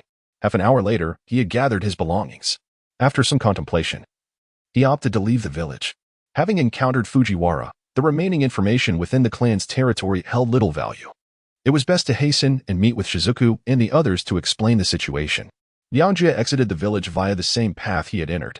Just as he was about to seek out Shizuku, he felt a sudden chill wash over him. Danger! In an instant, he vanished from his location. Shortly thereafter, a spatial vortex materialized where he had stood, and a long-haired man wearing a mask appeared. None other than Madara. Ah, quite a swift reaction, aren't we, Madara? Liangjie remarked. Addressing him as Itachi would, Madara appeared momentarily taken aback. It seemed he had yet to fully acclimate to this new identity, perhaps surprised that Liangjie recognized him. Indeed, aside from Itachi, you are the second person to identify me, and you sensed my presence long ago, did you not? Madara said, crossing his arms. This time, Liangjie remained silent, pondering the reason for Obito's appearance. Was he intent on silencing him? But what had he done to draw his attention? After much contemplation, Liangjie found no answers. Stop guessing. I have taken an interest in your abilities and wish to recruit you, Madara declared, piercing through Liangjie's thoughts. Recruit? To join Akatsuki? It was a tantalizing proposition. Yet Liangjie felt no inclination towards it. Join what? What do you truly desire? Liangjie feigned ignorance. I seek vengeance against the Uchiha clan. Against Konoha, Madara recounted to Liangjie the same rhetoric he had previously shared with Itachi. So, you wish for my assistance in dealing with the Uchiha and Konoha? I'm afraid you overestimate me. I lack the strength for such endeavors, and even if I possessed it, I would not act, for I am not a madman. Liangjie replied coldly. This line of reasoning might have sufficed when addressing Itachi, but Liangjie was acutely aware of Madara's true identity and intentions. Furthermore, given the disparity in their strengths, he would be foolish to agree out of self-preservation. I can enhance your Sharingan, Madara dangled another enticing bait. Gaining the ability to awaken and elevate his Sharingan had long been a cursed aspiration within the Uchiha clan. Every member both yearned for and feared it, constituting the clan's internal conflict and cyclic nature. Yet this offer held no allure for Liangjie. Observing Liangjie's indifference, Madara scrutinized him more closely. What is it that you desire? I can help you realize it, he continued to entice. Liangjie initially contemplated responding with world peace to mock the man before him, but quickly remembered that Madara had used this very tactic to manipulate countless others. I will acquire what I desire through my own efforts. I require no one as charity. You may leave now. The guards will soon be patrolling this area, Liangjie cautioned. You are remarkable.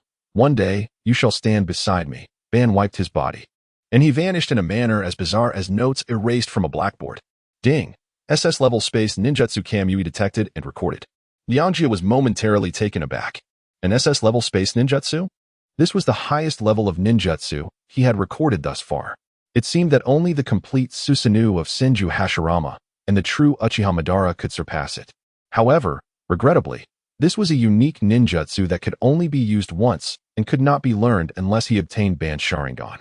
The thought of acquiring it from Ban was akin to chasing a mirage. Yet, Liangjie was aware of its location.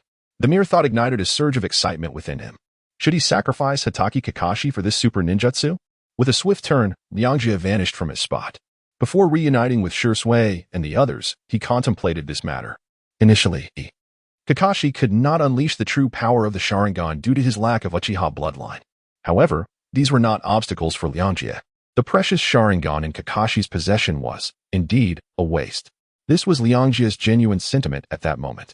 Shortly thereafter, Liangjie met up with Shui and the other three. How did it go? Was the first inquiry from Mikawa. Liangjie ignored him and addressed Shui. The clan leader discovered my presence and inquired about your whereabouts, master. I did not divulge anything. You aren't being followed, are you? Mikawa asked anxiously. He seemed to have grasped certain implications, indicating that Shui and Masuki had already enlightened him. Shui reassured Mikawa, calm down, Liangjie is not being followed. Master Shui, the clan wishes to use this incident to sever ties with the village. Yet they understand that Konoha will not relinquish its hold, so preparations for war are underway, Liangjie continued. War again? This time. It is a conflict between our kin and the village, Mikawa murmured, his head lowered, clearly struggling to accept this reality. Masuki silently observed the three, lost in her thoughts. Master Shui, perhaps your ascension to the 5th Hokage could indeed mend the rift between the Uchiha and the village. But I trust you have weighed the pros and cons carefully, Liangjie remarked. Shui sighed, yet his gaze remained resolutely steadfast. For the sake of our kin and the village, I am prepared. Let us rest here for the night and make our decision in the morning. Shui closed his eyes. The other two members of the first team exchanged glances, each finding a suitable spot among the trees to rest. Liangjie, however, settled on a branch, beginning to gather chakra. For if he did not, he would not be able to maintain it for long. Indeed, he was merely a shadow clone of Liangjie, while the original had already infiltrated the village of Konoha.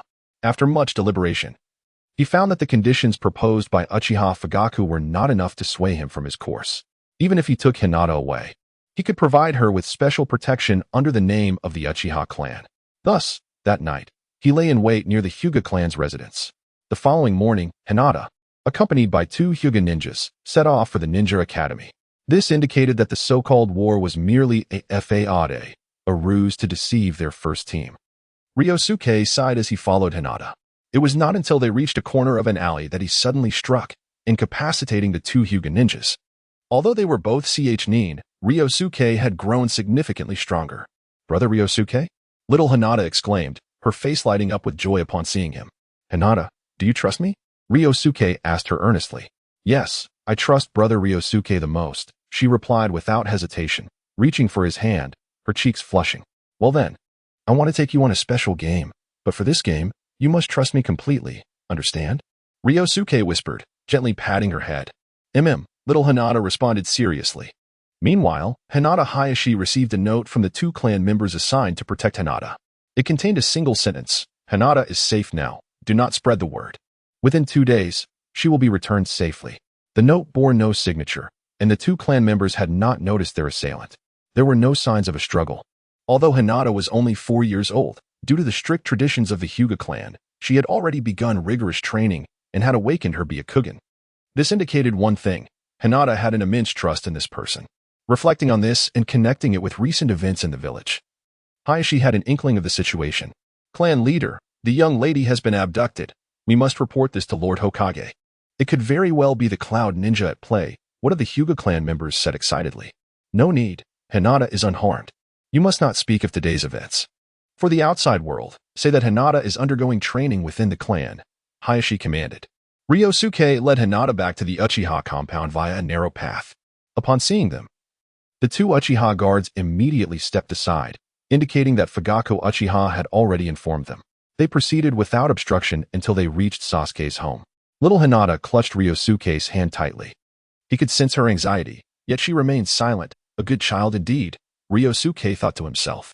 Come in, Fugaku's voice called from inside before Ryōsuke even knocked. He opened the door to find the Fugaku family seated neatly in the living room, including Itachi, who appeared to be having breakfast. This was a rare sight indeed. However, Fugaku had already finished his meal and sat there with his arms crossed, resting with his eyes closed. Entrusting this matter to you was indeed the wisest choice. Bring the girl from the Hyuga family here, he commanded. As soon as Fugaku spoke, 2 members of the police force appeared behind Ryōsuke. Wait. Although I have brought her to you, I will not hand her over. I want to stay with Hinata, Ryōsuke interjected, blocking the 2 men with his arm. The 2 intended to take action, but were halted by a mere glance from Fugaku. It seems you are still just a child. Do as you wish. Now, take her to the shrine, Fugaku said casually. Ryosuke glanced at Itachi, who had remained silent, before turning to leave the Uchiha household with Hinata in tow, followed by the two members of the police force. In the living room of the Uchiha household, Fugaku addressed Sasuke. Have you finished eating? It's time for school. Yes. Sasuke replied, not daring to resist, as he picked up his already prepared backpack and stepped out the door. Itachi, have you given any thought to yesterday's events? Where do you stand on the side of our clan or the village? I won't force you, Fugaku said, looking at Itachi. The third Hokage is preparing to appoint Shursui as the fifth. I presume you are aware of this. Itachi stood up and said. So what? That is merely Sarutobi's delaying tactic. Like before, he will not truly resign. The pressure on the Uchiha from Konoha will not vanish. Don't you understand? Fugaku's voice rose sharply. I comprehend fully, but at least the third Hokage is making an effort, while you have already given up, Itachi replied, his expression devoid of emotion. I have relinquished my illusions and accepted reality. Moreover, with the strength of our clan, we need not depend on any other forces. The Uchiha can control their own destiny. Fugaku said coldly, glaring at Itachi. Itachi chose not to continue the argument with Fugaku and walked towards the door. Wait, if you leave the village now, it means severing ties with the Uchiha. Think it over, Fugaku said impassively. At that moment, Mikoto emerged from the kitchen, silently observing Itachi's retreating figure. Itachi paused at the doorway, which relieved Fugaku. Turning around, Itachi knelt before Fugaku and Mikoto, bowing his head. I am sorry, I am weary of war.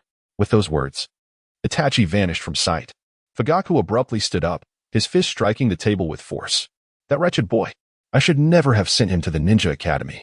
He has been brainwashed by the third Hokage's ideology. My dear, are we truly going to war with Konoha? Sasuke is still so young, and Itachi. Mikoto's expression reflected her distress. Mikoto, do you also wish to persuade me to give up? Fugaku's countenance turned fierce. No, I do not. I have always supported you. I simply do not wish to see our family become enemies. Mikoto shook her head, her face contorted in pain. If circumstances were to unfold as such, it would be an unavoidable fate, the curse of the Uchiha clan, perhaps. Ryōsuke and Hinata found themselves seated within the shrine, surrounded by members of the Uchiha family. The gazes directed at them were laced with disdain, even contempt. Only a young couple approached, offering food and water, engaging in brief conversation. It was then that Ryōsuke learned they were the parents of Miyuki, who expressed their profound gratitude for his repeated interventions to save their child. However, given their current predicament, they felt powerless to effect any change. Ryōsuke remained silent, comforting little Hinata while observing the shrine's surroundings. This must indeed serve as the operational command center for the Uchiha clan. During his visit, many members of the security detail had come and gone, attending to various duties. Yet, even among those who remained, their strength was formidable. Each member bore the three-tomo Sharingan and possessed extensive combat experience. Even if all of Konoha's Umbu were to engage, they might struggle to gain the upper hand against such prowess. This was the hidden strength of Fugaku Uchiha. As midday approached, Fugaku finally arrived at the shrine, where the security members lined up on either side. Ryōsuke, too, rose to his feet. Clan leader, where is the item I requested? Fugaku regarded Ryōsuke with an expression of complexity before retrieving a box from within his robes and presenting it to him. Ryōsuke accepted the box, prying it open to reveal a transparent glass orb containing a single three-tomo Sharingan suspended in a pale yellow liquid. Can I have her now? Fugaku inquired. Not yet. Ryōsuke closed the box and positioned himself protectively beside Hinata. This action immediately drew the attention of the remaining security members, who closed in around him. Ryōsuke, do not forget your status, nor the nature of this place. Do you wish to oppose your kin? Fugaku interjected, halting the others with a smile. I am well aware of what you said, clan leader, but our agreement was merely for me to bring Hinata here, not to hand her over to you. I have fulfilled my promise, and now I intend to ensure her safe departure from this place, Ryōsuke replied. Fugaku paused, quickly realizing he had been ensnared in a verbal trap by this young boy. Yet, such considerations had become irrelevant. This was the territory of the Uchiha clan, and none could leave without his consent. Ryōsuke, do you still fail to grasp the situation? In the name of the clan leader, I command you to step aside immediately. And I shall overlook what just transpired, Fugaku declared, extending his hand towards the timid Hinata hidden behind Ryōsuke. At that moment, a sudden explosion echoed from outside the shrine, drawing everyone's attention. What is happening? Fugaku rose, inquiring urgently, as a member of the Uchiha security team stumbled into the shrine, breathless and disoriented. Leader, something terrible has happened. The village is under attack, and it appears the assailants are from the Cloud Village. The Cloud? Those brutes, how dare they? Upon hearing this, Fugaku's anger ignited. Follow me. You two stay here and keep watch over them. Fugaku departed the shrine with the majority of the Uchiha Guard, leaving 2 members behind to approach Rikai and Hinata. Child, how can you be so blind? We are your kin, while she is merely an outsider. Would the leader truly betray us? The Uchiha should no longer be sacrifices for Konoha. One of the female ninjas crouched down to speak to Rikai, her Sharingan activated. Her voice imbued with a mesmerizing allure. Rikai quickly closed his eyes, only to feel Hinata's grip slip away from his hand. Oh no, Hinata has fallen victim. He had no time to ponder. He swiftly seized Hinata and activated Sound Shift in an attempt to escape. Yet, midway, he collided with something and was forcefully rebounded. It was the male ninja, employing a movement technique akin to Ryōsuke's. Truly, he was his apprentice. However, such trivial tactics are futile before my eyes. Ah, the poor child. Thoroughly brainwashed by Konoha. It seems we should teach him a lesson before the leader returns, to ensure his compliance. The two advanced toward Rikai and Hinata in unison. Lightning release. Lightning armor. 8 gates, open. Neural probe. Aware of the urgency, Rikai unhesitatingly activated all his buff skills. A tremendous pressure emanated from him, akin to a powerful, omnidirectional electric fan. Why is this brat so troublesome? We must not hold back. If he escapes, we won't be able to explain ourselves to the leader. They shouted in unison, channeling chakra beneath their feet as they braved the pressure to approach Rikai once more. Magnet release. Magnetic force. Rikai unleashed his magnetic ninjutsu. The 2 Uchiha guards, caught off guard, were suddenly yanked by an immense force and sent soaring into the air, colliding with one another. Hey, let go of me. This isn't my fault. It was that little brat. They found themselves entangled in an awkward position. Wishing you a happy union. Sound Shift. Rikai quipped before utilizing Sound Shift once more. With the dual enhancement of lightning armor and the 8 gates, his speed soared to unprecedented heights. Outside the Uchiha shrine, a group of ninjas adorned with animal masks relentlessly launched various long-range ninjutsu toward the shrine, predominantly comprised of lightning techniques. This led the Uchiha guards to believe it was a deliberate assault from the Cloud Village. After all, the news of Ryōsuke's first team undertaking a suicide mission had already spread like wildfire within the Uchiha clan. And it was precisely this that swayed those members who had been previously indecisive. However, when Fugaku arrived at the scene with the majority of the Uchiha guard, the assailants had already fled like rabbits. Chief, should we pursue them? One member of the guard inquired, struggling to contain his anger as he watched the attackers retreat. No need. This matter seems rather suspicious. How could the Cloud Ninja bypass Konoha and appear near the shrine? Fugaku mused, resting his chin in contemplation. Suddenly, a realization struck him. We must hurry back. This is a diversion, he exclaimed, immediately dashing towards the shrine. Although the other Uchiha guards were still processing the situation, they executed Fugaku's orders with unwavering dedication. Upon returning to the shrine, they found only 2 comrades tightly huddled together, while the individuals they were supposed to protect, Ryukai and Hinata Hyuga, had vanished without a trace. One of the guards rushed over to separate the two and clarify the situation, only for his weapon to unexpectedly launch towards them, startling him. The others shared a similar shock, soon realizing that the two possessed a formidable magnetic force that attracted any metal nearby. Who could have done this? Chief, it was Ryukai. He seems to wield magnet release. An Uchiha Kunoichi exclaimed, struggling to articulate her thoughts. Magnet release? How could that be? It's not a bloodline limit we Uchiha can master. Unless it is a special ability of his Sharingan. Such a notion seemed utterly absurd. The Uchiha guards began to murmur amongst themselves, their voices hushed. Only Misuki's parents, already aware of the truth, bowed their heads in silence. Fugaku, overhearing the discussions of his clansmen, felt a mix of humiliation and rage. He was astonished that two mere children had evaded his grasp. If word of this spread, it would be a tremendous disgrace. Moreover, he was taken aback by the capabilities of Ryukai's Sharingan. Could he truly replicate and utilize bloodline limits? If so, his powers would surpass even the pinnacle of the Uchiha clan. Madara Uchiha. This power must be contained. He resolved that regardless of the cost, he must obtain those eyes. Those individuals were surprisingly obedient. Otherwise, their escape wouldn't have been so effortless. Ryukai wiped the sweat from his brow, realizing once again the vulnerability of his limited chakra reserves. Hinata, would you like some water? he asked the pale-faced girl beside him. Little Hinata shook her head. Brother Ryōsuke, is this truly a game? Despite her innocence, Hinata's lineage made her more perceptive than most children, and she sensed that the demeanor of those who had just confronted them was far from playful. Do not dwell on those matters. You are safe now, and I shall escort you home, Rikai said with a gentle smile as he affectionately ruffled Hinata's hair. Yes. I hope I can play with you again, Brother Rikai, little Hinata replied with a cheerful grin. Hand in hand, they journeyed towards the direction of Konoha. However, before they could reach the village gates, a group intercepted their path, led by Danzo. Did you acquire the item? Danzo inquired, not even casting a glance at Hinata. His gaze fixed intently on Rikai. Rikai instinctively pulled Hinata behind him and retrieved a box from his cloak.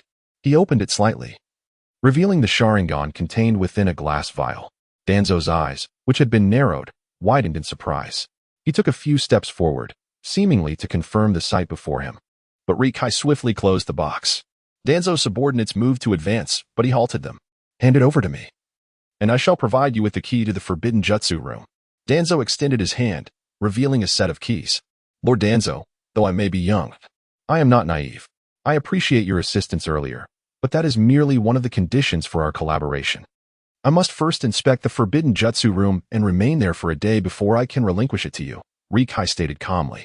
Danzo regarded Rikai, silent for a prolonged moment. That condition is hardly fair. I can only grant you 1 hour, he replied, just as Rikai was about to respond. Danzo raised his hand to silence him. The forbidden jutsu room has always been overseen by the Hokage and the Umbu. Granting you 1 hour is the most I can negotiate. You do not wish to end up like Orochimaru, do you? Danzo remarked coldly. Orochimaru had been expelled from the village for stealing forbidden techniques and conducting cruel human experiments. Had he not been the disciple of the third Hokage, he would have long since met his end. Rikai, lacking such protection, could not argue with Danzo's reasoning. Then I shall first visit the forbidden jutsu room, and only then will I give you the item. For now, I need to ensure her safe return home, Rikai asserted. Very well. I shall await you at the root base in 1 hour. Sai, you will assist him, Danzo commanded. Understood, Lord Danzo, a ninja of similar height to Rikai. But Masked stepped forward from behind Danzo. Ugh, yet another familiar face. Is Danzo a pedophile? Why are there so many children en route? Rikai thought to himself, before leading little Hinata into Konoha. As they traversed the street in front of the Hokage building, they spotted Itachi and another Rikai. Hey, there is another Rikai over there, Mikasa exclaimed. Itachi lightly tapped his head, already aware, and waved to Rikai. Rikai-kun. Rikai merely nodded and quickened his pace. Soon, they arrived at the Hyuga clan residence, where Hinata's father, Hayashi, awaited them at the entrance. It remains unclear whether he pinpointed Ryōsuke's location through his Byakugan or had been waiting here since receiving the note.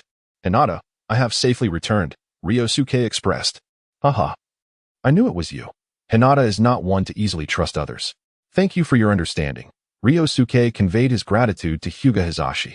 In Konoha, individuals like Hisashi, who regard Ryōsuke without prejudice, are exceedingly rare, a fact attributable to Ryōsuke's own efforts. Hisashi nodded and asked, Ryōsuke, would you like to come to my home for a visit? No. My companions are still waiting for me. I promise to visit you when I have the time, but I hope you won't find me bothersome. Ryōsuke politely declined the invitation. Haha, how could that be? The Hyuga clan excels not only in Byakugan, but also in the eye of the heart. I trust my judgment, and even more so, Hinata's. Ryōsuke nodded in agreement. Then I shall take my leave. With that, Ryōsuke vanished from sight. Hinata, let us return home. Was this outing not enjoyable enough? Hisashi inquired, affectionately ruffling little Hinata's hair. Father, please stop patting my head. It won't help me grow. I wonder when I can see Brother Ryōsuke again. Well, that depends on when you become a capable ninja on your own. Yes, Father, I will strive for that. Little Hinata's previously bewildered and helpless gaze found a path forward thanks to her father's seemingly casual words. Hisashi's eyes reflected a sense of relief. However, this storm posed a significant trial for him. Would he navigate it safely? As Ryōsuke walked along the path, he dispelled his shadow clones. He became aware of Shursui and the others' locations, and he learned that Shursui had accepted the third Hokage's appointment. Starting tomorrow, he would assume the role of Konoha's fifth Hokage. This development indicated that Ryōsuke's actions had precipitated a notable shift in the timeline of this world. With Shursui now the Hokage, the likelihood of Danzo seizing his eyes decreased significantly. Despite Danzo's malevolence, His core intentions leaned towards the village's welfare, although his methods were dubious and often unscrupulous. He would not resort to harming Konoha's leader. Meanwhile, many of Ryosuke's premonitions became obsolete. His only advantage lay in his knowledge of characters from the original timeline. Fortunately, he had acquired a certain degree of self-defense capability. Nevertheless, some unique situations remained beyond his current capacity to handle, such as Madara. Simultaneously, several historical issues remained unresolved, with the primary concern being the Uchiha clan. Now that Shisui had become Hokage, regardless of Uchiha Fugaku's opposition, Shisui would serve as a bridge for communication between the Uchiha and Konoha. The direction in which events would unfold next hinged on the policies Shisui would implement as the fifth Hokage. As Ryoji pondered these matters, he found himself at the CAF opposite the Hokage office building. Shisui and the other two members of Team 1 were waiting for him there. Upon his arrival, Miharu was the first to rise. "Ryoji, you finally made it. Your shadow clone even deceived me. Where have you been? And when did your shadow clone separate from you?" Miharu bombarded him with questions, only to be restrained by Miyuki. "Ryoji-kun has his own affairs to attend to. Please do not complicate matters, right, Ryoji-kun?" Miyuki smiled at him. "Why am I the one complicating things?" "Miyuki, you are being quite biased," Ryoji retorted, disregarding the two and taking a seat opposite Shisui. "Shisui-sensei, you have indeed accepted the third Hokage's appointment," Ryoji stated calmly. Shisui nodded. "Indeed. This is the best solution I could conceive to resolve the conflict between the village and the Uchiha clan. However, the clan leader may not be willing to engage in dialogue with us." Ryoji sighed. Fugaku Uchiha has sought power for the Uchiha clan for quite some time. Would he truly relinquish it simply because Shisui became Hokage? Upon hearing Ryoji's words, Shisui's expression grew serious. "You are correct. Fugaku is at the core of the Uchiha issue, while others are merely caught in the crossfire. If tomorrow's negotiations fail to resolve the discord between the village and the Uchiha, I may have to resort to some extreme measures." "Extreme measures? Do you mean eliminating Fugaku Uchiha?" Ryoji felt a shiver run down his spine, casting a bewildered glance at Shisui. Indeed, power can transform individuals. The once steadfast pacifist Shisui, who would sacrifice himself for the village's welfare, had now become Hokage, wielding significant authority and unlikely to make the same choices. He now resembled a fusion of the third Hokage and Danzo. Such actions might temporarily suppress the Uchiha village conflict. But what about Itachi? In the original timeline, although he exterminated his entire clan, he had compelling reasons. Yet, now Itachi was merely 9 years old. Could he possibly comprehend Shisui's willingness to kill his father for the sake of peace? A bittersweet pang filled Ryoji's heart. After discussing some trivial matters, the two settled down at an inn within the village. After tonight, many things would undoubtedly change. In the secret base of Root, the leader held a box containing a Sharingan, his eyes still gleaming with greed. "Danzo-sama, is it truly necessary to go to such lengths for a single Sharingan?" One of the Root ninjas could not help but inquire. "Foolishness. The power of the Sharingan can safeguard the village. The Uchiha remain oblivious to its true significance. If necessary, I could completely eradicate the Uchiha," Danzo replied, as he forcibly gouged out his right eye and replaced it with the Sharingan. His subordinates then brought a basin of clean water and bandages to wash away the blood on his face, while covering the transplanted eye. Danzo was gambling. Initially, his objective was to pursue Shisui, Itachi, and Fugaku's eyes. However, the Uchiha clan had begun to stir, and if he did not act soon, he would likely gain nothing. "Danzo-sama, Uchiha Shisui has accepted the third Hokage's appointment to become the fifth Hokage. The appointment will take effect tomorrow." A ninja from Root suddenly appeared, kneeling before Danzo as he delivered this intelligence. "What? That old fool, Hisashi, actually dares to do this?" Danzo clenched his fists, the sound echoing ominously. At Uchiha Sasuke's home, a member of the Uchiha Guard presented Fugaku with a letter.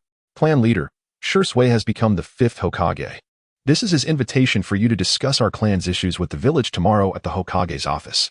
Fugaku did not even glance at the letter. "My dear, this is an opportunity. Perhaps it could truly resolve our issues with the village." Meanwhile, Shisui remained awake in the inn, having set up several barriers.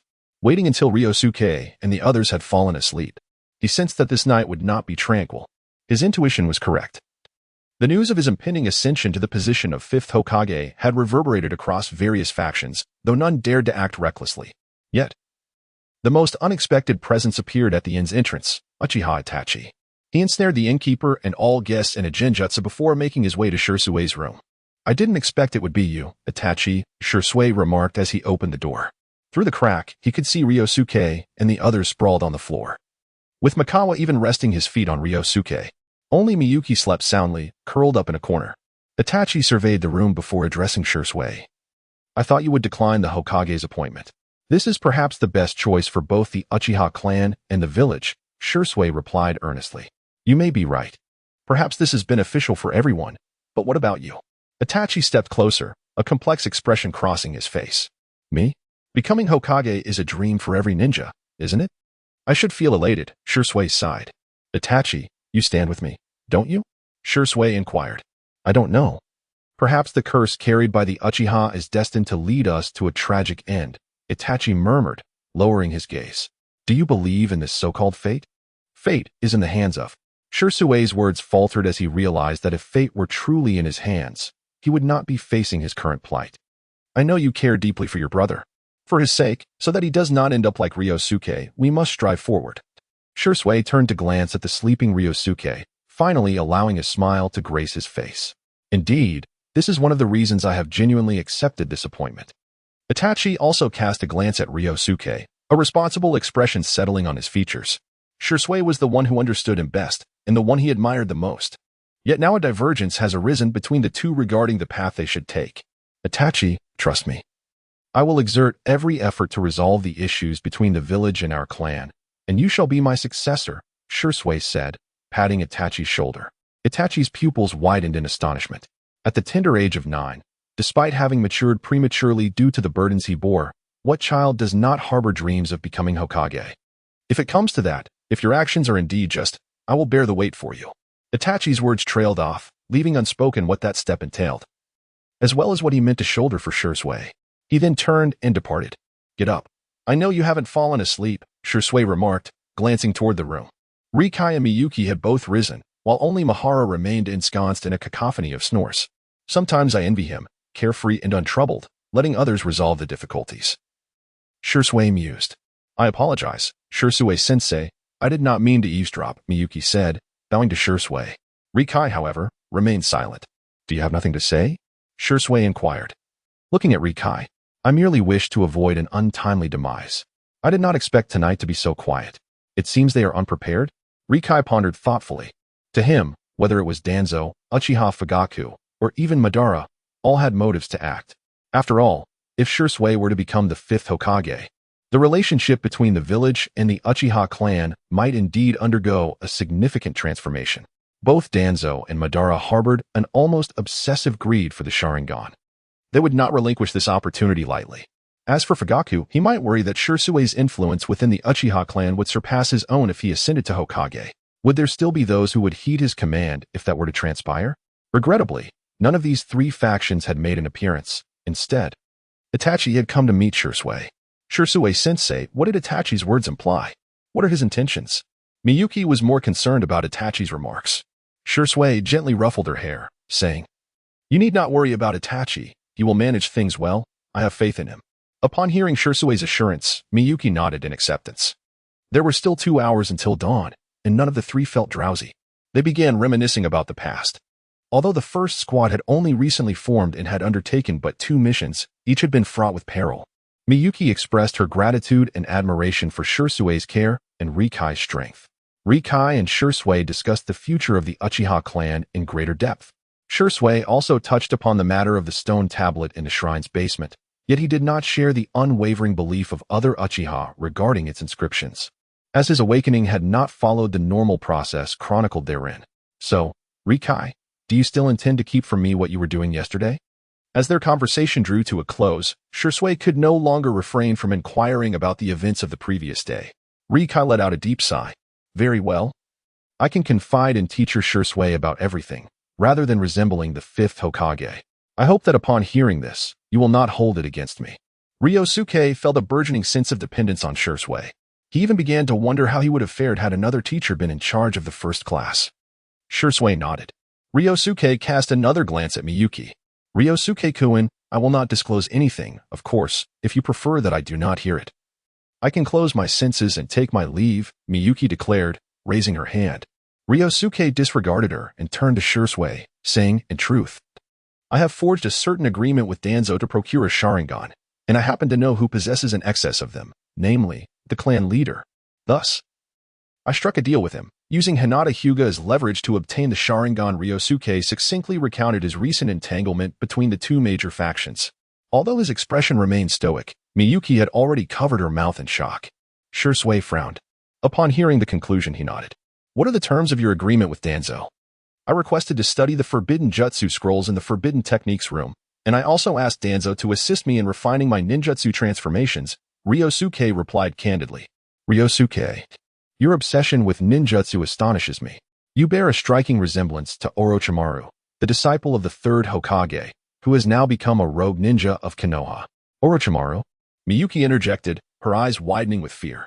She had heard that name from her parents. It was said that over a dozen children had perished at Orochimaru's hands, all in the pursuit of forbidden techniques. Thus, Shisui's concern was not unfounded. As Miyuki pondered this, she cast a worried glance at Ryosuke. Ryosuke was also taken aback by Shisui's words, awakening a sense of alarm within him. Was he indeed too dependent on the system? Must one master all ninjutsu to become the strongest ninja? This thought bore striking resemblance to Orochimaru's ideology. No, I do not seek to be the strongest ninja. My motivations are rooted in self-preservation, for I comprehend the truths lurking behind this world and the perilous foes concealed in the shadows. Suddenly, Ryosuke felt a sense of alertness, as if his thoughts were being subtly manipulated. Could it be? He abruptly lifted his gaze to Shisui, and indeed, his opponent had activated his Sharingan. Oh no! Could Shisui be employing Kotoame Tsukumi against me?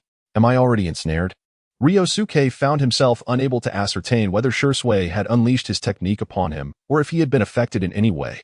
Nevertheless, an unprecedented sense of crisis enveloped him. He regretted having divulged everything. Teacher Shisui, I understand. Ryosuke lowered his head, feigning humility in the face of his mentor's guidance. Shisui nodded in response. That is good. The pursuit of power itself is not inherently wrong, but one must not be subjugated by it. Otherwise, one risks straying from the righteous path. As the hour grows late, let us rouse Mahara. We shall dine together before proceeding to the Hokage's office. Very well, understood, Shisui-sensei. Miyuki will summon Mahara, while Ryosuke feigns tidying up his belongings. Have we narrowly escaped a perilous fate? It is indeed alarming to think there might be someone here upon whom one could genuinely rely. Uchiha Shisui, a prodigy of the Uchiha clan, harbors thoughts of sacrificing himself for the village. How could he possibly hesitate to sacrifice a mere child? Ultimately, it appears Shisui remains profoundly influenced by the third Hokage. 10 minutes later, the four departed the inn and arrived at the CAF opposite the Hokage's office. This establishment typically opened its doors only after an hour. Yet Shisui was an exception. The proprietor warmly welcomed the four inside. I awoke too early today. I cannot seem to eat, Mahara yawned. No one paid him any heed. Hey, what's the matter with you all?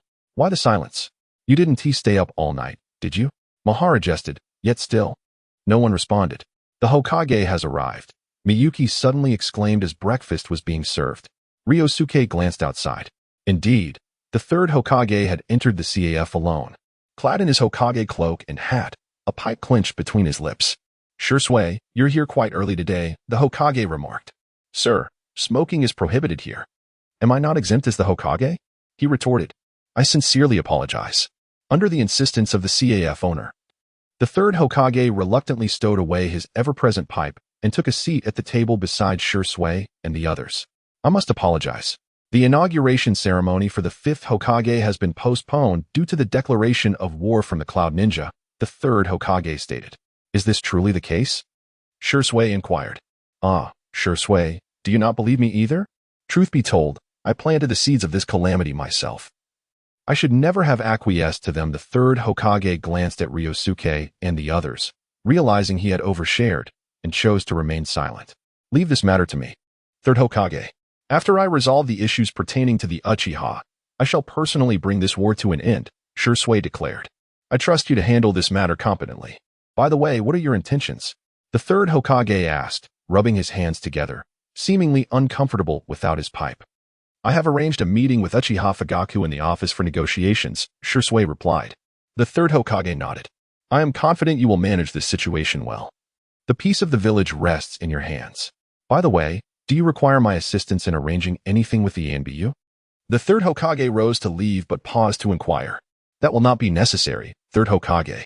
For the time being, I only require one individual. And I hope you can facilitate this. Is it Itachi? No, it is Hitaki Kakashi. Ultimately, under pressure from within his clan, Uchiha Fugaku chose to travel to Konoha. However, he encountered an ambush from an unidentified force along the way. Fortunately, his prowess is not merely boastful. Despite sustaining a minor injury, he still arrived at the village.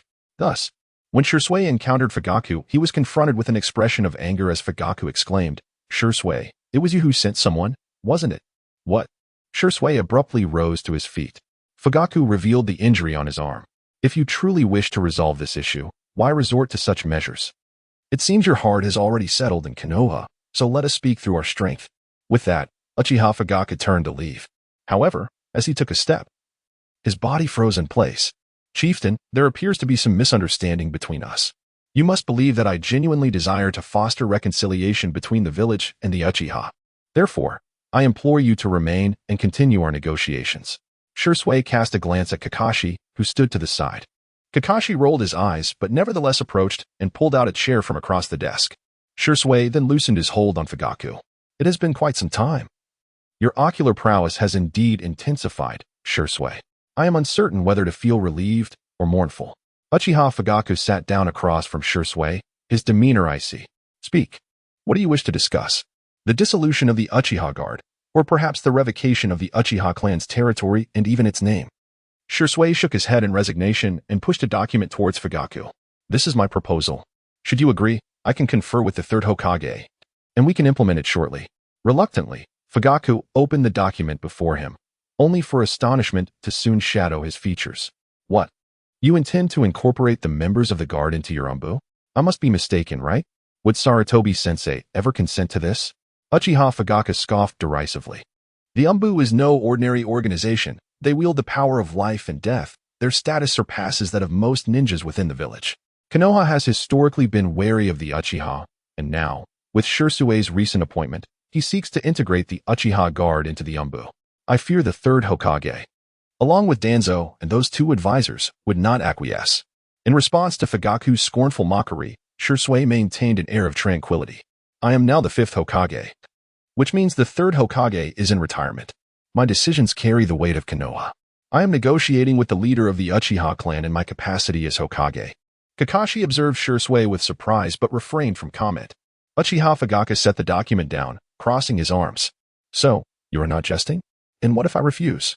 As he spoke, Uchiha Fugaku activated his Sharingan. As the head of the Uchiha clan, he had made choices for the future of his clan, and this matter had been in preparation for a considerable time. How could he abandon everything based on Shisui's words? Moreover, if the Uchiha Guard were to become part of the Anbu, what would become of him as its leader? Would he merely be a farcical captain in the Anbu, working for Shisui just as his son Itachi did? Is it to say that rights have been entirely undermined, rendering one in existence on the fringes? Thus, regardless of the circumstance, Uchiha Fugaku could not acquiesce. "I can appoint you as an advisor to Konoha," Shisui declared. "You." Uchiha Fugaku abruptly rose to his feet. His thoughts had been laid bare before Shisui. In other words, unbeknownst to him, he had already fallen victim to the opponent's ninjutsu. This revelation filled Fugaku with both alarm and trepidation. "Patriarch, you must deliberate carefully. Konoha will not permit the Uchiha clan to sever ties with the village. For the power of the Uchiha is simply too formidable. Even if we were to eradicate the Uchiha, it would not transform into an adversary of the village." Shisui spoke with a calm demeanor. "So, it seems that only the path of war remains, does it not?" Fugaku clenched his fists. "That is merely your selfish and one-sided notion. Have you considered the thoughts of the other clan members? There are many children and elders within our clan. Patriarch, this is no longer an era of warfare. You should not sacrifice the entirety of the Uchiha for your own desires." Shisui stood resolutely, his Sharingan gleaming with determination. "You deem my thoughts as one-sided? As selfish? As a member of the Uchiha, you should be aware of our circumstances within the village, dating back to the second Hokage." Uchiha Fugaku pointed vehemently at the portrait of the second Hokage adorning the wall. "It was from his era that we Uchiha became marginalized within Konoha. If this continues, we shall only become more isolated, leading to our eventual extinction. It is precisely because I perceive this that I wish to rise against it. What wrong have I committed?" Perhaps your thoughts are not erroneous, yet your methods are excessively extreme, Ryōsuke sighed.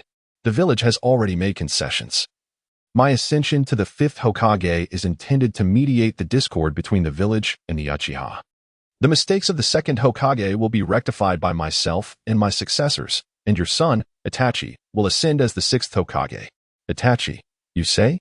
Uchiha Fugaku murmured, a hint of resignation creeping into his smile. Ryōsuke, I apologize. Perhaps you are correct, but I have no avenue left to retreat. With that, a kunai appeared in Fugaku's hand. In the blink of an eye, he leapt into the air, launching himself towards Ryōsuke. Yet, before Ryōsuke could respond, a figure interposed itself before Fugaku. It was none other than Uchiha Itachi. Father, that is enough. Itachi, has this child been swayed by him as well? It is not a matter of being swayed. I simply wish to see no further spread of conflict and do not want Sasuke to endure suffering. Itachi raised his gaze, his 3-tomo Sharingan fixed on Fugaku. Ah, so it is for Sasuke that you act. You truly are a commendable brother, Fugaku remarked, blood trickling from the corner of his mouth. Itachi. Ryōsuke's expression darkened with sorrow. Ryōsuke, this will be the last time I address you by that name. Henceforth, you shall be known as the 5th Hokage. Rest assured, this matter is one I willingly accept. Let the Uchiha's resentment towards Konoha be directed towards me. I only hope you can fulfill the promises you have made. Itachi gently assisted Fugaku into a chair, then removed the Konoha ninja headband. What about Sasuke? Ryōsuke suddenly inquired. Let him hate me. Hatred is a form of strength, Itachi replied silently as he exited the room. His 3-tomo Sharingan aligned in a single line. He activated his Manjiki Sharingan. The inscription on the stone tablet was indeed not deceptive. 5th Hokage? Kakashi remarked, observing Ryōsuke lost in contemplation. Kakashi, I leave this matter to you, Ryōsuke sighed. Leave it to me. I am accustomed to such occurrences. Kakashi smiled and shouldered Fugaku's lifeless body, departing from the office. Soon, the news of Fugaku's execution for treason spread throughout the Land of Fire, sending shockwaves through the Uchiha clan. However, the Uchiha Guard had received advance notice. Most had already been transformed into Umbu by the 5th Hokage, with only a handful of Fugaku's loyal followers apprehended. Strangely enough, the situation in Sasuke's household was peculiar. Fugaku was condemned, yet his wife and children remained unscathed. It was rumored that Itachi had become a rogue ninja. I refuse to believe it. I refuse to believe that my brother killed our father. Sasuke sobbed on the living room sofa. Beside him sat Mikoto, weeping inconsolably. Their family had suddenly lost 2 pillars of support, leaving mother and son in disbelief.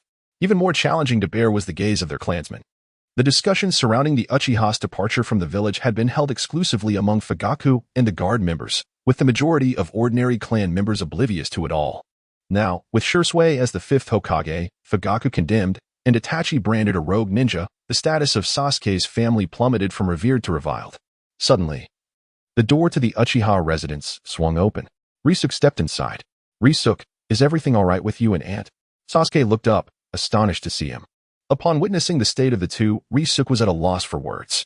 Although he had not been present during the events, he could surmise the general outline of what had transpired.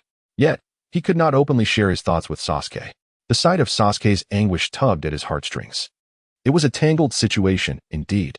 Father is truly dead, and Itachi has really become a rogue ninja? This must be a lie, right? Sasuke cried out, collapsing into Ryōsuke's embrace. The events of that day were far too overwhelming for the 5-year-old Sasuke to comprehend. Ryōsuke gently tousled Sasuke's hair, remaining silent. In truth, Itachi's role as a rogue ninja in this timeline was something Ryōsuke had not anticipated. Ryōsuke remained silent, tacitly acknowledging the situation. Suddenly, Uchiha Mikoto, who had been silently weeping with her face covered, rose to her feet. Ryōsuke must not have eaten yet. I'll prepare a meal for you. Fugaku and Itachi should be returning soon, she declared, heading towards the kitchen. What in the world was happening? Could it be that Uchiha Mikoto had lost her sanity? It was indeed a possibility, for she had lost 2 beloved family members in a single day. Some individuals might act irrationally under intense emotional distress. Yet, Ryōsuke could not simply leave. He was deeply concerned for little Sasuke's safety. He was unaware if Sasuke possessed any protagonist aura in this timeline. Should something happen to him, Ryōsuke would not only be heartbroken but might also find himself pursued by Itachi. The mere thought sent a jolt through his heart. Sasuke, how about I take you out to play? Ryōsuke said, gently patting Sasuke's head. However, Sasuke replied, But Mom is already cooking. If we leave now, she will be even more upset. It seemed that Sasuke had come to terms with reality and had begun to express concern for his family. Yet, Ryōsuke thought, your mother is likely preoccupied with the notion of taking you away to reunite with your father in the afterlife. Anxiety gnawed at Ryōsuke's heart, and at that moment, the kitchen echoed with a cacophony of clattering sounds. Was she cooking? Surely, the noise could rival that of bomb-making. It appeared that Uchiha Makoto, who had always presented a gentle demeanor, had finally been driven to madness by the circumstances. Ryōsuke's lips twitched. Sasuke, your mother needs some peace. We shouldn't disturb her right now, he said, employing the Jinjutsu of his Sharingan. Little Sasuke, initially inclined to voice his concerns, ultimately nodded in a daze. Thus, Ryōsuke departed without a word, taking Sasuke with him. Hey, why did you take so long to come out? And why did you bring Sasuke with you? Mikawa and Miyuki were waiting for Ryōsuke on the street. It turned out that the trio had originally intended to attend the celebration that evening. However, Ryōsuke's desire to check on Sasuke had altered their plans. Let's go together, Sasuke-kun. Have you had dinner yet? Miyuki asked, bending down to his level. Sasuke remained silent, hiding behind Ryōsuke. He hasn't been like this before. Please bear with him, Ryōsuke explained. Mikawa and Miyuki exchanged glances, their faces reflecting sympathy, before they nodded in unison. Although they were unaware of the specifics, anyone who had experienced such a tragedy would undoubtedly be suffering. The three of them, along with Sasuke, made their way to the plaza of the Uchiha village. A celebration was underway to commemorate peace in the ascension of Ryōsuke as the fifth Hokage.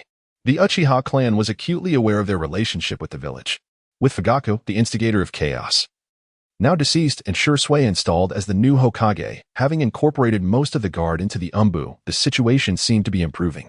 Everything appeared to be progressing in a positive direction, and soon the rift between them and the village would be healed. This was the straightforward and pragmatic perspective of the ordinary Uchiha clansman. Few ponder the role Itachi played in his defection from the village. Nor do they reflect on the circumstances surrounding the Uchiha clan, despite their previous reverence for this family. Yet, who can blame those who yearn for peace and a normal life? Perhaps it is the world itself that is at fault. Ryōsuke was filled with profound reflections. Yet faced with such intricate dilemmas, he found himself at a loss for solutions that might yield a better outcome.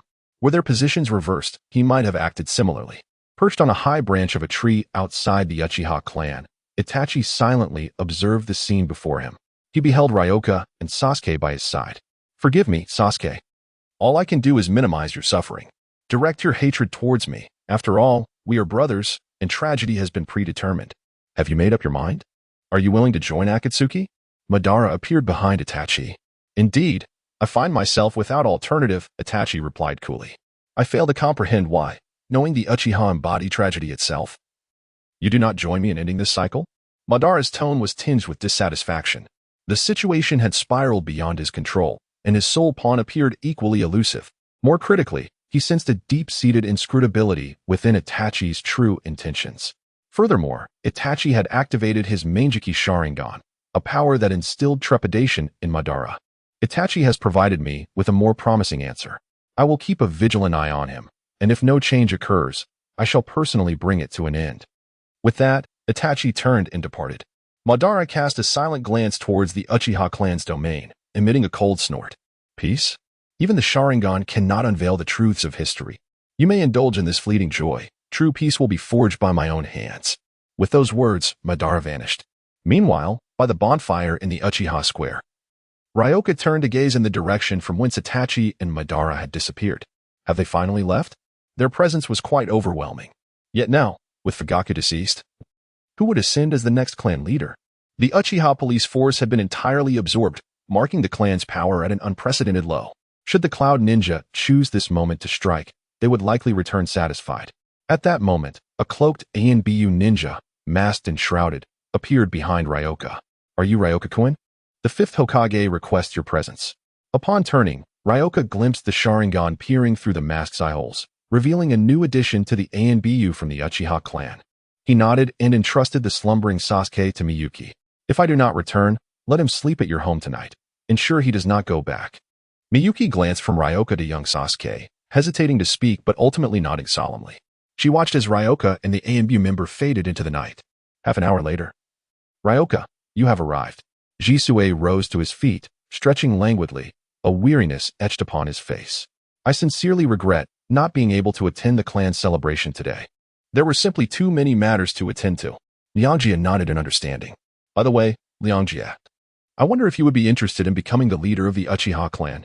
Jisue said this with a smile, patting Liangjie's shoulder. What? The clan leader? Fifth Hokage.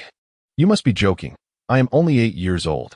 Liangjie was taken aback, for he had never contemplated such a notion. Upon hearing Liangjie's words, Jisue chuckled and replied, I do not make such decisions lightly. With the clan having lost Fugaku as its leader and Itachi, the prodigy, some may also perceive me and the members of the guard as traitors to the Uchiha. Thus, I require a trustworthy individual to assist me in steering the Uchiha back from the brink of chaos, and you are that person. Yet, there are many esteemed elders within the clan. They are entirely capable of fulfilling the role of leader. Fifth Hokage, please refrain from such jest. It is hardly amusing. Liangjie persistently declined. What nonsense! He had initially intended to evade the night of the Uchiha massacre. While that risk had diminished, it had not been entirely eliminated. If he were to become the leader of the Uchiha, he would be irrevocably bound to them, a contradiction to his original intentions. Moreover, the overall strength of the Uchiha had significantly waned. With the elite members of the guard absent, what remained were only the frail and ailing. In such a weakened state, possessing the allure of the Sharingan, the Uchiha would merely become a target of envy from many factions. To leap into this inferno at such a time would be akin to courting death, and Liangjie was not yet ready to perish in obscurity. Jisue's smile faded, replaced by a grave demeanor. You may be correct in your observations, but at this juncture, I need you. The Uchiha requires a role model or hero, and you are that beacon of hope. Furthermore, thanks to you, Mikawa and Miyuki need not worry about being exploited by the village. Jisue expressed earnestly. What? Mikawa and Miyuki? Indeed, Danzo has mentioned wanting them to join Root, under the guise of fostering ties between the village and the Uchiha. However, from what you have conveyed, I understand that he merely seeks the Sharingan. Could you bear to see them used for such a purpose? Jisue's words left Liangjie in silent contemplation. Though he was solitary, he could not deny the bonds he had formed with Miyuki and Mikawa. Perhaps they were not profound, yet they were among the few sources of warmth in his life. Liangjie recognized that he could not extinguish all emotions merely to survive, for that would render him akin to a puppet. Taking a deep breath, he finally spoke. I can agree to this matter, but I refuse to become a puppet for the village against the Uchiha. Jisue paused, momentarily taken aback, before breaking into a smile. Rest assured, clan leader, my previous promise remains steadfast. I shall not forever sacrifice the Uchiha for the village's interests, and I shall respect all your decisions. Although this assertion did not entirely quell Ryosuke's doubts, he nonetheless breathed a sigh of relief. The images of Sasuke, Mikaharu, and Miyuki from the Uchiha clan surfaced in his mind. He had long evaded entanglement in the troubles of the Uchiha. However, he had now resolved to confront these troubles head-on. The Uchiha themselves regarded their power as a curse. Yet, Ryosuke understood that this was a misconception propagated by the stone tablet. Now that he had chosen to take this step, he was determined to resolve the Uchiha's issues completely. Not only would he strive to make them the strongest clan in the shinobi world, but he would also wield this power to crush all conspiracies. In that moment, Ryosuke's heart brimmed with ambition. It seems you have made a decision? Shirsue's face broke into a smile. The following day, Ryosuke's appointment as the Uchiha clan leader sent shockwaves through the entire Konoha. Many had previously been unaware of his name, but upon learning of it, their astonishment only deepened. How could an 8-year-old child possibly be made clan leader? Was this some sort of jest? The two advisors of Konoha hastened to seek out Shirsue, inquiring about this matter. Indeed, this is my decision. Is there a problem? Shirsue faced the aggressive Mito Minin and Tka-sh Rin, both esteemed disciples of the second Hokage. Without the slightest hint of retreat, how can the Uchiha's power be entrusted to a mere child? You must rescind this order immediately. We will select someone from the past to manage the Uchiha, Tka-sh Rin asserted, stepping forward and slamming his hand on the table. Rescind the order? That is absolutely out of the question. I am the 5th Hokage. I possess this authority, and matters concerning the Uchiha must be managed by the Uchiha themselves. Shirsue replied with remarkable composure. Do you wish to incite conflict between the village and the Uchiha? Mito Minin demanded loudly. On the contrary, I believe your actions are the ones igniting the discord between the Uchiha and the village. You dare to speak to us in such a manner? We shall approach the 3rd Hokage and demand he rescind this order. Tka-sh Rin retorted, turning to leave as Shui remained steadfast. Take your time. The third Hokage is already aware and has no objections. Furthermore, he is now retired. I am the Hokage of Konoha, Shui stated nonchalantly from his chair. Cold sweat trickled down the faces of Mito Minyin and Tka Rin. They had not anticipated that this newly appointed young leader would prove more formidable than even the third Hokage. It was well known that the third Hokage would never disregard their opinions. Very well, Shui. Wait for it, you will come to regret this, they said before departing in defeat. Shui gazed out the window toward the Uchiha clan's direction. Ryōsuke, I have done all that I can. The rest now rests in your hands. Do not disappoint me. At that moment, Ryōsuke was also facing his own challenges. He found himself encircled by a multitude of Uchiha at the shrine. What do you all intend to do? Ryōsuke had initially planned to stealthily come and destroy the stone tablet, but he was surprised to discover that the Uchiha were convening here. This place had once been a sanctuary exclusively for the guard, hence Ryōsuke's unanticipated presence. Consequently, the situation had unfolded as it did. Everyone, please step back. Do not crowd Ryōsuke. It may frighten him, or rather, it would alarm our clan leader. An elderly man, balding yet with eyebrows that overshadowed his eyes, parted the crowd and approached Ryōsuke, addressing the assembly. The crowd promptly took 2 steps back. Grandpa Takuya, has everyone been informed? It dawned on Ryōsuke that the gathering was in response to the news, which made him feel somewhat awkward. He had believed that it would take a couple more days for such information to circulate. Haha, Ryōsuke, how could we possibly remain ignorant of such a significant matter? We are here discussing how to celebrate you, the old man said, clapping Ryōsuke on the shoulder. But everyone, I am merely 8 years old. Do you truly believe I can fulfill the role of clan leader? What of being 8? We Uchiha are distinguished individuals, even as children. No one dares to underestimate us. Indeed, no one dares to underestimate the Uchiha. A chorus of voices resonated within the shrine. Initially, Ryōsuke had anticipated vehement opposition to this appointment from within the Uchiha. Yet he soon realized he had miscalculated. This might be attributed to Shusui's esteemed reputation within the clan, or perhaps due to the tales of Ryōsuke's heroic deeds that had been spread. However, more significantly, Ryōsuke was one of the Uchiha, and no outsider from Konoha had come to dictate their affairs. This revelation eased the concerns of those wary of Konoha.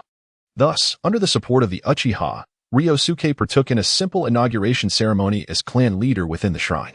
He even forgot what he had said, as he had never spoken before such a large assembly.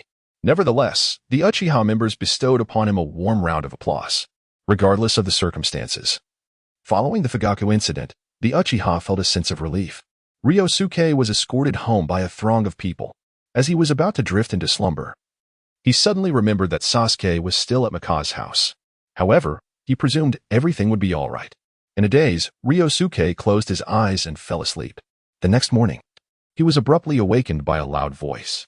Hey, Ryōsuke, why are you still sleeping? Get up. It was Mika's voice. What was going on? Ryōsuke turned over, attempting to return to sleep.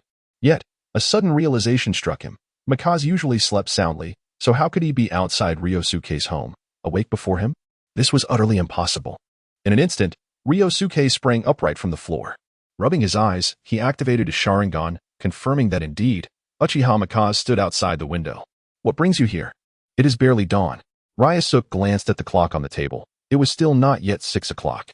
I had not slept a wink throughout the night, and I had to muster all my strength to come find you. No, Ryōsuke, am I dreaming, or have I misheard? It seems you have become the leader of our Uchiha clan?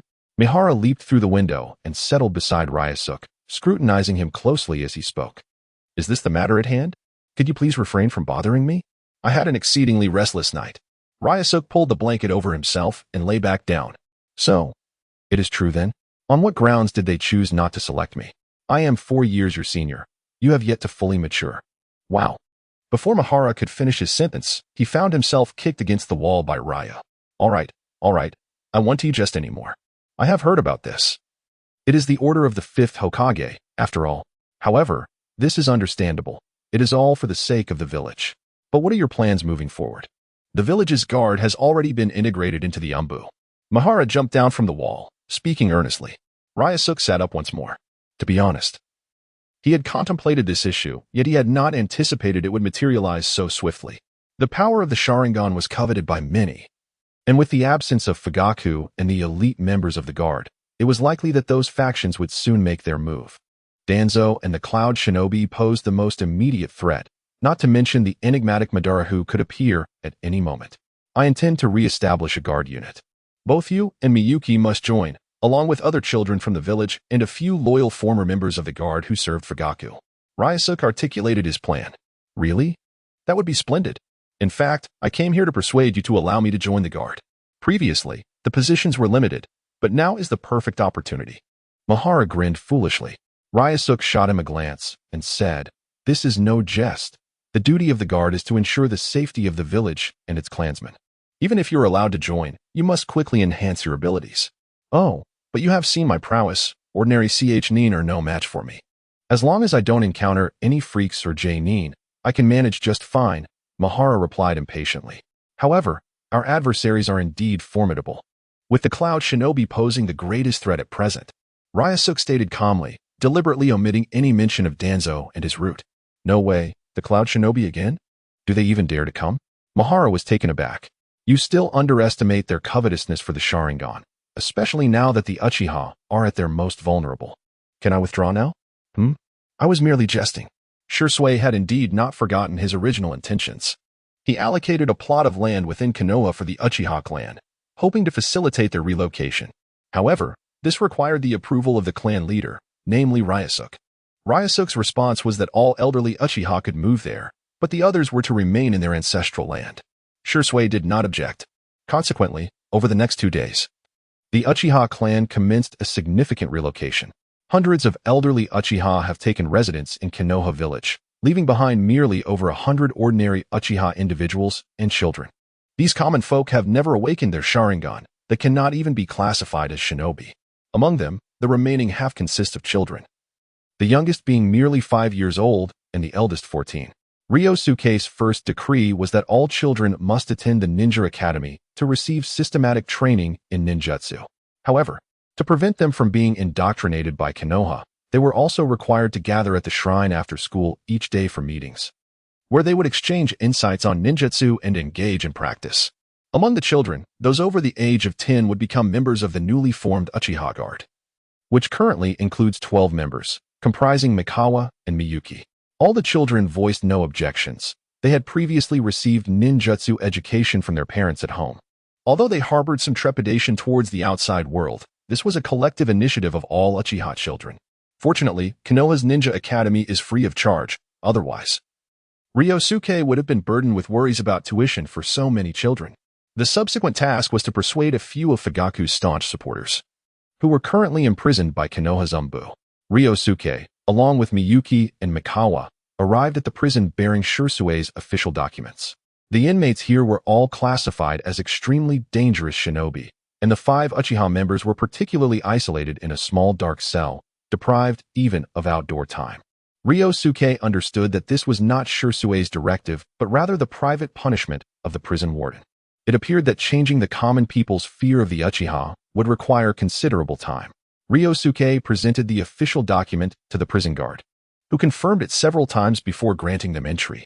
However, the rules for visiting high-risk offenders were exceedingly strict, with Umbu members monitoring the proceedings. This did not faze Ryōsuke. He was soon face-to-face with the first of Fugaku's loyal followers, a young man in his 20s named Uchiha Shoya. Surprised, Shoya inquired, "What brings you here?" Mikawa patted Ryōsuke on the shoulder and said, "This is our current clan leader, Lord Ryōsuke. I am the captain of the Uchiha Guard, and we have come to speak with you." "Hey, Miyuki, why are you pinching me?" Mikawa exclaimed, as Miyuki pinched his ear. It is now Ryōsuke's turn to speak. "You should be quiet," she interjected. "You were the clan leader? What a joke." Shoya remarked, astonished, as he looked at Ryōsuke, who seemed scarcely older than he was. Ryōsuke sighed and replied, "This is the appointment of the 5th Hokage. I cannot refuse. The Uchiha Guard has been restructured into the Umbu by the 5th Hokage, rendering our clan's defensive capabilities unprecedentedly weak. Thus, so you are a bunch of fools. Only Lord Fugaku could save the Uchiha, yet you have killed him. Now you realize your mistake and wish for my assistance?" "Absolutely not. Get lost." Xiangye stood up excitedly, shouting loudly. Beside him, an Umbu member immediately approached and pressed him back down. "Be quiet. This is a prison." The corners of Xiangye's mouth twitched, yet he obediently sat back down. "Who says we are wrong?" If a fight breaks out, do you have any idea how many Uchiha would perish? The fifth Hokage acts for the greater good. Everyone understands this, except for a few of you whose minds seem clouded, Mihara shouted. Humph, stop deluding yourselves. If that were the case, why are you here? You've been sidelined? Haven't you? Realized your mistakes, I presume? Xiangye retorted sarcastically. Mihara attempted to argue further, but Ryōsuke intervened with a hand gesture. First and foremost, we are here because we are of the same clan.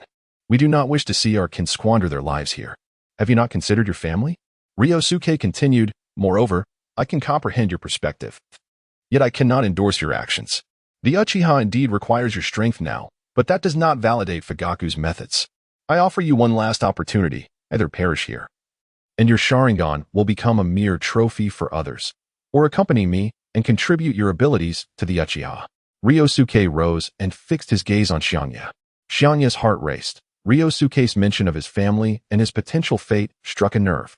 Particularly, the notion that his Sharingan could end up as someone else's memento was something he, as a proud Uchiha, could hardly accept. I can go with you, but there are no buts. As a prisoner, you have no right to negotiate conditions. Ryōsuke's demeanor imposed immense pressure on Xiangye, who had forgotten that he was merely facing a child. After a prolonged silence, Xiangye ultimately acquiesced to Ryōsuke's viewpoint. At that moment, the nearby Umbu member approached and placed a collar around Xiangye's neck, simultaneously freeing him from his handcuffs and shackles. What is this? Xiangye tugged at the collar, attempting to remove it, but to no avail. This is a form of restriction. As long as you prove that you are not deceiving me for the sake of regaining your freedom, it will be removed, and it will not hinder your movements. Ryōsuke explained.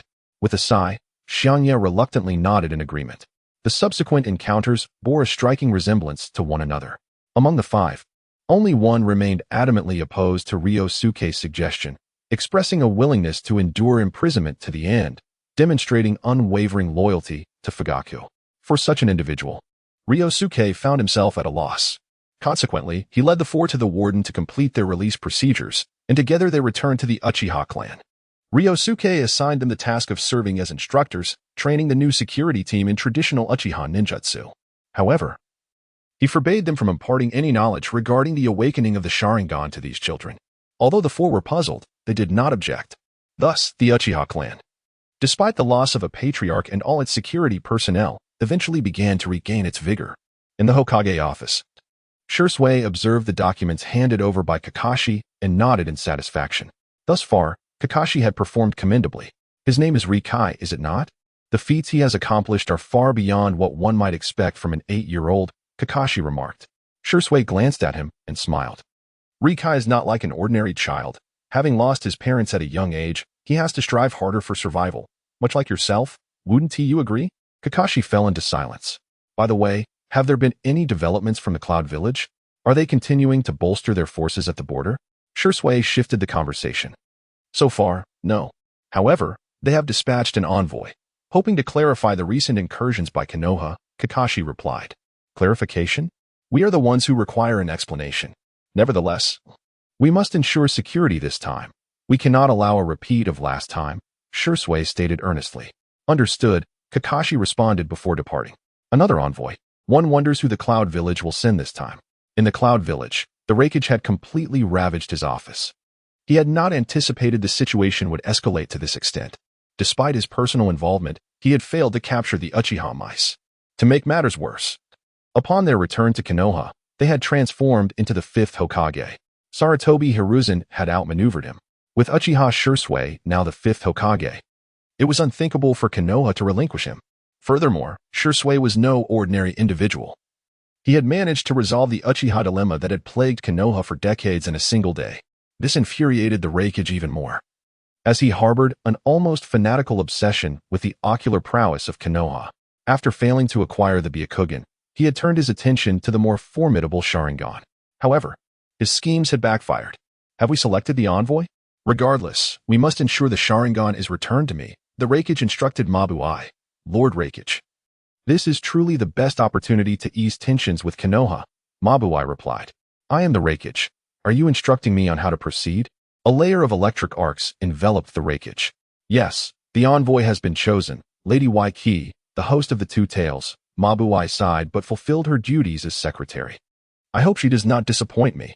Otherwise, I shall extract her tailed beast and bestow it upon another, the Reikage declared sternly. In other ninja villages, hosts of tailed beasts were often scorned and isolated. However, in the Cloud Village, they were an exception. The village revered strength, and hosts symbolized power. This is why the two hosts in the Cloud Village held a unique status. The Reikage's interest in the Sharingan stemmed from his awareness that it could control the powers of tailed beasts.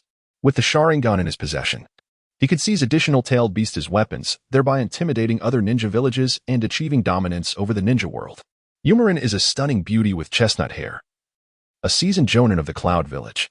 Now, she has also become the Jinchuriki of the Two Tails, her prowess unmatched among the Cloud Shinobi.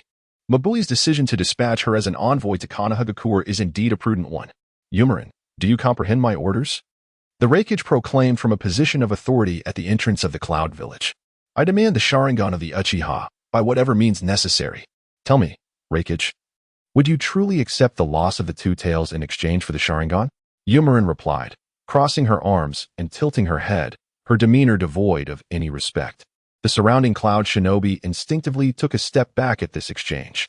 Suddenly, the air crackled with thunder as the Reikage's fist struck the ground where Yumarin had stood, creating a massive fissure in the street. Listen well to my words, or next time, I shall aim for your head. He thundered in rage. Yumarin had already ascended to the top of the Cloud Village gate. Your temper remains as foul as ever.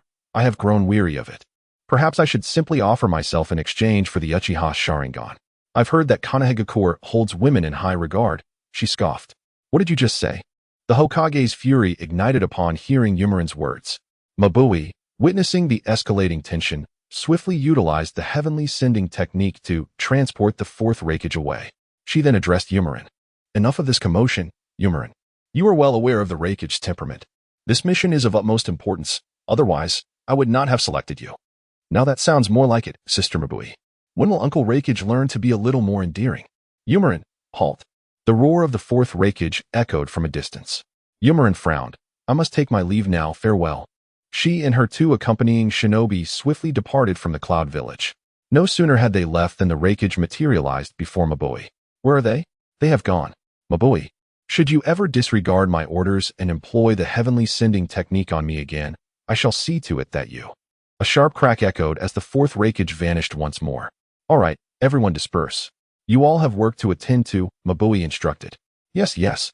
The other shinobi promptly vanished. In the secret base of Root, Ryōsuke finally found the time to arrive.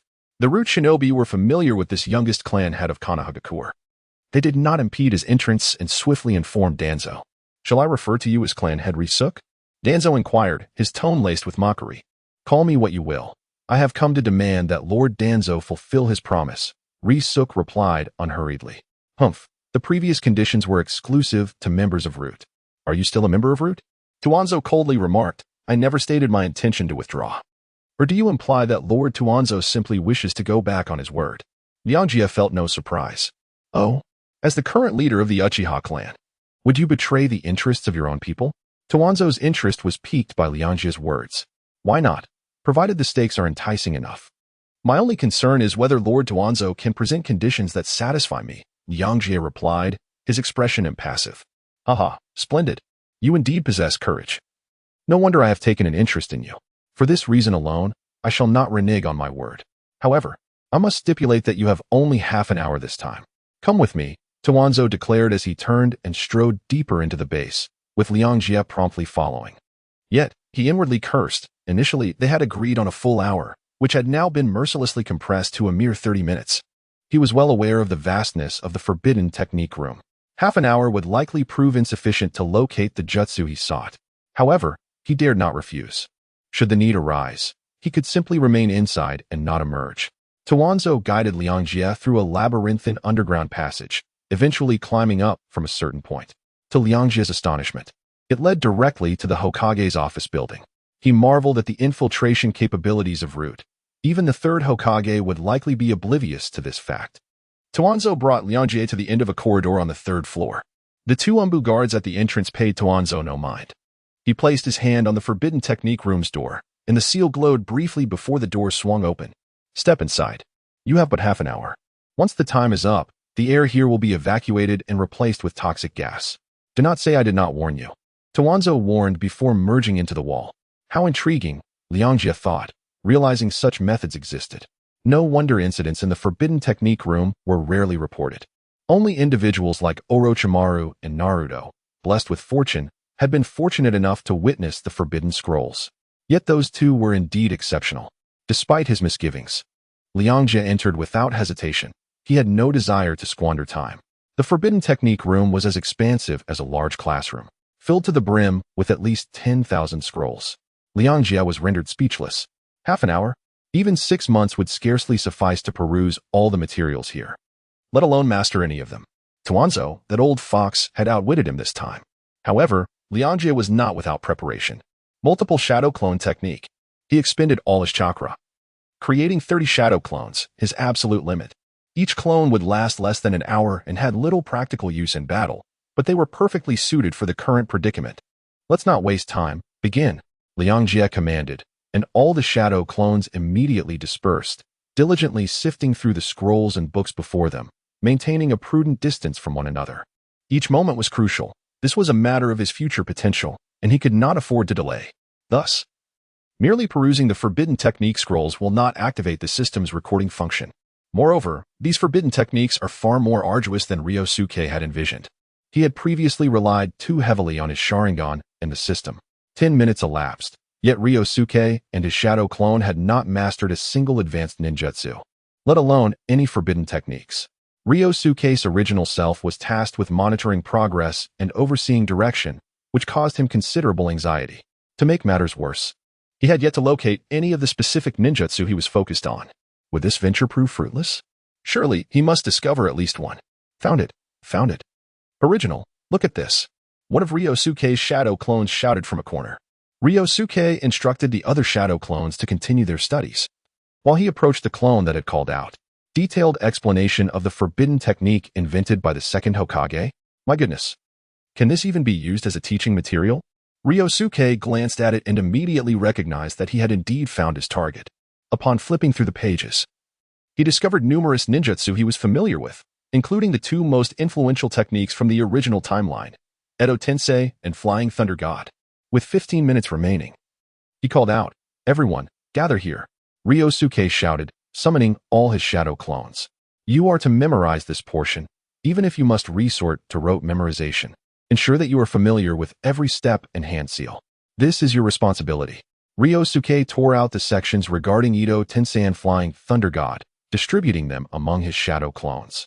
He only required each clone to remember a portion, even if they could not comprehend it fully. Once he dispelled the clones, he would amalgamate all the knowledge retained by them. At that point, he could further study and analyze the information. Meanwhile, he reviewed the remaining sections of the book to ascertain if there were any other valuable ninjutsu. Mutual explosive tag? Although formidable, it is excessively costly. Water barrier technique. This is a defensive ninjutsu and was also invented by the second Hokage, yet it appears to be only B rank. I shall consider it later. Thus, for the remaining 15 minutes, his shadow clones commenced an intense session of rote memorization. As the time drew near, a voice resonated from the entrance. If you do not come out now, you shall perish inside. It was Danzo's voice. Ryōsuke bit his lip, uncertain of the extent to which his clones had progressed. However, the yellow mist had already begun to permeate the surroundings, and he dared not gamble with his life. Who could say whether rapid regeneration would counteract the effects of poison? After a moment's hesitation, he ultimately dispelled the shadow clones. Instantly, a torrent of chaotic knowledge flooded into Ryōsuke's mind, and his body felt as though it were being crushed by a mountain, nearly causing him to collapse. As the mist threatened to envelop him, he instinctively seized a page from the manuscript and employed Shunshin to materialize at the entrance of the forbidden technique chamber. To his surprise, the emblem on the chamber flared to life immediately. Hand over the items. Danzo fixed his gaze upon Ryōsuke and commanded. Ryōsuke's lips twitched as he reluctantly extended the page of the manuscript to Danzo. Did you actually damage the books in the forbidden jutsu chamber? Danzo glanced at the manuscript, his expression a blend of sorrow and fury. It's because Lord Danzo gave me so little time that I couldn't learn a single jutsu, Ryōsuke lamented. Humph. Do you think advanced ninjutsu is easy to master? You merely took advantage of the Sharingan. Come with me, Danzo retorted, handing the manuscript to a lurking Umbu ninja before leading Ryōsuke back along the path to the secret base of Root. Lord Danzo, I have suffered greatly this time. I traded a Sharingan for a worthless opportunity. If you do not compensate me, I fear there will be no reason for us to continue our collaboration, Ryōsuke said, his face dark with displeasure. He was not entirely wrong. The information the shadow clone had absorbed was still unorganized, causing Ryōsuke considerable anxiety. Speak. What compensation do you seek? Do not be overly greedy this time, Danzo conceded, aware that he had indeed gone a bit too far. I wish to learn about chakra transformation. I know that Lord Danzo is an expert in this area. I only require some guidance. I will not waste your time, Ryōsuke replied. Chakra transformation? Have you truly reached that stage? However, this training varies from person to person. Moreover, I specialize in wind-style ninjutsu, while the Uchiha clan is adept in fire-style. Danzo mused thoughtfully.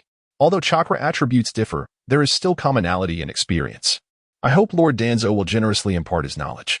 Only by becoming stronger can I collaborate with you more effectively, Ryōsuke continued earnestly. How'd I know you were not the next Fugaku? Danzo remained vigilant, not lowering his guard due to Ryōsuke's youth. Lord Danzo, if I am not mistaken, that injured right eye of yours is indeed a transplanted Sharingan, is it not? Ryōsuke's lips curled into a sly smile. Boy, are you attempting to threaten me? Danzo rose abruptly, towering over Ryōsuke, his voice low and admonishing. I would not dare. But my options are limited. Let us not forget that I am now the leader of the Uchiha clan, with numerous Sharingan at my disposal.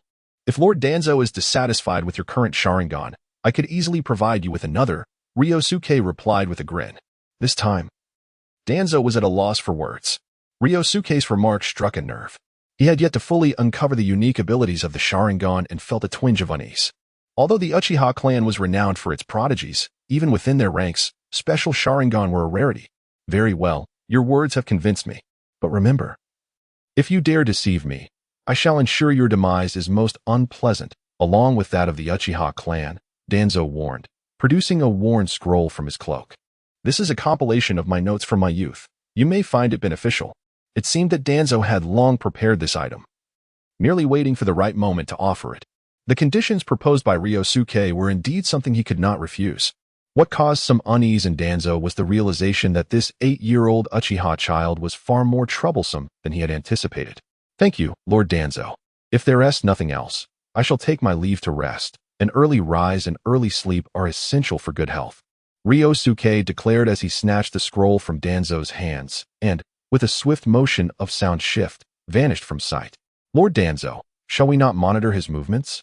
Two masked members of Root emerged from behind Danzo. There is no need. Your tracking methods are utterly futile against the Sharingan and will only deepen his distrust of me. Danzo replied, turning to retreat into the shadows. Yangxia hurriedly returned home at full speed, conjuring 3 clones and diligently transcribing all the information swirling in his mind onto paper. He sought to organize this knowledge before it vanished from memory. However, due to the recent negotiations with Danzo and the delays encountered along the way, he still forgot a significant amount of information. This rendered the details of these 2 forbidden jutsu incomplete. In particular, he could only recall about 90% of the Ito Tensei technique, while he retained more details about Flying Thunder God, albeit with some minor omissions. Yet, this only heightened Yangxia's anxiety. These were super forbidden techniques, and even a single misremembered detail could lead to catastrophic consequences. How on earth did the second Hokage develop such jutsu? He was truly a genius among geniuses. Yangxia lay on his bed, lost in gloom. Hey, Yangxia, what are you doing? Didn't we agree to go to the shrine?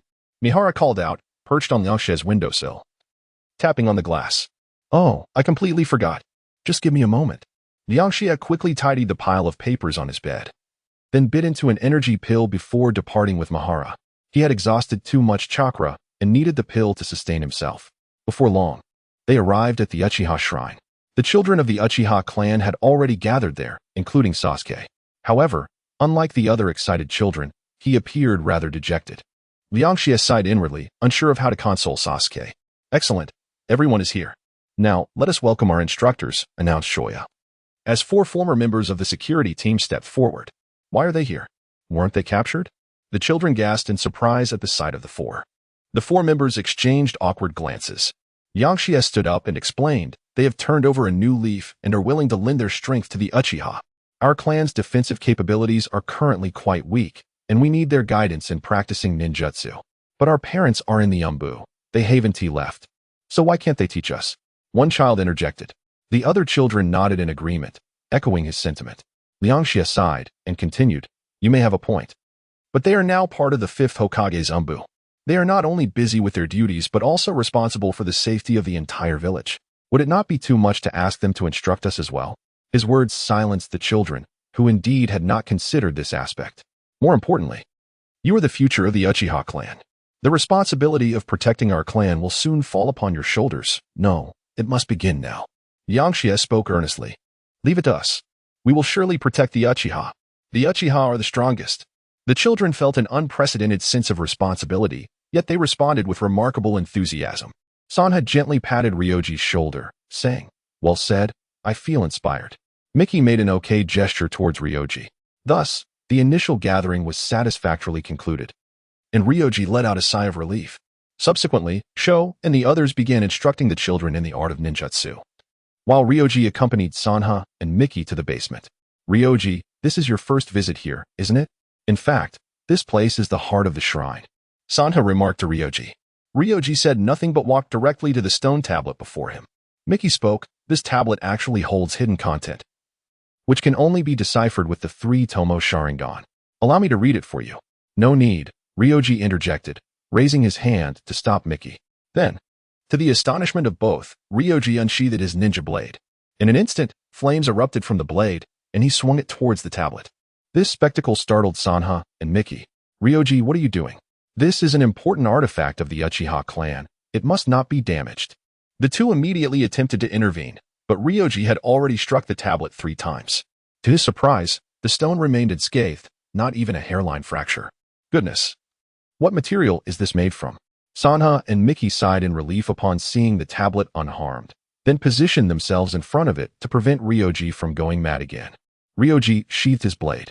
It was now evident that the tablet was a significant artifact influencing the course of history, and thus could not be easily destroyed. Yet it also represented the source of the Uchiha clan's tragedy.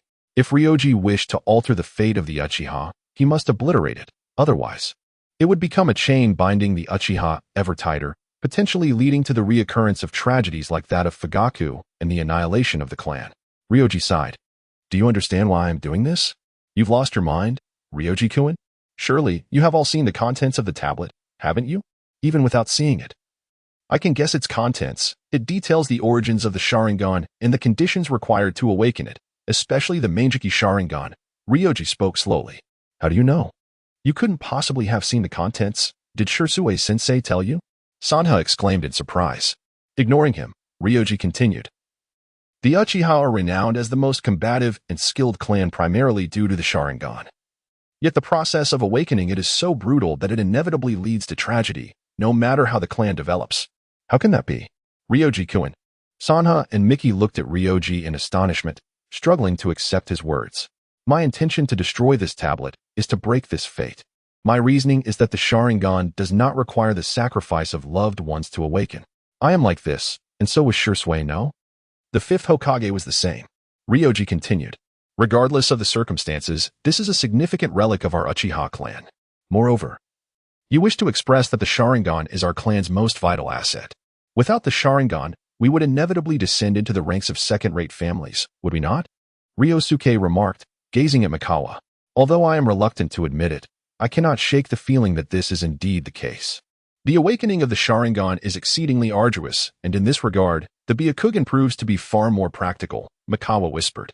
It is precisely because so many within the clan share your sentiments, relying heavily on the power of the Sharingan, that the Uchiha have become lackluster in all other aspects. I am determined to change this narrative. Ryōsuke's bold declaration left both Mihara and Miyuki in a state of disbelief. While your reasoning is compelling, is it truly feasible? Mihara responded with a complex expression. Ryōsuke-kun, is what you said about awakening the eyes genuine? If it is, I am willing to lend my full support. As I have heard too many tragic tales from my parents about the calamities that have befallen our clan in pursuit of such power. Miyuki clasped her hands together, gazing intently at Ryōsuke with utmost seriousness. Of course, it is true. As the clan leader, every decision I make bears significant weight on the future of the Uchiha. Would I just about such matters? Ryōsuke replied earnestly. However, my strength alone is quite limited, which is why I require your trust and assistance. I am willing to believe in you, Ryōsuke. Miyuki was the first to extend her hand. I will tentatively place my faith in you. But you must prove that the inscription on this stone tablet is erroneous, and if you truly beseech me, I might reluctantly agree. After she spoke, Mihara playfully tapped her on the head. Stop being difficult, will you? I am not being difficult. The three joined hands. And Ryōsuke glanced at the pair of adversaries before him with a sense of resignation. For a moment, he hesitated to share the current plight of the Uchiha with them. Perhaps it was too grave a matter for them to bear. Indeed, he had already received word that a messenger from the Cloud Village was en route. He held skepticism about their intent not to cause trouble. Thus, Fifth Hokage. These are the terms for our peace negotiations, spoke Yuki, lounging comfortably opposite Uchiha Ryōsuke, surveying him without a hint of reservation. Although Ryōsuke sensed the weight of the other's gaze, he persevered to read the contents of the document. The apparent sincerity of the Cloud Village was commendable. Yet he wondered why such an important matter was not addressed in person by the Reikage himself. Ryōsuke pushed the document aside and inquired of Yuki. Why has the Reikage not come himself? Because the Reikage is busy. He must remain in the village to reprimand those who defy him. Rest assured, this matter has been fully entrusted to me. Here is the commission document. Yuki produced a letter from her chest and placed it on the table. While the commission document alleviated Ryōsuke's doubts, the manner in which it was presented caused him to furrow his brow. Faced with the tangible document, he ultimately refrained from opening it. Therefore, if I sign this now, it would signify that both nations have set aside all past disputes and achieved peace, correct? Ryōsuke remarked. Retrieving the earlier document and scrutinizing it once more before signing his name, subsequently pushing one copy back, Yuki handed the document to the accompanying Cloud Shinobi. Then, leaning over the table, she addressed Ryōsuke, Fifth Hokage. I am the Jinchuriki of the Two Tails. I understand that there is also a Jinchuriki in your village, correct? I wish to meet him and exchange insights on controlling tailed beasts. Is that permissible? Yuki's face was nearly pressed against Ryōsuke's, and despite his composed nature, beads of sweat began to form on his brow. Faced with such a perfectly reasonable request from the other party, he found himself momentarily at a loss for a reason to decline. Very well, I shall make the arrangements. If there are no further matters, please feel free to rest at the inn. Ryōsuke pushed the chair back slightly and managed to rise to his feet. Upon noticing Ryōsuke's bashful expression, Youmurin couldn't help but chuckle. I never imagined the Fifth Hokage to be so amusing. If you have the time, do visit me at the inn for a drink. There are indeed many fine men in Konoha, aren't there? After saying this, she cast a glance at Kakashi, who stood to the side, deeply engrossed in his book, entirely oblivious to her. TCH, Youmurin felt somewhat disheartened and departed with her two subordinates. Fifth Hokage. That woman is quite extraordinary, Kakashi remarked suddenly, setting his book down. I am aware. She is indeed very beautiful, Ryōsuke replied, shaking his head. I am not referring to her figure. Ryōsuke turned back in surprise. Oh, I understand. She is a Jinchuriki. However, since the Cloud Ninja has proactively proposed reconciliation without any special conditions, it should pose no problem, Ryōsuke mused, stroking his chin. Kakashi sighed and placed the book on the table. Fifth Hokage, if you lack the time for a girlfriend, perhaps you might consider skimming through this book to navigate the situation. Do not be deceived by beautiful women. For a ninja, beauty equates to danger. Kakashi spoke earnestly. Is that truly the case? It seems I am rather inexperienced in this regard, Ryōsuke admitted, displaying a rare hint of embarrassment. Kakashi remained silent, merely shaking his head in resignation. Uzumaki Naruto, the protagonist of this world line, is only 5 years old, just beginning his journey at the Ninja Academy, and is renowned as one of Konoha's most mischievous troublemakers. When Ryōsuke Zumbu found him, he was attempting to scale the Hokage rock. A pankin clutched in his mouth, clearly plotting another prank. The Umbu member, being from the Uchiha clan, knew little of Naruto and simply carried him directly to Ryōsuke's office. Let me go? Who are you? Naruto, oblivious to the Umbu's identity, began to struggle. However, upon appearing before Ryōsuke, he sensed something amiss. Where's Gramps third? Naruto inquired, staring at Ryōsuke. Isn't the third Hokage supposed to be here? The third is on leave. I am the fifth Hokage. You are Naruto, correct? Ryōsuke smiled at him. Naruto nodded, momentarily forgetting his intention to tease this somewhat unfamiliar older brother. Is he really the Nine-Tails Jinchuriki? How could the fourth Hokage seal such a dangerous entity within a child? And his own child, no less? Ryōsuke glanced at Kakashi. Kakashi sighed, saying, I too am bewildered by the fourth's decision, but I trust he had his reasons. Perhaps this child possesses something remarkable. Just as Kakashi finished speaking, he noticed Naruto hurling the paint can towards Jisue. The reaction of Shisui was swift, as he firmly grasped the paint bucket. However, just as he breathed a sigh of relief, Naruto leaped up and delivered a swift kick to the bucket. Consequently, paint splattered across half the office, drenching Shisui in the process. Ha ha ha, the fifth Hokage is quite the clumsy one. Naruto laughed, clutching his stomach and pointing at Shisui. Is this what you refer to as an extraordinary place? Shisui remarked, caught between laughter and exasperation. Kakashi, faced with this chaotic scene, found himself at a loss for words. Paint is notoriously difficult to clean, and Shisui had no choice but to change his clothes, even trimming some of his hair. Once he had tidied up, he noticed Kakashi was scolding Naruto. Naruto, you ought to show the fifth Hokage some respect. What is wrong with the fifth Hokage? I'm going to be Hokage one day too. Naruto retorted, his aspirations grand. Quite the ambition you have, Shisui said with a smile, wiping the remaining paint stains from his face. Naruto simply crossed his arms and turned his head away defiantly.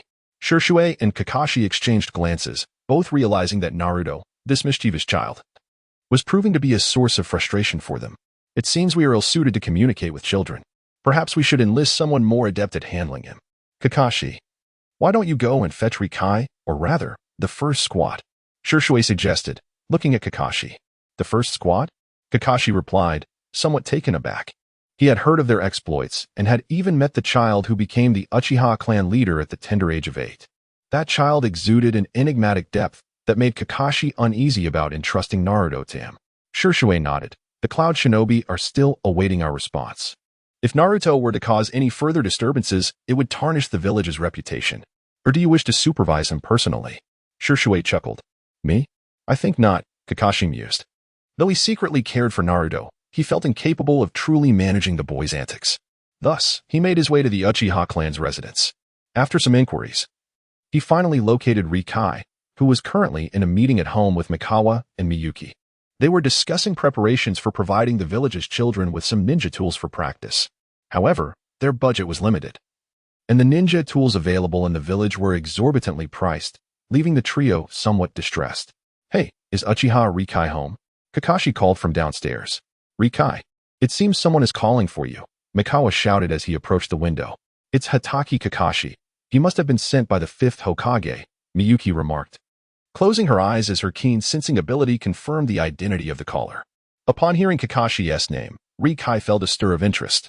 He had previously considered whether he should replace Kakashi's eye, as the one capable of utilizing the powerful space-time ninjutsu, Kamui, seemed rather wasted in Kakashi's possession at this juncture. However, it is evident that this is not the most opportune moment. After all, Kakashi is currently working under Shisui, and should anything occur, Shisui would likely discover it with ease. Reflecting on this, Ryuka felt a twinge of regret, yet the matter had firmly lodged itself in his mind. He and Miyuki approached the window, peering down below. Kakashi waved to the three of them. The fifth Hokage has summoned you for an urgent mission. Please make haste.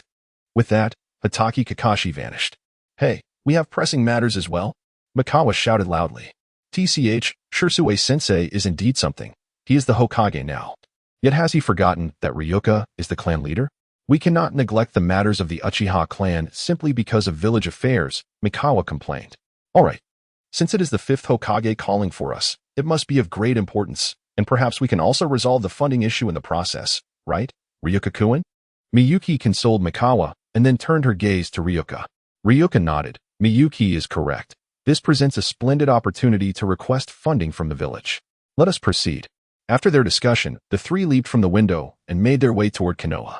Half an hour later, they arrived at the Hokage's office. Naruto was still present, albeit currently engaged in doodling on the windowsill.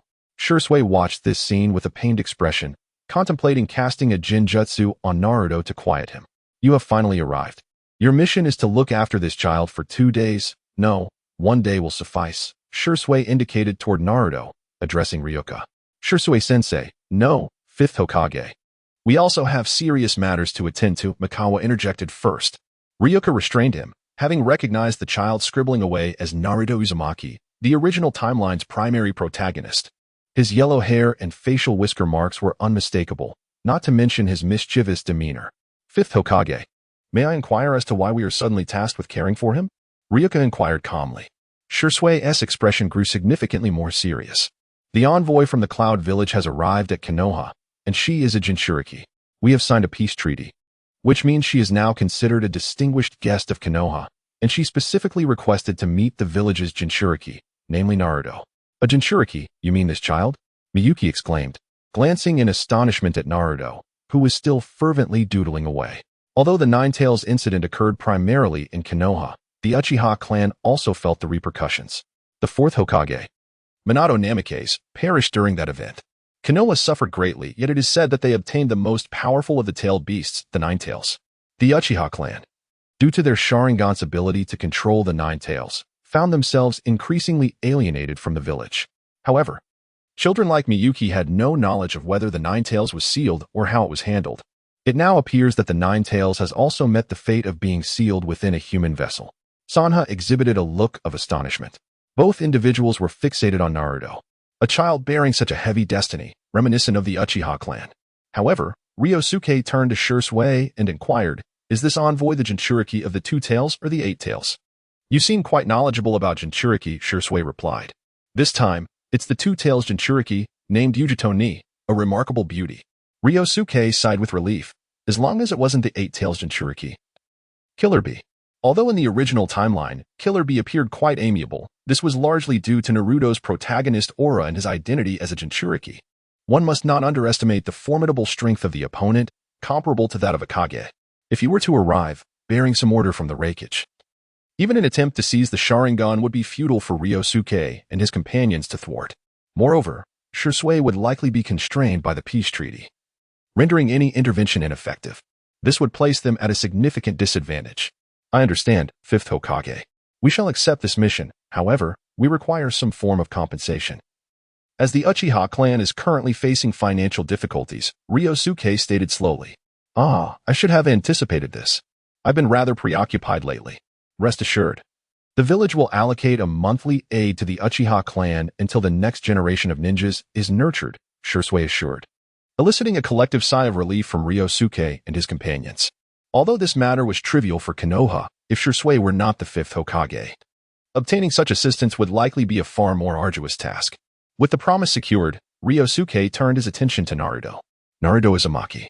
Naruto, who was busy drawing a duck's head, turned around upon hearing his name. His face was smeared with paint, and he looked at everyone with a puzzled expression. Who called me? It's me. Come with me. I'll take you to eat. You must be hungry. Shusuke waved at Naruto and activated his Sharingan. Naruto felt a wave of dizziness wash over him and, bewildered, dropped his brush, making his way to Ryōsuke's side. Fifth Hokage, we shall take our leave now. Kakashi-sensei. May we exchange ninjutsu techniques when time permits? After bidding farewell to Shusuke, Ryōsuke turned to Kakashi, who stood to the side. You know me? Kakashi replied. Son of the Leaf's White Fang, the copy ninja, I doubt anyone is unaware of you. Moreover, Gai-sensei has mentioned you as well. As they walked towards the exit, Ryōsuke cast a glance at Kakashi with his Sharingan. Kakashi's Sharingan seemed to resonate, prompting him to unveil the eye that had been covered. What's wrong, Kakashi? Shusuke noted the beads of sweat trickling down Kakashi's face. It's nothing. I merely feel that Ryōsuke using Jinjutsu on Naruto is rather concerning, Kakashi replied, masking his unease with a seemingly rational explanation. There is no need for concern. Ryōsuke is quite prudent in his endeavors, otherwise I would not have entrusted the Uchiha to him, Shusuke remarked with a smile. Unexpectedly, the fifth Hokage holds that child in such high regard. How well do you know him? Kakashi suddenly expressed a keen interest in Ryōsuke. Know him? Well, not extensively.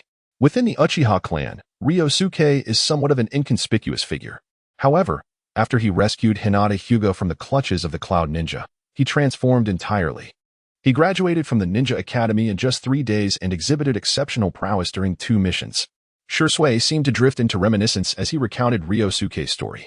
Yet, there were certain details he refrained from sharing with Kakashi. After all, the ability to replicate the secret techniques of the Sharingan is a closely guarded secret of the Uchiha clan. Even as the fifth Hokage, protecting his kin must take precedence, which is also a responsibility towards Ryōsuke. Kakashi nodded. Despite his impressive credentials, it was difficult to fathom how an 8-year-old could garner such high praise from Uchiha Shusuke. Yet, The mere glance Ryōsuke cast upon him earlier sent a chill down his spine, as if being scrutinized by something perilous. It had been a long time since he had encountered such a sensation, the last being during his pursuit of the rogue Orochimaru when confronting him alone. Ryōsuke was well aware of Naruto's mischievous nature, hence he exerted his ocular powers and chakra to cast an illusion over him. The four of them arrived at the ramen shop, where Uncle Ichiraka greeted them warmly. His gaze towards Naruto was tinged with confusion. What was amiss with Naruto today? Naruto was reprimanded by the fifth Hokage for defacing his office. Ryōsuke explained to Ichiraku. Oh, I see. Such antics could only be committed by Naruto, Ichiraka replied. Naruto, you must refrain from such mischief in the future. The fifth Hokage bears the responsibility of protecting the village. In light of this, today's ramen will be on the house, Ichiraku said with a heartfelt tone, waiving the charges for the four of them. It was evident that Ichiraku was quite fond of Naruto, perhaps due to his connection with the fourth Hokage or out of sympathy. In any case, Ryōsuke and his companions had certainly benefited from Naruto's presence. After their meal, the four departed from the ramen shop. Are we to take him to our Uchiha compound now? Mikawa inquired, cradling his head in his hands. The fifth Hokage instructed us to look after him for the day. Must we continuously maintain the illusion? What if something were to happen to this child? Misuki voiced her concerns. Rest assured, he will be fine, if we do not control him. It is we who will encounter trouble. You have seen the state of the fifth Hokage's office, to prevent any unfortunate mishaps. Let us stay at an inn within the village for today, Ryōsuke suggested. Although the Uchiha clan's budget was rather dismal, he had earned some remuneration from his missions. Mikawa and Misuki expressed no objections. Mikawa would head to inform the others of their location, while Ryōsuke and Misuki proceeded to the village's inn.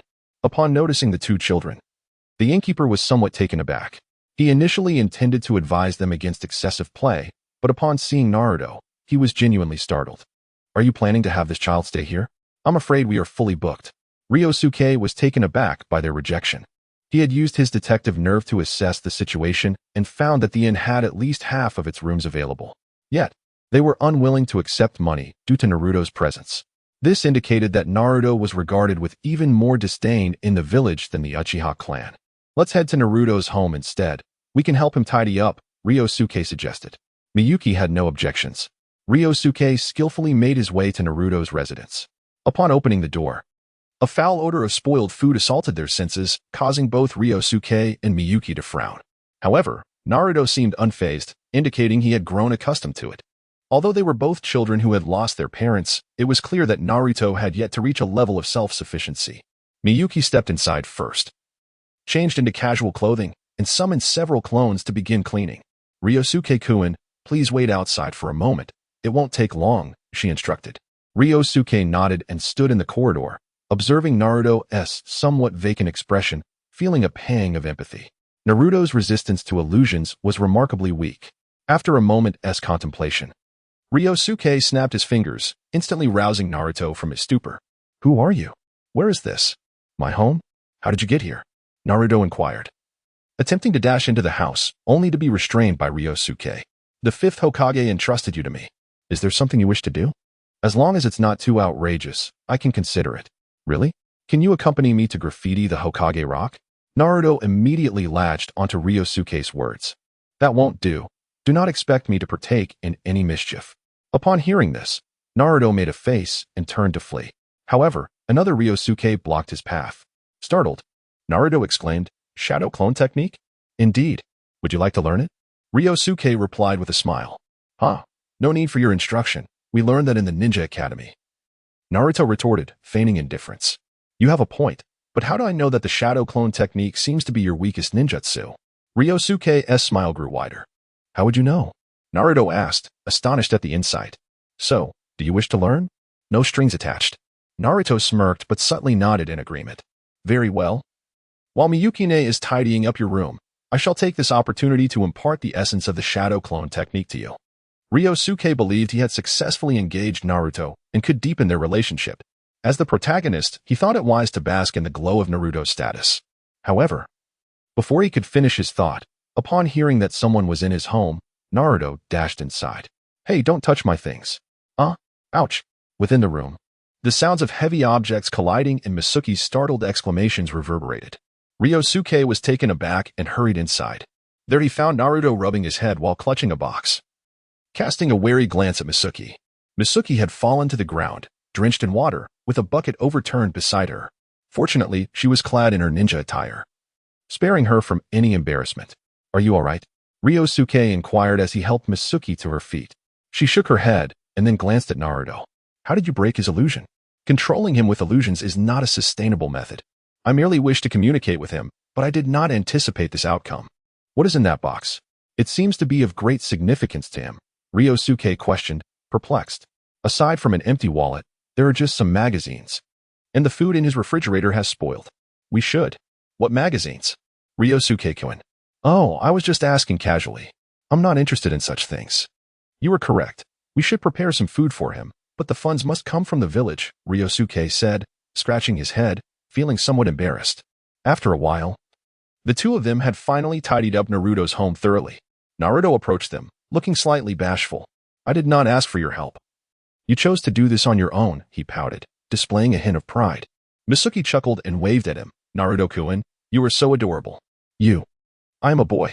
How can you use the word adorable to describe me?" Naruto protested, clenching his fists. "All right, Naruto, it is now time to discuss the cause of this incident.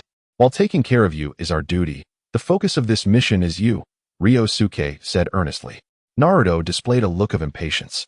"You know what is within you, don't you?" Ryōsuke continued, noticing Naruto's indifference. "You know?" Naruto's expression shifted to one of surprise. Ryōsuke nodded. "I am aware of the entire context surrounding this matter.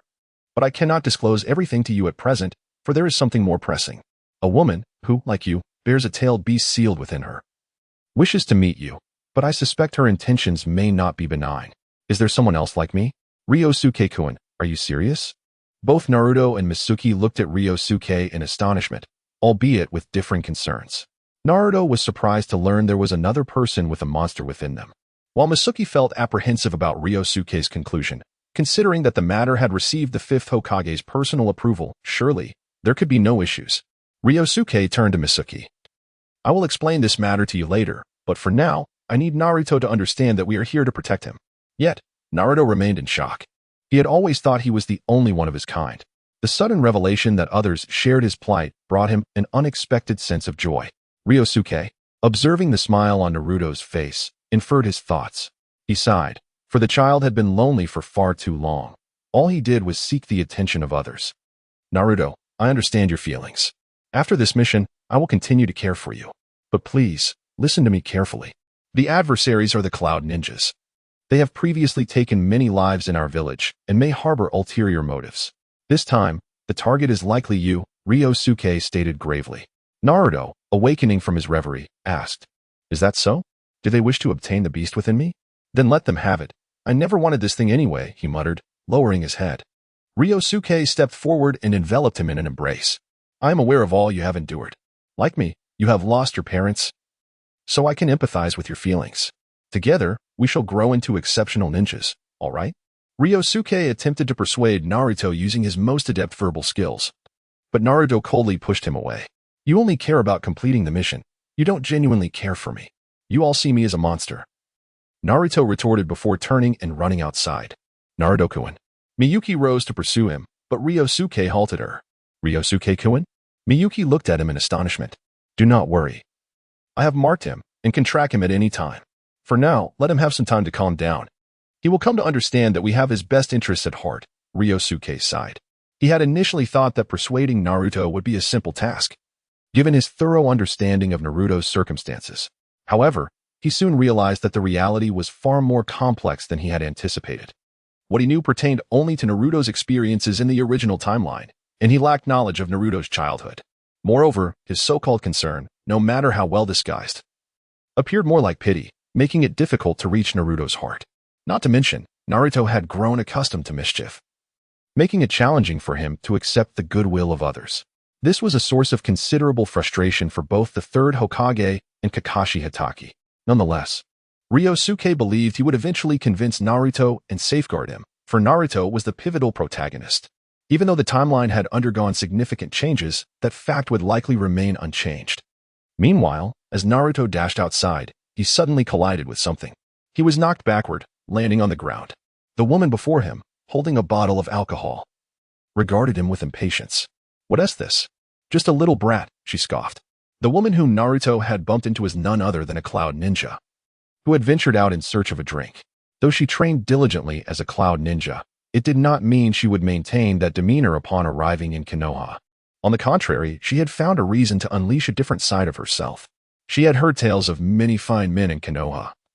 Unlike the rigidly loyal ninjas of the cloud, particularly, the Uchiha clan was renowned for its exceptional talents. Coincidentally, her objective this time was also the Sharingan of the Uchiha clan.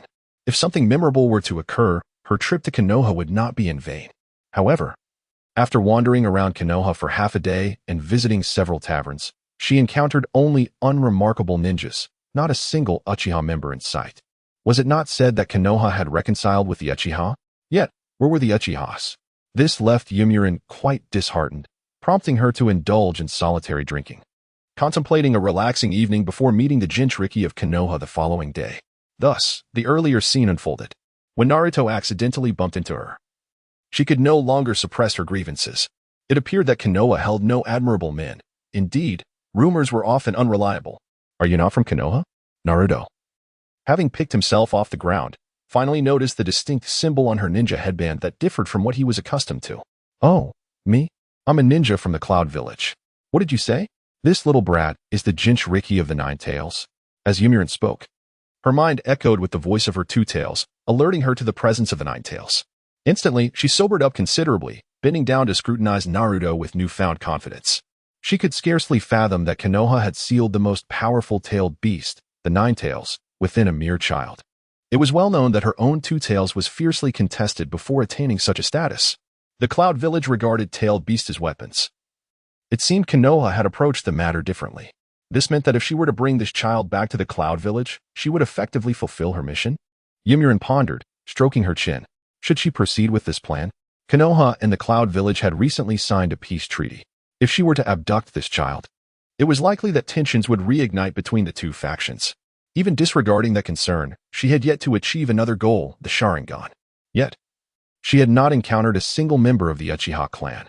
This was intolerable for Yomiuri, who was held in high regard within the Cloud Village. She still recalled the admonitions from Mabui before her departure from the village, indicating that this was a task only she could complete. Indeed, with this thought, Yomiuri reached a resolution. Little one, where is your home? May I escort you back? Yomiuri squinted, bending low, her ample bosom causing Naruto to nearly lose control of his senses. Why you I? Naruto stammered, his face flushed, struggling to articulate a coherent response. Children can be such a nuisance.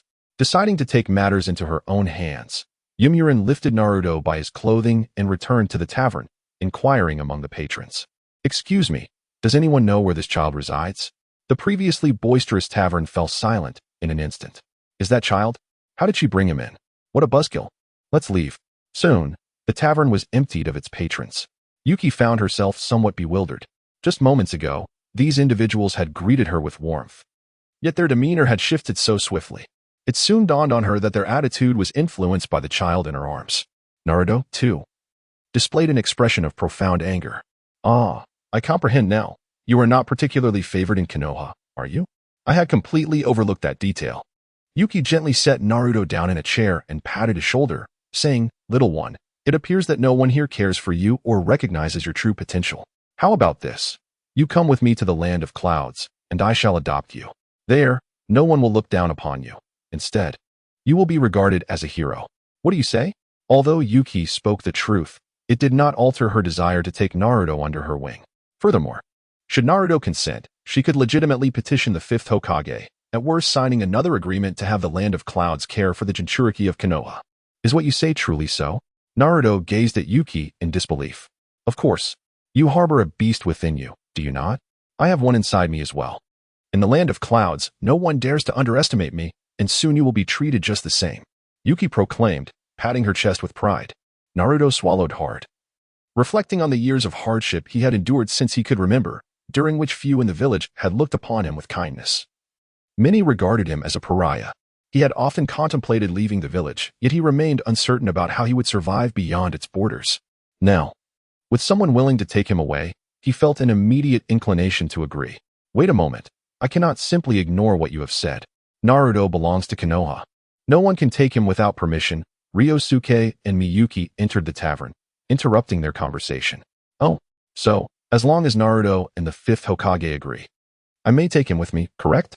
Yuki turned to face the newcomers, her eyes sparkling with excitement. Uchiha brats?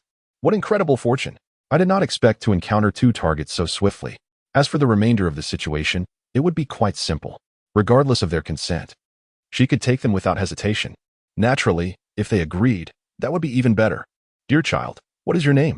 I find your eyes utterly enchanting. Yuki remarked with a knowing smile. Ryōsuke, captivated by the stunning beauty before him, nearly succumbed to her allure, but thankfully, Miyuki, standing behind him, pinched his waist, preventing him from falling deeper into her charm. Damn, the land of clouds is truly investing heavily this time, Ryōsuke thought to himself. My name is Ryōsuke, Uchiha Ryōsuke, the head of the Uchiha clan. I am currently on a mission to protect him, he stated, gesturing towards Naruto. What? You are the head of the Uchiha clan? That is hardly a jest. Yuki replied, incredulous, as Naruto stared at Ryōsuke in astonishment. Although he was not very familiar with the Uchiha clan, he understood that the role of the clan leader was akin to that of the Hokage. If you perceive my words as jest, then consider them merely as such. Ryōsuke approached the table where Yuki sat and took a seat, while Miyuki stood behind him like a diligent secretary. However, her gaze was also captivated by Yuki. There was a powerful yet enchanting beauty about this woman, evoking a sense of alluring distance. Could it be that only such women possess the ability to captivate men? Miyuki fell into contemplation. Ryōsuke remained oblivious to the psychological impact the woman seated opposite him had on his companion. He turned to Naruto and inquired, Do you wish to leave the village? No one here cares for me. They regard me as a monster. If that is the case, what am I still doing here? Initially, Naruto felt a twinge of guilt. However, Ryōsuke's question sparked a sense of inevitability within him. Ryōsuke's lips twitched slightly. After all, mischievous children were daunting enough, and Naruto was undoubtedly the king among them. Fortunately, he had a trump card. Do you know who your parents are? Do you understand why that monster is sealed within you? Ryōsuke sighed. You know my parents? Naruto suddenly leaped from his chair, hands pressing against the table, gazing at Ryōsuke in astonishment. Since he became aware of the world, no one had ever mentioned his parents to him. He had always believed himself to be an orphan. Ryōsuke nodded. In fact, you see them every day. What do you mean? My parents are dead, are they not? Naruto looked at Ryōsuke with incredulity, having dismissed him as a fool. Indeed, they have passed. However, they left behind an extraordinary power within you. Ryōsuke gestured towards Naruto's abdomen. You claim that this monster represents power? You are deceiving me, Naruto shouted, his voice rising. Meanwhile, Yuki observed the two boys with interest while sipping her drink. She did not interrupt their conversation, primarily to assess what abilities this Uchiha child possessed. The Sharingan was far more significant than the Nine Tails. Thus, if she could acquire him without disrupting the peace treaty between their two nations, it would be advantageous. Despite the rakish disregard for the treaty, Yuki herself held a strong aversion to war. Many of her comrades had perished in battle. Unlike those who clamored for vengeance, Yuki yearned to live peacefully and save her life. Consequently, she became a Jonin, a host for the Two Tails, and an entity not to be underestimated within the Cloud Village. Ryōsuke pointed at Yuki and stated, She, like you, harbors a monster within her, yet she embraces it as a part of her strength. This is the gift your parents bestowed upon you. They hoped you would wield it wisely. Staggering back in shock, Naruto nearly fell to the ground, but fortunately, Miyuki was there to steady him. You are deceiving me. You are lying. The villagers clearly regard me as a monster, Naruto exclaimed, tears streaming down his face. They do not perceive you as a monster, rather. They fear the beast that resides within you. In the wake of that calamity, many lives were lost in Konoha. Yet, this only underscores the weight of this gift, which you ought to wield with greater responsibility, replied Ryōsuke. Who are my parents? Naruto asked, wiping his tears. This revelation was not mine to disclose, but I cannot stand idly by as you contemplate leaving the village. Your father is the fourth Hokage, the very one whose visage you defaced upon Hokage Rock, Ryōsuke sighed. What? My father is the fourth Hokage? Naruto froze, the motion of wiping his tears halting abruptly.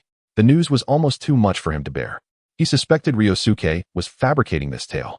Yet a glance at Yumiko and the unperturbed expression on her face suggested otherwise. Could it be that Ryōsuke spoke the truth? Naruto found himself at a loss for how to convey his emotions. Elation? It hardly seemed fitting. Sorrow? He could not discern. He stood there, staring blankly at the floor. Lost in thought, Ryōsuke turned to Yumiko. You are the host for the Two Tails, are you not? The Cloud Ninja, Yumiko? He inquired. Yumiko, resting her chin on her hand and swirling her drink with the other, tilted her head and replied with a playful smirk, such sweet words from a little one. Would you care to marry your elder sister? I could introduce you to pleasures beyond your imagination. What? Marriage? Both Ryōsuke and Yumiko exclaimed in shock. How could this woman, much like the fifth Mizuki, so casually mention marriage? No, she was merely attempting to distract him from his thoughts. In an instant, Ryōsuke regained his composure. Yumiko, I admit your allure is quite captivating, but I am only 8 years old, far from the age of matrimony. Let us abandon this frivolous topic and discuss more pressing matters, such as your true purpose for visiting Konoha. At his words, Yumiko's expression shifted slightly, prompting her to reassess Ryōsuke. Indeed, young one, I might be inclined to believe you are the Uchiha clan leader. However, that alone is insufficient. The purpose of my visit to Konoha is to negotiate a peace treaty. I have grown weary of war, she stated with a smile. Ryōsuke nodded in response. I can only trust half of what you say. As for the peace treaty, you may deceive the fifth Hokage, as that is his utmost concern. But you cannot evade my scrutiny. This is what you truly desire, is it not? He activated his Sharingan, pointing to his eyes. What beautiful eyes, who wouldn't desire them? Yumiko placed her drink down, resting her chin on her hands, her gaze fixed intently on Ryōsuke's eyes. In that moment, Ryōsuke felt as though he had been transported to an entirely different realm, a realm shrouded in darkness. Suddenly, a thunderous roar erupted as a massive cat, adorned with dark blue curls, lunged from the shadows. This creature was far larger than 2 elephants bound together. Why, how did I end up within the seal of the Wooden Man? Rikai was startled, uncertain whether this was the doing of the Wooden Man or a consequence of his Sharingan. For the moment, he could only evade Wairei's assault. Countless arcs of electricity spewed forth from Wairei's mouth. Lightning release, thunder armor. Rikai attempted to employ a ninjutsu, but was dismayed to find it utterly ineffective. In a moment of panic, he let out a scream before being engulfed by the electric arcs. Wairei, what is happening? The Wooden Man sensed the disturbance within her body and inquired immediately. You have been invaded by this brat's Sharingan. Were it not for me, you would have already succumbed to control. What? The Wooden Man was taken aback, and upon glancing at Rikai, she noted his vacant gaze. However, Rikai soon trembled and fell backward. Fortunately, Mizuki, who was not far from him, quickly reached out to steady him. Rikai-kun, what is wrong? It's nothing. Just a slight headache, Rikai replied, clutching his head. The recent assault from Wairei had taken a toll on his psyche. Were it not for the skill of rapid regeneration, he might have found himself in a vegetative state. What have you done? The Wooden Man stood up abruptly, her alluring aura dissipating, replaced by a palpable sense of murderous intent. This stark transformation appeared remarkably natural for her. I thought you were out to eliminate me, Rikai said, returning to his seat, a look of fear etched upon his face. Wasn't it you who intended to control me with the Sharingan? I've long heard that the Sharingan possesses the ability to control tailed beasts. The Wooden Man replied coldly. You are correct, but that only applies to the Nine Tails. And it must be a special Sharingan. My Tsutomu Sharingan cannot achieve that. Moreover, if I am not mistaken, this is indeed your true purpose for coming to Konoha. Is it not? After sipping a glass of water, Rikai's spirits lifted somewhat. A flicker of surprise crossed the Wooden Man's face, only to be quickly replaced by her usual icy demeanor. We are all intelligent individuals. There is no need for deceit. Speak plainly. If you were to obtain the Sharingan, would you not be able to leave Konoha? Rikai continued. What are you saying? Are you willing to give me the Sharingan? Rikai-kun. This time, both the Wooden Man and Mizuki were taken aback. Rikai raised a hand to halt Mizuki's forthcoming words. Mizuki, go tend to Naruto. Ensure he remains safe. Leave this matter to me. But, trust me. After a moment's hesitation, Mizuki nodded, approaching Naruto and embracing him as they exited the tavern. The Wooden Man resumed her seat. What did your previous statement mean? Literally, I am the leader of the Uchiha clan. The eyes of all deceased Uchiha are preserved here. Initially to prevent outsiders from acquiring the Uchiha's power, Rikai explained. Yumirin nodded slightly, expressing surprise at the fact that you were indeed the leader of the Uchiha clan. How could they elect a mere child as their leader? Is it possible that the Uchiha truly lacks capable individuals? Let us not forget that the fifth Hokage is one of the Uchiha, Ryōsuke reminded. Ah, had you not mentioned it, I might have forgotten. Speak, then. What conditions do you propose? The Cloud Shinobi have sacrificed too much in pursuit of the Sharingan, and should they fail this time, it is likely they will not relent easily in the future. Moreover, I harbor a strong aversion to war. The world is vast, and there are countless places yet to be explored, many admirable men yet to be encountered. As Yomiuri spoke, she was lost in contemplation. Ryosuke's lips twitched slightly. Yet he chose to trust Yomiuri's words. After all, apart from a select few in the upper echelons of power who directly engage in battle, it is primarily war enthusiasts who relish conflict. The majority, however, prefer a tranquil existence. I can offer you a Sharingan, but the Cloud Shinobi must guarantee that they will not initiate hostilities against the Uchiha for the next decade, Ryosuke stated. Haha, even if you provide such a guarantee, would you truly expect me to believe it? Yomiuri replied with a smile. Indeed, the Cloud Shinobi have a history of broken promises, and such assurances hold little weight. I am well aware of their ineffectiveness, which is why I have a second condition. I wish for the Eight-Tails Jinchuriki, Killer Bee, to come to Konoha and assist Naruto in his training. What did you say? That's impossible, Yomiuri exclaimed, rising abruptly, her demeanor turning serious. Killer Bee is the brother of the Reikage, and given his unique position in the cloud, it is inconceivable that he would leave his village. Then it will depend on whether the Reikage values the Sharingan more than his own brother, Ryosuke replied with a smile. Yomiuri's expression grew complex as she scrutinized Ryosuke. It is evident that you possess considerable knowledge regarding the affairs of the cloud. Ryosuke did not deny it. Ignorance of one's adversary can only lead to one's own detriment. That statement rings true. Yet I implore you to propose an alternative condition. From my understanding of the Reikage, he would not trade anything for Killer Bee, Yomiuri said, shaking her head. Very well. If Killer Bee is out of the question, then let us consider an arrangement where you remain in Konoha for approximately 3 years, until Naruto graduates from the Ninja Academy and becomes a true ninja, Ryosuke suggested. Me? Yomiuri exclaimed in astonishment, pointing at herself. This time, she did not outright refuse but began to contemplate the proposal seriously. If she were to present this directly to the Reikage, he would undoubtedly refuse. However, if she made Killer Bee the primary condition, and after that was declined, offered herself in exchange for the Sharingan, the Reikage might very well acquiesce. As for her own desires, as she had articulated, her greatest hope was simply to save her life. Her existence in the cloud had revolved solely around training, and her status there had reached its zenith, unless she could ascend to the position of the next Reikage. But could that ever be a possibility? After spending half a day in Konoha, she truly experienced the joy of a different kind of life. Perhaps this was what she had been yearning for?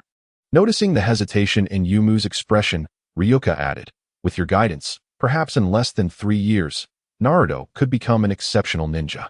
You should understand why I chose you. Both of you are Jinchuriki, which facilitates communication more effectively than with others. This time, Yumu smiled. Well, I'm not averse to your proposal and am willing to discuss this matter with the Reikage.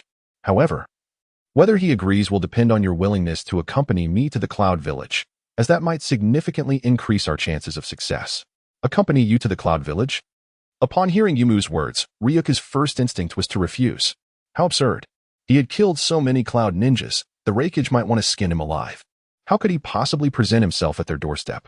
However, upon further reflection, if Yumu were to protect him, perhaps this journey wouldn't be so perilous after all. He was going to deliver the Sharingan, and the current Hokage was Uchiha Ryōsuke, not the overly conciliatory third Hokage. Would the Reikage risk war with Konoha to eliminate him? Furthermore, with the system at his side, the danger might not be as great as he feared. Moreover, this journey might allow him to acquire some advanced ninjutsu. Although Ryuka's heart was swayed, his face displayed a look of hesitation. This matter is of great significance. It is not something I can decide alone. I must consult with the 5th Hokage before making a decision, Ryuka stated. My sister awaits your good news. I can also enjoy a few more days here. Hoping to encounter a good man, Yumu remarked, sipping her drink while gazing out the window. Speaking of good men, I do have a recommendation. The ninja beside the 5th Hokage is indeed an exceptional man. Oh, is that so? Yumu looked at Ryuka with eager anticipation. His name is Hitaki Kakashi. With that, Ryuka stood up and departed. Meanwhile, Kakashi, who was sorting documents for Ryōsuke, suddenly sneezed. Ruffling his hair, he wondered aloud, has the weather turned chilly? What is it, Kakashi? Ryōsuke, who was reading the peace treaty, raised his head to inquire. It's nothing. Perhaps I am being overly cautious, Kakashi replied with a smile. Ryuka found Mika being teased by Naruto. She was on the verge of exploding, drenched in water, as if she had just emerged from a pool. What happened to you? Where's Naruto? Ryuka asked, puzzled. I'm fine. Naruto was taken away by the third Hokage, Mika said, clenching her fists. The third Hokage? He has been quiet for a long time. Why did he suddenly take Naruto? Did he sense Yumu's purpose for coming to Konoha? Or did he feel a sense of debt to the fourth Hokage? Ryuka closed his eyes and sensed the mark on Naruto, discovering it was still within Konoha's boundaries. He chose to leave it be. Regardless of the circumstances, the Nine Tails remains a vital force for Konoha. Even the third Hokage, despite his age, would not sacrifice Naruto. Thus, Ryuka and Miyuki returned to the village together. Along the way, they fortuitously encountered Mahara. Hey, where have you two been? I've searched the village several times for you. Mahara complained. It's nothing now. Let us return to the clan, Ryuka replied without offering further explanation. Upon noticing Miyuki's demeanor, Mahara's expression shifted to one of surprise. And sensing her irritation, he refrained from probing further. Mihara-kun, why are you so quiet today? Miyuki asked in a hushed tone. Ryuka, what is wrong with her? Mahara whispered to Ryuka. How dare you speak to the clan leader without using honorifics? Miyuki admonished, delivering a swift strike to Mahara. Perhaps still unsatisfied, she continued to chastise him further. By the end, Mahara was left bewildered. Had he not always spoken to Ryuka in such a manner? Why was he being reprimanded today? When the trio arrived back in the village, it was eerily silent. The elders and common villagers had moved to the main village of Konoha, leaving only the three of them, along with Sho, who was patrolling somewhere. They arrived at Ryuka's home, which had become their meeting point. Yumirin invited me to the Land of Clouds. Ryuka decided to share this news with Mihara and Miyuki, though he refrained from mentioning anything regarding the Sharingan. What? To the Land of Clouds? Has she lost her mind? Or have you? You cannot agree to this, Ryuka. Mihara exclaimed, leaping to his feet. There must be some conditions. Right? Miyuki, having changed her attire, inquired with a tone of concern. She possessed greater knowledge than Mahara and harbored more trust in Ryuka. Ryuka nodded. Yumirin will remain in Konoha for 3 years to assist in training Naruto until he becomes a genin. According to the original timeline, Naruto would not graduate from any school until the age of 12, and Ryuka could not afford to wait. Although Naruto was currently mischievous and no different from other children, he was a descendant of the Uzumaki clan and harbored half of the Nine Tails within him, a power Ryuka could not overlook. If he could strengthen his bond with Naruto and help him gain control over the Nine Tails' power earlier, Ryuka could also bask in the protagonist's aura. Training Naruto? Why must he be trained, and why should it be by someone from the Land of Clouds? Even if this is significant, we could easily train him ourselves, Mahara questioned. Puzzled, Miyuki nodded in agreement. Indeed, Ryuka-kun, if we are to train Naruto, we could find a jounin within the village. There is no need to involve someone from the Land of Clouds. I do not trust them. You both make valid points, but do not forget Naruto's status. He has been isolated in the village for far too long, and there is a substantial gap between him and the villagers. Even if someone is willing to train him, they would likely carry a psychological burden. Certainly, this is not the most crucial matter at hand. The female ninja who has arrived from the Cloud Village is named Yuki.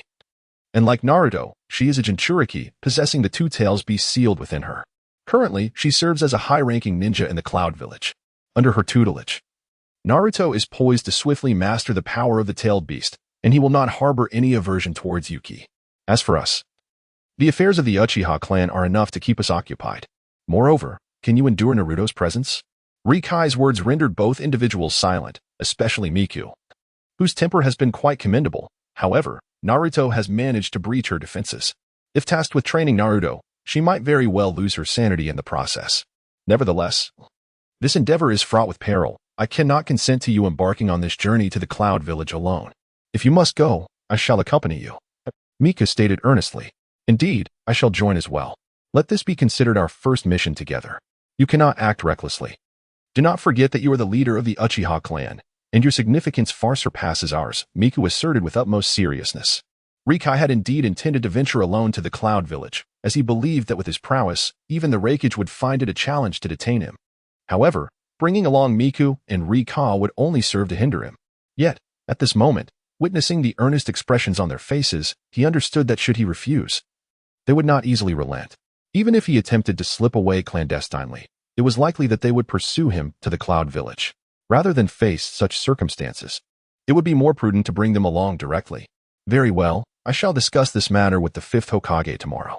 During our absence, I will ask him to oversee the affairs of the Uchiha clan, Rikai said with a smile. Miku and Rika nodded in agreement.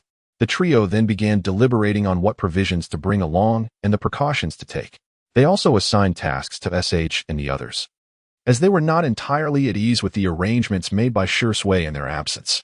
The following morning, Rikai, Rika, and Miku arrived at the Hokage's office. Rikai noted that Kakashi, who usually stood by Shursui's side, was conspicuously absent today. Could it be that he had indeed been invited by Yuki? This might be a fortuitous turn of events for him. When he had mentioned this matter to Yuki, it was not a mere coincidence. He hoped that Kakashi could occasionally distance himself from Shursui's presence, thereby granting him some opportunities. Presently, Rikai possessed a considerable number of Sharingan and wished to exchange one with Kakashi. After all, Kakashi only utilized the most fundamental functions of the Sharingan, rendering Obito's eye somewhat redundant for him. If this plan were to succeed, it would merely be the first step. Subsequently, Rikai would require a trustworthy individual adept in medical ninjutsu. At present, such a person did not exist. Rikai, you have arrived. Where's Naruto? Shursui inquired. Lifting his gaze to the trio and noticing Naruto's absence with a hint of curiosity. Yesterday afternoon, Naruto was taken by the third Hokage, Miku replied. The third Hokage? Jisue was momentarily taken aback upon hearing this matter. He then turned to Ryōsuke, inquiring, Ryōsuke, what is your perspective on this situation? I was not present at the time, but I have left a mark on Naruto, who is still within the borders of Konoha. Jisue nodded, fully aware that the third Hokage would not act unfavorably towards Naruto. Yet the circumstances were exceedingly delicate. His recent interactions with the third Hokage had been scarce, leaving him uncertain of the latter's thoughts. He resolved to meet with him shortly. By the way, did you come here for a specific purpose? Was it not regarding the request for assistance? I have already issued directives, but the allocation of funds is rather cumbersome and will require some time, Jisue remarked with a smile. This is not about that. It concerns Naruto. Concerning Naruto? Indeed. As the fifth Hokage, I am bound by the agreement with the Hidden Stone, and I must travel to the Land of Lightning to persuade the Raikage to allow the Stone Ninja to remain in Konoha for 3 years to guide Naruto's training. Ryōsuke disclosed his plan. What? Why have you only now informed me of such a significant matter? Jisue stood up abruptly. No, I cannot agree to this. Do not forget how many Cloud Ninja were eliminated during the first squad's 2 missions. Even if the Raikage is unaware of your involvement, he may still direct his ire towards you. Moreover, considering the Raikage's covetousness towards the Sharingan, and with you being the Uchiha clan leader, I cannot consent. Jisue articulated a multitude of reasons, ultimately rejecting Ryōsuke's request. However, the Hidden Cloud and Konoha have already signed a peace treaty. He would not openly harm me as a Konoha envoy. Furthermore, the Cloud Ninja have already visited twice. If we are too fearful to send an envoy to the Land of Lightning, it would certainly invite ridicule, Ryōsuke countered with a smile. Yet, fifth Hokage, this is also for the village's sake. The 9 tails sealed within Naruto was acquired at great cost to Konoha. You surely do not wish for it to go to waste, do you? With the guidance of the Stone Ninja, I firmly believe Naruto's potential will enable him to master the power of the 9 tails swiftly, Ryōsuke continued. Why do you have such faith in Naruto? To my knowledge, you only met yesterday. Jisue scrutinized Ryōsuke. The primary reason is my belief that the 4th Hokage had substantial justification for sealing the 9 tails within Naruto. He must have considered this thoroughly. Although I have only spent half a day with Naruto, I can discern his eagerness for recognition, Ryōsuke sighed, elucidating his reasoning. Jisue gazed intently at Ryōsuke, seemingly attempting to unveil his true thoughts. Yet, Ryōsuke maintained an unperturbed expression. After a moment, Jisue finally spoke. I trust your judgment regarding Naruto. I, too, share a similar sentiment. Based on my understanding of the 4th Hokage, he would not engage in actions devoid of significance. However, do you realize that if Naruto were to choose between you and himself, I would unhesitatingly select you? Jisue's words reflected his unwillingness to witness Ryōsuke embroiled in peril. 5th Hokage, rest assured, I will ensure that Ryōsuke remains safe.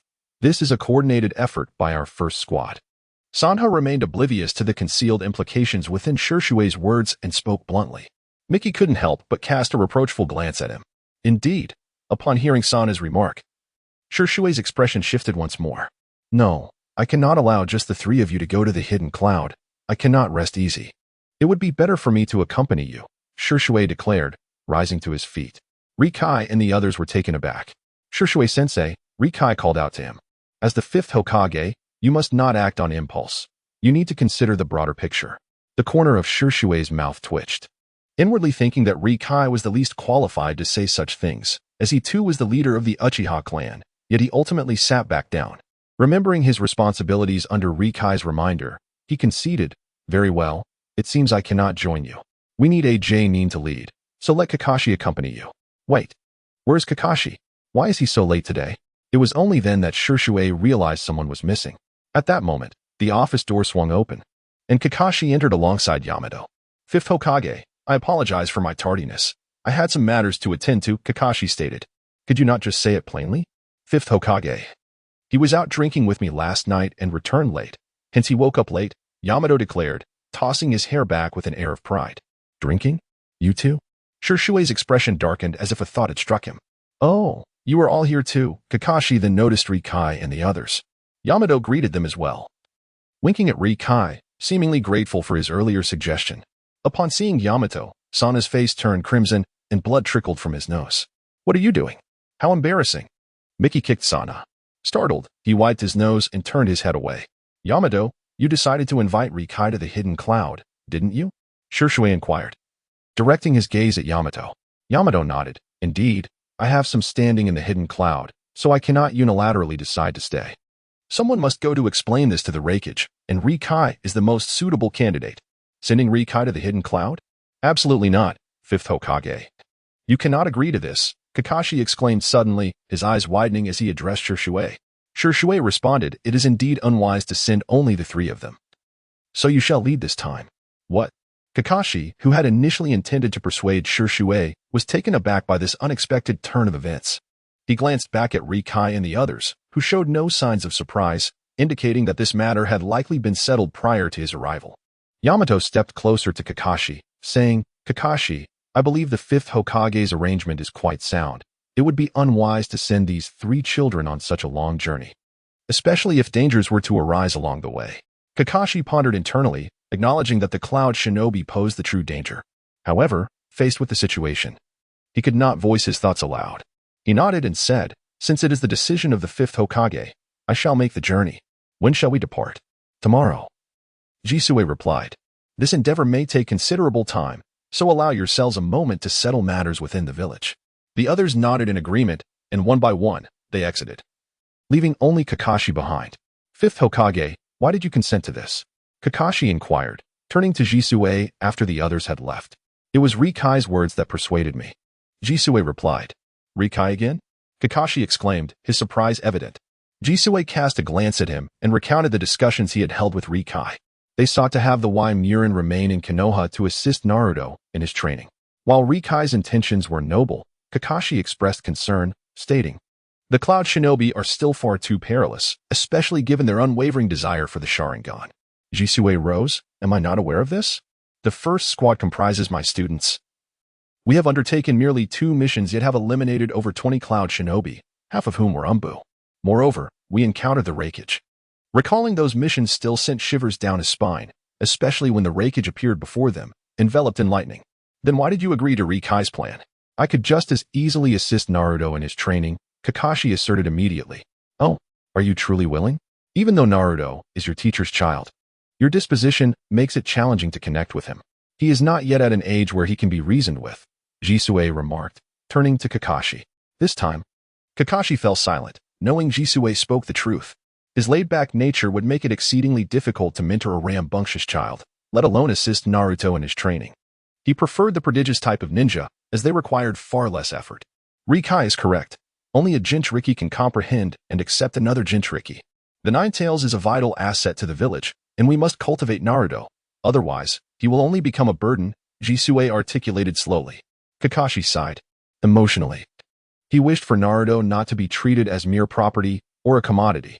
Yet, rationality made it clear that this was an unavoidable reality, for the village had already sacrificed too much for the Nine Tails. If it were to happen again, Konoha could not bear the weight. Very well, Kakashi conceded, lowering his head. Your mission is to protect Rikai. His significance is akin to Naruto's, both to the Uchiha and to me, Jisue declared solemnly. He refrained from mentioning the village, as Rikai was merely a child to Konoha, but that alone was sufficient. I understand, Kakashi nodded. In the Konoha Tavern, Mirin inquired. How far have you progressed with teacher Kakashi? Ryōsuke gazed at the swaying wine glass held by Yumirin and remarked, matters of adults should not concern children. However, I must express my gratitude this time. Kakashi, though somewhat languid, is indeed a commendable man, far superior to those wooden figures from the Cloud Village. Yumirin chuckled in response. Hey, we invited you here to train Naruto, not to discuss romance, Maharu interjected, unable to restrain himself, and inhaled sharply. Instantly, Yumirin shot him a glance, prompting him to lower his head. If you end up with Kakashi-sensei, does that mean you will become one of us in Konoha? Miku tilted her head and inquired. Well, Yumirin hesitated. If she were to choose, it would not matter whether it was the Cloud or Konoha, as long as she could be with Kakashi. However, as a Jinchuriki and a vital weapon for the Cloud, would the Raikage allow her to leave? Conversely, would Kakashi forsake his identity in Konoha to join her in the Cloud? Yumirin's expression darkened, for she had not considered these intricate dilemmas before. You need not worry about that. As long as a strategic alliance can be forged between the Cloud and Konoha, it will not matter where you both are. Ryōsuke reassured her. You speak the truth, yet forming a strategic alliance is no simple feat, Yumirin replied with a wry smile, downing the contents of her cup in one gulp. After convincing Kakashi, Shursui departed from the Hokage building and made his way to the residence of Sarutobi Hiruzen, the third Hokage. Although ostensibly retired, Hiruzen's unique standing in Konoha meant that numerous Umbus still guarded him, and many significant decisions in the village required his consent. Thus, his retirement was merely nominal. Upon recognizing Shursui, the Umbu permitted him entry. In the courtyard, he spotted the third Hokage, who was teaching Naruto ninjutsu while puffing on a pipe. Shursui, you have arrived, Hiruzen said without turning around. Shursui approached Naruto, who was practicing throwing shuriken, and addressed the third Hokage. Sir, I presume you have heard the news. Hiruzen nodded. Ryōsuke's plan is quite perilous, yet it merits a trial. Otherwise, the fourth sacrifice would be in vain. But do you truly feel at ease? Hiruzen inquired. Casting a glance at Shursui, Hiruzen regarded Naruto as his own grandson, much like Shursui considered Ryōsuke as a brother. Especially after Itachi bore the Uchiha's burden and left the village. He had placed all his hopes for the Uchiha legacy on Ryōsuke's shoulders. What can I do if I am not at ease? I truly wish I were not the Hokage, so that I could accompany them to the Cloud. Shursui lamented with a bitter smile. One cannot force matters. Since this is Ryōsuke's initiative, he must be prepared. You need not worry for him. The Chunin exams are about to commence, and that will keep you sufficiently occupied, Hiruzen replied with a smile. The Chunin exams? I can't believe I nearly forgot about that. Shursui exclaimed, patting his forehead in exasperation. Naruto? Would you be willing to train alongside the wooden ninja, the female shinobi who arrived with you? Shursui lowered his head and inquired of Naruto, who was idly toying with the shuriken. Naruto glanced at Shursui, fell silent for a moment, and then spoke. Am I a burden to the village? No, how could that be? Shursui began, but Naruto interrupted. What truth? What did Ryokai tell you? Both Shursui and the third Hokage displayed expressions of astonishment. Within me resides a beast. My parents perished in the effort to seal it away. My father was the fourth Hokage, Naruto confessed, his gaze cast downward. The third Hokage, upon hearing this, was infuriated, ceasing even to smoke his pipe. Yet, Shursui wore a contemplative expression. Third Hokage, I do not believe Ryokai has erred. I understand your decision to conceal the truth was intended to protect Naruto. But you must also recognize the prevailing sentiment among many villagers regarding the Ninetales incident, Shursui remarked, gently ruffling Naruto's hair as he addressed the third Hokage. Had Shursui still been a Jonin at that moment, he would have refrained from speaking so boldly to the third Hokage. However, now that he was the serving Hokage, he felt that the third Hokage's approach had failed to achieve the desired outcome for the village's welfare. The corners of the third Hokage's mouth twitched. Naruto, what are your thoughts now? Your parents indeed sacrificed themselves for the village, and the reason we chose not to tell you all these years was to spare you pain. He said, looking at Naruto.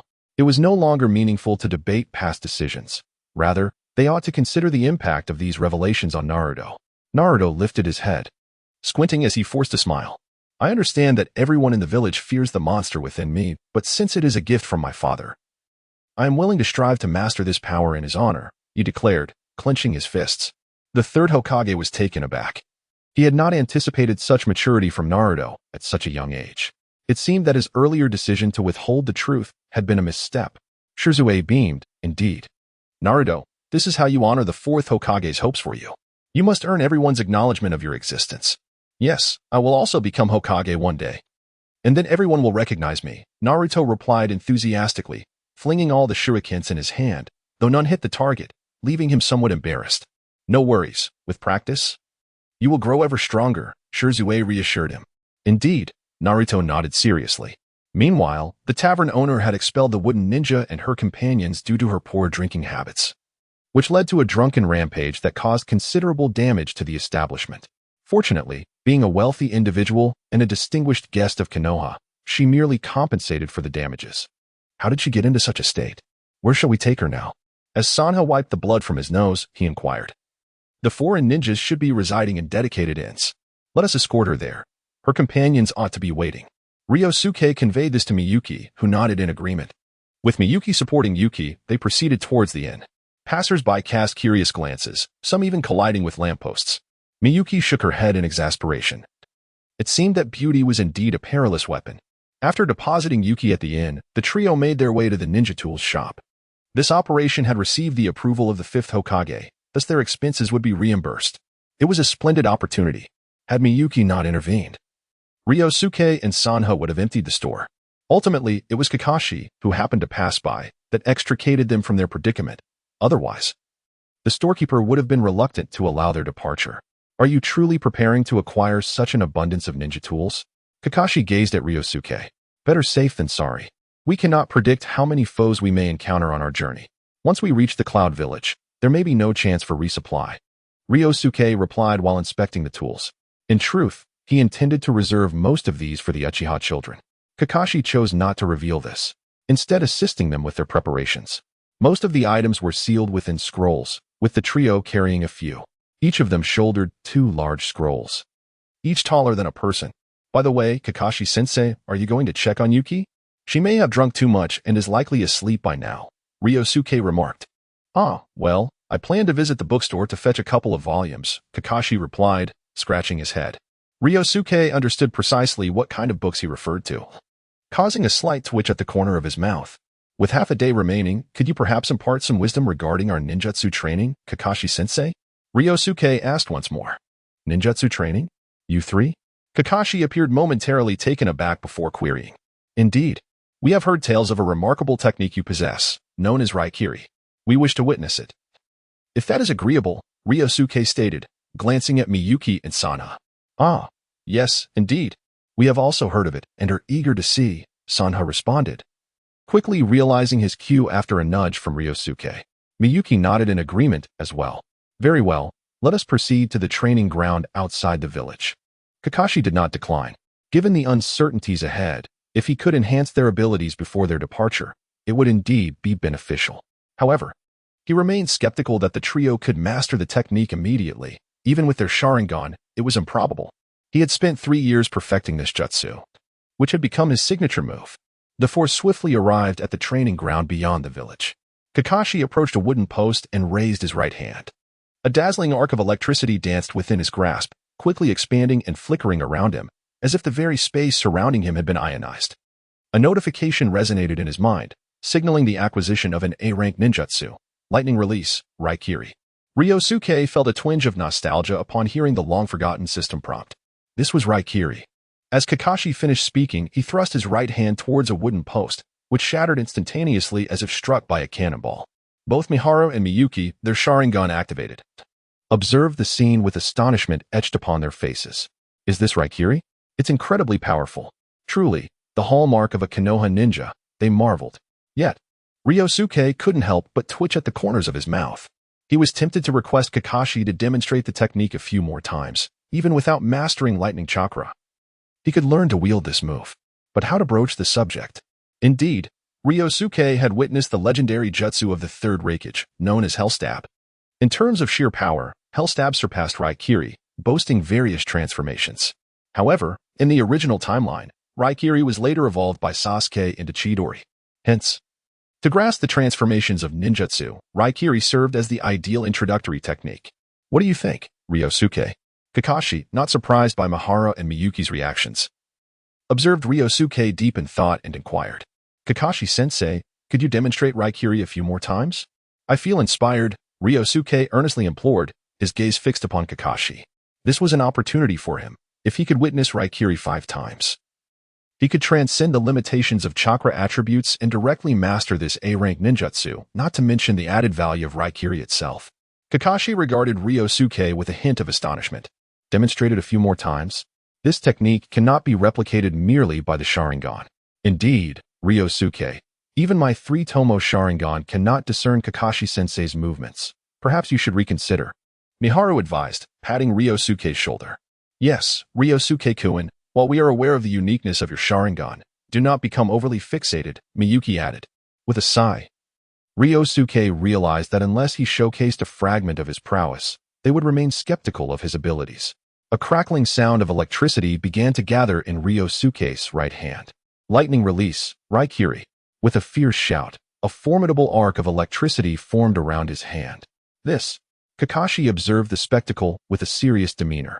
The A-rank ninjutsu he had painstakingly developed over several years was now seemingly mastered by another merely by observation. He found it difficult to accept. Miharu and Miyuki were utterly flabbergasted. Ryōsuke, you truly... Miharu was left speechless, finally realizing the extraordinary nature of Ryōsuke's Sharingan. No, this was beyond extraordinary. It was monstrous. Ryōsuke-kun. Though Miyuki was equally astonished, her emotions were tinged more with excitement. In Ryōsuke, she seemed to glimpse the figures of Shursui and Itachi. Yet Ryōsuke's presence towered even above theirs. Perhaps Ryōsuke can indeed lead the Uchiha clan back to the pinnacle of the shinobi world. Ryōsuke gazed at the 3 individuals, who were visibly astonished, before he dispelled the Raikiri technique. The chakra expenditure for this move was exceedingly high, with his current chakra reserves. He could barely manage to execute it twice. Kakashi-sensei, as you have witnessed, I utilized my Sharingan to perform this technique, albeit precariously. It requires further demonstration from you. And I shall master it, Ryōsuke humbly remarked. Ah, I see. That is certainly manageable, but I can only perform this technique 3 more times as well. Will that be sufficient? Kakashi, recovering from his shock, chuckled while scratching his head. 3 times should be adequate. If I do not grasp it today, I can always try again tomorrow, Ryōsuke replied with a smile. Kakashi nodded in agreement, and, before the 3 onlookers, executed the Raikiri once more. This time, not only was Ryōsuke intently focused, but also Miharu and Miyuki opened their Sharingan, striving to replicate Ryōsuke's feat yet, as anticipated, the Sharingan failed to mimic the Raikiri. And since neither possessed lightning nature chakra, they could only sigh in disappointment. Ding! A-rank ninjutsu detected. Lightning release. Raikiri. Recorded. 2nd instance. Ding. Detected. Recorded. 3rd instance. Ding. Detected. Recorded. 4th instance. By the time Kakashi completed his 4th Raikiri, he was drenched in sweat. Ryōsuke, how about you? Have you mastered it? Kakashi inquired, panting as he turned to Ryōsuke. Ryōsuke began to form hand seals with deliberate slowness, and once again, the arcane power manifested upon his right hand. Having consumed a soldier pill, he managed to perform the technique without succumbing to chakra fatigue. Moreover, he stumbled upon a surprising revelation, utilizing previously recorded ninjutsu counts towards his own accumulation. This meant that after observing others execute the technique 4 times, he could fully master it. While this discovery may not be monumental, it enabled him to successfully learn Raikiri, marking a significant accomplishment. However, it appeared that he could not elevate Raikiri to Chidori in the near future. He remained utterly perplexed regarding the transformation of ninjutsu, and the chakra consumption of Raikiri was excessively taxing, leaving him unable to address his chakra issues swiftly. He couldn't possibly consume soldier pills while simultaneously executing Raikiri and attempting to modify its form, could he? Kakashi remained oblivious to the intricate thoughts swirling in Ryōsuke's mind. Observing Ryōsuke, though still astonished, he felt a surge of joy. Indeed. It is no wonder the 5th Hokage holds you in such high esteem. You are truly a prodigy among prodigies. Kakashi, already a genius-level shinobi of Konoha, held Ryōsuke in exceptionally high regard. Miharu and Miyuki both displayed expressions of delight. After all, Ryōsuke was not only a member of their team but also the leader of the Uchiha clan. His growing strength was a source of pride for them. As for jealousy? In the past, it may have existed, but now it has completely vanished. Sensei Kakashi, you flatter me. I merely rely on the Sharingan, Ryukai humbly remarked. Kakashi, however, shook his head. One cannot frame it in such a manner. Although the Sharingan is formidable, its unique abilities are not arbitrary but rather tied to the individual. Your capacity to wield such power merely attests to your extraordinary talent. Kakashi's outsider perspective on the Uchiha Sharingan took Ryōkai and his companions by surprise. Yet they found a semblance of truth in his words. How about this? We shall set forth tomorrow afternoon. Today, I intend to rest well. It has been quite some time since I exerted myself to such an extent, Kakashi declared before departing without a backward glance. Mikawa and Miyuki quickly surrounded Ryōkai. Ryōkai, is this truly the power of your Sharingan? Mikawa could not restrain his curiosity. What else could it be? Sensei Kakashi mentioned he spent several years developing this ninjutsu. Do you think I could have comprehended it without the Sharingan? Ryōkai shot him an incredulous look. However, should you wish to learn, it is not impossible. Our Uchiha clan possesses chakra of other attributes as well. If you have lightning attribute chakra, I can teach you this technique, Ryōkai offered. Really? Before Miyuki could respond, Mikawa leapt with excitement. The attribute of one's chakra directly determines a ninja's potential. However, most ninjas possess only one type of chakra throughout their lives, thus specializing in a single attribute of ninjutsu. Most elite ninjas, on the other hand, boast at least two types of chakra. Those possessing 3 or more types of chakra are considered chosen ones. Naturally, there are many exceptions to this rule. Thus, while Ryōkai informed them that possessing lightning attribute chakra would enable him to impart the technique Raikiri, he held little hope for their chances. On his way home, Kakashi fortuitously encountered the 5th Hokage, Uchiha Ryōsuke. How goes it? Ryōsuke inquired, seemingly aware of the events that transpired at the training ground. Kakashi nodded and replied, Uchiha Ryōkai is indeed a rare genius. His talent surpasses even Itachi's. Are you certain he has only recently come into prominence? Such brilliance should be impossible to conceal. Talents like Ryōsuke, Itachi, and Kakashi themselves were always in the spotlight during their development, which left Kakashi puzzled about Ryōkai's background. Ryōsuke nodded in agreement. Indeed, it was after he saved Hinata and awakened his two-tomo Sharingan that his strength began to soar. Perhaps this is linked to the abilities of his Sharingan. Ryōsuke was not surprised by Kakashi's observation, given that the Uchiha clan's primary combat prowess lay in their Sharingan. There were even instances of Uchiha clan members who, before awakening their eyes, were not even considered ninjas. By the way, do you know the abilities of his Sharingan? Upon hearing Shizuka's words, Kakashi nodded in acknowledgement. Shizuka hesitated momentarily, but continued, I cannot provide specifics, yet I know that his Sharingan possesses the ability to replicate other secret techniques. As far as I am aware, he can utilize the Nara clan's shadow imitation technique and the 4th Raikage lightning armor. What? He can replicate secret techniques? Kakashi's eyes widened in disbelief, as this revelation shattered his preconceived notions. He prided himself on being the copy ninja, yet his capabilities were limited to replicating techniques of B rank and below, which had already secured his fame throughout the ninja world. This, however, was merely a fundamental ability of the Sharingan. He never anticipated that Ryōka's Sharingan harbored such an extraordinary power. It was no wonder he could mimic Kakashi's Raikiri. If classified by difficulty, Kakashi's self-created technique, Raikiri, was undoubtedly inferior to a secret technique. Shizuka decided to share this crucial information with Kakashi because they were to embark on a mission to the Hidden Cloud Village the following day. This mission was perilous, and understanding the abilities of his comrades was essential to minimizing danger. Kakashi quickly regained his composure, saying, if that is the case, I can comprehend it better. He has even learned my Raikiri. Kakashi spoke with a hint of self-deprecation.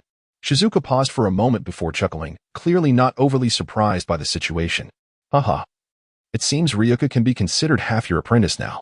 You must learn to adapt to such occurrences, especially since I have yet to fully uncover the secrets he possesses. With that, Shizuka vanished from sight. Kakashi took a deep breath and retrieved Intimate Paradise from his pocket, glancing at it while strolling, his expression relaxing somewhat. Ryōka, wake up. Sasuke's voice roused Ryōka from slumber. Ah, is it so late? Let me take you to school. We can have breakfast on the way, Ryōka exclaimed as he jumped up. I've already prepared breakfast, Ryōka. You can eat later. I can manage going to school by myself, Sasuke replied, his eyes devoid of life, revealing that his father's death and Itachi's actions were still burdens upon him. Ryōka sighed and grabbed Sasuke, who was about to leave. Sasuke, there are some things you cannot yet comprehend, but once you become a ninja, you will understand. After speaking, he ruffled Sasuke's hair and stood up. A flicker of confusion crossed Sasuke's eyes, yet he uttered nothing and departed. After a morning filled with training and preparations, noon finally arrived. "Hey, Ryuka. Kakashi-sensei sent me to call you. Are you ready?" Miharu shouted from the windowsill. "Can you please change that annoying habit of yours?" "What?" Miharu was oblivious to what Ryuka was referring to. Ryuka, uninterested in explaining, quickly leaped onto the street alongside him, heading towards the gates of Konoha. At the Konoha gates, Kakashi was engaged in a casual conversation with a wooden figure. Miyuki stood awkwardly to one side, unsure of where to place her hands, as the wooden figure had already mentioned where the couple would spend their honeymoon. Even Kakashi found it somewhat difficult to manage the situation. "Ryuka has arrived. We can set off now," Kakashi called out to Ryuka, who was 100 meters away, simultaneously exhaling a sigh of relief. Ryuka, puzzled, waved back. With everyone gathered, it was time to depart. Kakashi produced a map, unfolded it, and pointed to 3 routes depicted on it. These are the 3 paths from Konoha to Kumogakure. The middle route is the fastest, but it also presents the greatest danger of encountering enemies. "Enemies? What enemies?" the wooden figure inquired, looking at Kakashi. In her view, Konoha and Kumogakure had already signed a peace treaty, effectively forming an alliance, which meant there should be no enemies within either nation. Kakashi remained silent, while Ryuka spoke up. "Sister Yuki, you are a Jinchuriki. You must be aware of the power of the tailed beasts, which many covet. Therefore, after discussing with Kakashi-sensei, we decided it would be prudent to choose an alternate route. No need for that. If there are truly enemies, leave them to me. Aside from Raikage and Killer Bee, I doubt anyone could defeat me," Yuki declared confidently, patting her chest. Meanwhile, Mikawa could not help but cover his nose. Kakashi exchanged a glance with Ryuka, nodding subtly. Although he recognized Ryuka's concerns were not unfounded, with him and Yuki present, there was indeed little to worry about regarding enemies. Rather, it was upon reaching Kumogakure that they would face their greatest peril. Ryuka sighed and nodded in agreement, conceding to the situation. The Akatsuki had likely only recently been established and were still in the process of recruiting members. He hoped they had not yet initiated their plans to hunt the tailed beasts. However, the current timeline had diverged significantly from the original, and Obito had sought him out. It was difficult to guarantee that the Akatsuki would operate as they had in the past. The group of 5 swiftly set out. As for the 2 companions of Yuki, they had departed a day earlier to inform the 4th Raikage. Yuki took the lead, with Kakashi trailing behind. At their current pace, they estimated it would take approximately 3 days to reach Kumogakure.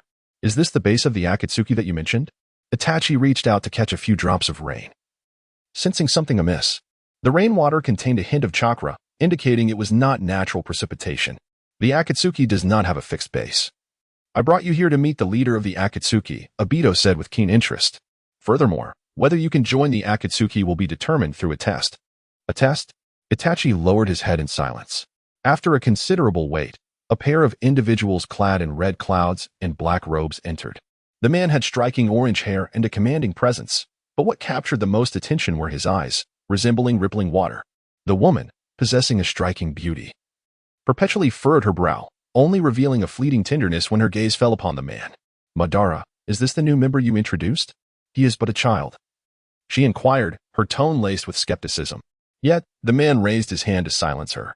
"Xiaonan, no need to elaborate. His eyes are extraordinary," he asserted. "Eyes? What do you mean? Are they the Sharingan?" Xiaonan was momentarily taken aback before comprehension dawned upon her. "Indeed, they are akin to mine, however.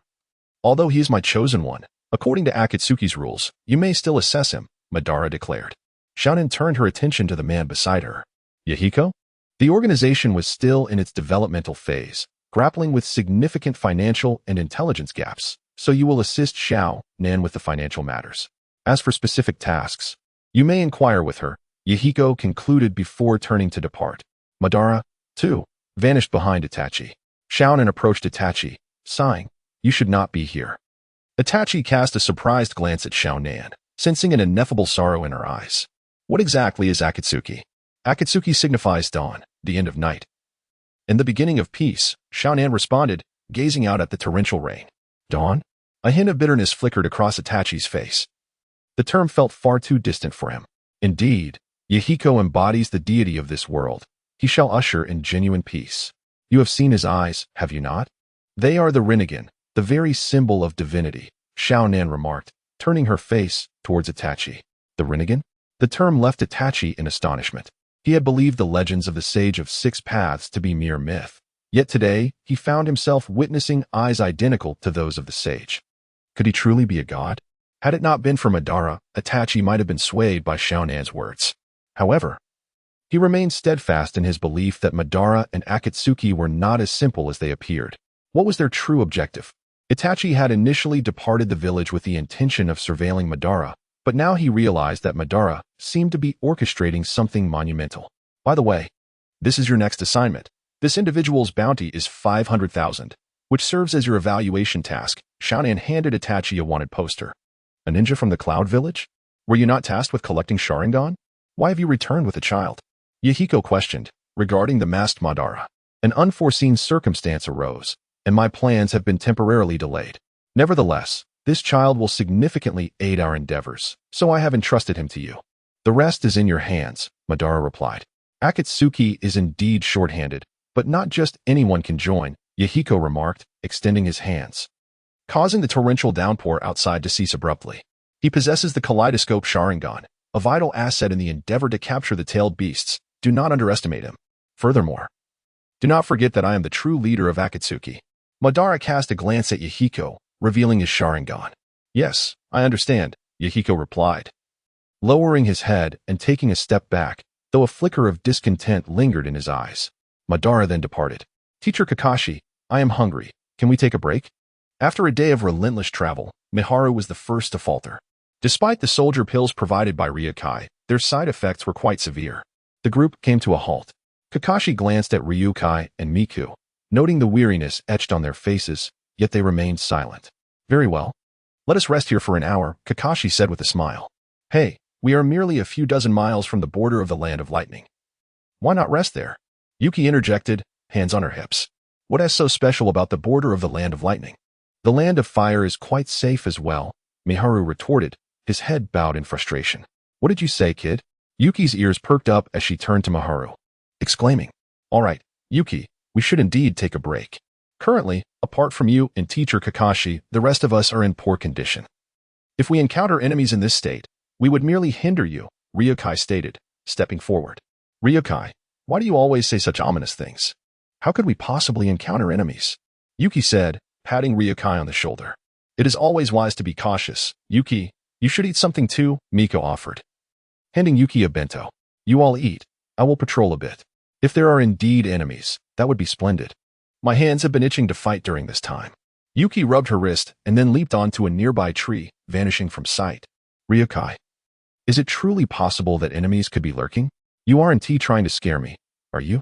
Miharu inquired, devouring his food. Kakashi had already moved aside to set up a barrier. Ryukai nodded and replied, The Land of Fire is not entirely safe.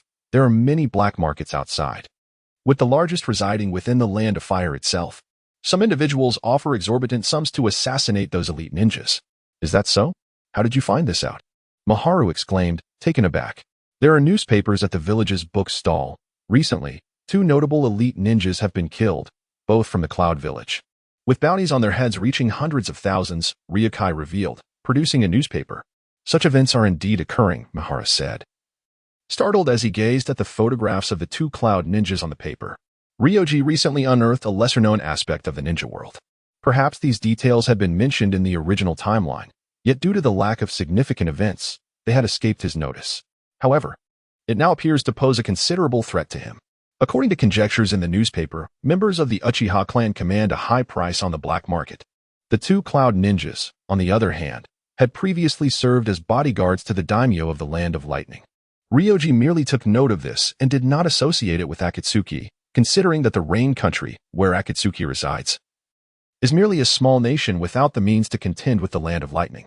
Before long, Yuki returned, not empty-handed but with 3 large, plump rabbits. This startled Mikawa. Ultimately, it was Kakashi who prepared the rabbits, allowing the group to enjoy a warm barbecue. Yuki's gaze towards Kakashi grew increasingly fervent, leading to an extended break of 2 hours. Upon reaching the Land of Lightning, we can slow our pace, as the Raikage will send someone to assist us. Yuki informed Kakashi. That's for the best. Thank you, Kakashi replied without turning. What are you thanking me for? This is merely my duty, Yuki smiled in response. 2 hours later, they finally arrived at the border of the Land of Lightning. However, Kakashi suddenly raised his hand to halt their progress. Wait. There's a smell of blood. A smell of blood? Yuki closed her eyes to sense the surroundings. Over there. Her expression turned anxious as she rushed towards the direction without waiting for the others to respond. Keep up, Kakashi urged the first 3 members before chasing after her. It seemed something had transpired. Something is amiss, Ryoji remarked, activating his neural probe skill, yet he found nothing. Had the battle already concluded? Upon their arrival, they discovered Yuki standing in a daze beside several corpses, each head grotesquely severed. This is too cruel. Who could have done this? Mikawa exclaimed. Such brutality is rare among ninja confrontations. Even when one faction eliminates the enemy, they typically dispose of the bodies. The method of decapitating the deceased suggests only one possibility. It was the work of bounty hunters. Yuki clenched her fists in anger. Bounty hunters? Kakashi incinerated all the corpses with a fire jutsu.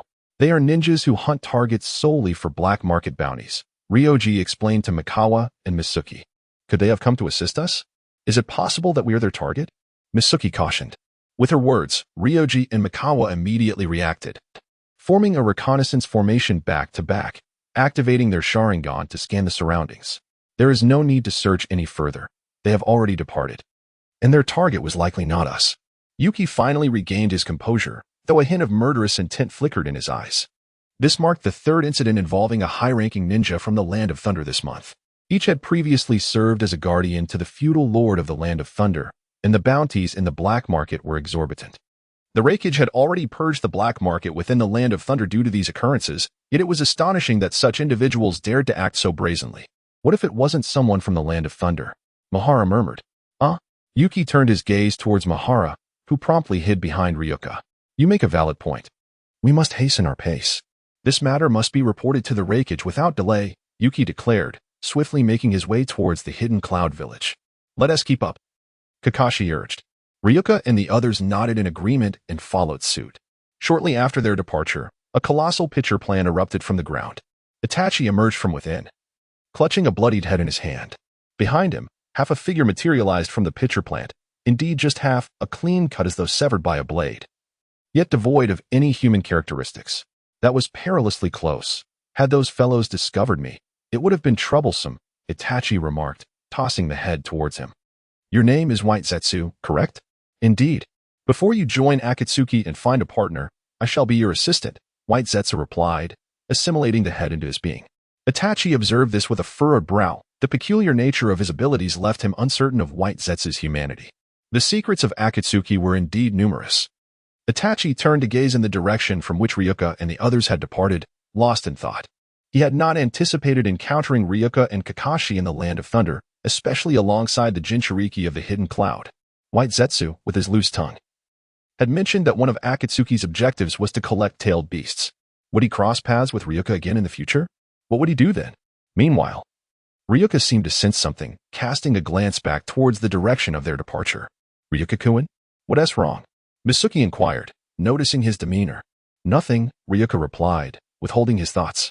He did not activate his Sharingan, nor employ the neural probe. He merely felt as though he were being watched, which left him somewhat unsettled.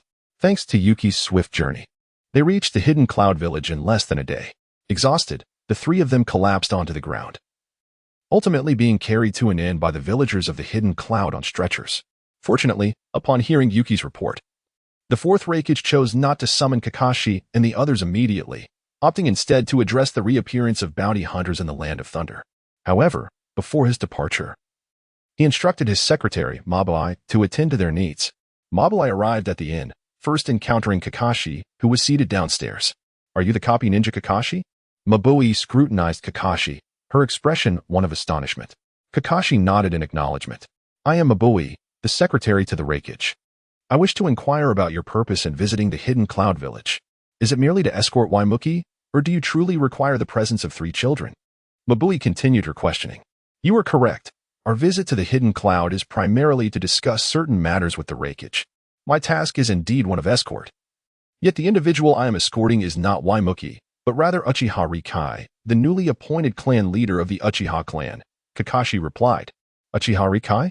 Upon hearing Kakashi's words and the name Ryōsuke, surprise flickered across Mabui's face, for that name was not unfamiliar to her. In the hidden cloud, since the incidents involving Kinkaku and Ginkaku, The village had suffered 2 significant losses among its ninjas within the last month. The intelligence received by the Reikage was all related to the Uchiha clan of Konoha, although the Reikage would not admit it.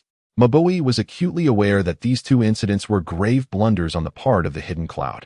Not only did they result in the deaths of several nin, but the Umbu also incurred substantial losses. Even the Reikage had intervened personally, yet they had failed to apprehend their adversaries. Kakashi, noting Mabui's reaction, began to suspect something. "I shall fetch Rikai so he may speak with you," he said, turning to leave, but was halted by Mabui's voice. "We can discuss official matters once they have rested. However, for such an important issue, it would be best to converse directly with the Reikage. I wish to speak with you regarding Waimuki." "Waimuki? What of her?" Kakashi responded, momentarily taken aback. "She confided in me, expressing her fondness for you. Yet you seem to give her mixed signals, both warm and distant. Pray, enlighten me on your thoughts regarding this matter," Mabui said with a teasing smile, her figure striking. Kakashi found himself at a loss for words. To assert that he felt no attraction towards the beautiful and passionate Kunoichi Waimuki would be a blatant falsehood. He was still a man after all. However, Waimuki was not only from the Hidden Cloud but also a Jinchuriki. As a Jonin of Konoha and a trusted aide to the 5th Hokage, he dared not believe that Waimuki's interest in him was devoid of ulterior motives. When matters of the heart intertwine with the interests of the village, Kakashi found himself engulfed in uncertainty and hesitation. Mabui, discerning Kakashi's expression, swiftly grasped his thoughts. "Do you believe Waimuki's approach is motivated by ulterior motives?" Kakashi refrained from responding. "You truly overestimate yourself. While your reputation as the copy ninja holds some influence within the ninja world, it pales in comparison to Waimuki's significance within the Hidden Cloud. You are aware she is the Jinchuriki of the 2 tails, correct?" Mabui's gaze grew steely. Kakashi nodded in acknowledgement. "The meaning of the tailed beasts is certainly known to you. If the Cloud Shinobi truly had intentions towards you, they would not resort to such significant bait. Yumi is my dear sister, and I hope you do not let her down," Mabui remarked. "Let her down? We haven't reached that point yet, have we? We're merely friends." Kakashi replied, scratching his head. "Just friends, you say? Yet, I sense that Yumi harbors feelings for you. Do give it some thought, if you 2 were to truly unite. It would strengthen the bond between Konoha and the Cloud Shinobi, would it not?" After finishing her tea, Mabui stood and departed. Kakashi gazed at the closed door, sighing. Why must everything be associated with the village? It's such a hassle. Meanwhile, Ryuka's stamina recovery far exceeded that of Miharu and Miyuki, while they remained asleep on the ground. He had already risen. Being in the Cloud Village, he could not afford to let his guard down. Ninjutsu, Thousand Shadows Illusion. Ryuka crouched down, employing the illusion technique he had mastered. Although it was indeed an illusion, it possessed a unique quality. He could sense the surroundings through each phantom. If he could continuously supply chakra, the illusions could transform into clones, making it exceedingly practical. To avoid drawing the attention of the Cloud Shinobi, he transformed all the phantoms into small animals.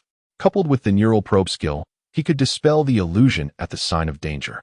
Thus, he commenced his reconnaissance of the Cloud Village. The Cloud Village is the most militarized among the 5 great shinobi villages. While it may lack the numerous bloodlines and secret clans of Konoha, it boasts the highest number of shinobi. Moreover, the area of the Cloud Village is significantly larger than that of Konoha.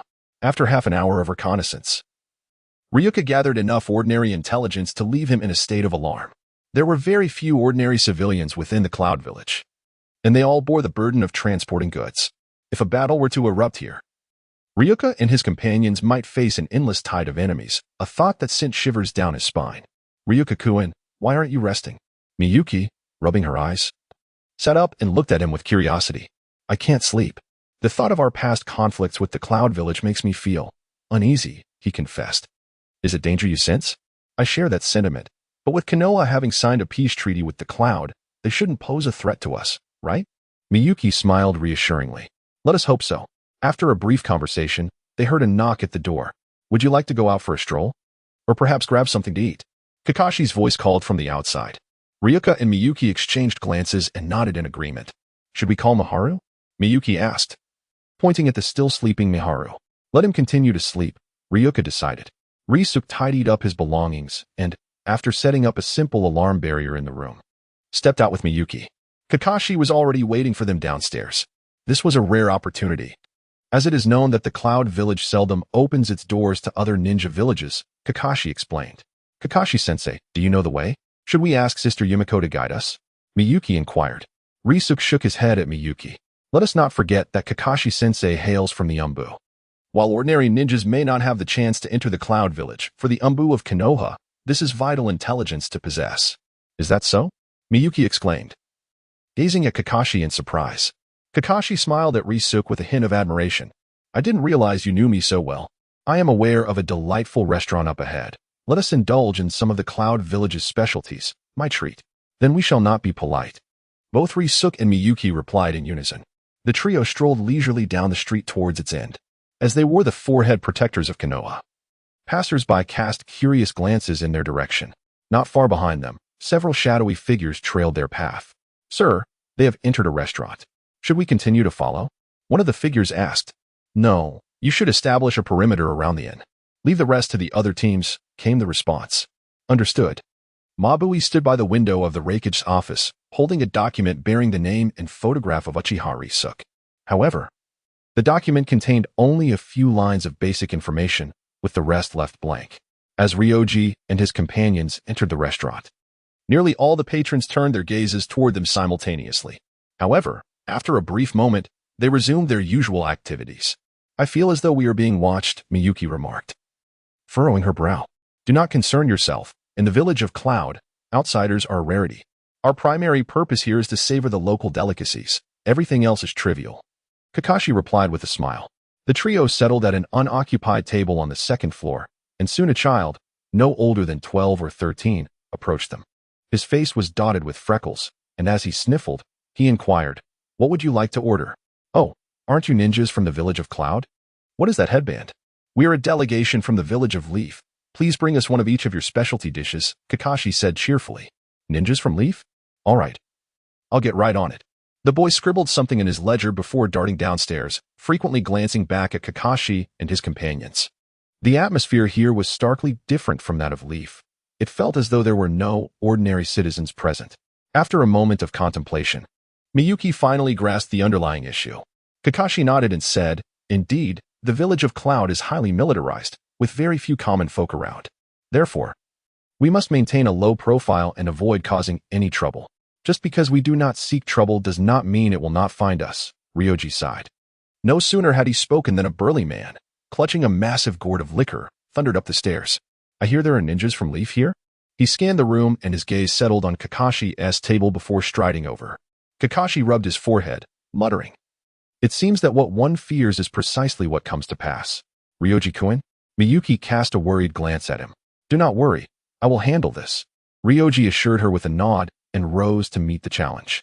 With a swift motion, he deflected the man's gourd as it swung toward their table, causing arcs of blue electricity to dance between them. Kid, do you dare to stop me? The burly man bellowed, his other fist ready to strike Ryoji.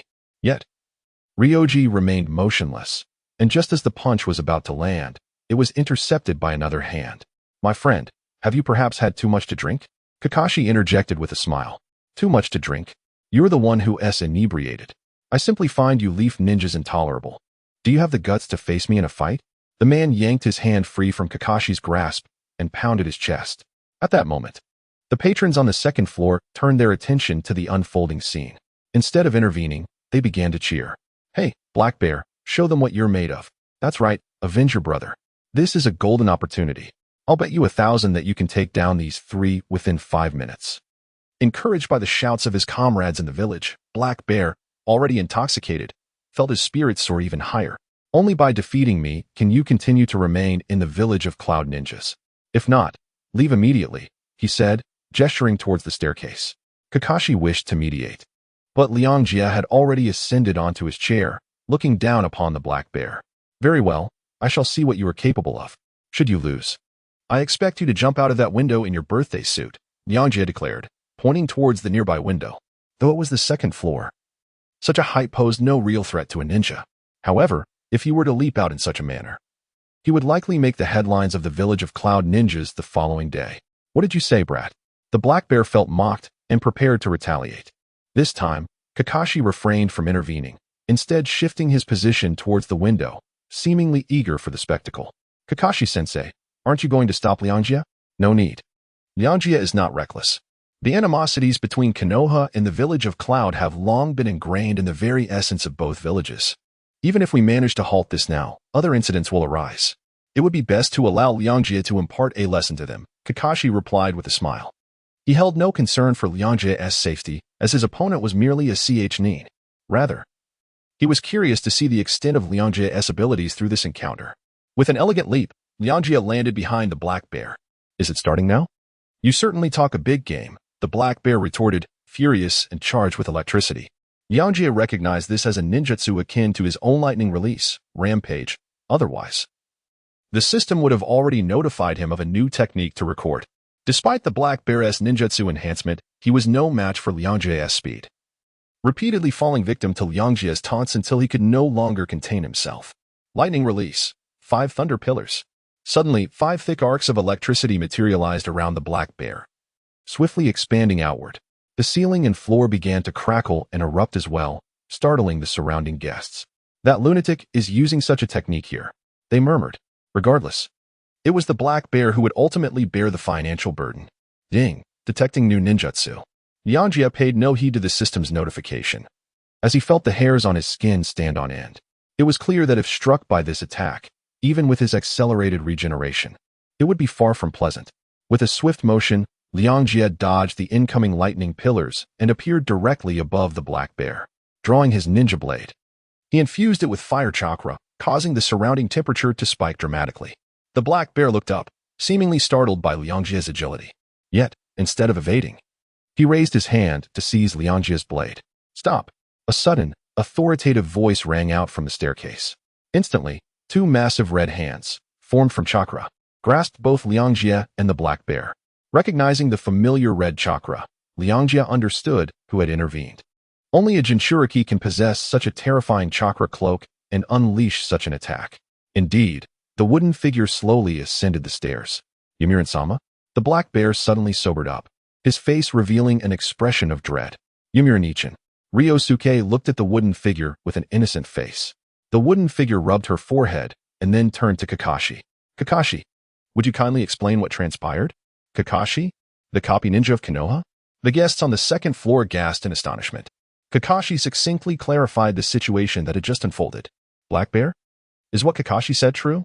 Did you instigate this? The wooden figure gazed at the black bear, her expression as frigid as ice. Yomiuri-sama, they are ninjas from Konoha. My brother was killed by them. I seek vengeance. The black bear gritted his teeth as he spoke with bitter resolve. The wooden figure retracted her 2 chakra tendrils and approached, gently patting the black bear on the shoulder. I can understand your feelings, but some things belong to the past. You cannot perpetually dwell in the shadows of hatred. Come now, I shall pretend I did not see this incident. But, do you want the Reikage to be aware of this? They are emissaries from Konoha, the wooden figure said sternly. Yes. The black bear lowered his head and departed. It was evident that in the village of Clouds, the Reikage wielded undeniable authority and influence. Observing this, the other guests also descended the stairs, leaving only Kakashi and his companions at the table on the second floor. The wooden figure approached and seated herself beside Kakashi, turning to Ryōsuke and saying, Why are you still standing? Come sit down. I'm here to enjoy a meal with you, if you don't mind. A familiar smile reappeared on her face, as if the earlier figure had been another facet of her personality. Of course, we don't mind, Kakashi replied with a smile. However, Ryōsuke sat down with an unusual expression. The display of tailed beast power just now had left him profoundly shaken. Although he was well acquainted with the events of the original timeline, it was precisely this knowledge that made him perceive the powers of the other tailed beasts as notably weaker, easily captured even by members of Akatsuki. The 2-tailed Jinchuriki, Yomiuri, had been captured by Akatsuki with barely any appearances. This led Ryōsuke to believe that Yomiuri was merely a secondary character. Yet, the abilities she had just demonstrated instilled in him an unprecedented sense of threat. A profound inner shock, as if he were facing an insurmountable mountain. Even when confronting the 4th Reikage, he had never felt such a sensation. Is this the power of a tailed beast? If I could become a Jinchuriki, perhaps chakra would no longer pose a problem. Yet, in such a case, I would become a target for Akatsuki, a truly vexing dilemma. Ryōsuke, are you all right? Kakashi noticed the change in Risuke's expression and inquired with concern. Risuke shook his head and then turned to Rin, asking, Rin, you just used the power of the tailed beast, didn't you? Rin looked at Risuke in surprise. You possess a considerable understanding of Jinchuriki. I rarely utilize this technique in front of ordinary people. However, you are correct. That was indeed the Tailed Beast Cloak, a power exclusive to Jinchuriki. Just then, the earlier waiter rushed over. The food has arrived. What on earth happened here? Where are the other guests from the second floor? What is going on with the floor and the ceiling? Why Rindano, what brings you here? This ISNT you're doing. Is it? The freckled boy asked, his face contorted in distress. If we can't find the one responsible for this mess, the boss will deduct from my salary. All right. It was the black bear's doing. You should seek him for compensation, Wai Rin replied with a furrowed brow, snatching the tray from the boy's hands and placing the dishes on the table. Such exquisite food cannot be enjoyed without wine. Zuajin, fetch the finest wine your establishment has. Wai Rin commanded. But Lord Rakage stated that during the day, the ninjas of the Cloud Village are not permitted to drink. I am on leave, do you understand? Leave. Oh, I'll go right away. Hurry up, and by the way, do not inform Rakage, or I will make you regret it. Wai Rin waved his hand dismissively. Is everything truly all right? Kakashi inquired. What is the matter? With such a significant incident occurring, it's likely that Rakage won't return to the village for several days. With Mabui managing things in the village, I am not concerned. Wai Rin replied while serving himself some dishes. When will Rakage be back?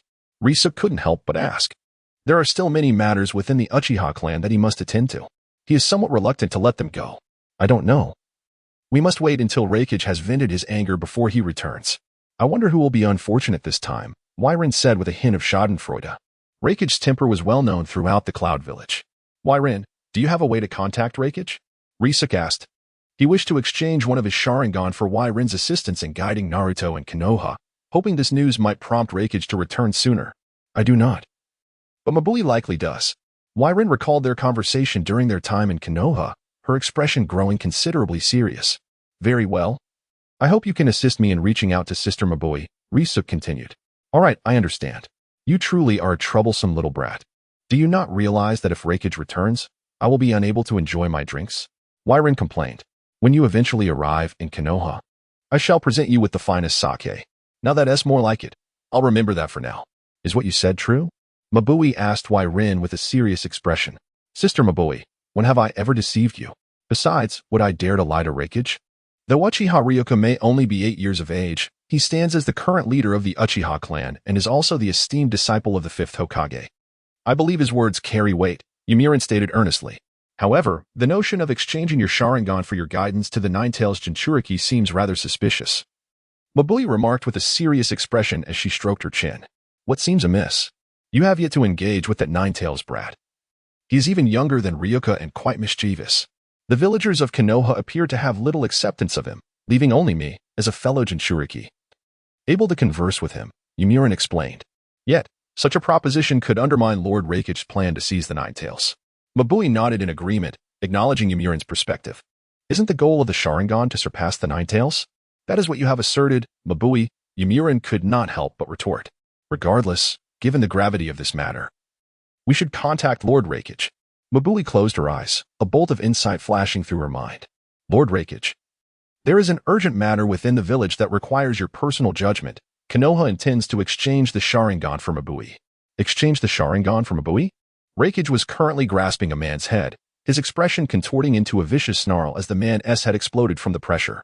The other patrons of the black market were rendered speechless, their spirits crushed as they scattered in fear. The Umbu of the Cloud Village began to hunt them down. What a farce.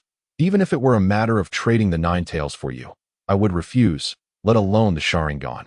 I can seize it myself, Rakage bellowed. Lord Rakage. Allow me to clarify, that was merely a jest.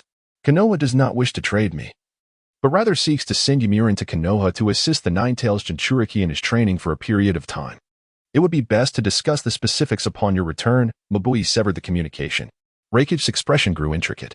While Mabui's explanation was clear, he remained uncertain of Konoha's true intentions. Could they genuinely exchange the Sharingan for Yomiuri's aid in training the Nine-Tails? Would the proud Uchiha consent to such an arrangement? The 5th Hokage is indeed an enigma. This line of thought weighed heavily on Rakage. He swiftly pursued the bounty hunters from the black market, eliminating them one by one.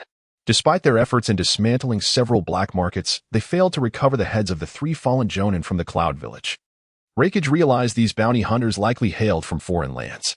He contemplated fostering cooperation with neighboring nations to eradicate these underground forces. Presently, Konoha appeared to be the most favorable ally, not only due to their recent peace treaty, but also because intelligence indicated the largest black market lay within the borders of the Land of Fire. Reikage instructed the Umbu to persist in their efforts against the black market within the Land of Lightning. Meanwhile, he hastened back to the hidden cloud village. The matter of the Sharingan was his utmost concern at present. Should the village acquire and harness the power of the Sharingan, it would significantly enhance both its influence and its control over tailed beasts.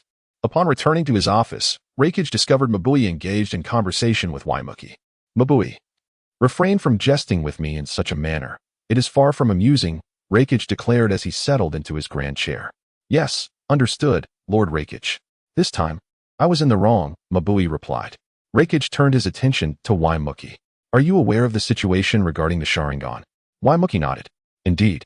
The true purpose of this agreement brought by those from Konoha to the Hidden Cloud is rooted in my clandestine pact with the Uchiha clan leader, contingent upon your agreement. Lord Reikage, the Uchiha clan leader? That fellow, Fugaku, is already deceased, is he not? Reikage inquired, grasping a confidential document on his desk concerning Konoha. Among its contents was the recent incident involving the death of Uchiha Fugaku and the rise of Uchiha Ryōsuke as the fifth Hokage. Correct, Uchiha Fugaku has perished.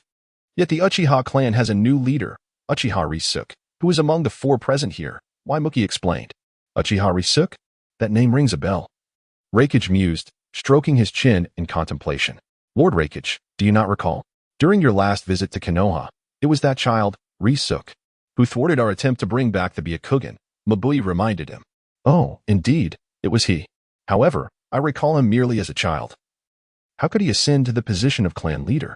Surely, you jest, Reikage retorted, glaring at Mabui. Lord Reikage, we would not jest about such matters. Though he is merely 8 years old, according to Waimuki's intelligence, he is quite extraordinary, Mabui asserted earnestly. She then handed over additional information regarding Ryōsuke's missions to the fourth Reikage. The documents detailed Ryōsuke's performance in 2 assignments, gathered through various channels by Waimuki in Konoha. As Reikage perused the documents, his expression shifted dramatically. I recall now, I have encountered that little imp before. It is astonishing that he not only evaded me but has also become the leader of the Uchiha clan. He is indeed formidable. Waimuki, was this arrangement made by you? Are Uchiha Ryōsuke and Hitaki Kakashi unaware of this development? Reikage questioned Waimuki. Waimuki nodded in affirmation. Indeed. While I am uncertain why that child would trade such a vital asset as the Sharingan for guidance on the Nine-Tails Jinchuriki, he must comprehend the significance of the Jinchuriki. The wooden figure did not mention that she had nearly enticed the Nine-Tails Jinchuriki back, had it not been for the sudden appearance of Ryōsuke. In her view, the Reikage had stated the significance of the Sharingan surpassed that of the Nine-Tails. Thus she felt she had accomplished her mission. What is your perspective? I mean, are you willing to guide that Nine-Tails Jinchuriki in Konoha? The Reikage set aside the documents in his hands and directed his gaze towards the wooden figure. Everything is quite in line with the Reikage's thoughts. Yet this indeed presents an opportunity. We could acquire the Sharingan through peaceful means. Otherwise, we might rekindle disputes with Konoha over this matter, and if that were to occur, the foundation of trust between our 2 villages would be irrevocably shattered, the wooden figure articulated. The Reikage nodded in acknowledgement. Very well then. As long as you do not oppose, this matter is settled.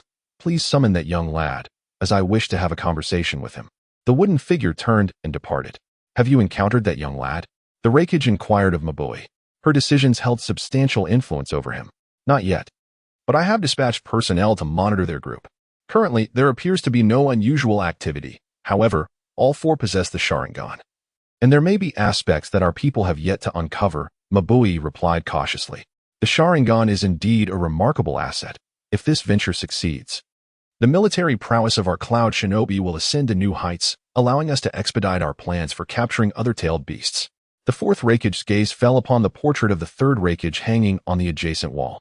Father, what you aspired to achieve in your time, but could not, I shall accomplish. Just watch as under my leadership, the Cloud Village surpasses Konoha to become the foremost village in the shinobi world. Mabui, standing beside him, supported her forehead with her hand. She had grown somewhat speechless in the presence of the fourth Reikage, whose mind was filled with grandiose plans. Yet, as his secretary, she could only assist in formulating various specific actions, regardless of how absurd his plans might seem. Is it really alright for you to be out like this? The wooden figure questioned Ryōsuke. It is fine. My shadow clone remains at the inn. As long as this does not exceed 2 hours. I will not be discovered by others, Ryōsuke replied with composure. However, shouldn't we inform them about this matter? The wooden figure still harbored some concerns. You know, not all matters can be accepted by everyone, but that does not imply they aren't beneficial. I wish to avoid unnecessary complications, Ryōsuke stated, somewhat helpless. If Konoha and the Uchiha were to discover that he was trading the Sharingan with the Cloud Shinobi, he would likely find no refuge in the Land of Fire. Nevertheless, he willingly embraced this risk, eager to accelerate Naruto's growth along this path. He remained unaware of the impact his presence would have on Naruto. However, in the face of Madara and Akatsuki, the power of the Nine Tails was indispensable. Very well, follow me. The Reikage is awaiting your arrival. The wooden figure led Ryōsuke towards the Reikage's office.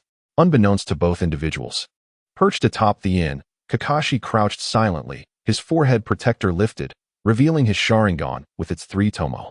What agreement did you reach with the shinobi? Although he was able to hear their conversation, it lacked any substantive content. Following them was out of the question, as the area surrounding the Reikage's office building was heavily guarded. Any detection could incite the Reikage's wrath.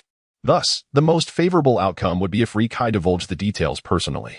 Yet, Kakashi lacked the confidence that the other party would genuinely confide in him. You are Uchiha Rikai, are you not? I have indeed seen you before. The 4th Reikage remarked, casting a look of realization towards Rikai, who stood beside the shinobi.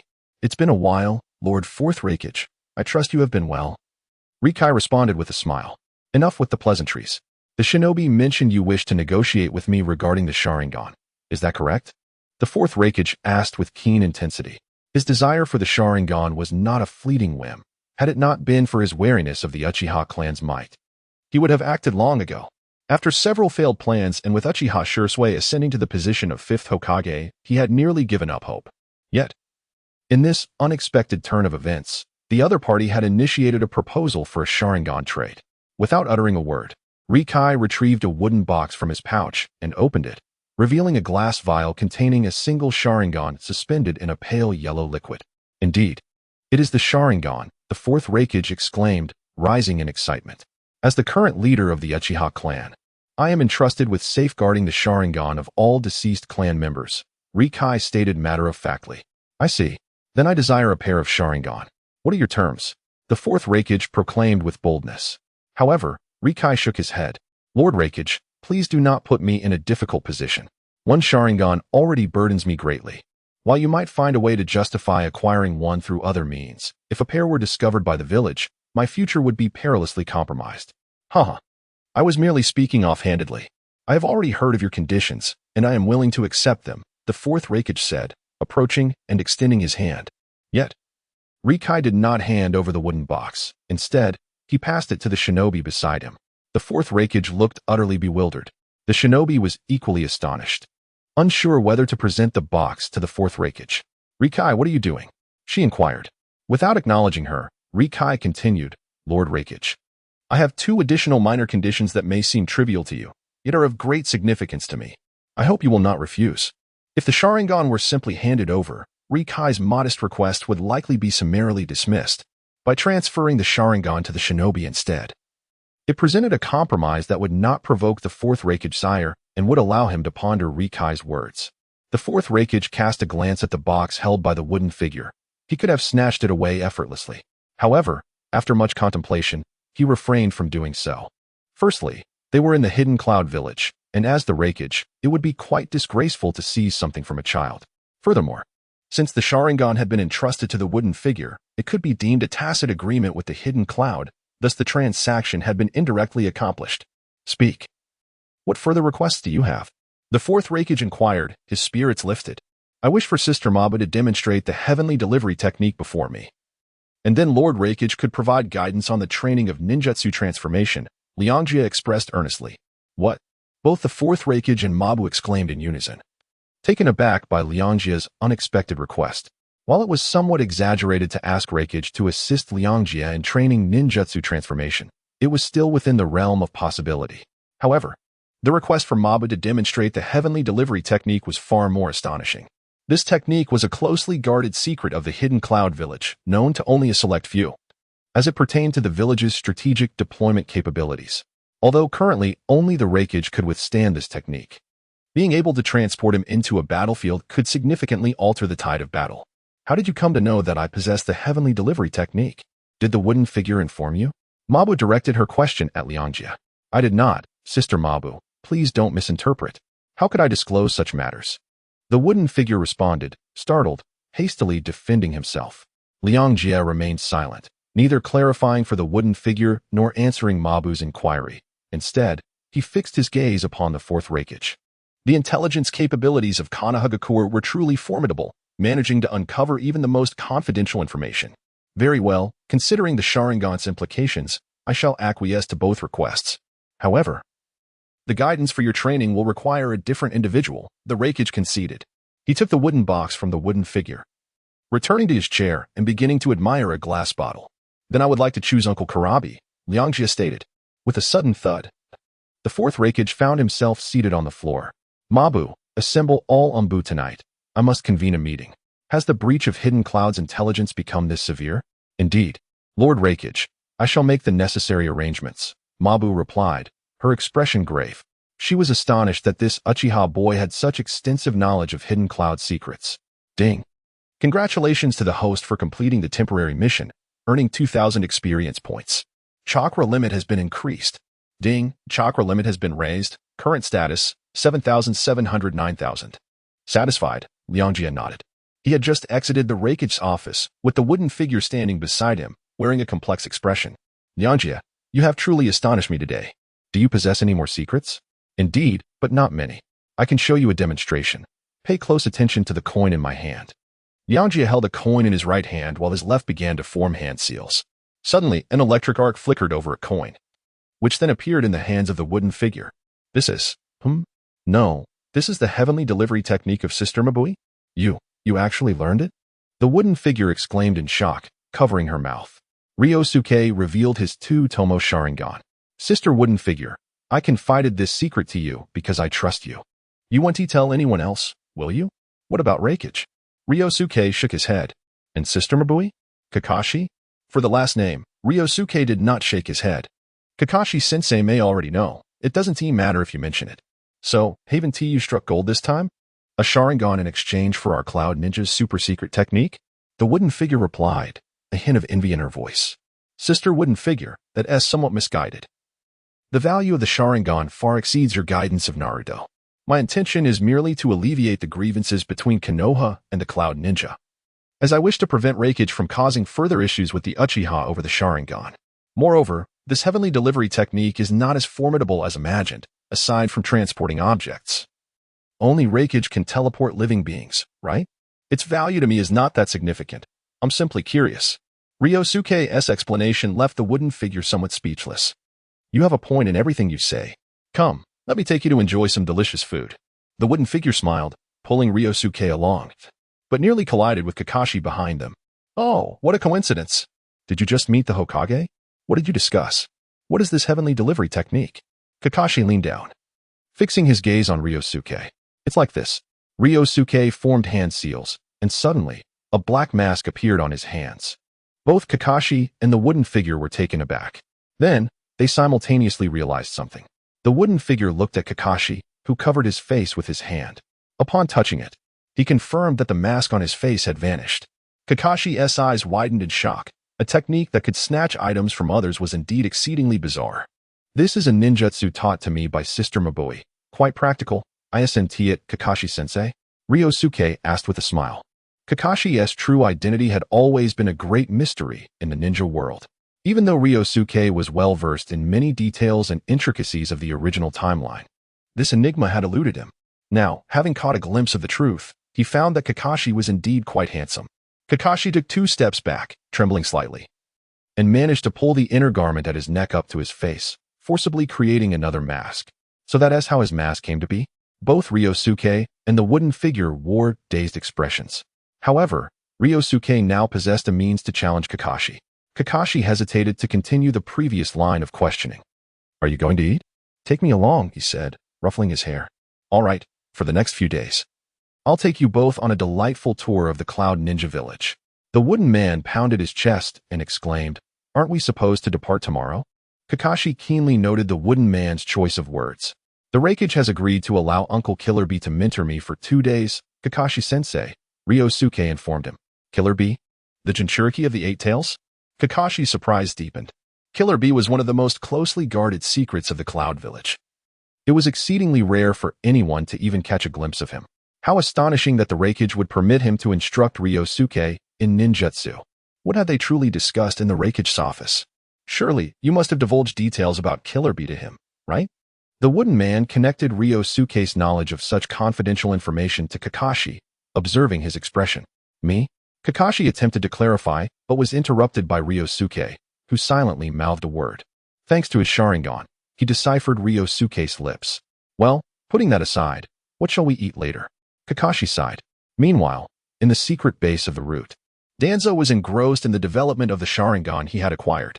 However, after several days of usage, he sensed no extraordinary abilities emanating from it. What could be the reason? Did this three-tomo Sharingan lack any special powers, or was it solely the Uchiha clan that possessed such abilities? Although Danzo had gained the same capability to replicate jutsu as Kakashi, he was far from satisfied. He remained uncertain whether the issue lay within his bloodline or the eye itself. Bring forth the Konoha plan. Danzo finally lost his patience and commanded his subordinates. But, Lord Danzo, the Konoha plan is still in its infancy. We require more time for refinement. Perhaps we could gain further Sharingan through Uchiha Ryōsuke, a member of the Yamashiro clan promptly suggested. Danzo cast a glance at him, a flicker of dissatisfaction crossing his face. Nonetheless, he ultimately nodded and stated, You make a valid point. That is indeed the most prudent course of action. However, when will that brat return to Konoha? No one could provide an answer to his inquiry.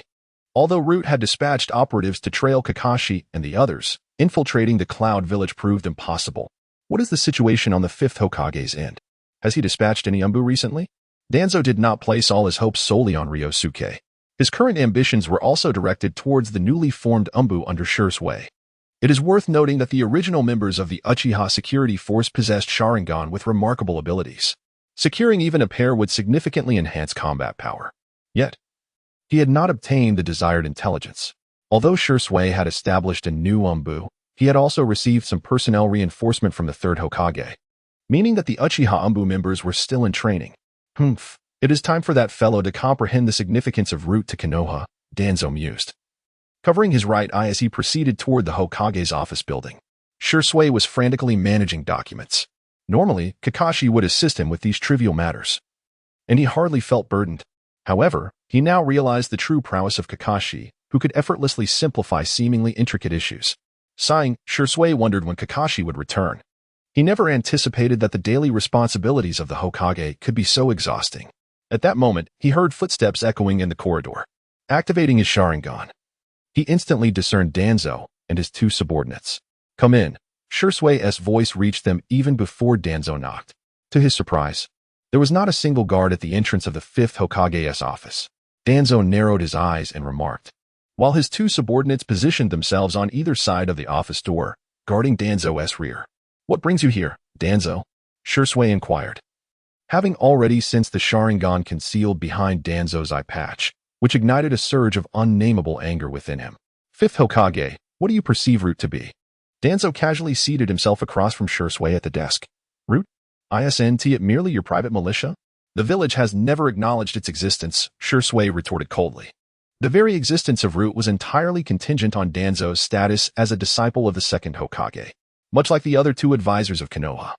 It was a lingering entity that severely undermined the Hokage's authority.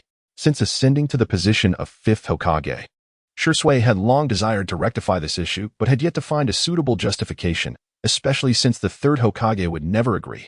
To his astonishment, Danzo had come seeking him first. Danzo had anticipated Shursui's demeanor. With a smile, he stated, if Konoha is a grand tree, then Root is responsible for safeguarding it from the shadows. Spare me the flattery. My governance differs from that of the 3rd Hokage. I will not allow the village's power to fracture. Moreover, do not forget that during the Nine Tails incident, you and your Root were utterly ineffectual, which indirectly led to the 4th Hokage's demise, Shursui concluded. As he finished speaking, the 2 Root members positioned behind Danzo advanced, their hands resting on their concealed weapons. Shursui, however, did not cast a glance in their direction. Danzo raised his hand, halting his subordinates' movements. Fifth Hokage, many threats to the village have been mitigated by Root. You must recognize this. Danzo spoke slowly. Stop beating around the bush and state your purpose for coming here. Shisui said, fixing a serious gaze upon Danzo. Danzo lifted his eyes to meet Shisui's Sharingan, a flicker of greed crossing his face. Yet he understood that if he wished to maintain his standing in Konoha, he could not take action against the current Hokage. Especially considering his own uncertain strength, Root is able to share intelligence with the Umbu, but you must grant access to Root, Danzo asserted. What access? Shisui asked. The authority to recruit members of the Uchiha clan. Impossible. Without any hesitation, Shisui directly rejected Danzo. How could he be oblivious to Danzo's intentions? His current Sharingan served as a testament to his ambition. The Uchiha clan is a valuable asset of Konoha. To allow them to decay unchecked is a profound disrespect to the Hokages of generations past, Danzo calmly stated. Have you truly reduced the Uchiha to mere objects? Shisui's Sharingan began to whirl, swiftly transforming into the kaleidoscopic variant. Danzo felt a terrifying aura envelop him, as if his very blood had turned to ice. His two subordinates fared no better, clutching their own throats, their expressions contorted into grotesque masks of agony. Is this the true power of the Sharingan? A remarkable gift indeed. Danzo trembled, yet his visage bore an even more fervent expression. Shisui. A sigh echoed from outside the room, the voice of the third Hokage permeating the air. Third Hokage. Shisui's Sharingan reverted to its normal state, and the oppressive shadows within the room dissipated. Danzo was drenched in sweat, while his two subordinates lay unconscious on the floor. The third Hokage entered, pipe in hand. Danzo, you should not interfere with the fifth Hokage's duties. Danzo approached the desk, rifling through the documents before taking a puff from his pipe. This village is a precious legacy left by the first and second Hokages. I bear the responsibility of its protection. Danzo, now devoid of his earlier composure, chastised the third Hokage. Shisui, I appreciate your efforts. For my sake, let us not escalate matters with Danzo. The third Hokage ignored Danzo's outburst and addressed Shisui instead. Shisui sighed, knowing that as long as the third Hokage remained, the issues concerning Root would remain unresolved. Nevertheless, he nodded. I can overlook this incident, but I implore that others refrain from meddling in Uchiha affairs. The third Hokage nodded in agreement. Indeed, this matter cannot be dismissed lightly. Now that the Uchiha have returned to the village, we must not dwell on past grievances. Aishi, what are you saying? Have you forgotten the teachings of the second Hokage? This policy is his. Do you wish to? Danzo's words were abruptly cut short as the third Hokage lunged forward, grasping his throat. The era of the second Hokage has long passed. Time has proven that his strategies are ill-suited for modern Konoha. If you truly wish for the village's welfare, it would be prudent to abandon such notions in the future. The third Hokage exuded an imposing presence, startling both Shisui and Danzo. It struck them then that the third Hokage was known as the Ninja Doctor. A flicker of fear crossed Danzo's eyes before the third Hokage released his grip. From now on, Root shall cease to recruit new members. Should I discover otherwise, I will seriously consider its dissolution, he continued. You. Danzo clenched his fists, glaring at the third Hokage with simmering rage. The hour grows late, Shisui. It is time for you to conclude your duties. Please take care to maintain a proper routine and do not allow the burdens of becoming Hokage to jeopardize your health. The village still requires your presence in many aspects, the third Hokage said with a smile. Shisui nodded, though a glimmer of solemnity lingered in his gaze. Little did he expect that the retired third Hokage would seem like a transformed individual. The two departed the office, leaving behind Danzo, seething with unspent fury, alongside his two subordinates still in a state of unconsciousness. Aishi, you foolish man, you are jeopardizing the future of Konoha. I shall not permit such occurrences. Whether it concerns the Nine Tails or the Sharingan, I will ensure they remain firmly under my control. Oh, what splendid weather today. The training has been delightful. The clouds in the sky are so carefree. No, that does not rhyme. The clouds in the sky are so at ease. Before him, an imposing man with brown skin, adorned with a white bandana and sunglasses, sat upon a rock composing lyrics. At that moment, 5 figures appeared in the distance. Lord Killerby, one of the shinobi called out, waving towards the robust figure. Killerby lifted his head, his gaze falling upon the approaching silhouettes, lost in contemplation. Yamato? Just a few leaps and I am before you. Hey, weren't you supposed to be training? What brings you here? Have you had another tiff with the Two Tails? Such matters are beyond my concern. He sang in rhythm, gesturing animatedly. Yamato, Placing a hand on his forehead, addressed the 4 individuals behind him. Do not mind him. Lord Killer Bee has a passion for rap, but once you spend some time with him, you will understand he is truly a good person. Kakashi raised an eyebrow and nodded, somewhat speechless. Is this rap? I have never. Mikawa attempted to interject, only to be silenced by Rikai. Ugh. Mikawa struggled, but upon observing Killer Bee's expression shift from sunny to stormy, it was evident he was on the brink of a temper. Uncle Killer Bee, honestly, your performance is quite good. It brims with enthusiasm, and enthusiasm is essential in rap, Rikai remarked, giving a thumbs up to Killer Bee. Oh, little brother. You too enjoy rap? Killer Bee responded with a peculiar gesture, pointing at Rikai. Just a tad, Rikai said, scratching his head awkwardly, uncertain of how to proceed. Lord Killer Bee, this mission is assigned to you by the Reikage. These 4 are ninjas from Konoha, and your task is to assist this child named Uchiha Ryōsuke in mastering the transformation of ninjutsu, which should only take 2 days. Should you complete this mission, the Reikage will consider granting you a brief respite, Yamato interjected. Konoha's Uchiha? Killer Bee's tone suddenly grew grave, his posture returning to one of seriousness. Kakashi swiftly shielded Rikai and the others with his hand. You must be familiar with Golden Flash, right? I hold him in high regard. Kairabi resumed his rap, and thud. Everyone except Kakashi collapsed to the ground. Wasn't this shift in atmosphere rather abrupt? Fire release, Great Fire Dragon. Ryuko rose and unleashed a ninjutsu towards a nearby rock pillar, then turned to Kairabi and said, Uncle Kairabi, I wish to train in the form of ninjutsu. You are a master in this field. Could you guide me in my practice? Kairabi gazed at the vanishing fire dragon, adjusted the sunglasses perched on his nose, and remarked, Every ninja possesses their own unique combat style. Your ninjutsu is quite powerful. Why seek further training? Besides, my expertise lies not in the transformation of ninjutsu but in rap and body techniques. As he finished speaking, 2 octopus limbs suddenly sprang from behind him, and he struck an exaggerated pose resembling a golden rooster standing alone. Fortunately, several individuals had developed immunity to such displays. Mahara turned to Ryuka and said, What this uncle says is correct. Mastering ninjutsu is not an overnight endeavor. 2 days is simply too short. Miyuki, curious, inquired, What is body technique? To which Kairabi responded, A splendid question. Allow me to demonstrate my 8-blade butterfly sword technique. He leapt back a few paces, drew several weapons from his back, and with a swift motion, managed to hold all 8 weapons with various parts of his body. This cannot be real, can it? How exaggerated. Mahara's expression turned to one of astonishment. He had initially wanted to criticize Kairabi's naming conventions, but now he was left with nothing but shock. This was a technique created by Lord Kairabi himself. In terms of body techniques, few in the ninja world could surpass him. Yuki, crossing his arms, proclaimed with pride. The others present did not dispute him. Let me experience this. Ryuka stepped forward, drawing a ninja blade from his back. Ryuka? Yuki and Kakashi exclaimed simultaneously, one in an attempt to stop him, the other in surprise. Kairabi's interest was piqued. All right, it has been a while since I faced an opponent. Come forth. Ryuka nodded and declared, Lightning Release. Rampage. 8 Gates Release. Opening of the Injury Gate. As his opponent was the 8-Tails Jinchuriki, Ryuka could only manage to barely open the 4th gate, which placed a tremendous burden on his body. In this state, while his speed reached its peak, his stamina and chakra could only sustain him for about 2 minutes.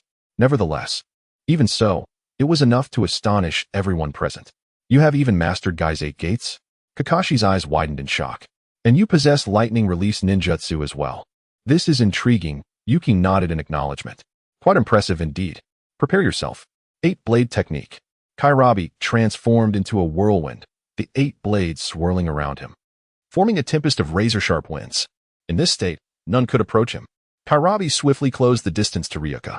Yet, even with the activation of his Sharingan, Ryoji felt the speed of his opponent was astonishingly swift. However, he had discerned the flaw position directly above him. Canola Hurricane. Ryoji leapt into the air, delivering a powerful kick downwards. To his surprise, Kairabi propelled himself upward from the ground using the tentacles of the 8 tails. In an instant, a blade swept towards Ryoji. Be careful, Ryoji.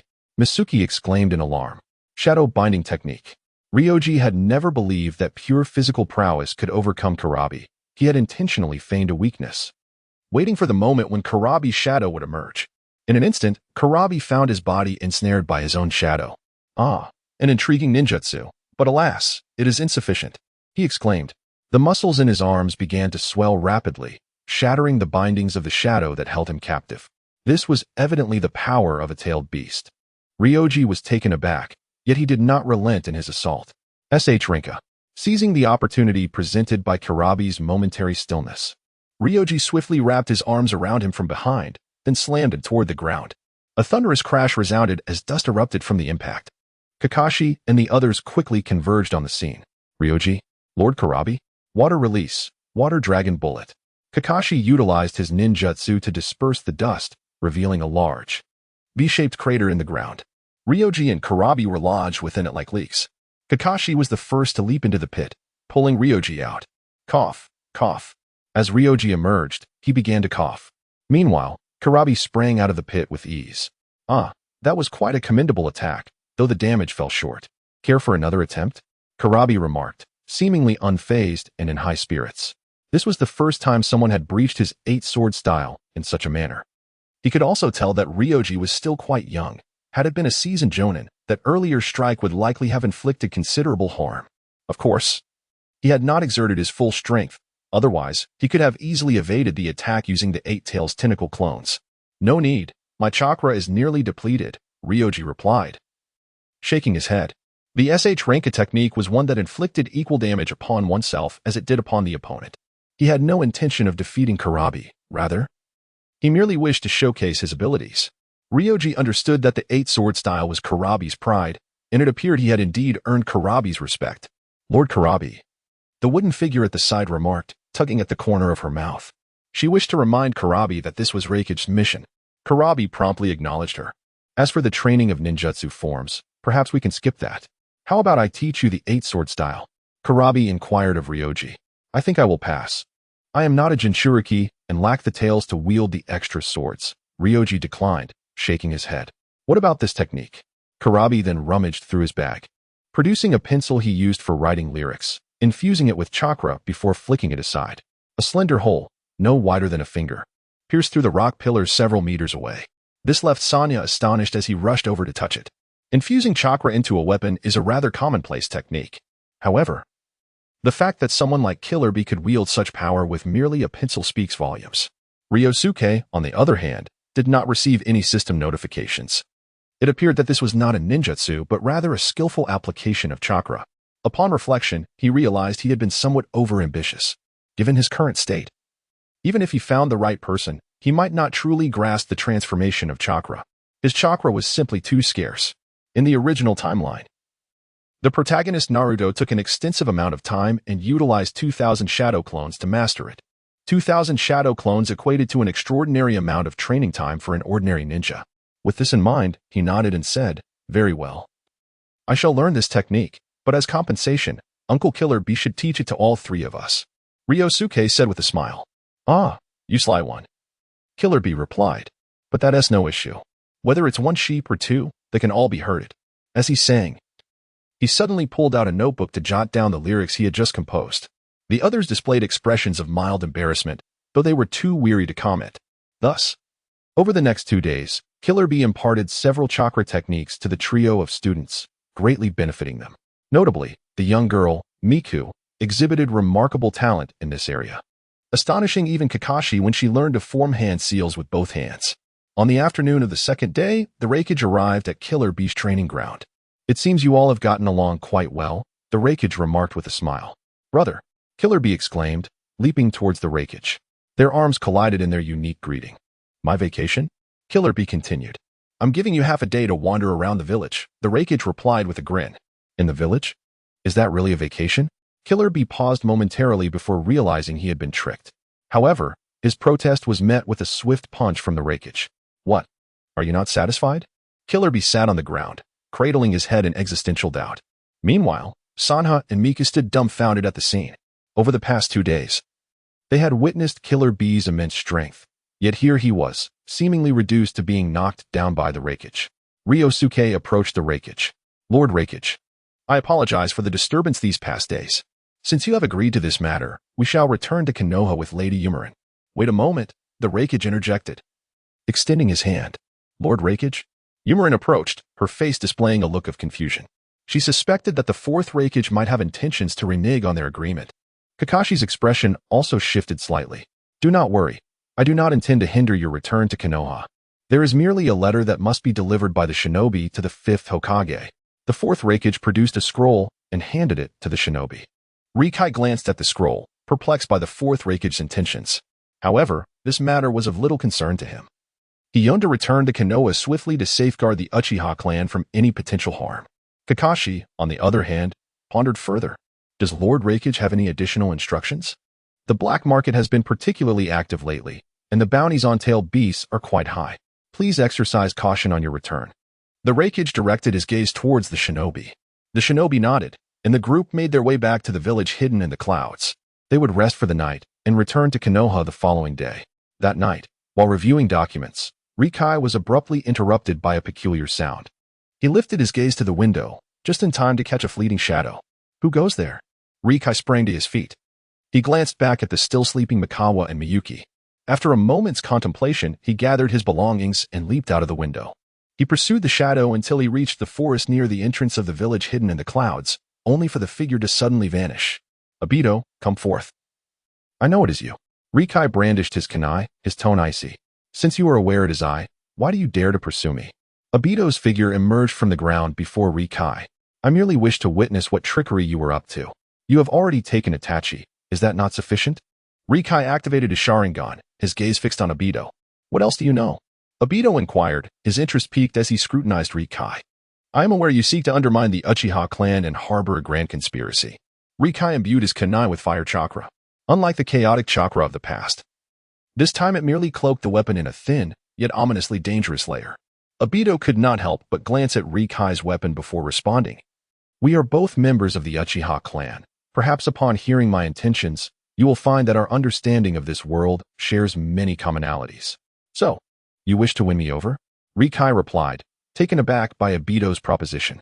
Ryōsuke was somewhat taken aback by Madara's words. Although he was aware that the other party's ultimate objective was merely to exploit him, this position rightfully belonged to Itachi and Sasuke. However, he quickly grasped the situation.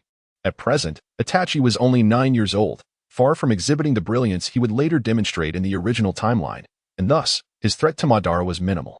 As for Sasuke, he was merely 5 years old and had yet to enter Madara's purview. In contrast, the young Ryōsuke had already showcased remarkable prowess. Madara's plan to capture the tailed beast necessitated the power of the Sharingan. He was reluctant to expend excessive ocular power on this endeavor. Otherwise, he would not have gone to such lengths to undermine Akatsuki. You may understand this as follows. I have taken an interest in the power of your Sharingan. And I have something of need as well. You may continue to lay an ambush within Konoha as my subordinate, only needing to strike at a critical moment, Madara stated coldly. Ryōsuke understood that the critical moment referred to the capture of the Nine Tails. Although he was uncertain whether Madara had initiated his plan to capture the tailed beasts at this time, it was evident that the Nine Tails, being the most significant of the tailed beasts, would be targeted last. As for what Madara required, Ryōsuke could surmise some details, given Akatsuki's formidable intelligence capabilities. He likely knew about Ryōsuke's dealings with Danzo and the Fourth Reikage. Though tempted, Ryōsuke realized that taking this step would irrevocably sever his path of retreat. Madara was different from Danzo and the Fourth Reikage. While Danzo employed unscrupulous means to achieve his goals, everything he did was still for the sake of Konoha, albeit through dubious methods. Thus, collaborating with him bore less of a burden, even if their dealings were exposed. The third Hokage would likely intervene due to Danzo's influence. Regarding the transaction with the Fourth Reikage, the implications were even more benign, as it inherently sought to maintain peace between Konoha and the Cloud Village. Others might have reservations, but it would be largely understandable, with any ensuing complications confined to the Uchiha clan. However, Madara stood in opposition to the entire shinobi world. Should Ryōsuke become entangled with him, he risked losing everything. Therefore, it was a transaction fraught with losses. Moreover, he currently lacked any means to counterbalance Madara. If he attempted any clever maneuvers, he could easily find himself trapped in Madara's alternate dimension. I am sorry, but our paths diverge, and we have nothing to discuss. Ryōsuke assumed a defensive stance. Humph, it seems I overestimated you. You still fail to comprehend my intentions. Thus, I shall refrain from further discourse. That unique Sharingan of yours is indeed a ways to remain in your possession. I shall reclaim it today, Madara declared, as black chains erupted from his hands, and his mask began to distort. This was the very technique he had employed against the fourth Hokage. Instantly, Ryōsuke felt a surge of vigilance. The fourth Hokage had repelled Madara through the superior speed of his Flying Thunder God technique. However, Ryōsuke currently possessed no such capability. Although his Flying Thunder God technique had been largely deciphered, he remained unable to utilize it at present. Nevertheless, this did not deter him from feigning confidence. Flying Thunder God. Ryoji swiftly formed hand seals with his right hand while his left hand held the kunai, its chakra flames extending over a meter in length. What? You too can perform the Flying Thunder God? Madara's Sharingan recognized Ryoji's hand seals, startling him into an immediate halt. Suddenly, Ryoji's kunai appeared behind Madara, lunging fiercely toward him. Realizing the imminent danger, Madara's form instantly flickered. However, the trailing flames of the kunai singed his garments. Madara hastily retreated several steps, his gaze fixed coldly on Ryoji. He sensed something was amiss but could not pinpoint it at that moment. Lightning release. Lightning armor. Previously, Ryoji had used the heavenly sending technique to teleport his kunai, which had wounded Madara. His hand seals for the Flying Thunder God were merely a ruse, never truly activated. Yet, seeing that Madara, though surprised, did not flee, Ryoji understood it was time to fight with all his might. You possess quite an array of formidable techniques. I should have acted sooner. Madara remarked coldly as he brushed off the singed fabric from his attire. Ryoji said nothing. Instead, a bolt of electricity vanished from his position. In the next instant, he materialized above Madara, bringing his blade down. However, Madara's form distorted and vanished. I shall find you a worthy opponent, Ryoji declared, plunging his blade into the ground. Though he panted heavily, the combination of lightning release, lightning armor, and the heavenly sending technique, while effective, exacted a severe toll on his body and chakra reserves. Yet only spatial ninjutsu could counter spatial ninjutsu. Had he not dared to employ this technique, he would have been in peril, enduring the sensation of his energy being depleted. Ryoji swiftly returned to the hidden cloud village. Kakashi stood beneath the lamppost at the inn's entrance. What is the reason for your solitary departure this time? Ryoji presented a fragment of fabric, adorned with a small red cloud pattern. What is this? Kakashi inquired, astonished, as he accepted the fabric piece. This is a remnant of the clothing worn by the individual I just fought, though he managed to escape. His spatial ninjutsu does not surpass that of the fourth Hokage. Kakashi-sensei, can you teach me the Flying Thunder God? Ryoji looked up at Kakashi, his expression earnest. What did you say? How could anyone's spatial ninjutsu exceed that of the fourth? Kakashi was taken aback by Ryoji's assertion. However, observing the seriousness in Ryoji's eyes, he sighed and replied, though I am a student of the fourth, I do not possess the knowledge of the Flying Thunder God. Spatial ninjutsu cannot be replicated with the Sharingan. But if you truly wish to learn, I will find a way to assist you. By the way, do you know who the owner of this clothing is? Kakashi examined the fabric fragment, finding no matching memories within his mind. Ryoji pondered for a moment, realizing that the village would inevitably learn of this matter. It would be better to inform the fifth Hokage to prepare accordingly. The individual wore a mask with a single eye and possessed the Sharingan, remarked Rikai. Are you suggesting that this person belongs to the Umbu?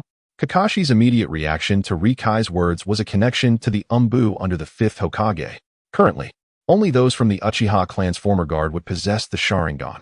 However, he had not heard of any Uchiha capable of space-time ninjutsu. Rikai shook his head, saying, they are not Umbu. Perhaps they acquired the Sharingan from somewhere, or they could be an ancient being who has lived for countless years. Rikai was aware that disclosing Madara's true identity to Kakashi would likely be met with disbelief. As for Akatsuki, their activities were shrouded in secrecy, likely unnoticed by the various nations, rendering any mention of them futile. Regardless, this was crucial intelligence. Upon returning, I shall inform the fifth Hokage of the circumstances. More importantly, you have attracted unwanted attention. Do not stray from my sight in the future, understood?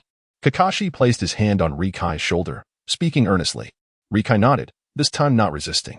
His ability to deter Madara was purely a stroke of luck, combined with the latter's wariness of the Flying Thunder God technique. Such fortune might not repeat itself. Thus, he must swiftly master the Flying Thunder God technique to ensure his own protection. Once back in his room, Rikai lay down, unnoticed by Miku and Mahara. The night passed in silence. The following morning, Rikai-kun, it's time to wake up, Miku prodded his cheek. You sloth, aren't you usually the first to rise? Mihara could not refrain from teasing. Mahara-kun, refrain from such remarks. Rikai-kun has been training vigorously these past few days, as you have seen. All right, I was merely jesting. No need to defend him so fiercely, Mika retorted. Amidst their banter, Rikai stretched and sat up. Is it already 8 o'clock? Did Kakashi-sensei mention when we depart? In half an hour. What? Upon hearing this, Rikai hurriedly began to gather his belongings. In half an hour, the trio arrived at the entrance of the Cloud Village. A considerable number of Cloud Ninjas had already assembled, including the formidable Killer Bee. Hey, kid, are you leaving today? Who knows when we might meet again? I'll invite you to my next concert, Killer Bee exclaimed, only to be swiftly silenced by a punch from the fourth Reikage, reducing him in stature. Where's Murin? The fourth Reikage scanned the crowd, realizing why Murin had yet to arrive. My apologies for being late. I may have indulged a bit too much last night. Murin parted the crowd, expressing regret without a hint of remorse on his face. Well then, since everyone is here, let us set off. Murin, do not bring shame to us Cloud Ninjas upon reaching Konoha, the fourth Reikage bellowed. Yes, Reikage-sama. With a sense of resignation, the wooden figure spoke. The fourth Reikage then turned to Ryōsuke. Uchiha Ryōsuke, I acknowledge your strength. He extended his fist towards Ryōsuke. Ryōsuke leapt up to meet his fist in a collision. The Reikage was momentarily taken aback, then burst into laughter. The other Cloud Ninjas also smiled in response. Thus, under the gaze of the onlookers, the five set forth on their journey back to Konoha. They had arrived as 5, and they returned as 5. The spoils of this endeavor were not as grand as Ryōsuke had anticipated, primarily because he had not expected the fourth Reikage to be so agreeable. There had been no conflicts between the parties, and the negotiations concluded with remarkable ease, thereby diminishing the system's significance. The return journey should have been more relaxed, however. Under Kakashi's insistence, they returned to Konoha at full speed. The journey took 3 days. Upon their appearance in the Hokage's office, only Kakashi and the wooden figure remained standing. So, did this negotiation succeed? Did the Reikage agree to let you come to Konoha to teach Naruto? Shirzue looked at the wooden figure and Kakashi with surprise. Fifth Hokage. The fourth Reikage is quite reasonable. Please do not perceive him in such a negative light, the wooden figure stated helplessly. She was aware that had it not been for Ryosuke's display of the Sharingan, the fourth Reikage would never have permitted the Jinchuriki to leave the village. Shirzue nodded. Choosing not to dwell further on the matter, Kakashi then pulled from his bag the piece of clothing Ryosuke had handed him. Fifth Hokage, someone is targeting Ryosuke. This is a fragment of their clothing. According to Ryosuke, they possess the Sharingan, and their space ninjutsu is on par with that of the fourth Hokage. What? Is that so? Shirzue and the wooden figure exclaimed in astonishment simultaneously. Shirzue glanced at Ryosuke, who was slumped over in a chair. Ryosuke sighed and moved the chair closer to the desk, nodding at Shirzue. Indeed, this incident occurred the night before we departed from the village of Cloud. But even if the opponent employs space ninjutsu, how can you ascertain that their abilities surpass those of the fourth? Shirzue inquired, scrutinizing Ryosuke. Ryosuke smirked slightly. I am somewhat familiar with the golden flash of Konoha. Then how did you escape from this opponent and acquire this? Shirzue's skepticism lingered. As if he felt Ryosuke had not divulged the entire truth. Ryosuke sighed again, forming hand seals to transfer the clothing fragment from Shirzue's grasp into his own. This is the heavenly sending technique from Sister Eye of the Cloud Village. I managed to scare him off with it, but it may not work next time. So I intend to learn the Flying Thunder God technique from the fourth. Ryosuke explained. This? Shirzue fixed his gaze on the clothing fragment in Ryosuke's hand. Realizing that Ryosuke had once again mastered a technique of departure through his unique Sharingan. He had just activated his Sharingan, yet he was unable to replicate Rikai's jutsu. While Shirzue remained in shock, Kakashi stepped forward and said, Fifth Hokage, I believe Rikai has a valid point. Although we do not know who has set their sights on him, the only way for him to ensure his safety is to enhance his abilities. Otherwise, we will be forced to deploy more personnel to protect him, which may lead to oversights. The thought of a Sharingan wielder who also possesses space-time ninjutsu targeting him is truly disconcerting. Moreover, our forces in Konoha are severely depleted, making it impossible to assign additional guards to Rikai. Very well, I can acquiesce to this matter. But whether you can master the Flying Thunder God technique depends solely on you. It is a jutsu developed by the second Hokage, and since the establishment of Konoha, only the fourth Hokage has successfully learned it. Shirzue sighed. If this jutsu were truly so easy to master, why would Konoha classify it as a forbidden technique and keep it under lock and key? This jutsu is not only challenging to learn, but also exceedingly perilous. Many exceptionally talented ninjas from Konoha have met their demise while attempting to master it. Although Shirzue was reluctant, The prospect of that Sharingan user, who also wielded space ninjutsu, targeting Rikai compelled him to agree to this risky course of action. Indeed, no one in Konoha possessed the same innate talent for space ninjutsu as the fourth Hokage, leaving him as the sole master of the Flying Thunder God technique. However, this does not imply that the technique has become mere legend. Otherwise, Rikai would not have made such a request. In the original timeline, the fourth Hokage's escort unit had also mastered the Flying Thunder God technique, but unlike the fourth, they required 3 individuals to jointly perform it. Currently, they served under the third Hokage. This means that although Shirzue consented to this matter, whether Rikai could ultimately seek guidance from those 3 regarding the Flying Thunder God technique would still require the third Hokage's approval. Realizing this, Rikai's expression did not lighten. Seemingly perceiving his unease, Shirzue promptly reassured him, "Rest assured, I will explain the situation to the third Hokage. He will not impede this plan, especially considering your significant contributions to the village." Securing the guidance of an elite cloud shinobi and the Jinchuriki of the Two Tails for Naruto's training is immensely beneficial for Konoha. Not to mention, the third Hokage has always held Naruto in high regard. Let us hope for that. If all goes well, I wish to return to the clan grounds and take a look. After Rikai spoke, he made his way toward the exit. As he reached the door, he suddenly recalled something. Shirzue-sensei, if possible, please arrange for all the Uchiha children to be placed in the same class. A hesitant expression crossed Shirzue's face. I apologize, Naruto, but this matter was discussed before your return. The conclusion was that the Uchiha clan is lacking in medical personnel. To mitigate losses, we must supplement our medical ninjas. However, rest assured that all the J-Nin instructors have been personally vetted by me, Shirzue assured Rikai. Nodding, Rikai opened the door and departed. After Sange and Shirzue exchanged greetings with the 3 individuals inside the house, they departed. The cosmic wave embodies unparalleled destructive power, wielding predominantly offensive ninjutsu, thus rendering the presence of medical ninjas exceedingly rare. Consequently, it is entirely justifiable for the village to disperse the strength of the Uchiha clan based on this premise. Nevertheless, Ryōsuke harbors concerns that these young Uchihas may fall prey to Konoha's entrenched traditional beliefs. In such a scenario, the already weakened Uchiha might not only become victims of Konoha, but could also inadvertently disseminate the power of the Sharingan to the outside world. Ryōsuke, you need not worry excessively. After all, the 5th Hokage belongs to the Uchiha clan, and he would not undertake actions detrimental to us, Sange remarked, displaying a rather optimistic demeanor, or rather, an unwavering trust in Shirzue. Miyuki, however, remained pensive and silent. What are your thoughts, Miyuki? Ryōsuke-kun. I believe Shirzue-sensei has his own dilemmas. He is the Hokage and cannot show undue favoritism towards our Uchiha clan, especially when other powers may impede his authority. Therefore, Ryōsuke nodded, finding his thoughts aligned with Miyuki's. As the adage goes, one cannot govern affairs they are not part of. The higher one ascends, the more concerns they must contend with. Even if Ryōsuke were to become Hokage one day, he would undoubtedly face numerous constraints and could not guarantee superior judgment over Shirzue. Let us return to the clan grounds. The students must be finishing school soon, Ryōsuke suggested, choosing not to prolong the discussion. And he proceeded toward the direction of their clan.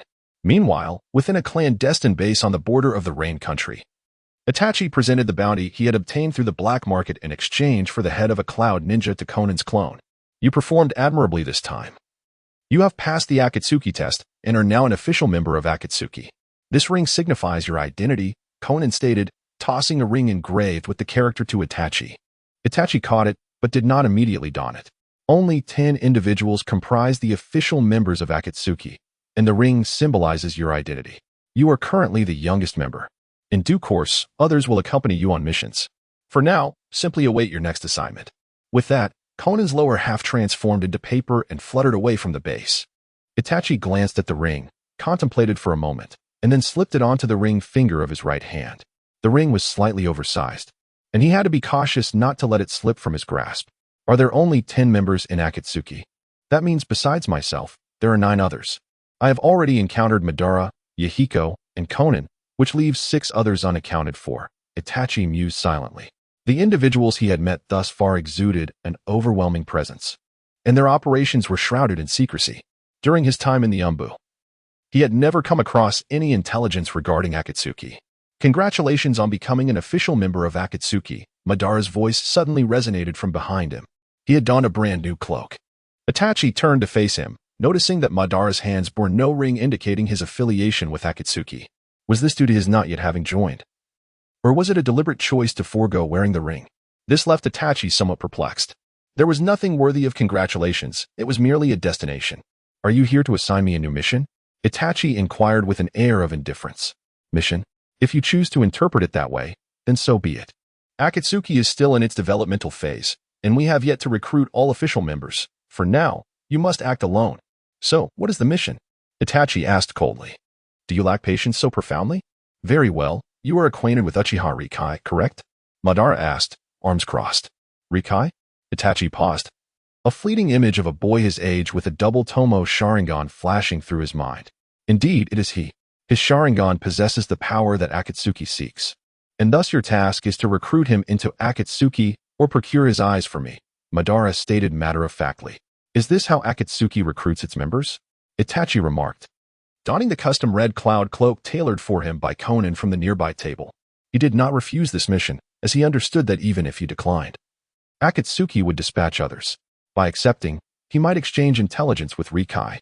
This mission must not fail, otherwise, I cannot guarantee your brother's safety. Madara warned as Itachi moved toward the exit. Itachi's steps did not falter, yet his Sharingan had transformed into its Manjiki form. The sole concerns weighing upon him were the village and Sasuke, which ironically became Madara's leverage against him. However, that was not enough. He needed to acquire more information regarding Madara and Akatsuki to ensure the safety of both the village and Sasuke. Ryoji and his companions arrived at the shrine, where the sounds of training echoed from within.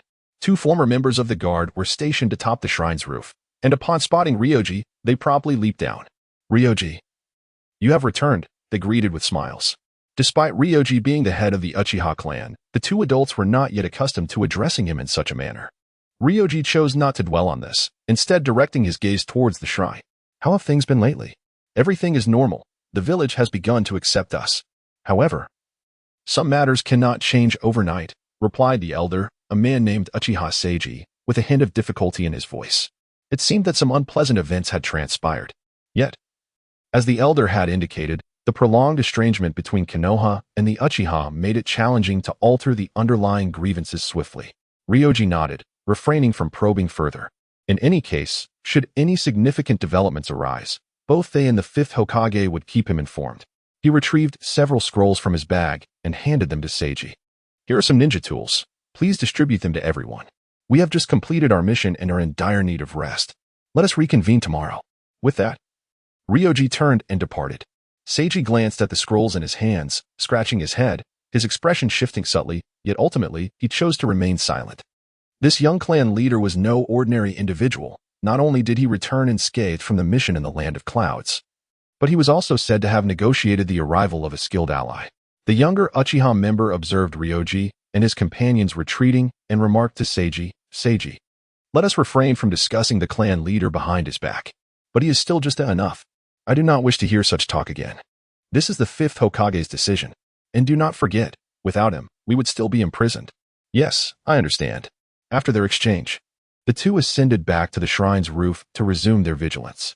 They were the last line of defense for the Uchiha, and they could not afford to be careless. Upon returning home, Ryoji collapsed onto his bed, exhausted, even leaving his clothes on. When Sasuke returned, he was pleasantly surprised to see Ryoji, but restrained himself from waking him. In recent days, Sasuke had shed his childhood innocence and began to confront his identity and reality. He was no longer merely the son of the Uchiha clan leader. His once heroic brother Itachi had now become a rogue ninja. Thus, he resolved to hasten his progress as a ninja to clear his family's name and spare his mother the sorrow of daily tears. Early the next morning, Ryoji awoke refreshed after a night of rest, feeling revitalized. Noticing Sasuke still asleep, he smiled. After preparing himself, Ryoji entered the kitchen and made 2 servings of breakfast. He consumed his portion and left a note for Sasuke. I apologize, Sasuke, but I cannot accompany you to school today.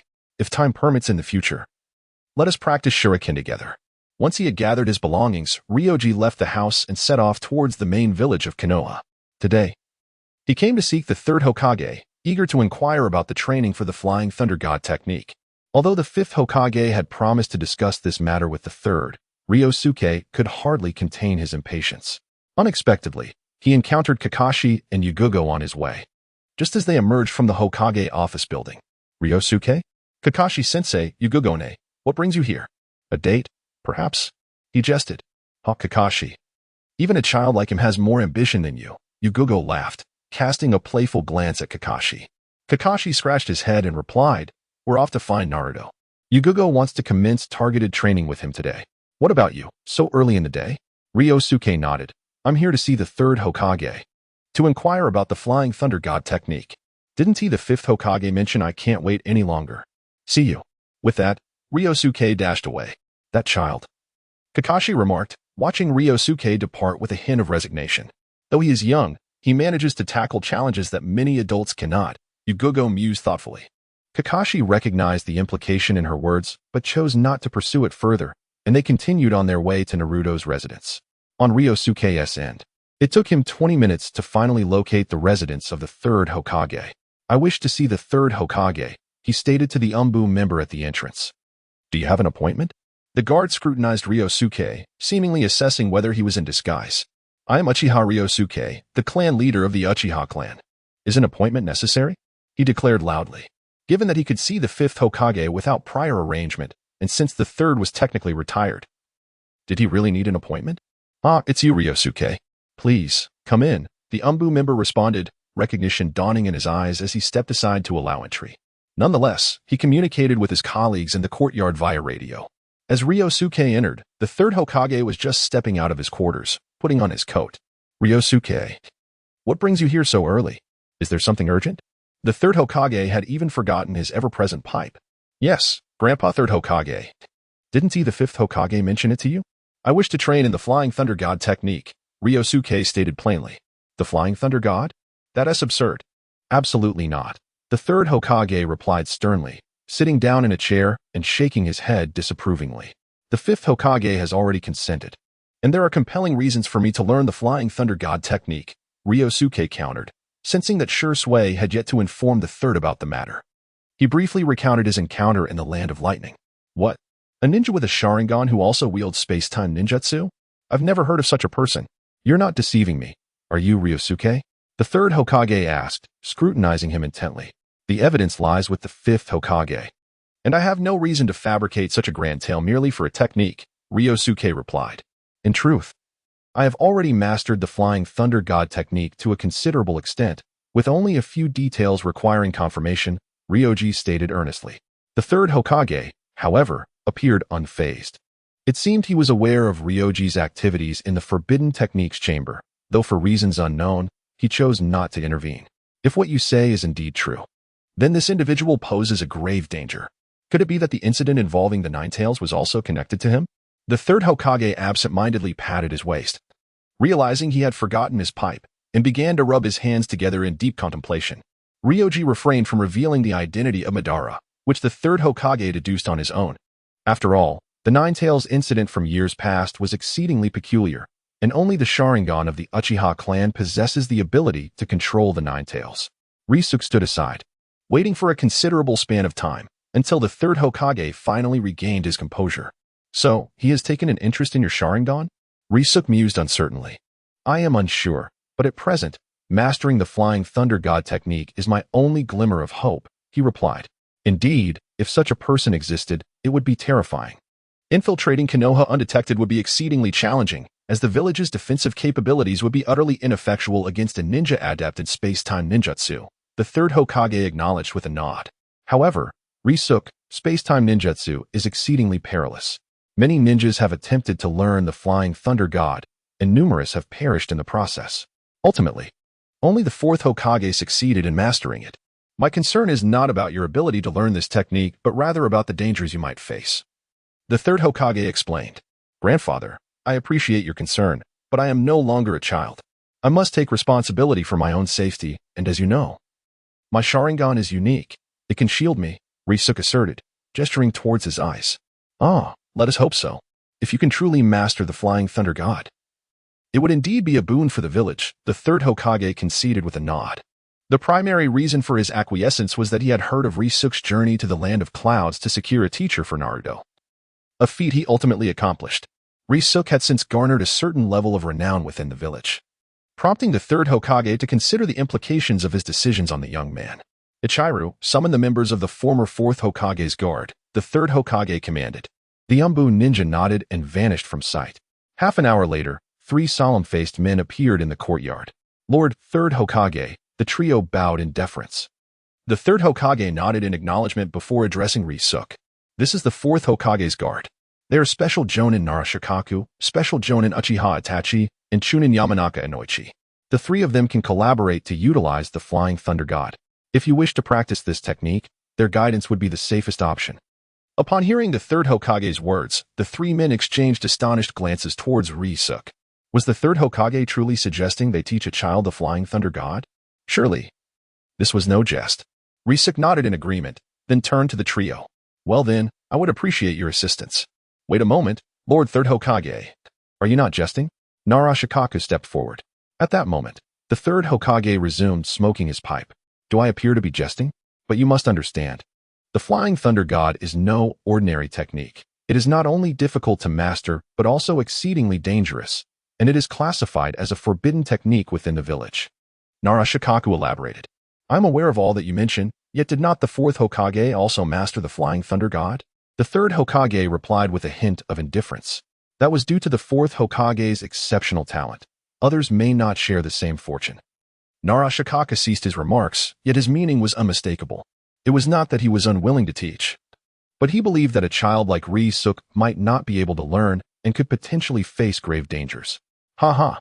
Izuna, rest assured. This child's talent is no less than that of the fourth Hokage.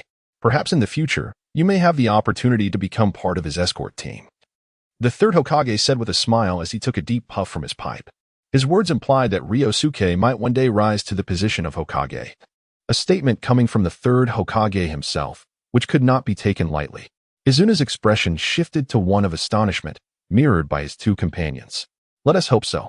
Since this is the third S directive, we will not refuse, but whether he can learn is beyond our control, Izuna replied reluctantly. As a member of the fourth Hokage's escort team and a special Jonin, he had his own pride. Hearing the third Hokage compare a mere child to the fourth Hokage was difficult for him to accept. Rest assured, you are merely tasked with teaching him. His level of mastery is not your responsibility. The third Hokage waved his hand dismissively. Very well then, the 3 turned their attention to Ryōsuke. When shall we commence? If the 3 instructors do not mind, let us start today, Ryōsuke responded, harboring no resentment towards their attitude. He understood their thoughts and feelings but chose not to explain. He preferred to let his abilities speak for themselves. Thus, the 4 made their way to the training ground outside the village. Your name is Ryōsuke, is it? You've been quite the sensation in the village lately. I didn't expect you to be just a child, Izuna said, a wooden stick clenched between his teeth. Scrutinizing Ryōsuke. However, since this is the third Hokage's command, we want to make it difficult for you. Just tell the third that you cannot learn, and all will be well. What do you mean? You don't want to teach me? Ryōsuke detected the underlying message in Izuna's words. It's not that we don't want to teach, but this jutsu is exceedingly perilous. We fear for your life, and the third Hokage would hold us accountable. If you say you cannot learn it, it would be for the best for all of us, Izuna replied. Izuna, what are you saying? Rain, another member, stepped forward to restrain Izuna. I'm merely speaking the truth. Is the Flying Thunder God something everyone can learn? There is only one golden flash of Konoha. Izuna shouted at Rain. Ryōsuke could sense the deep respect Izuna held for the fourth Hokage, to the point of idolization, as he regarded the Flying Thunder God as a technique exclusive to him, unwilling to entertain the thought of others mastering it. Teacher Izuna, was he the Flying Thunder God developed by the second Hokage? Ryōsuke interjected. And what of it? You think a mere child like you can learn it? Izuna retorted loudly. Yet, mid-sentence, he fell silent, for he noticed Ryōsuke forming the hand seals for the Flying Thunder God technique. I have already mastered most of the seals for the Flying Thunder God. I just need clarification on a few details. Therefore, I hope to receive guidance from the 3 of you, Ryōsuke stated. The 3 instructors stood dumbfounded at this unexpected display. At that moment, Shirta Awashi approached and cast a glance at Ryōsuke, then patted Nara Kengan's shoulder, saying, It seems that Konoha has gained yet another young prodigy to rival the fourth Hokage. Perhaps the golden flash shall once again illuminate the shinobi world. Nara Kengan's expression fluctuated between light and dark. After a long pause, he exhaled deeply and remarked, You surprise me, kid. But it's not enough. I can teach you this ninjutsu, but should you dare tarnish the reputation of the fourth Hokage, I will not let you off easily. Though Ryōsuke could comprehend Nara Kengan's reverence for the fourth Hokage, the condescension directed at him was irksome. Kengan-senpai. Perhaps I should demonstrate another way for you to learn to respect others. With that, he drew his ninja blade from behind and assumed a defensive stance, effectively issuing a challenge. Both Kengan and Shurta Owashi were taken aback, perplexed as to why this young boy, Ryōsuke, reacted so intensely. Was it merely a few words? What was the fuss about? Moreover, how could a mere genin dare to challenge a special jonin? It seemed, in their eyes, an audacious overreach. Nara Kengan was momentarily stunned. Then he burst into laughter.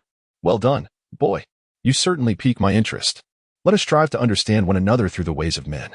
He pushed the other two aside and advanced towards Ryōsuke. Hey, are you out of your mind? He's just a child. Do you really intend to engage him? They protested. Besides, he is the nominal head of the Uchiha clan. Winning would not be honorable, and losing would be even more humiliating. What do you know?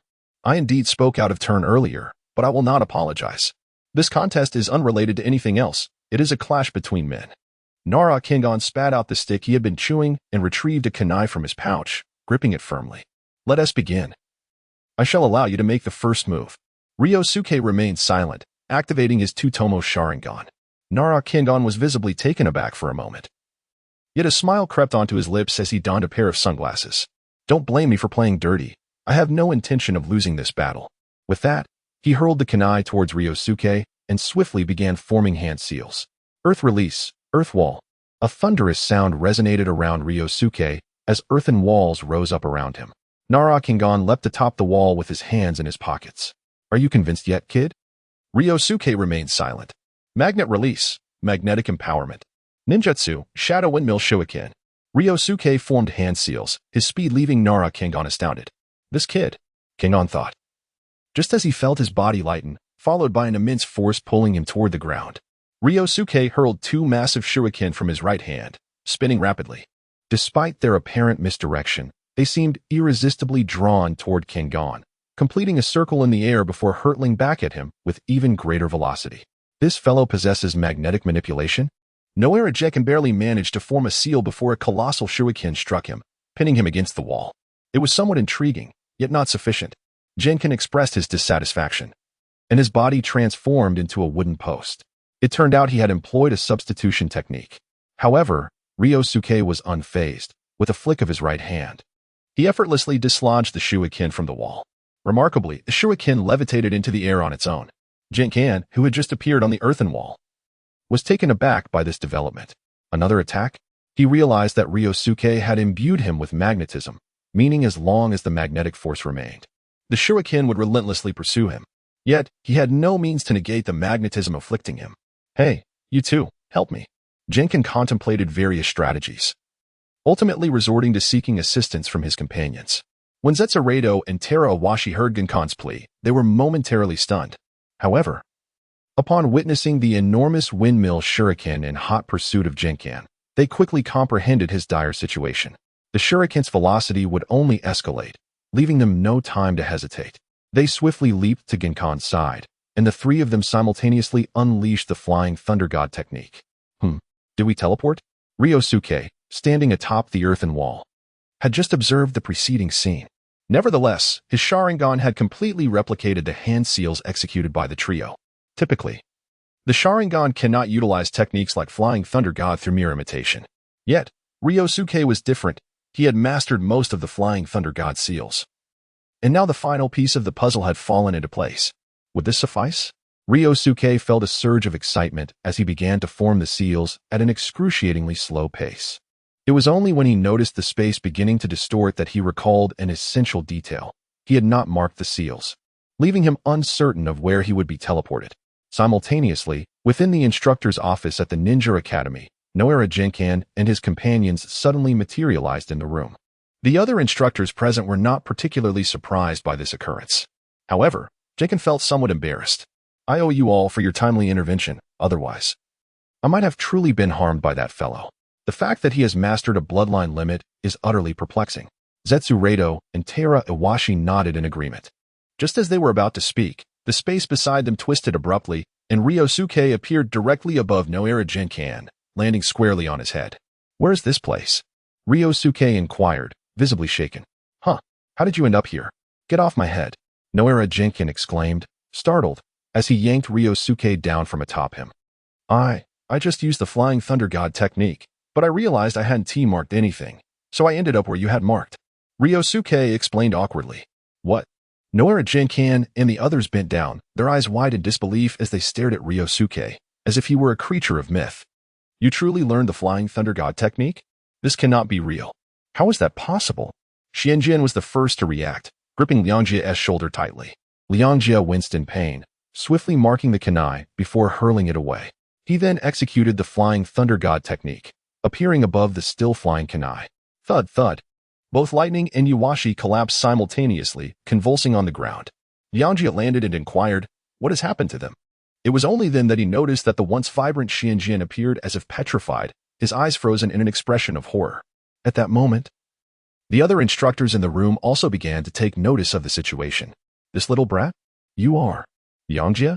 Finally, someone recognized the Uchiha child who had graduated after merely 3 days at the Ninja Academy. "What has happened to them? Hey, Xianjin, Lightning, Yuashi, hurry and come help. Take them to the infirmary." The other instructors hurriedly approached, attempting to carry the unconscious pair away. However, when they touched Xianjin, he sprang to life. "Do not touch me. Liangjia, come with me." Without hesitation, Xianjin seized Liangjia and headed out. Xuanjin's strength was such that Liangjia felt compelled to utilize ninja techniques to break free. Yet sensing no malice from him, he chose not to resist. Xianjin continued pulling Liangjia all the way to the Hokage's office. "Fifth Hokage. Special Jonin Xianjin wishes to see you." "Xianjin?" Shirzue, perplexed by the situation, soon saw Xianjin dragging Liangjia into the office. "The fifth Hokage has yet to decide whether to meet you." An Umbu ninja immediately attempted to stop Xianjin, but Shirzue intervened. "All right, go on in." "Yes." Shirzue, observing Liangjia alongside Xianjin, began to suspect that the incident was linked to the Flying Thunder God technique. Kakashi, who was organizing documents nearby, lifted his head, seemingly unperturbed by the scene. He was well acquainted with Xianjin's temperament. This individual was notoriously haughty, and there were few in Konoha who could catch his attention, especially after he became the fourth Hokage's bodyguard. "Fifth Hokage, I wish to take this little brat, no, Liangjia, as my student," Xianjin declared excitedly to Shirzue. What?" Both Shirzue and Kakashi gazed at Xianjin in astonishment, doubting whether this was truly the man they knew or merely a transformation technique at play. "Liangjia, you mustn't say such things. When have I ever wished to be your disciple?" Liangjia was taken aback, realizing that if this were to be confirmed, he would have nowhere to turn for solace. Although Xianjin held the title of Special Jonin, it merely signified his unique status in Konoha, in Liangjie's eyes. His prowess did not match Kakashi's, leaving little for him to impart. "Though I am the fourth Hokage's bodyguard, I am also half a student of his. Becoming my student would grant you the legitimate opportunity to learn the Flying Thunder God technique." Suinji and gently patted Li Engji's shoulder and remarked, "But I have already mastered the Flying Thunder God technique." Li Engji replied with a hint of resignation. "What?" Upon hearing Li Engji's words, ZH Shu and KKSH exclaimed in astonishment. ZH Shu even rose to his feet. "Has it been less than half a day? Even if we include last night. That is simply outrageous. The Flying Thunder God is renowned as the ultimate forbidden technique. Since its invention by the second Hokage, only 2 individuals have been able to wield it independently. The second Hokage himself and the Yellow Flash of Konoha, the fourth Hokage." ZH Shu had never doubted Li Engji's potential to learn the Flying Thunder God. Yet he was astonished that he had mastered this extraordinary space-time ninjutsu in such a brief period. If this were to spread, it would likely elevate Li Engji's reputation beyond that of the man who once stood at the pinnacle of the Uchiha clan. KKSH set aside the documents he held, shedding his usual nonchalance. He approached Li Engji and inquired, "Have you truly mastered the Flying Thunder God?" Li Engji understood that explanations would be futile. He hurled the kunai, which he had marked, toward the right wall, with a single hand sign using his left hand. He vanished, only to reappear above the kunai and catch it. This left KKSH momentarily speechless, at a loss for words to express his current feelings. Suinjin, meanwhile, wore a bittersweet smile. In truth, this technique cannot be considered the Flying Thunder God in its purest form. The variation we 3 in the escort team have mastered can only teleport to fixed markings. The ability to transfer to moving marks is something even the fourth Hokage might struggle with. Naturally, the fourth Hokage could achieve such feats. It was simply unknown to them.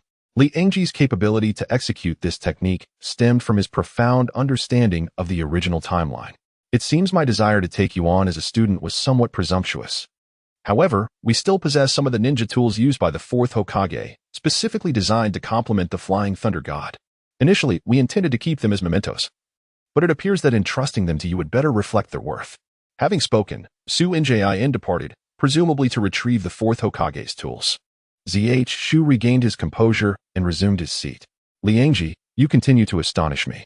I scarcely know what else could possibly challenge you.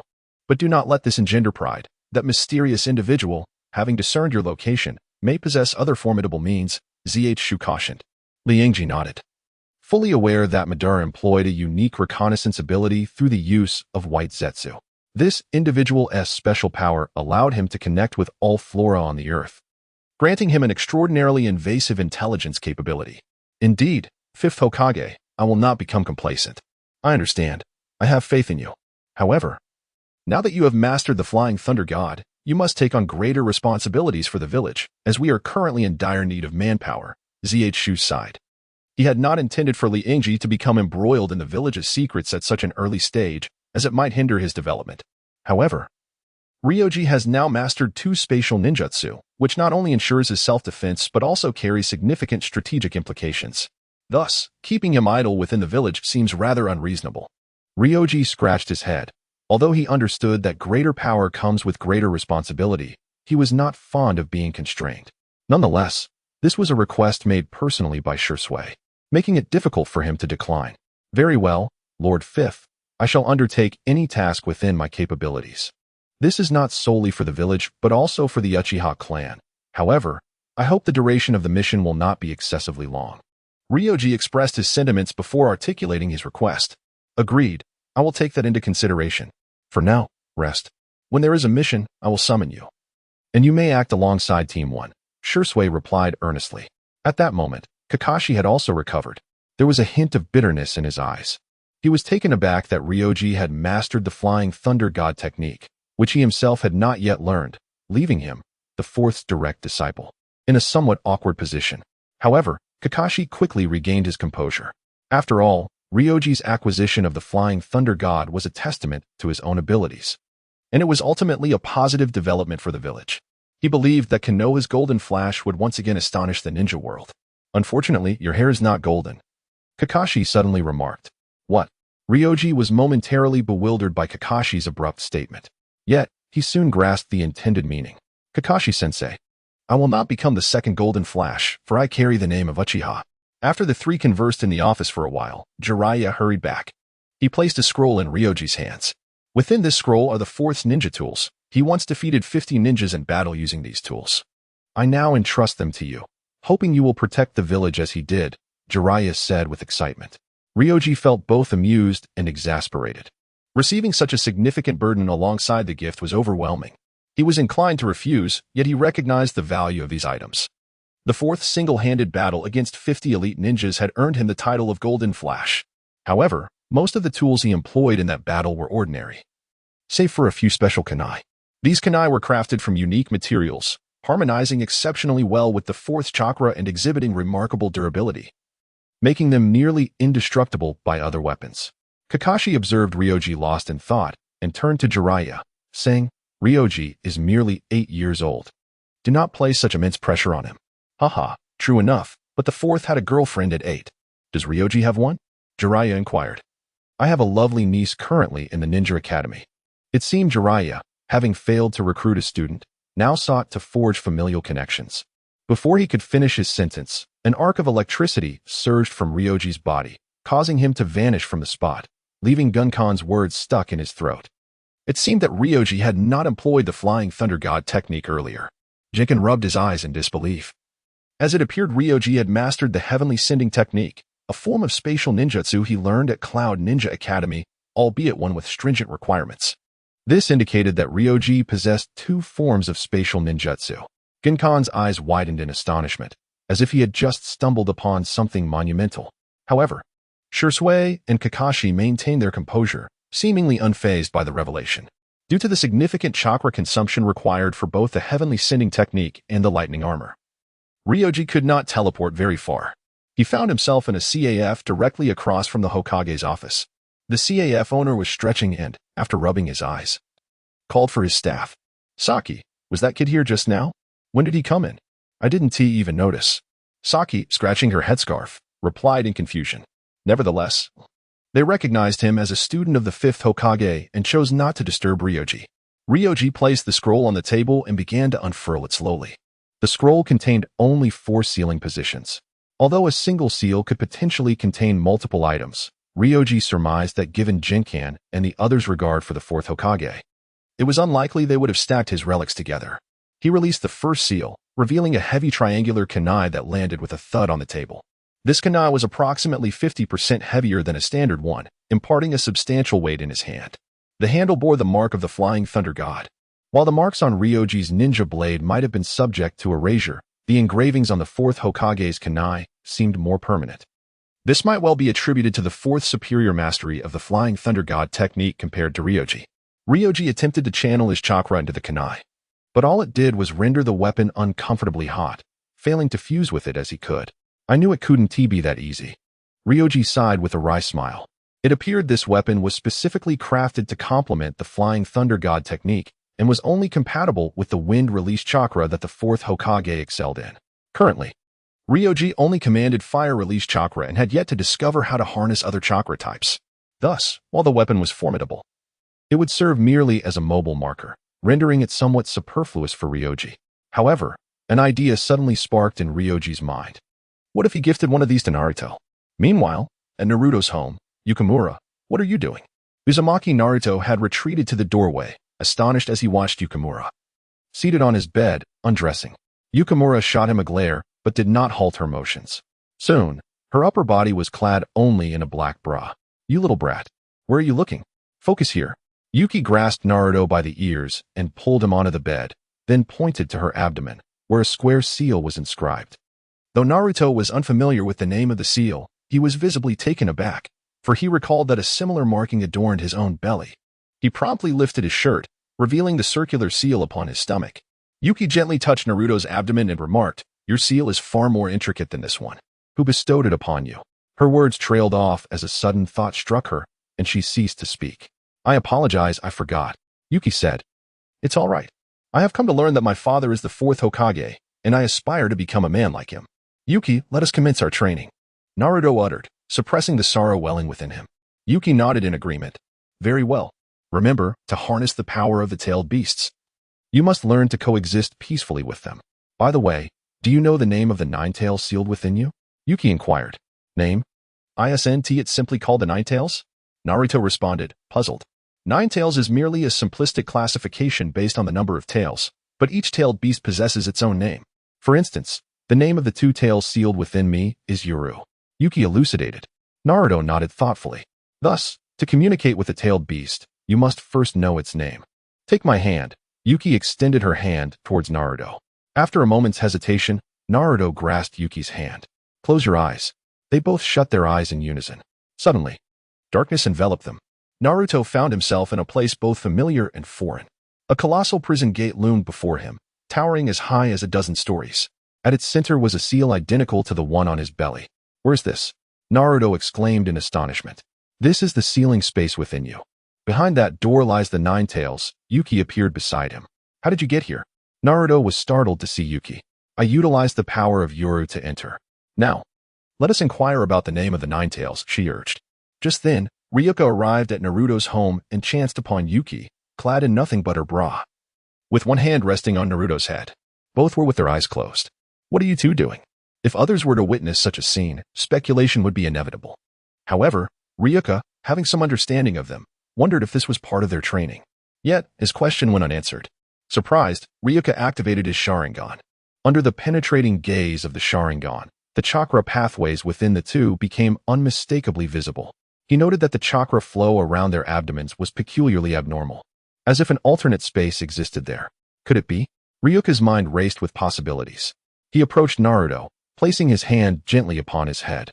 He envisioned himself entering Naruto's seal like a wooden puppet. Unfortunately, he had underestimated the complexity of the task. After a considerable time, he felt no connection whatsoever. It appeared that communication was only possible between Jinchuriki. Thus, he had no choice but to rely on his Sharingan. In the original timeline, Sasuke had utilized his 3-Tomo Sharingan to enter Naruto's seal and encounter the Nine Tails. However, Ryuka could not fathom how that was accomplished. What was he to do? As he pondered, a blue-black tail suddenly extended from behind the wooden figure, attempting to ensnare him. Ryuka recognized it as the tail of the two tails, Yuru. He did not resist. The tail surprisingly merged with his body. A flash of light passed before Ryuka's eyes, and the surroundings transformed. The sky was enveloped in darkness, while beneath him lay an unfathomable expanse of water. Ryuka channeled chakra into his feet and began to walk forward. This must be the interior of Naruto's seal. Yet, where were Naruto and the wooden figure? At that moment, a deafening roar echoed from afar. The water's surface began to churn violently. Over there. Ryuka leaped over the towering waves, racing towards the source of the sound. He was uncertain of the wooden figure's intentions, although he was aware of her abilities. Her situation was distinct from Naruto's. The two tails, Yuru, was not an overwhelmingly powerful beast, so it was not impossible for the seasoned shinobi, the wooden figure, to seek peaceful coexistence by defeating Yuru. After all, most of the Silent Cloud ninjas were formidable.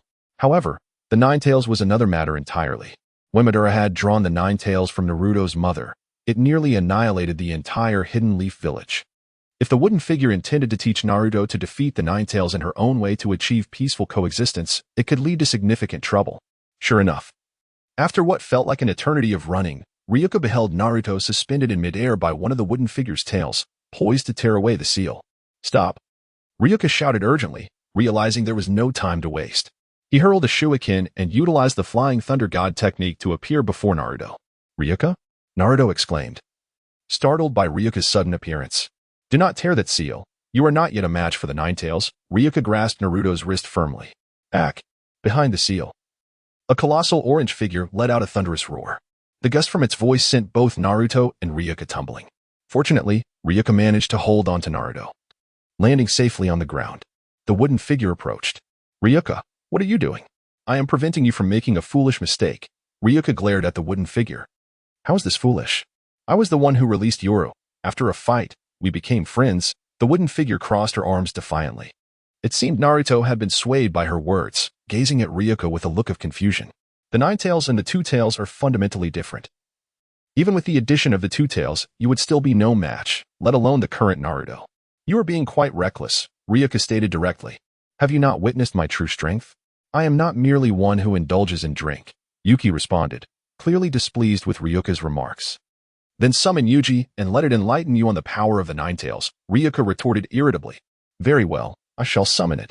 Yuki formed hand seals, and a sphere of chakra flames flickered upon her fingertips. With a swift motion, she pressed against her abdomen, causing a torrent of dark ink to flow forth from the seal on her belly. Subsequently, a cat cloaked in blue-black flames emerged from her midsection. Yuji, why have you called for me? It queried, licking its paws while gazing at Yuki. Is this the tailed beast within you? Naruto inquired, captivated by the adorable feline. Yuji glanced back, then lifted its head to sniff the air. Is that the chakra of Kurama? Where's this place? Yuji suddenly grew restless. Yuki placed it upon her shoulder and pointed toward the colossal sealing gate nearby. This is within the seal of the Nine Tails Jinchuriki. I aim to tame it. Do you believe I can succeed? Tame whom? Tame Kurama? Don't jest. If you seek death, do not include me in your folly, Yuji replied, astonished and indignant. Seeking death? Are you not also a tail beast? We are destined to become allies. What matters is Kurama. Yuki was somewhat taken aback by Yuji's reaction. Can I be compared to it? Our powers are distinguished by the number of tails. Kurama's chakra far surpasses mine by hundreds of times, Yuji proclaimed loudly. Hundreds of times? Surely, you jest. How is that even calculated? Yuki furrowed her brow. It is not incorrect. The chakra of tailed beasts grows exponentially with the number of tails, Ryuka interjected. You seem quite knowledgeable about us, Sharingan user? No wonder, Yuji remarked, casting a glance at Ryuka and noticing his Sharingan for the first time. Moreover, Kurama, due to its overwhelming power, has been sealed more times than any other, leading to the accumulation of significant resentment. Should you release it? Apart from that little brat and me, none of you would survive, Yuji added ominously. What should be done then, if I do not unseal it? How can I train it to coexist with the Nine Tails? Yuki expressed her impatience, as the current situation had exceeded her expectations. If that little brat's Sharingan were a bit stronger, perhaps it could provide assistance, but Kurama harbors a deep-seated hatred for the Uchiha. So the situation may very well turn against us, Yuji remarked, looking at Ryuka. Is it indeed called Kurama? Naruto, who had remained silent, muttered while staring at the ceiling gate. Precisely, while you refer to us as tailed beasts, we possess names of our own. If you wish to befriend it, I find that exceedingly challenging. You might as well abandon the notion, Yuji advised. Upon hearing the words of Wairi, Naruto's expression shifted subtly. After a moment of contemplation, he approached the ceiling gate. You must be Kurama, are you not? Behind the gate, a colossal fox materialized, its elongated eyes already matching the size of an average human's. In comparison to this formidable creature, Naruto appeared no larger than an ant. Little brat, were it not for this seal, I would tear you to shreds. Kurama's voice unleashed a tempest, nearly sweeping Naruto off his feet. Fortunately, Rikai stood behind him, steadying him. Naruto nodded in acknowledgement to Rikai, then raised his gaze to meet Kurama's. You've resided within me for so long. Have you not come to understand? Understand what? You despicable beings, Kurama retorted, lowering its head to fixate on Naruto, its eyes brimming with loathing. That gaze was all too familiar to Naruto. He had not anticipated that the monster dwelling within him would regard him in such a manner. It has merely been confined for too long. Once you become a ninja and grow sufficiently powerful, you will be able to tame it, Rikai reassured Naruto.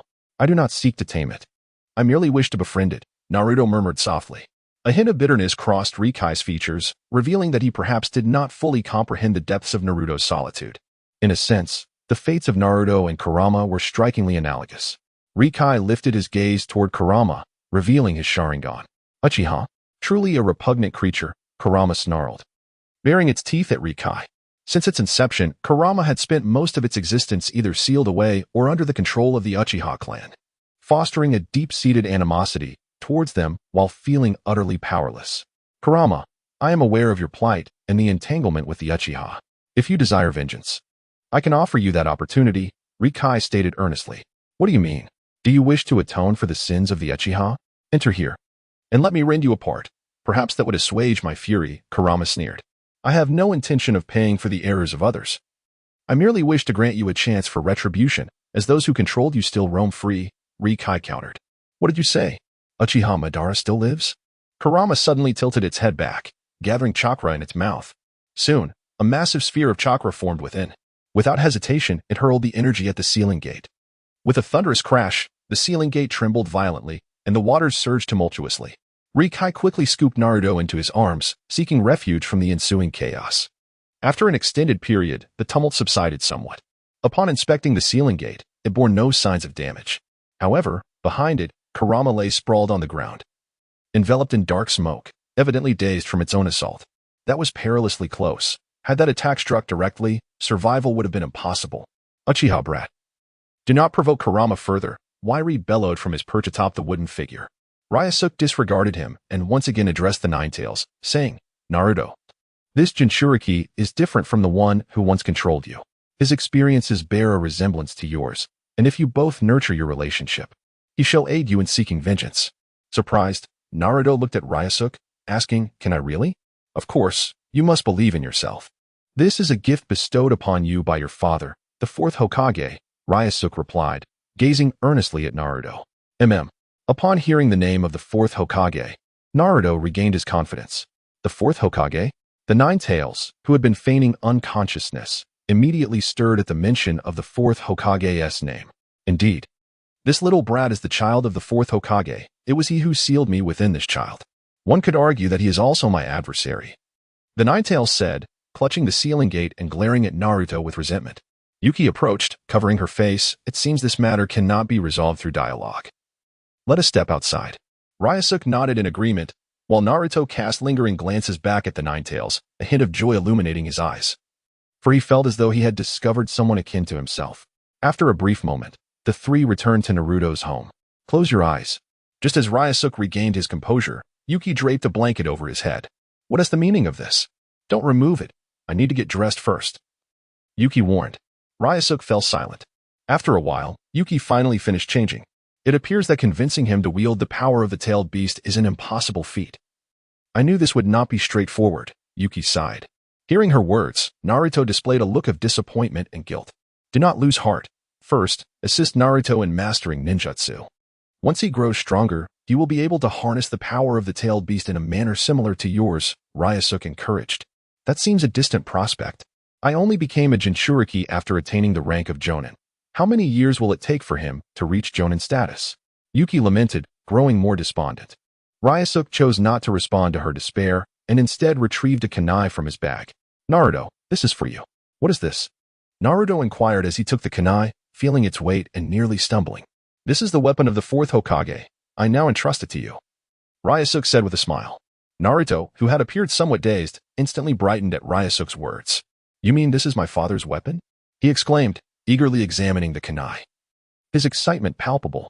The fourth Hokage earned the title. Konoha's yellow flashed through this very weapon. You share the same hair color as he did. I have faith that you will become an exceptional Hokage in the future, Ryōsuke said, patting Naruto on the shoulder. Yes, I will. Merely harboring ambitions is insufficient. Allow me to teach you a ninjutsu. Watch closely, for this is a forbidden technique devised by the second Hokage, the Shadow Clone Jutsu. Ryōsuke formed a shadow clone. Wow, that's incredible! Naruto's eyes sparkled with wonder. The wooden figure rose from the bed, still a child. Could he truly learn? Yet, scarcely had she uttered her words when Naruto executed the same ninjutsu. Unlike Ryōsuke, however, he conjured dozens of shadow clones, instantly filling the entire room, with some even perched atop the cabinets. The sight startled the wooden figure. Nevertheless, Ryōsuke chuckled. Indeed, the multiple shadow clone technique was Naruto's exclusive ninjutsu. Although his emergence altered the course of events, Ryōsuke resolved to assist the two protagonists of the original timeline in their growth to mitigate the adverse effects of these changes.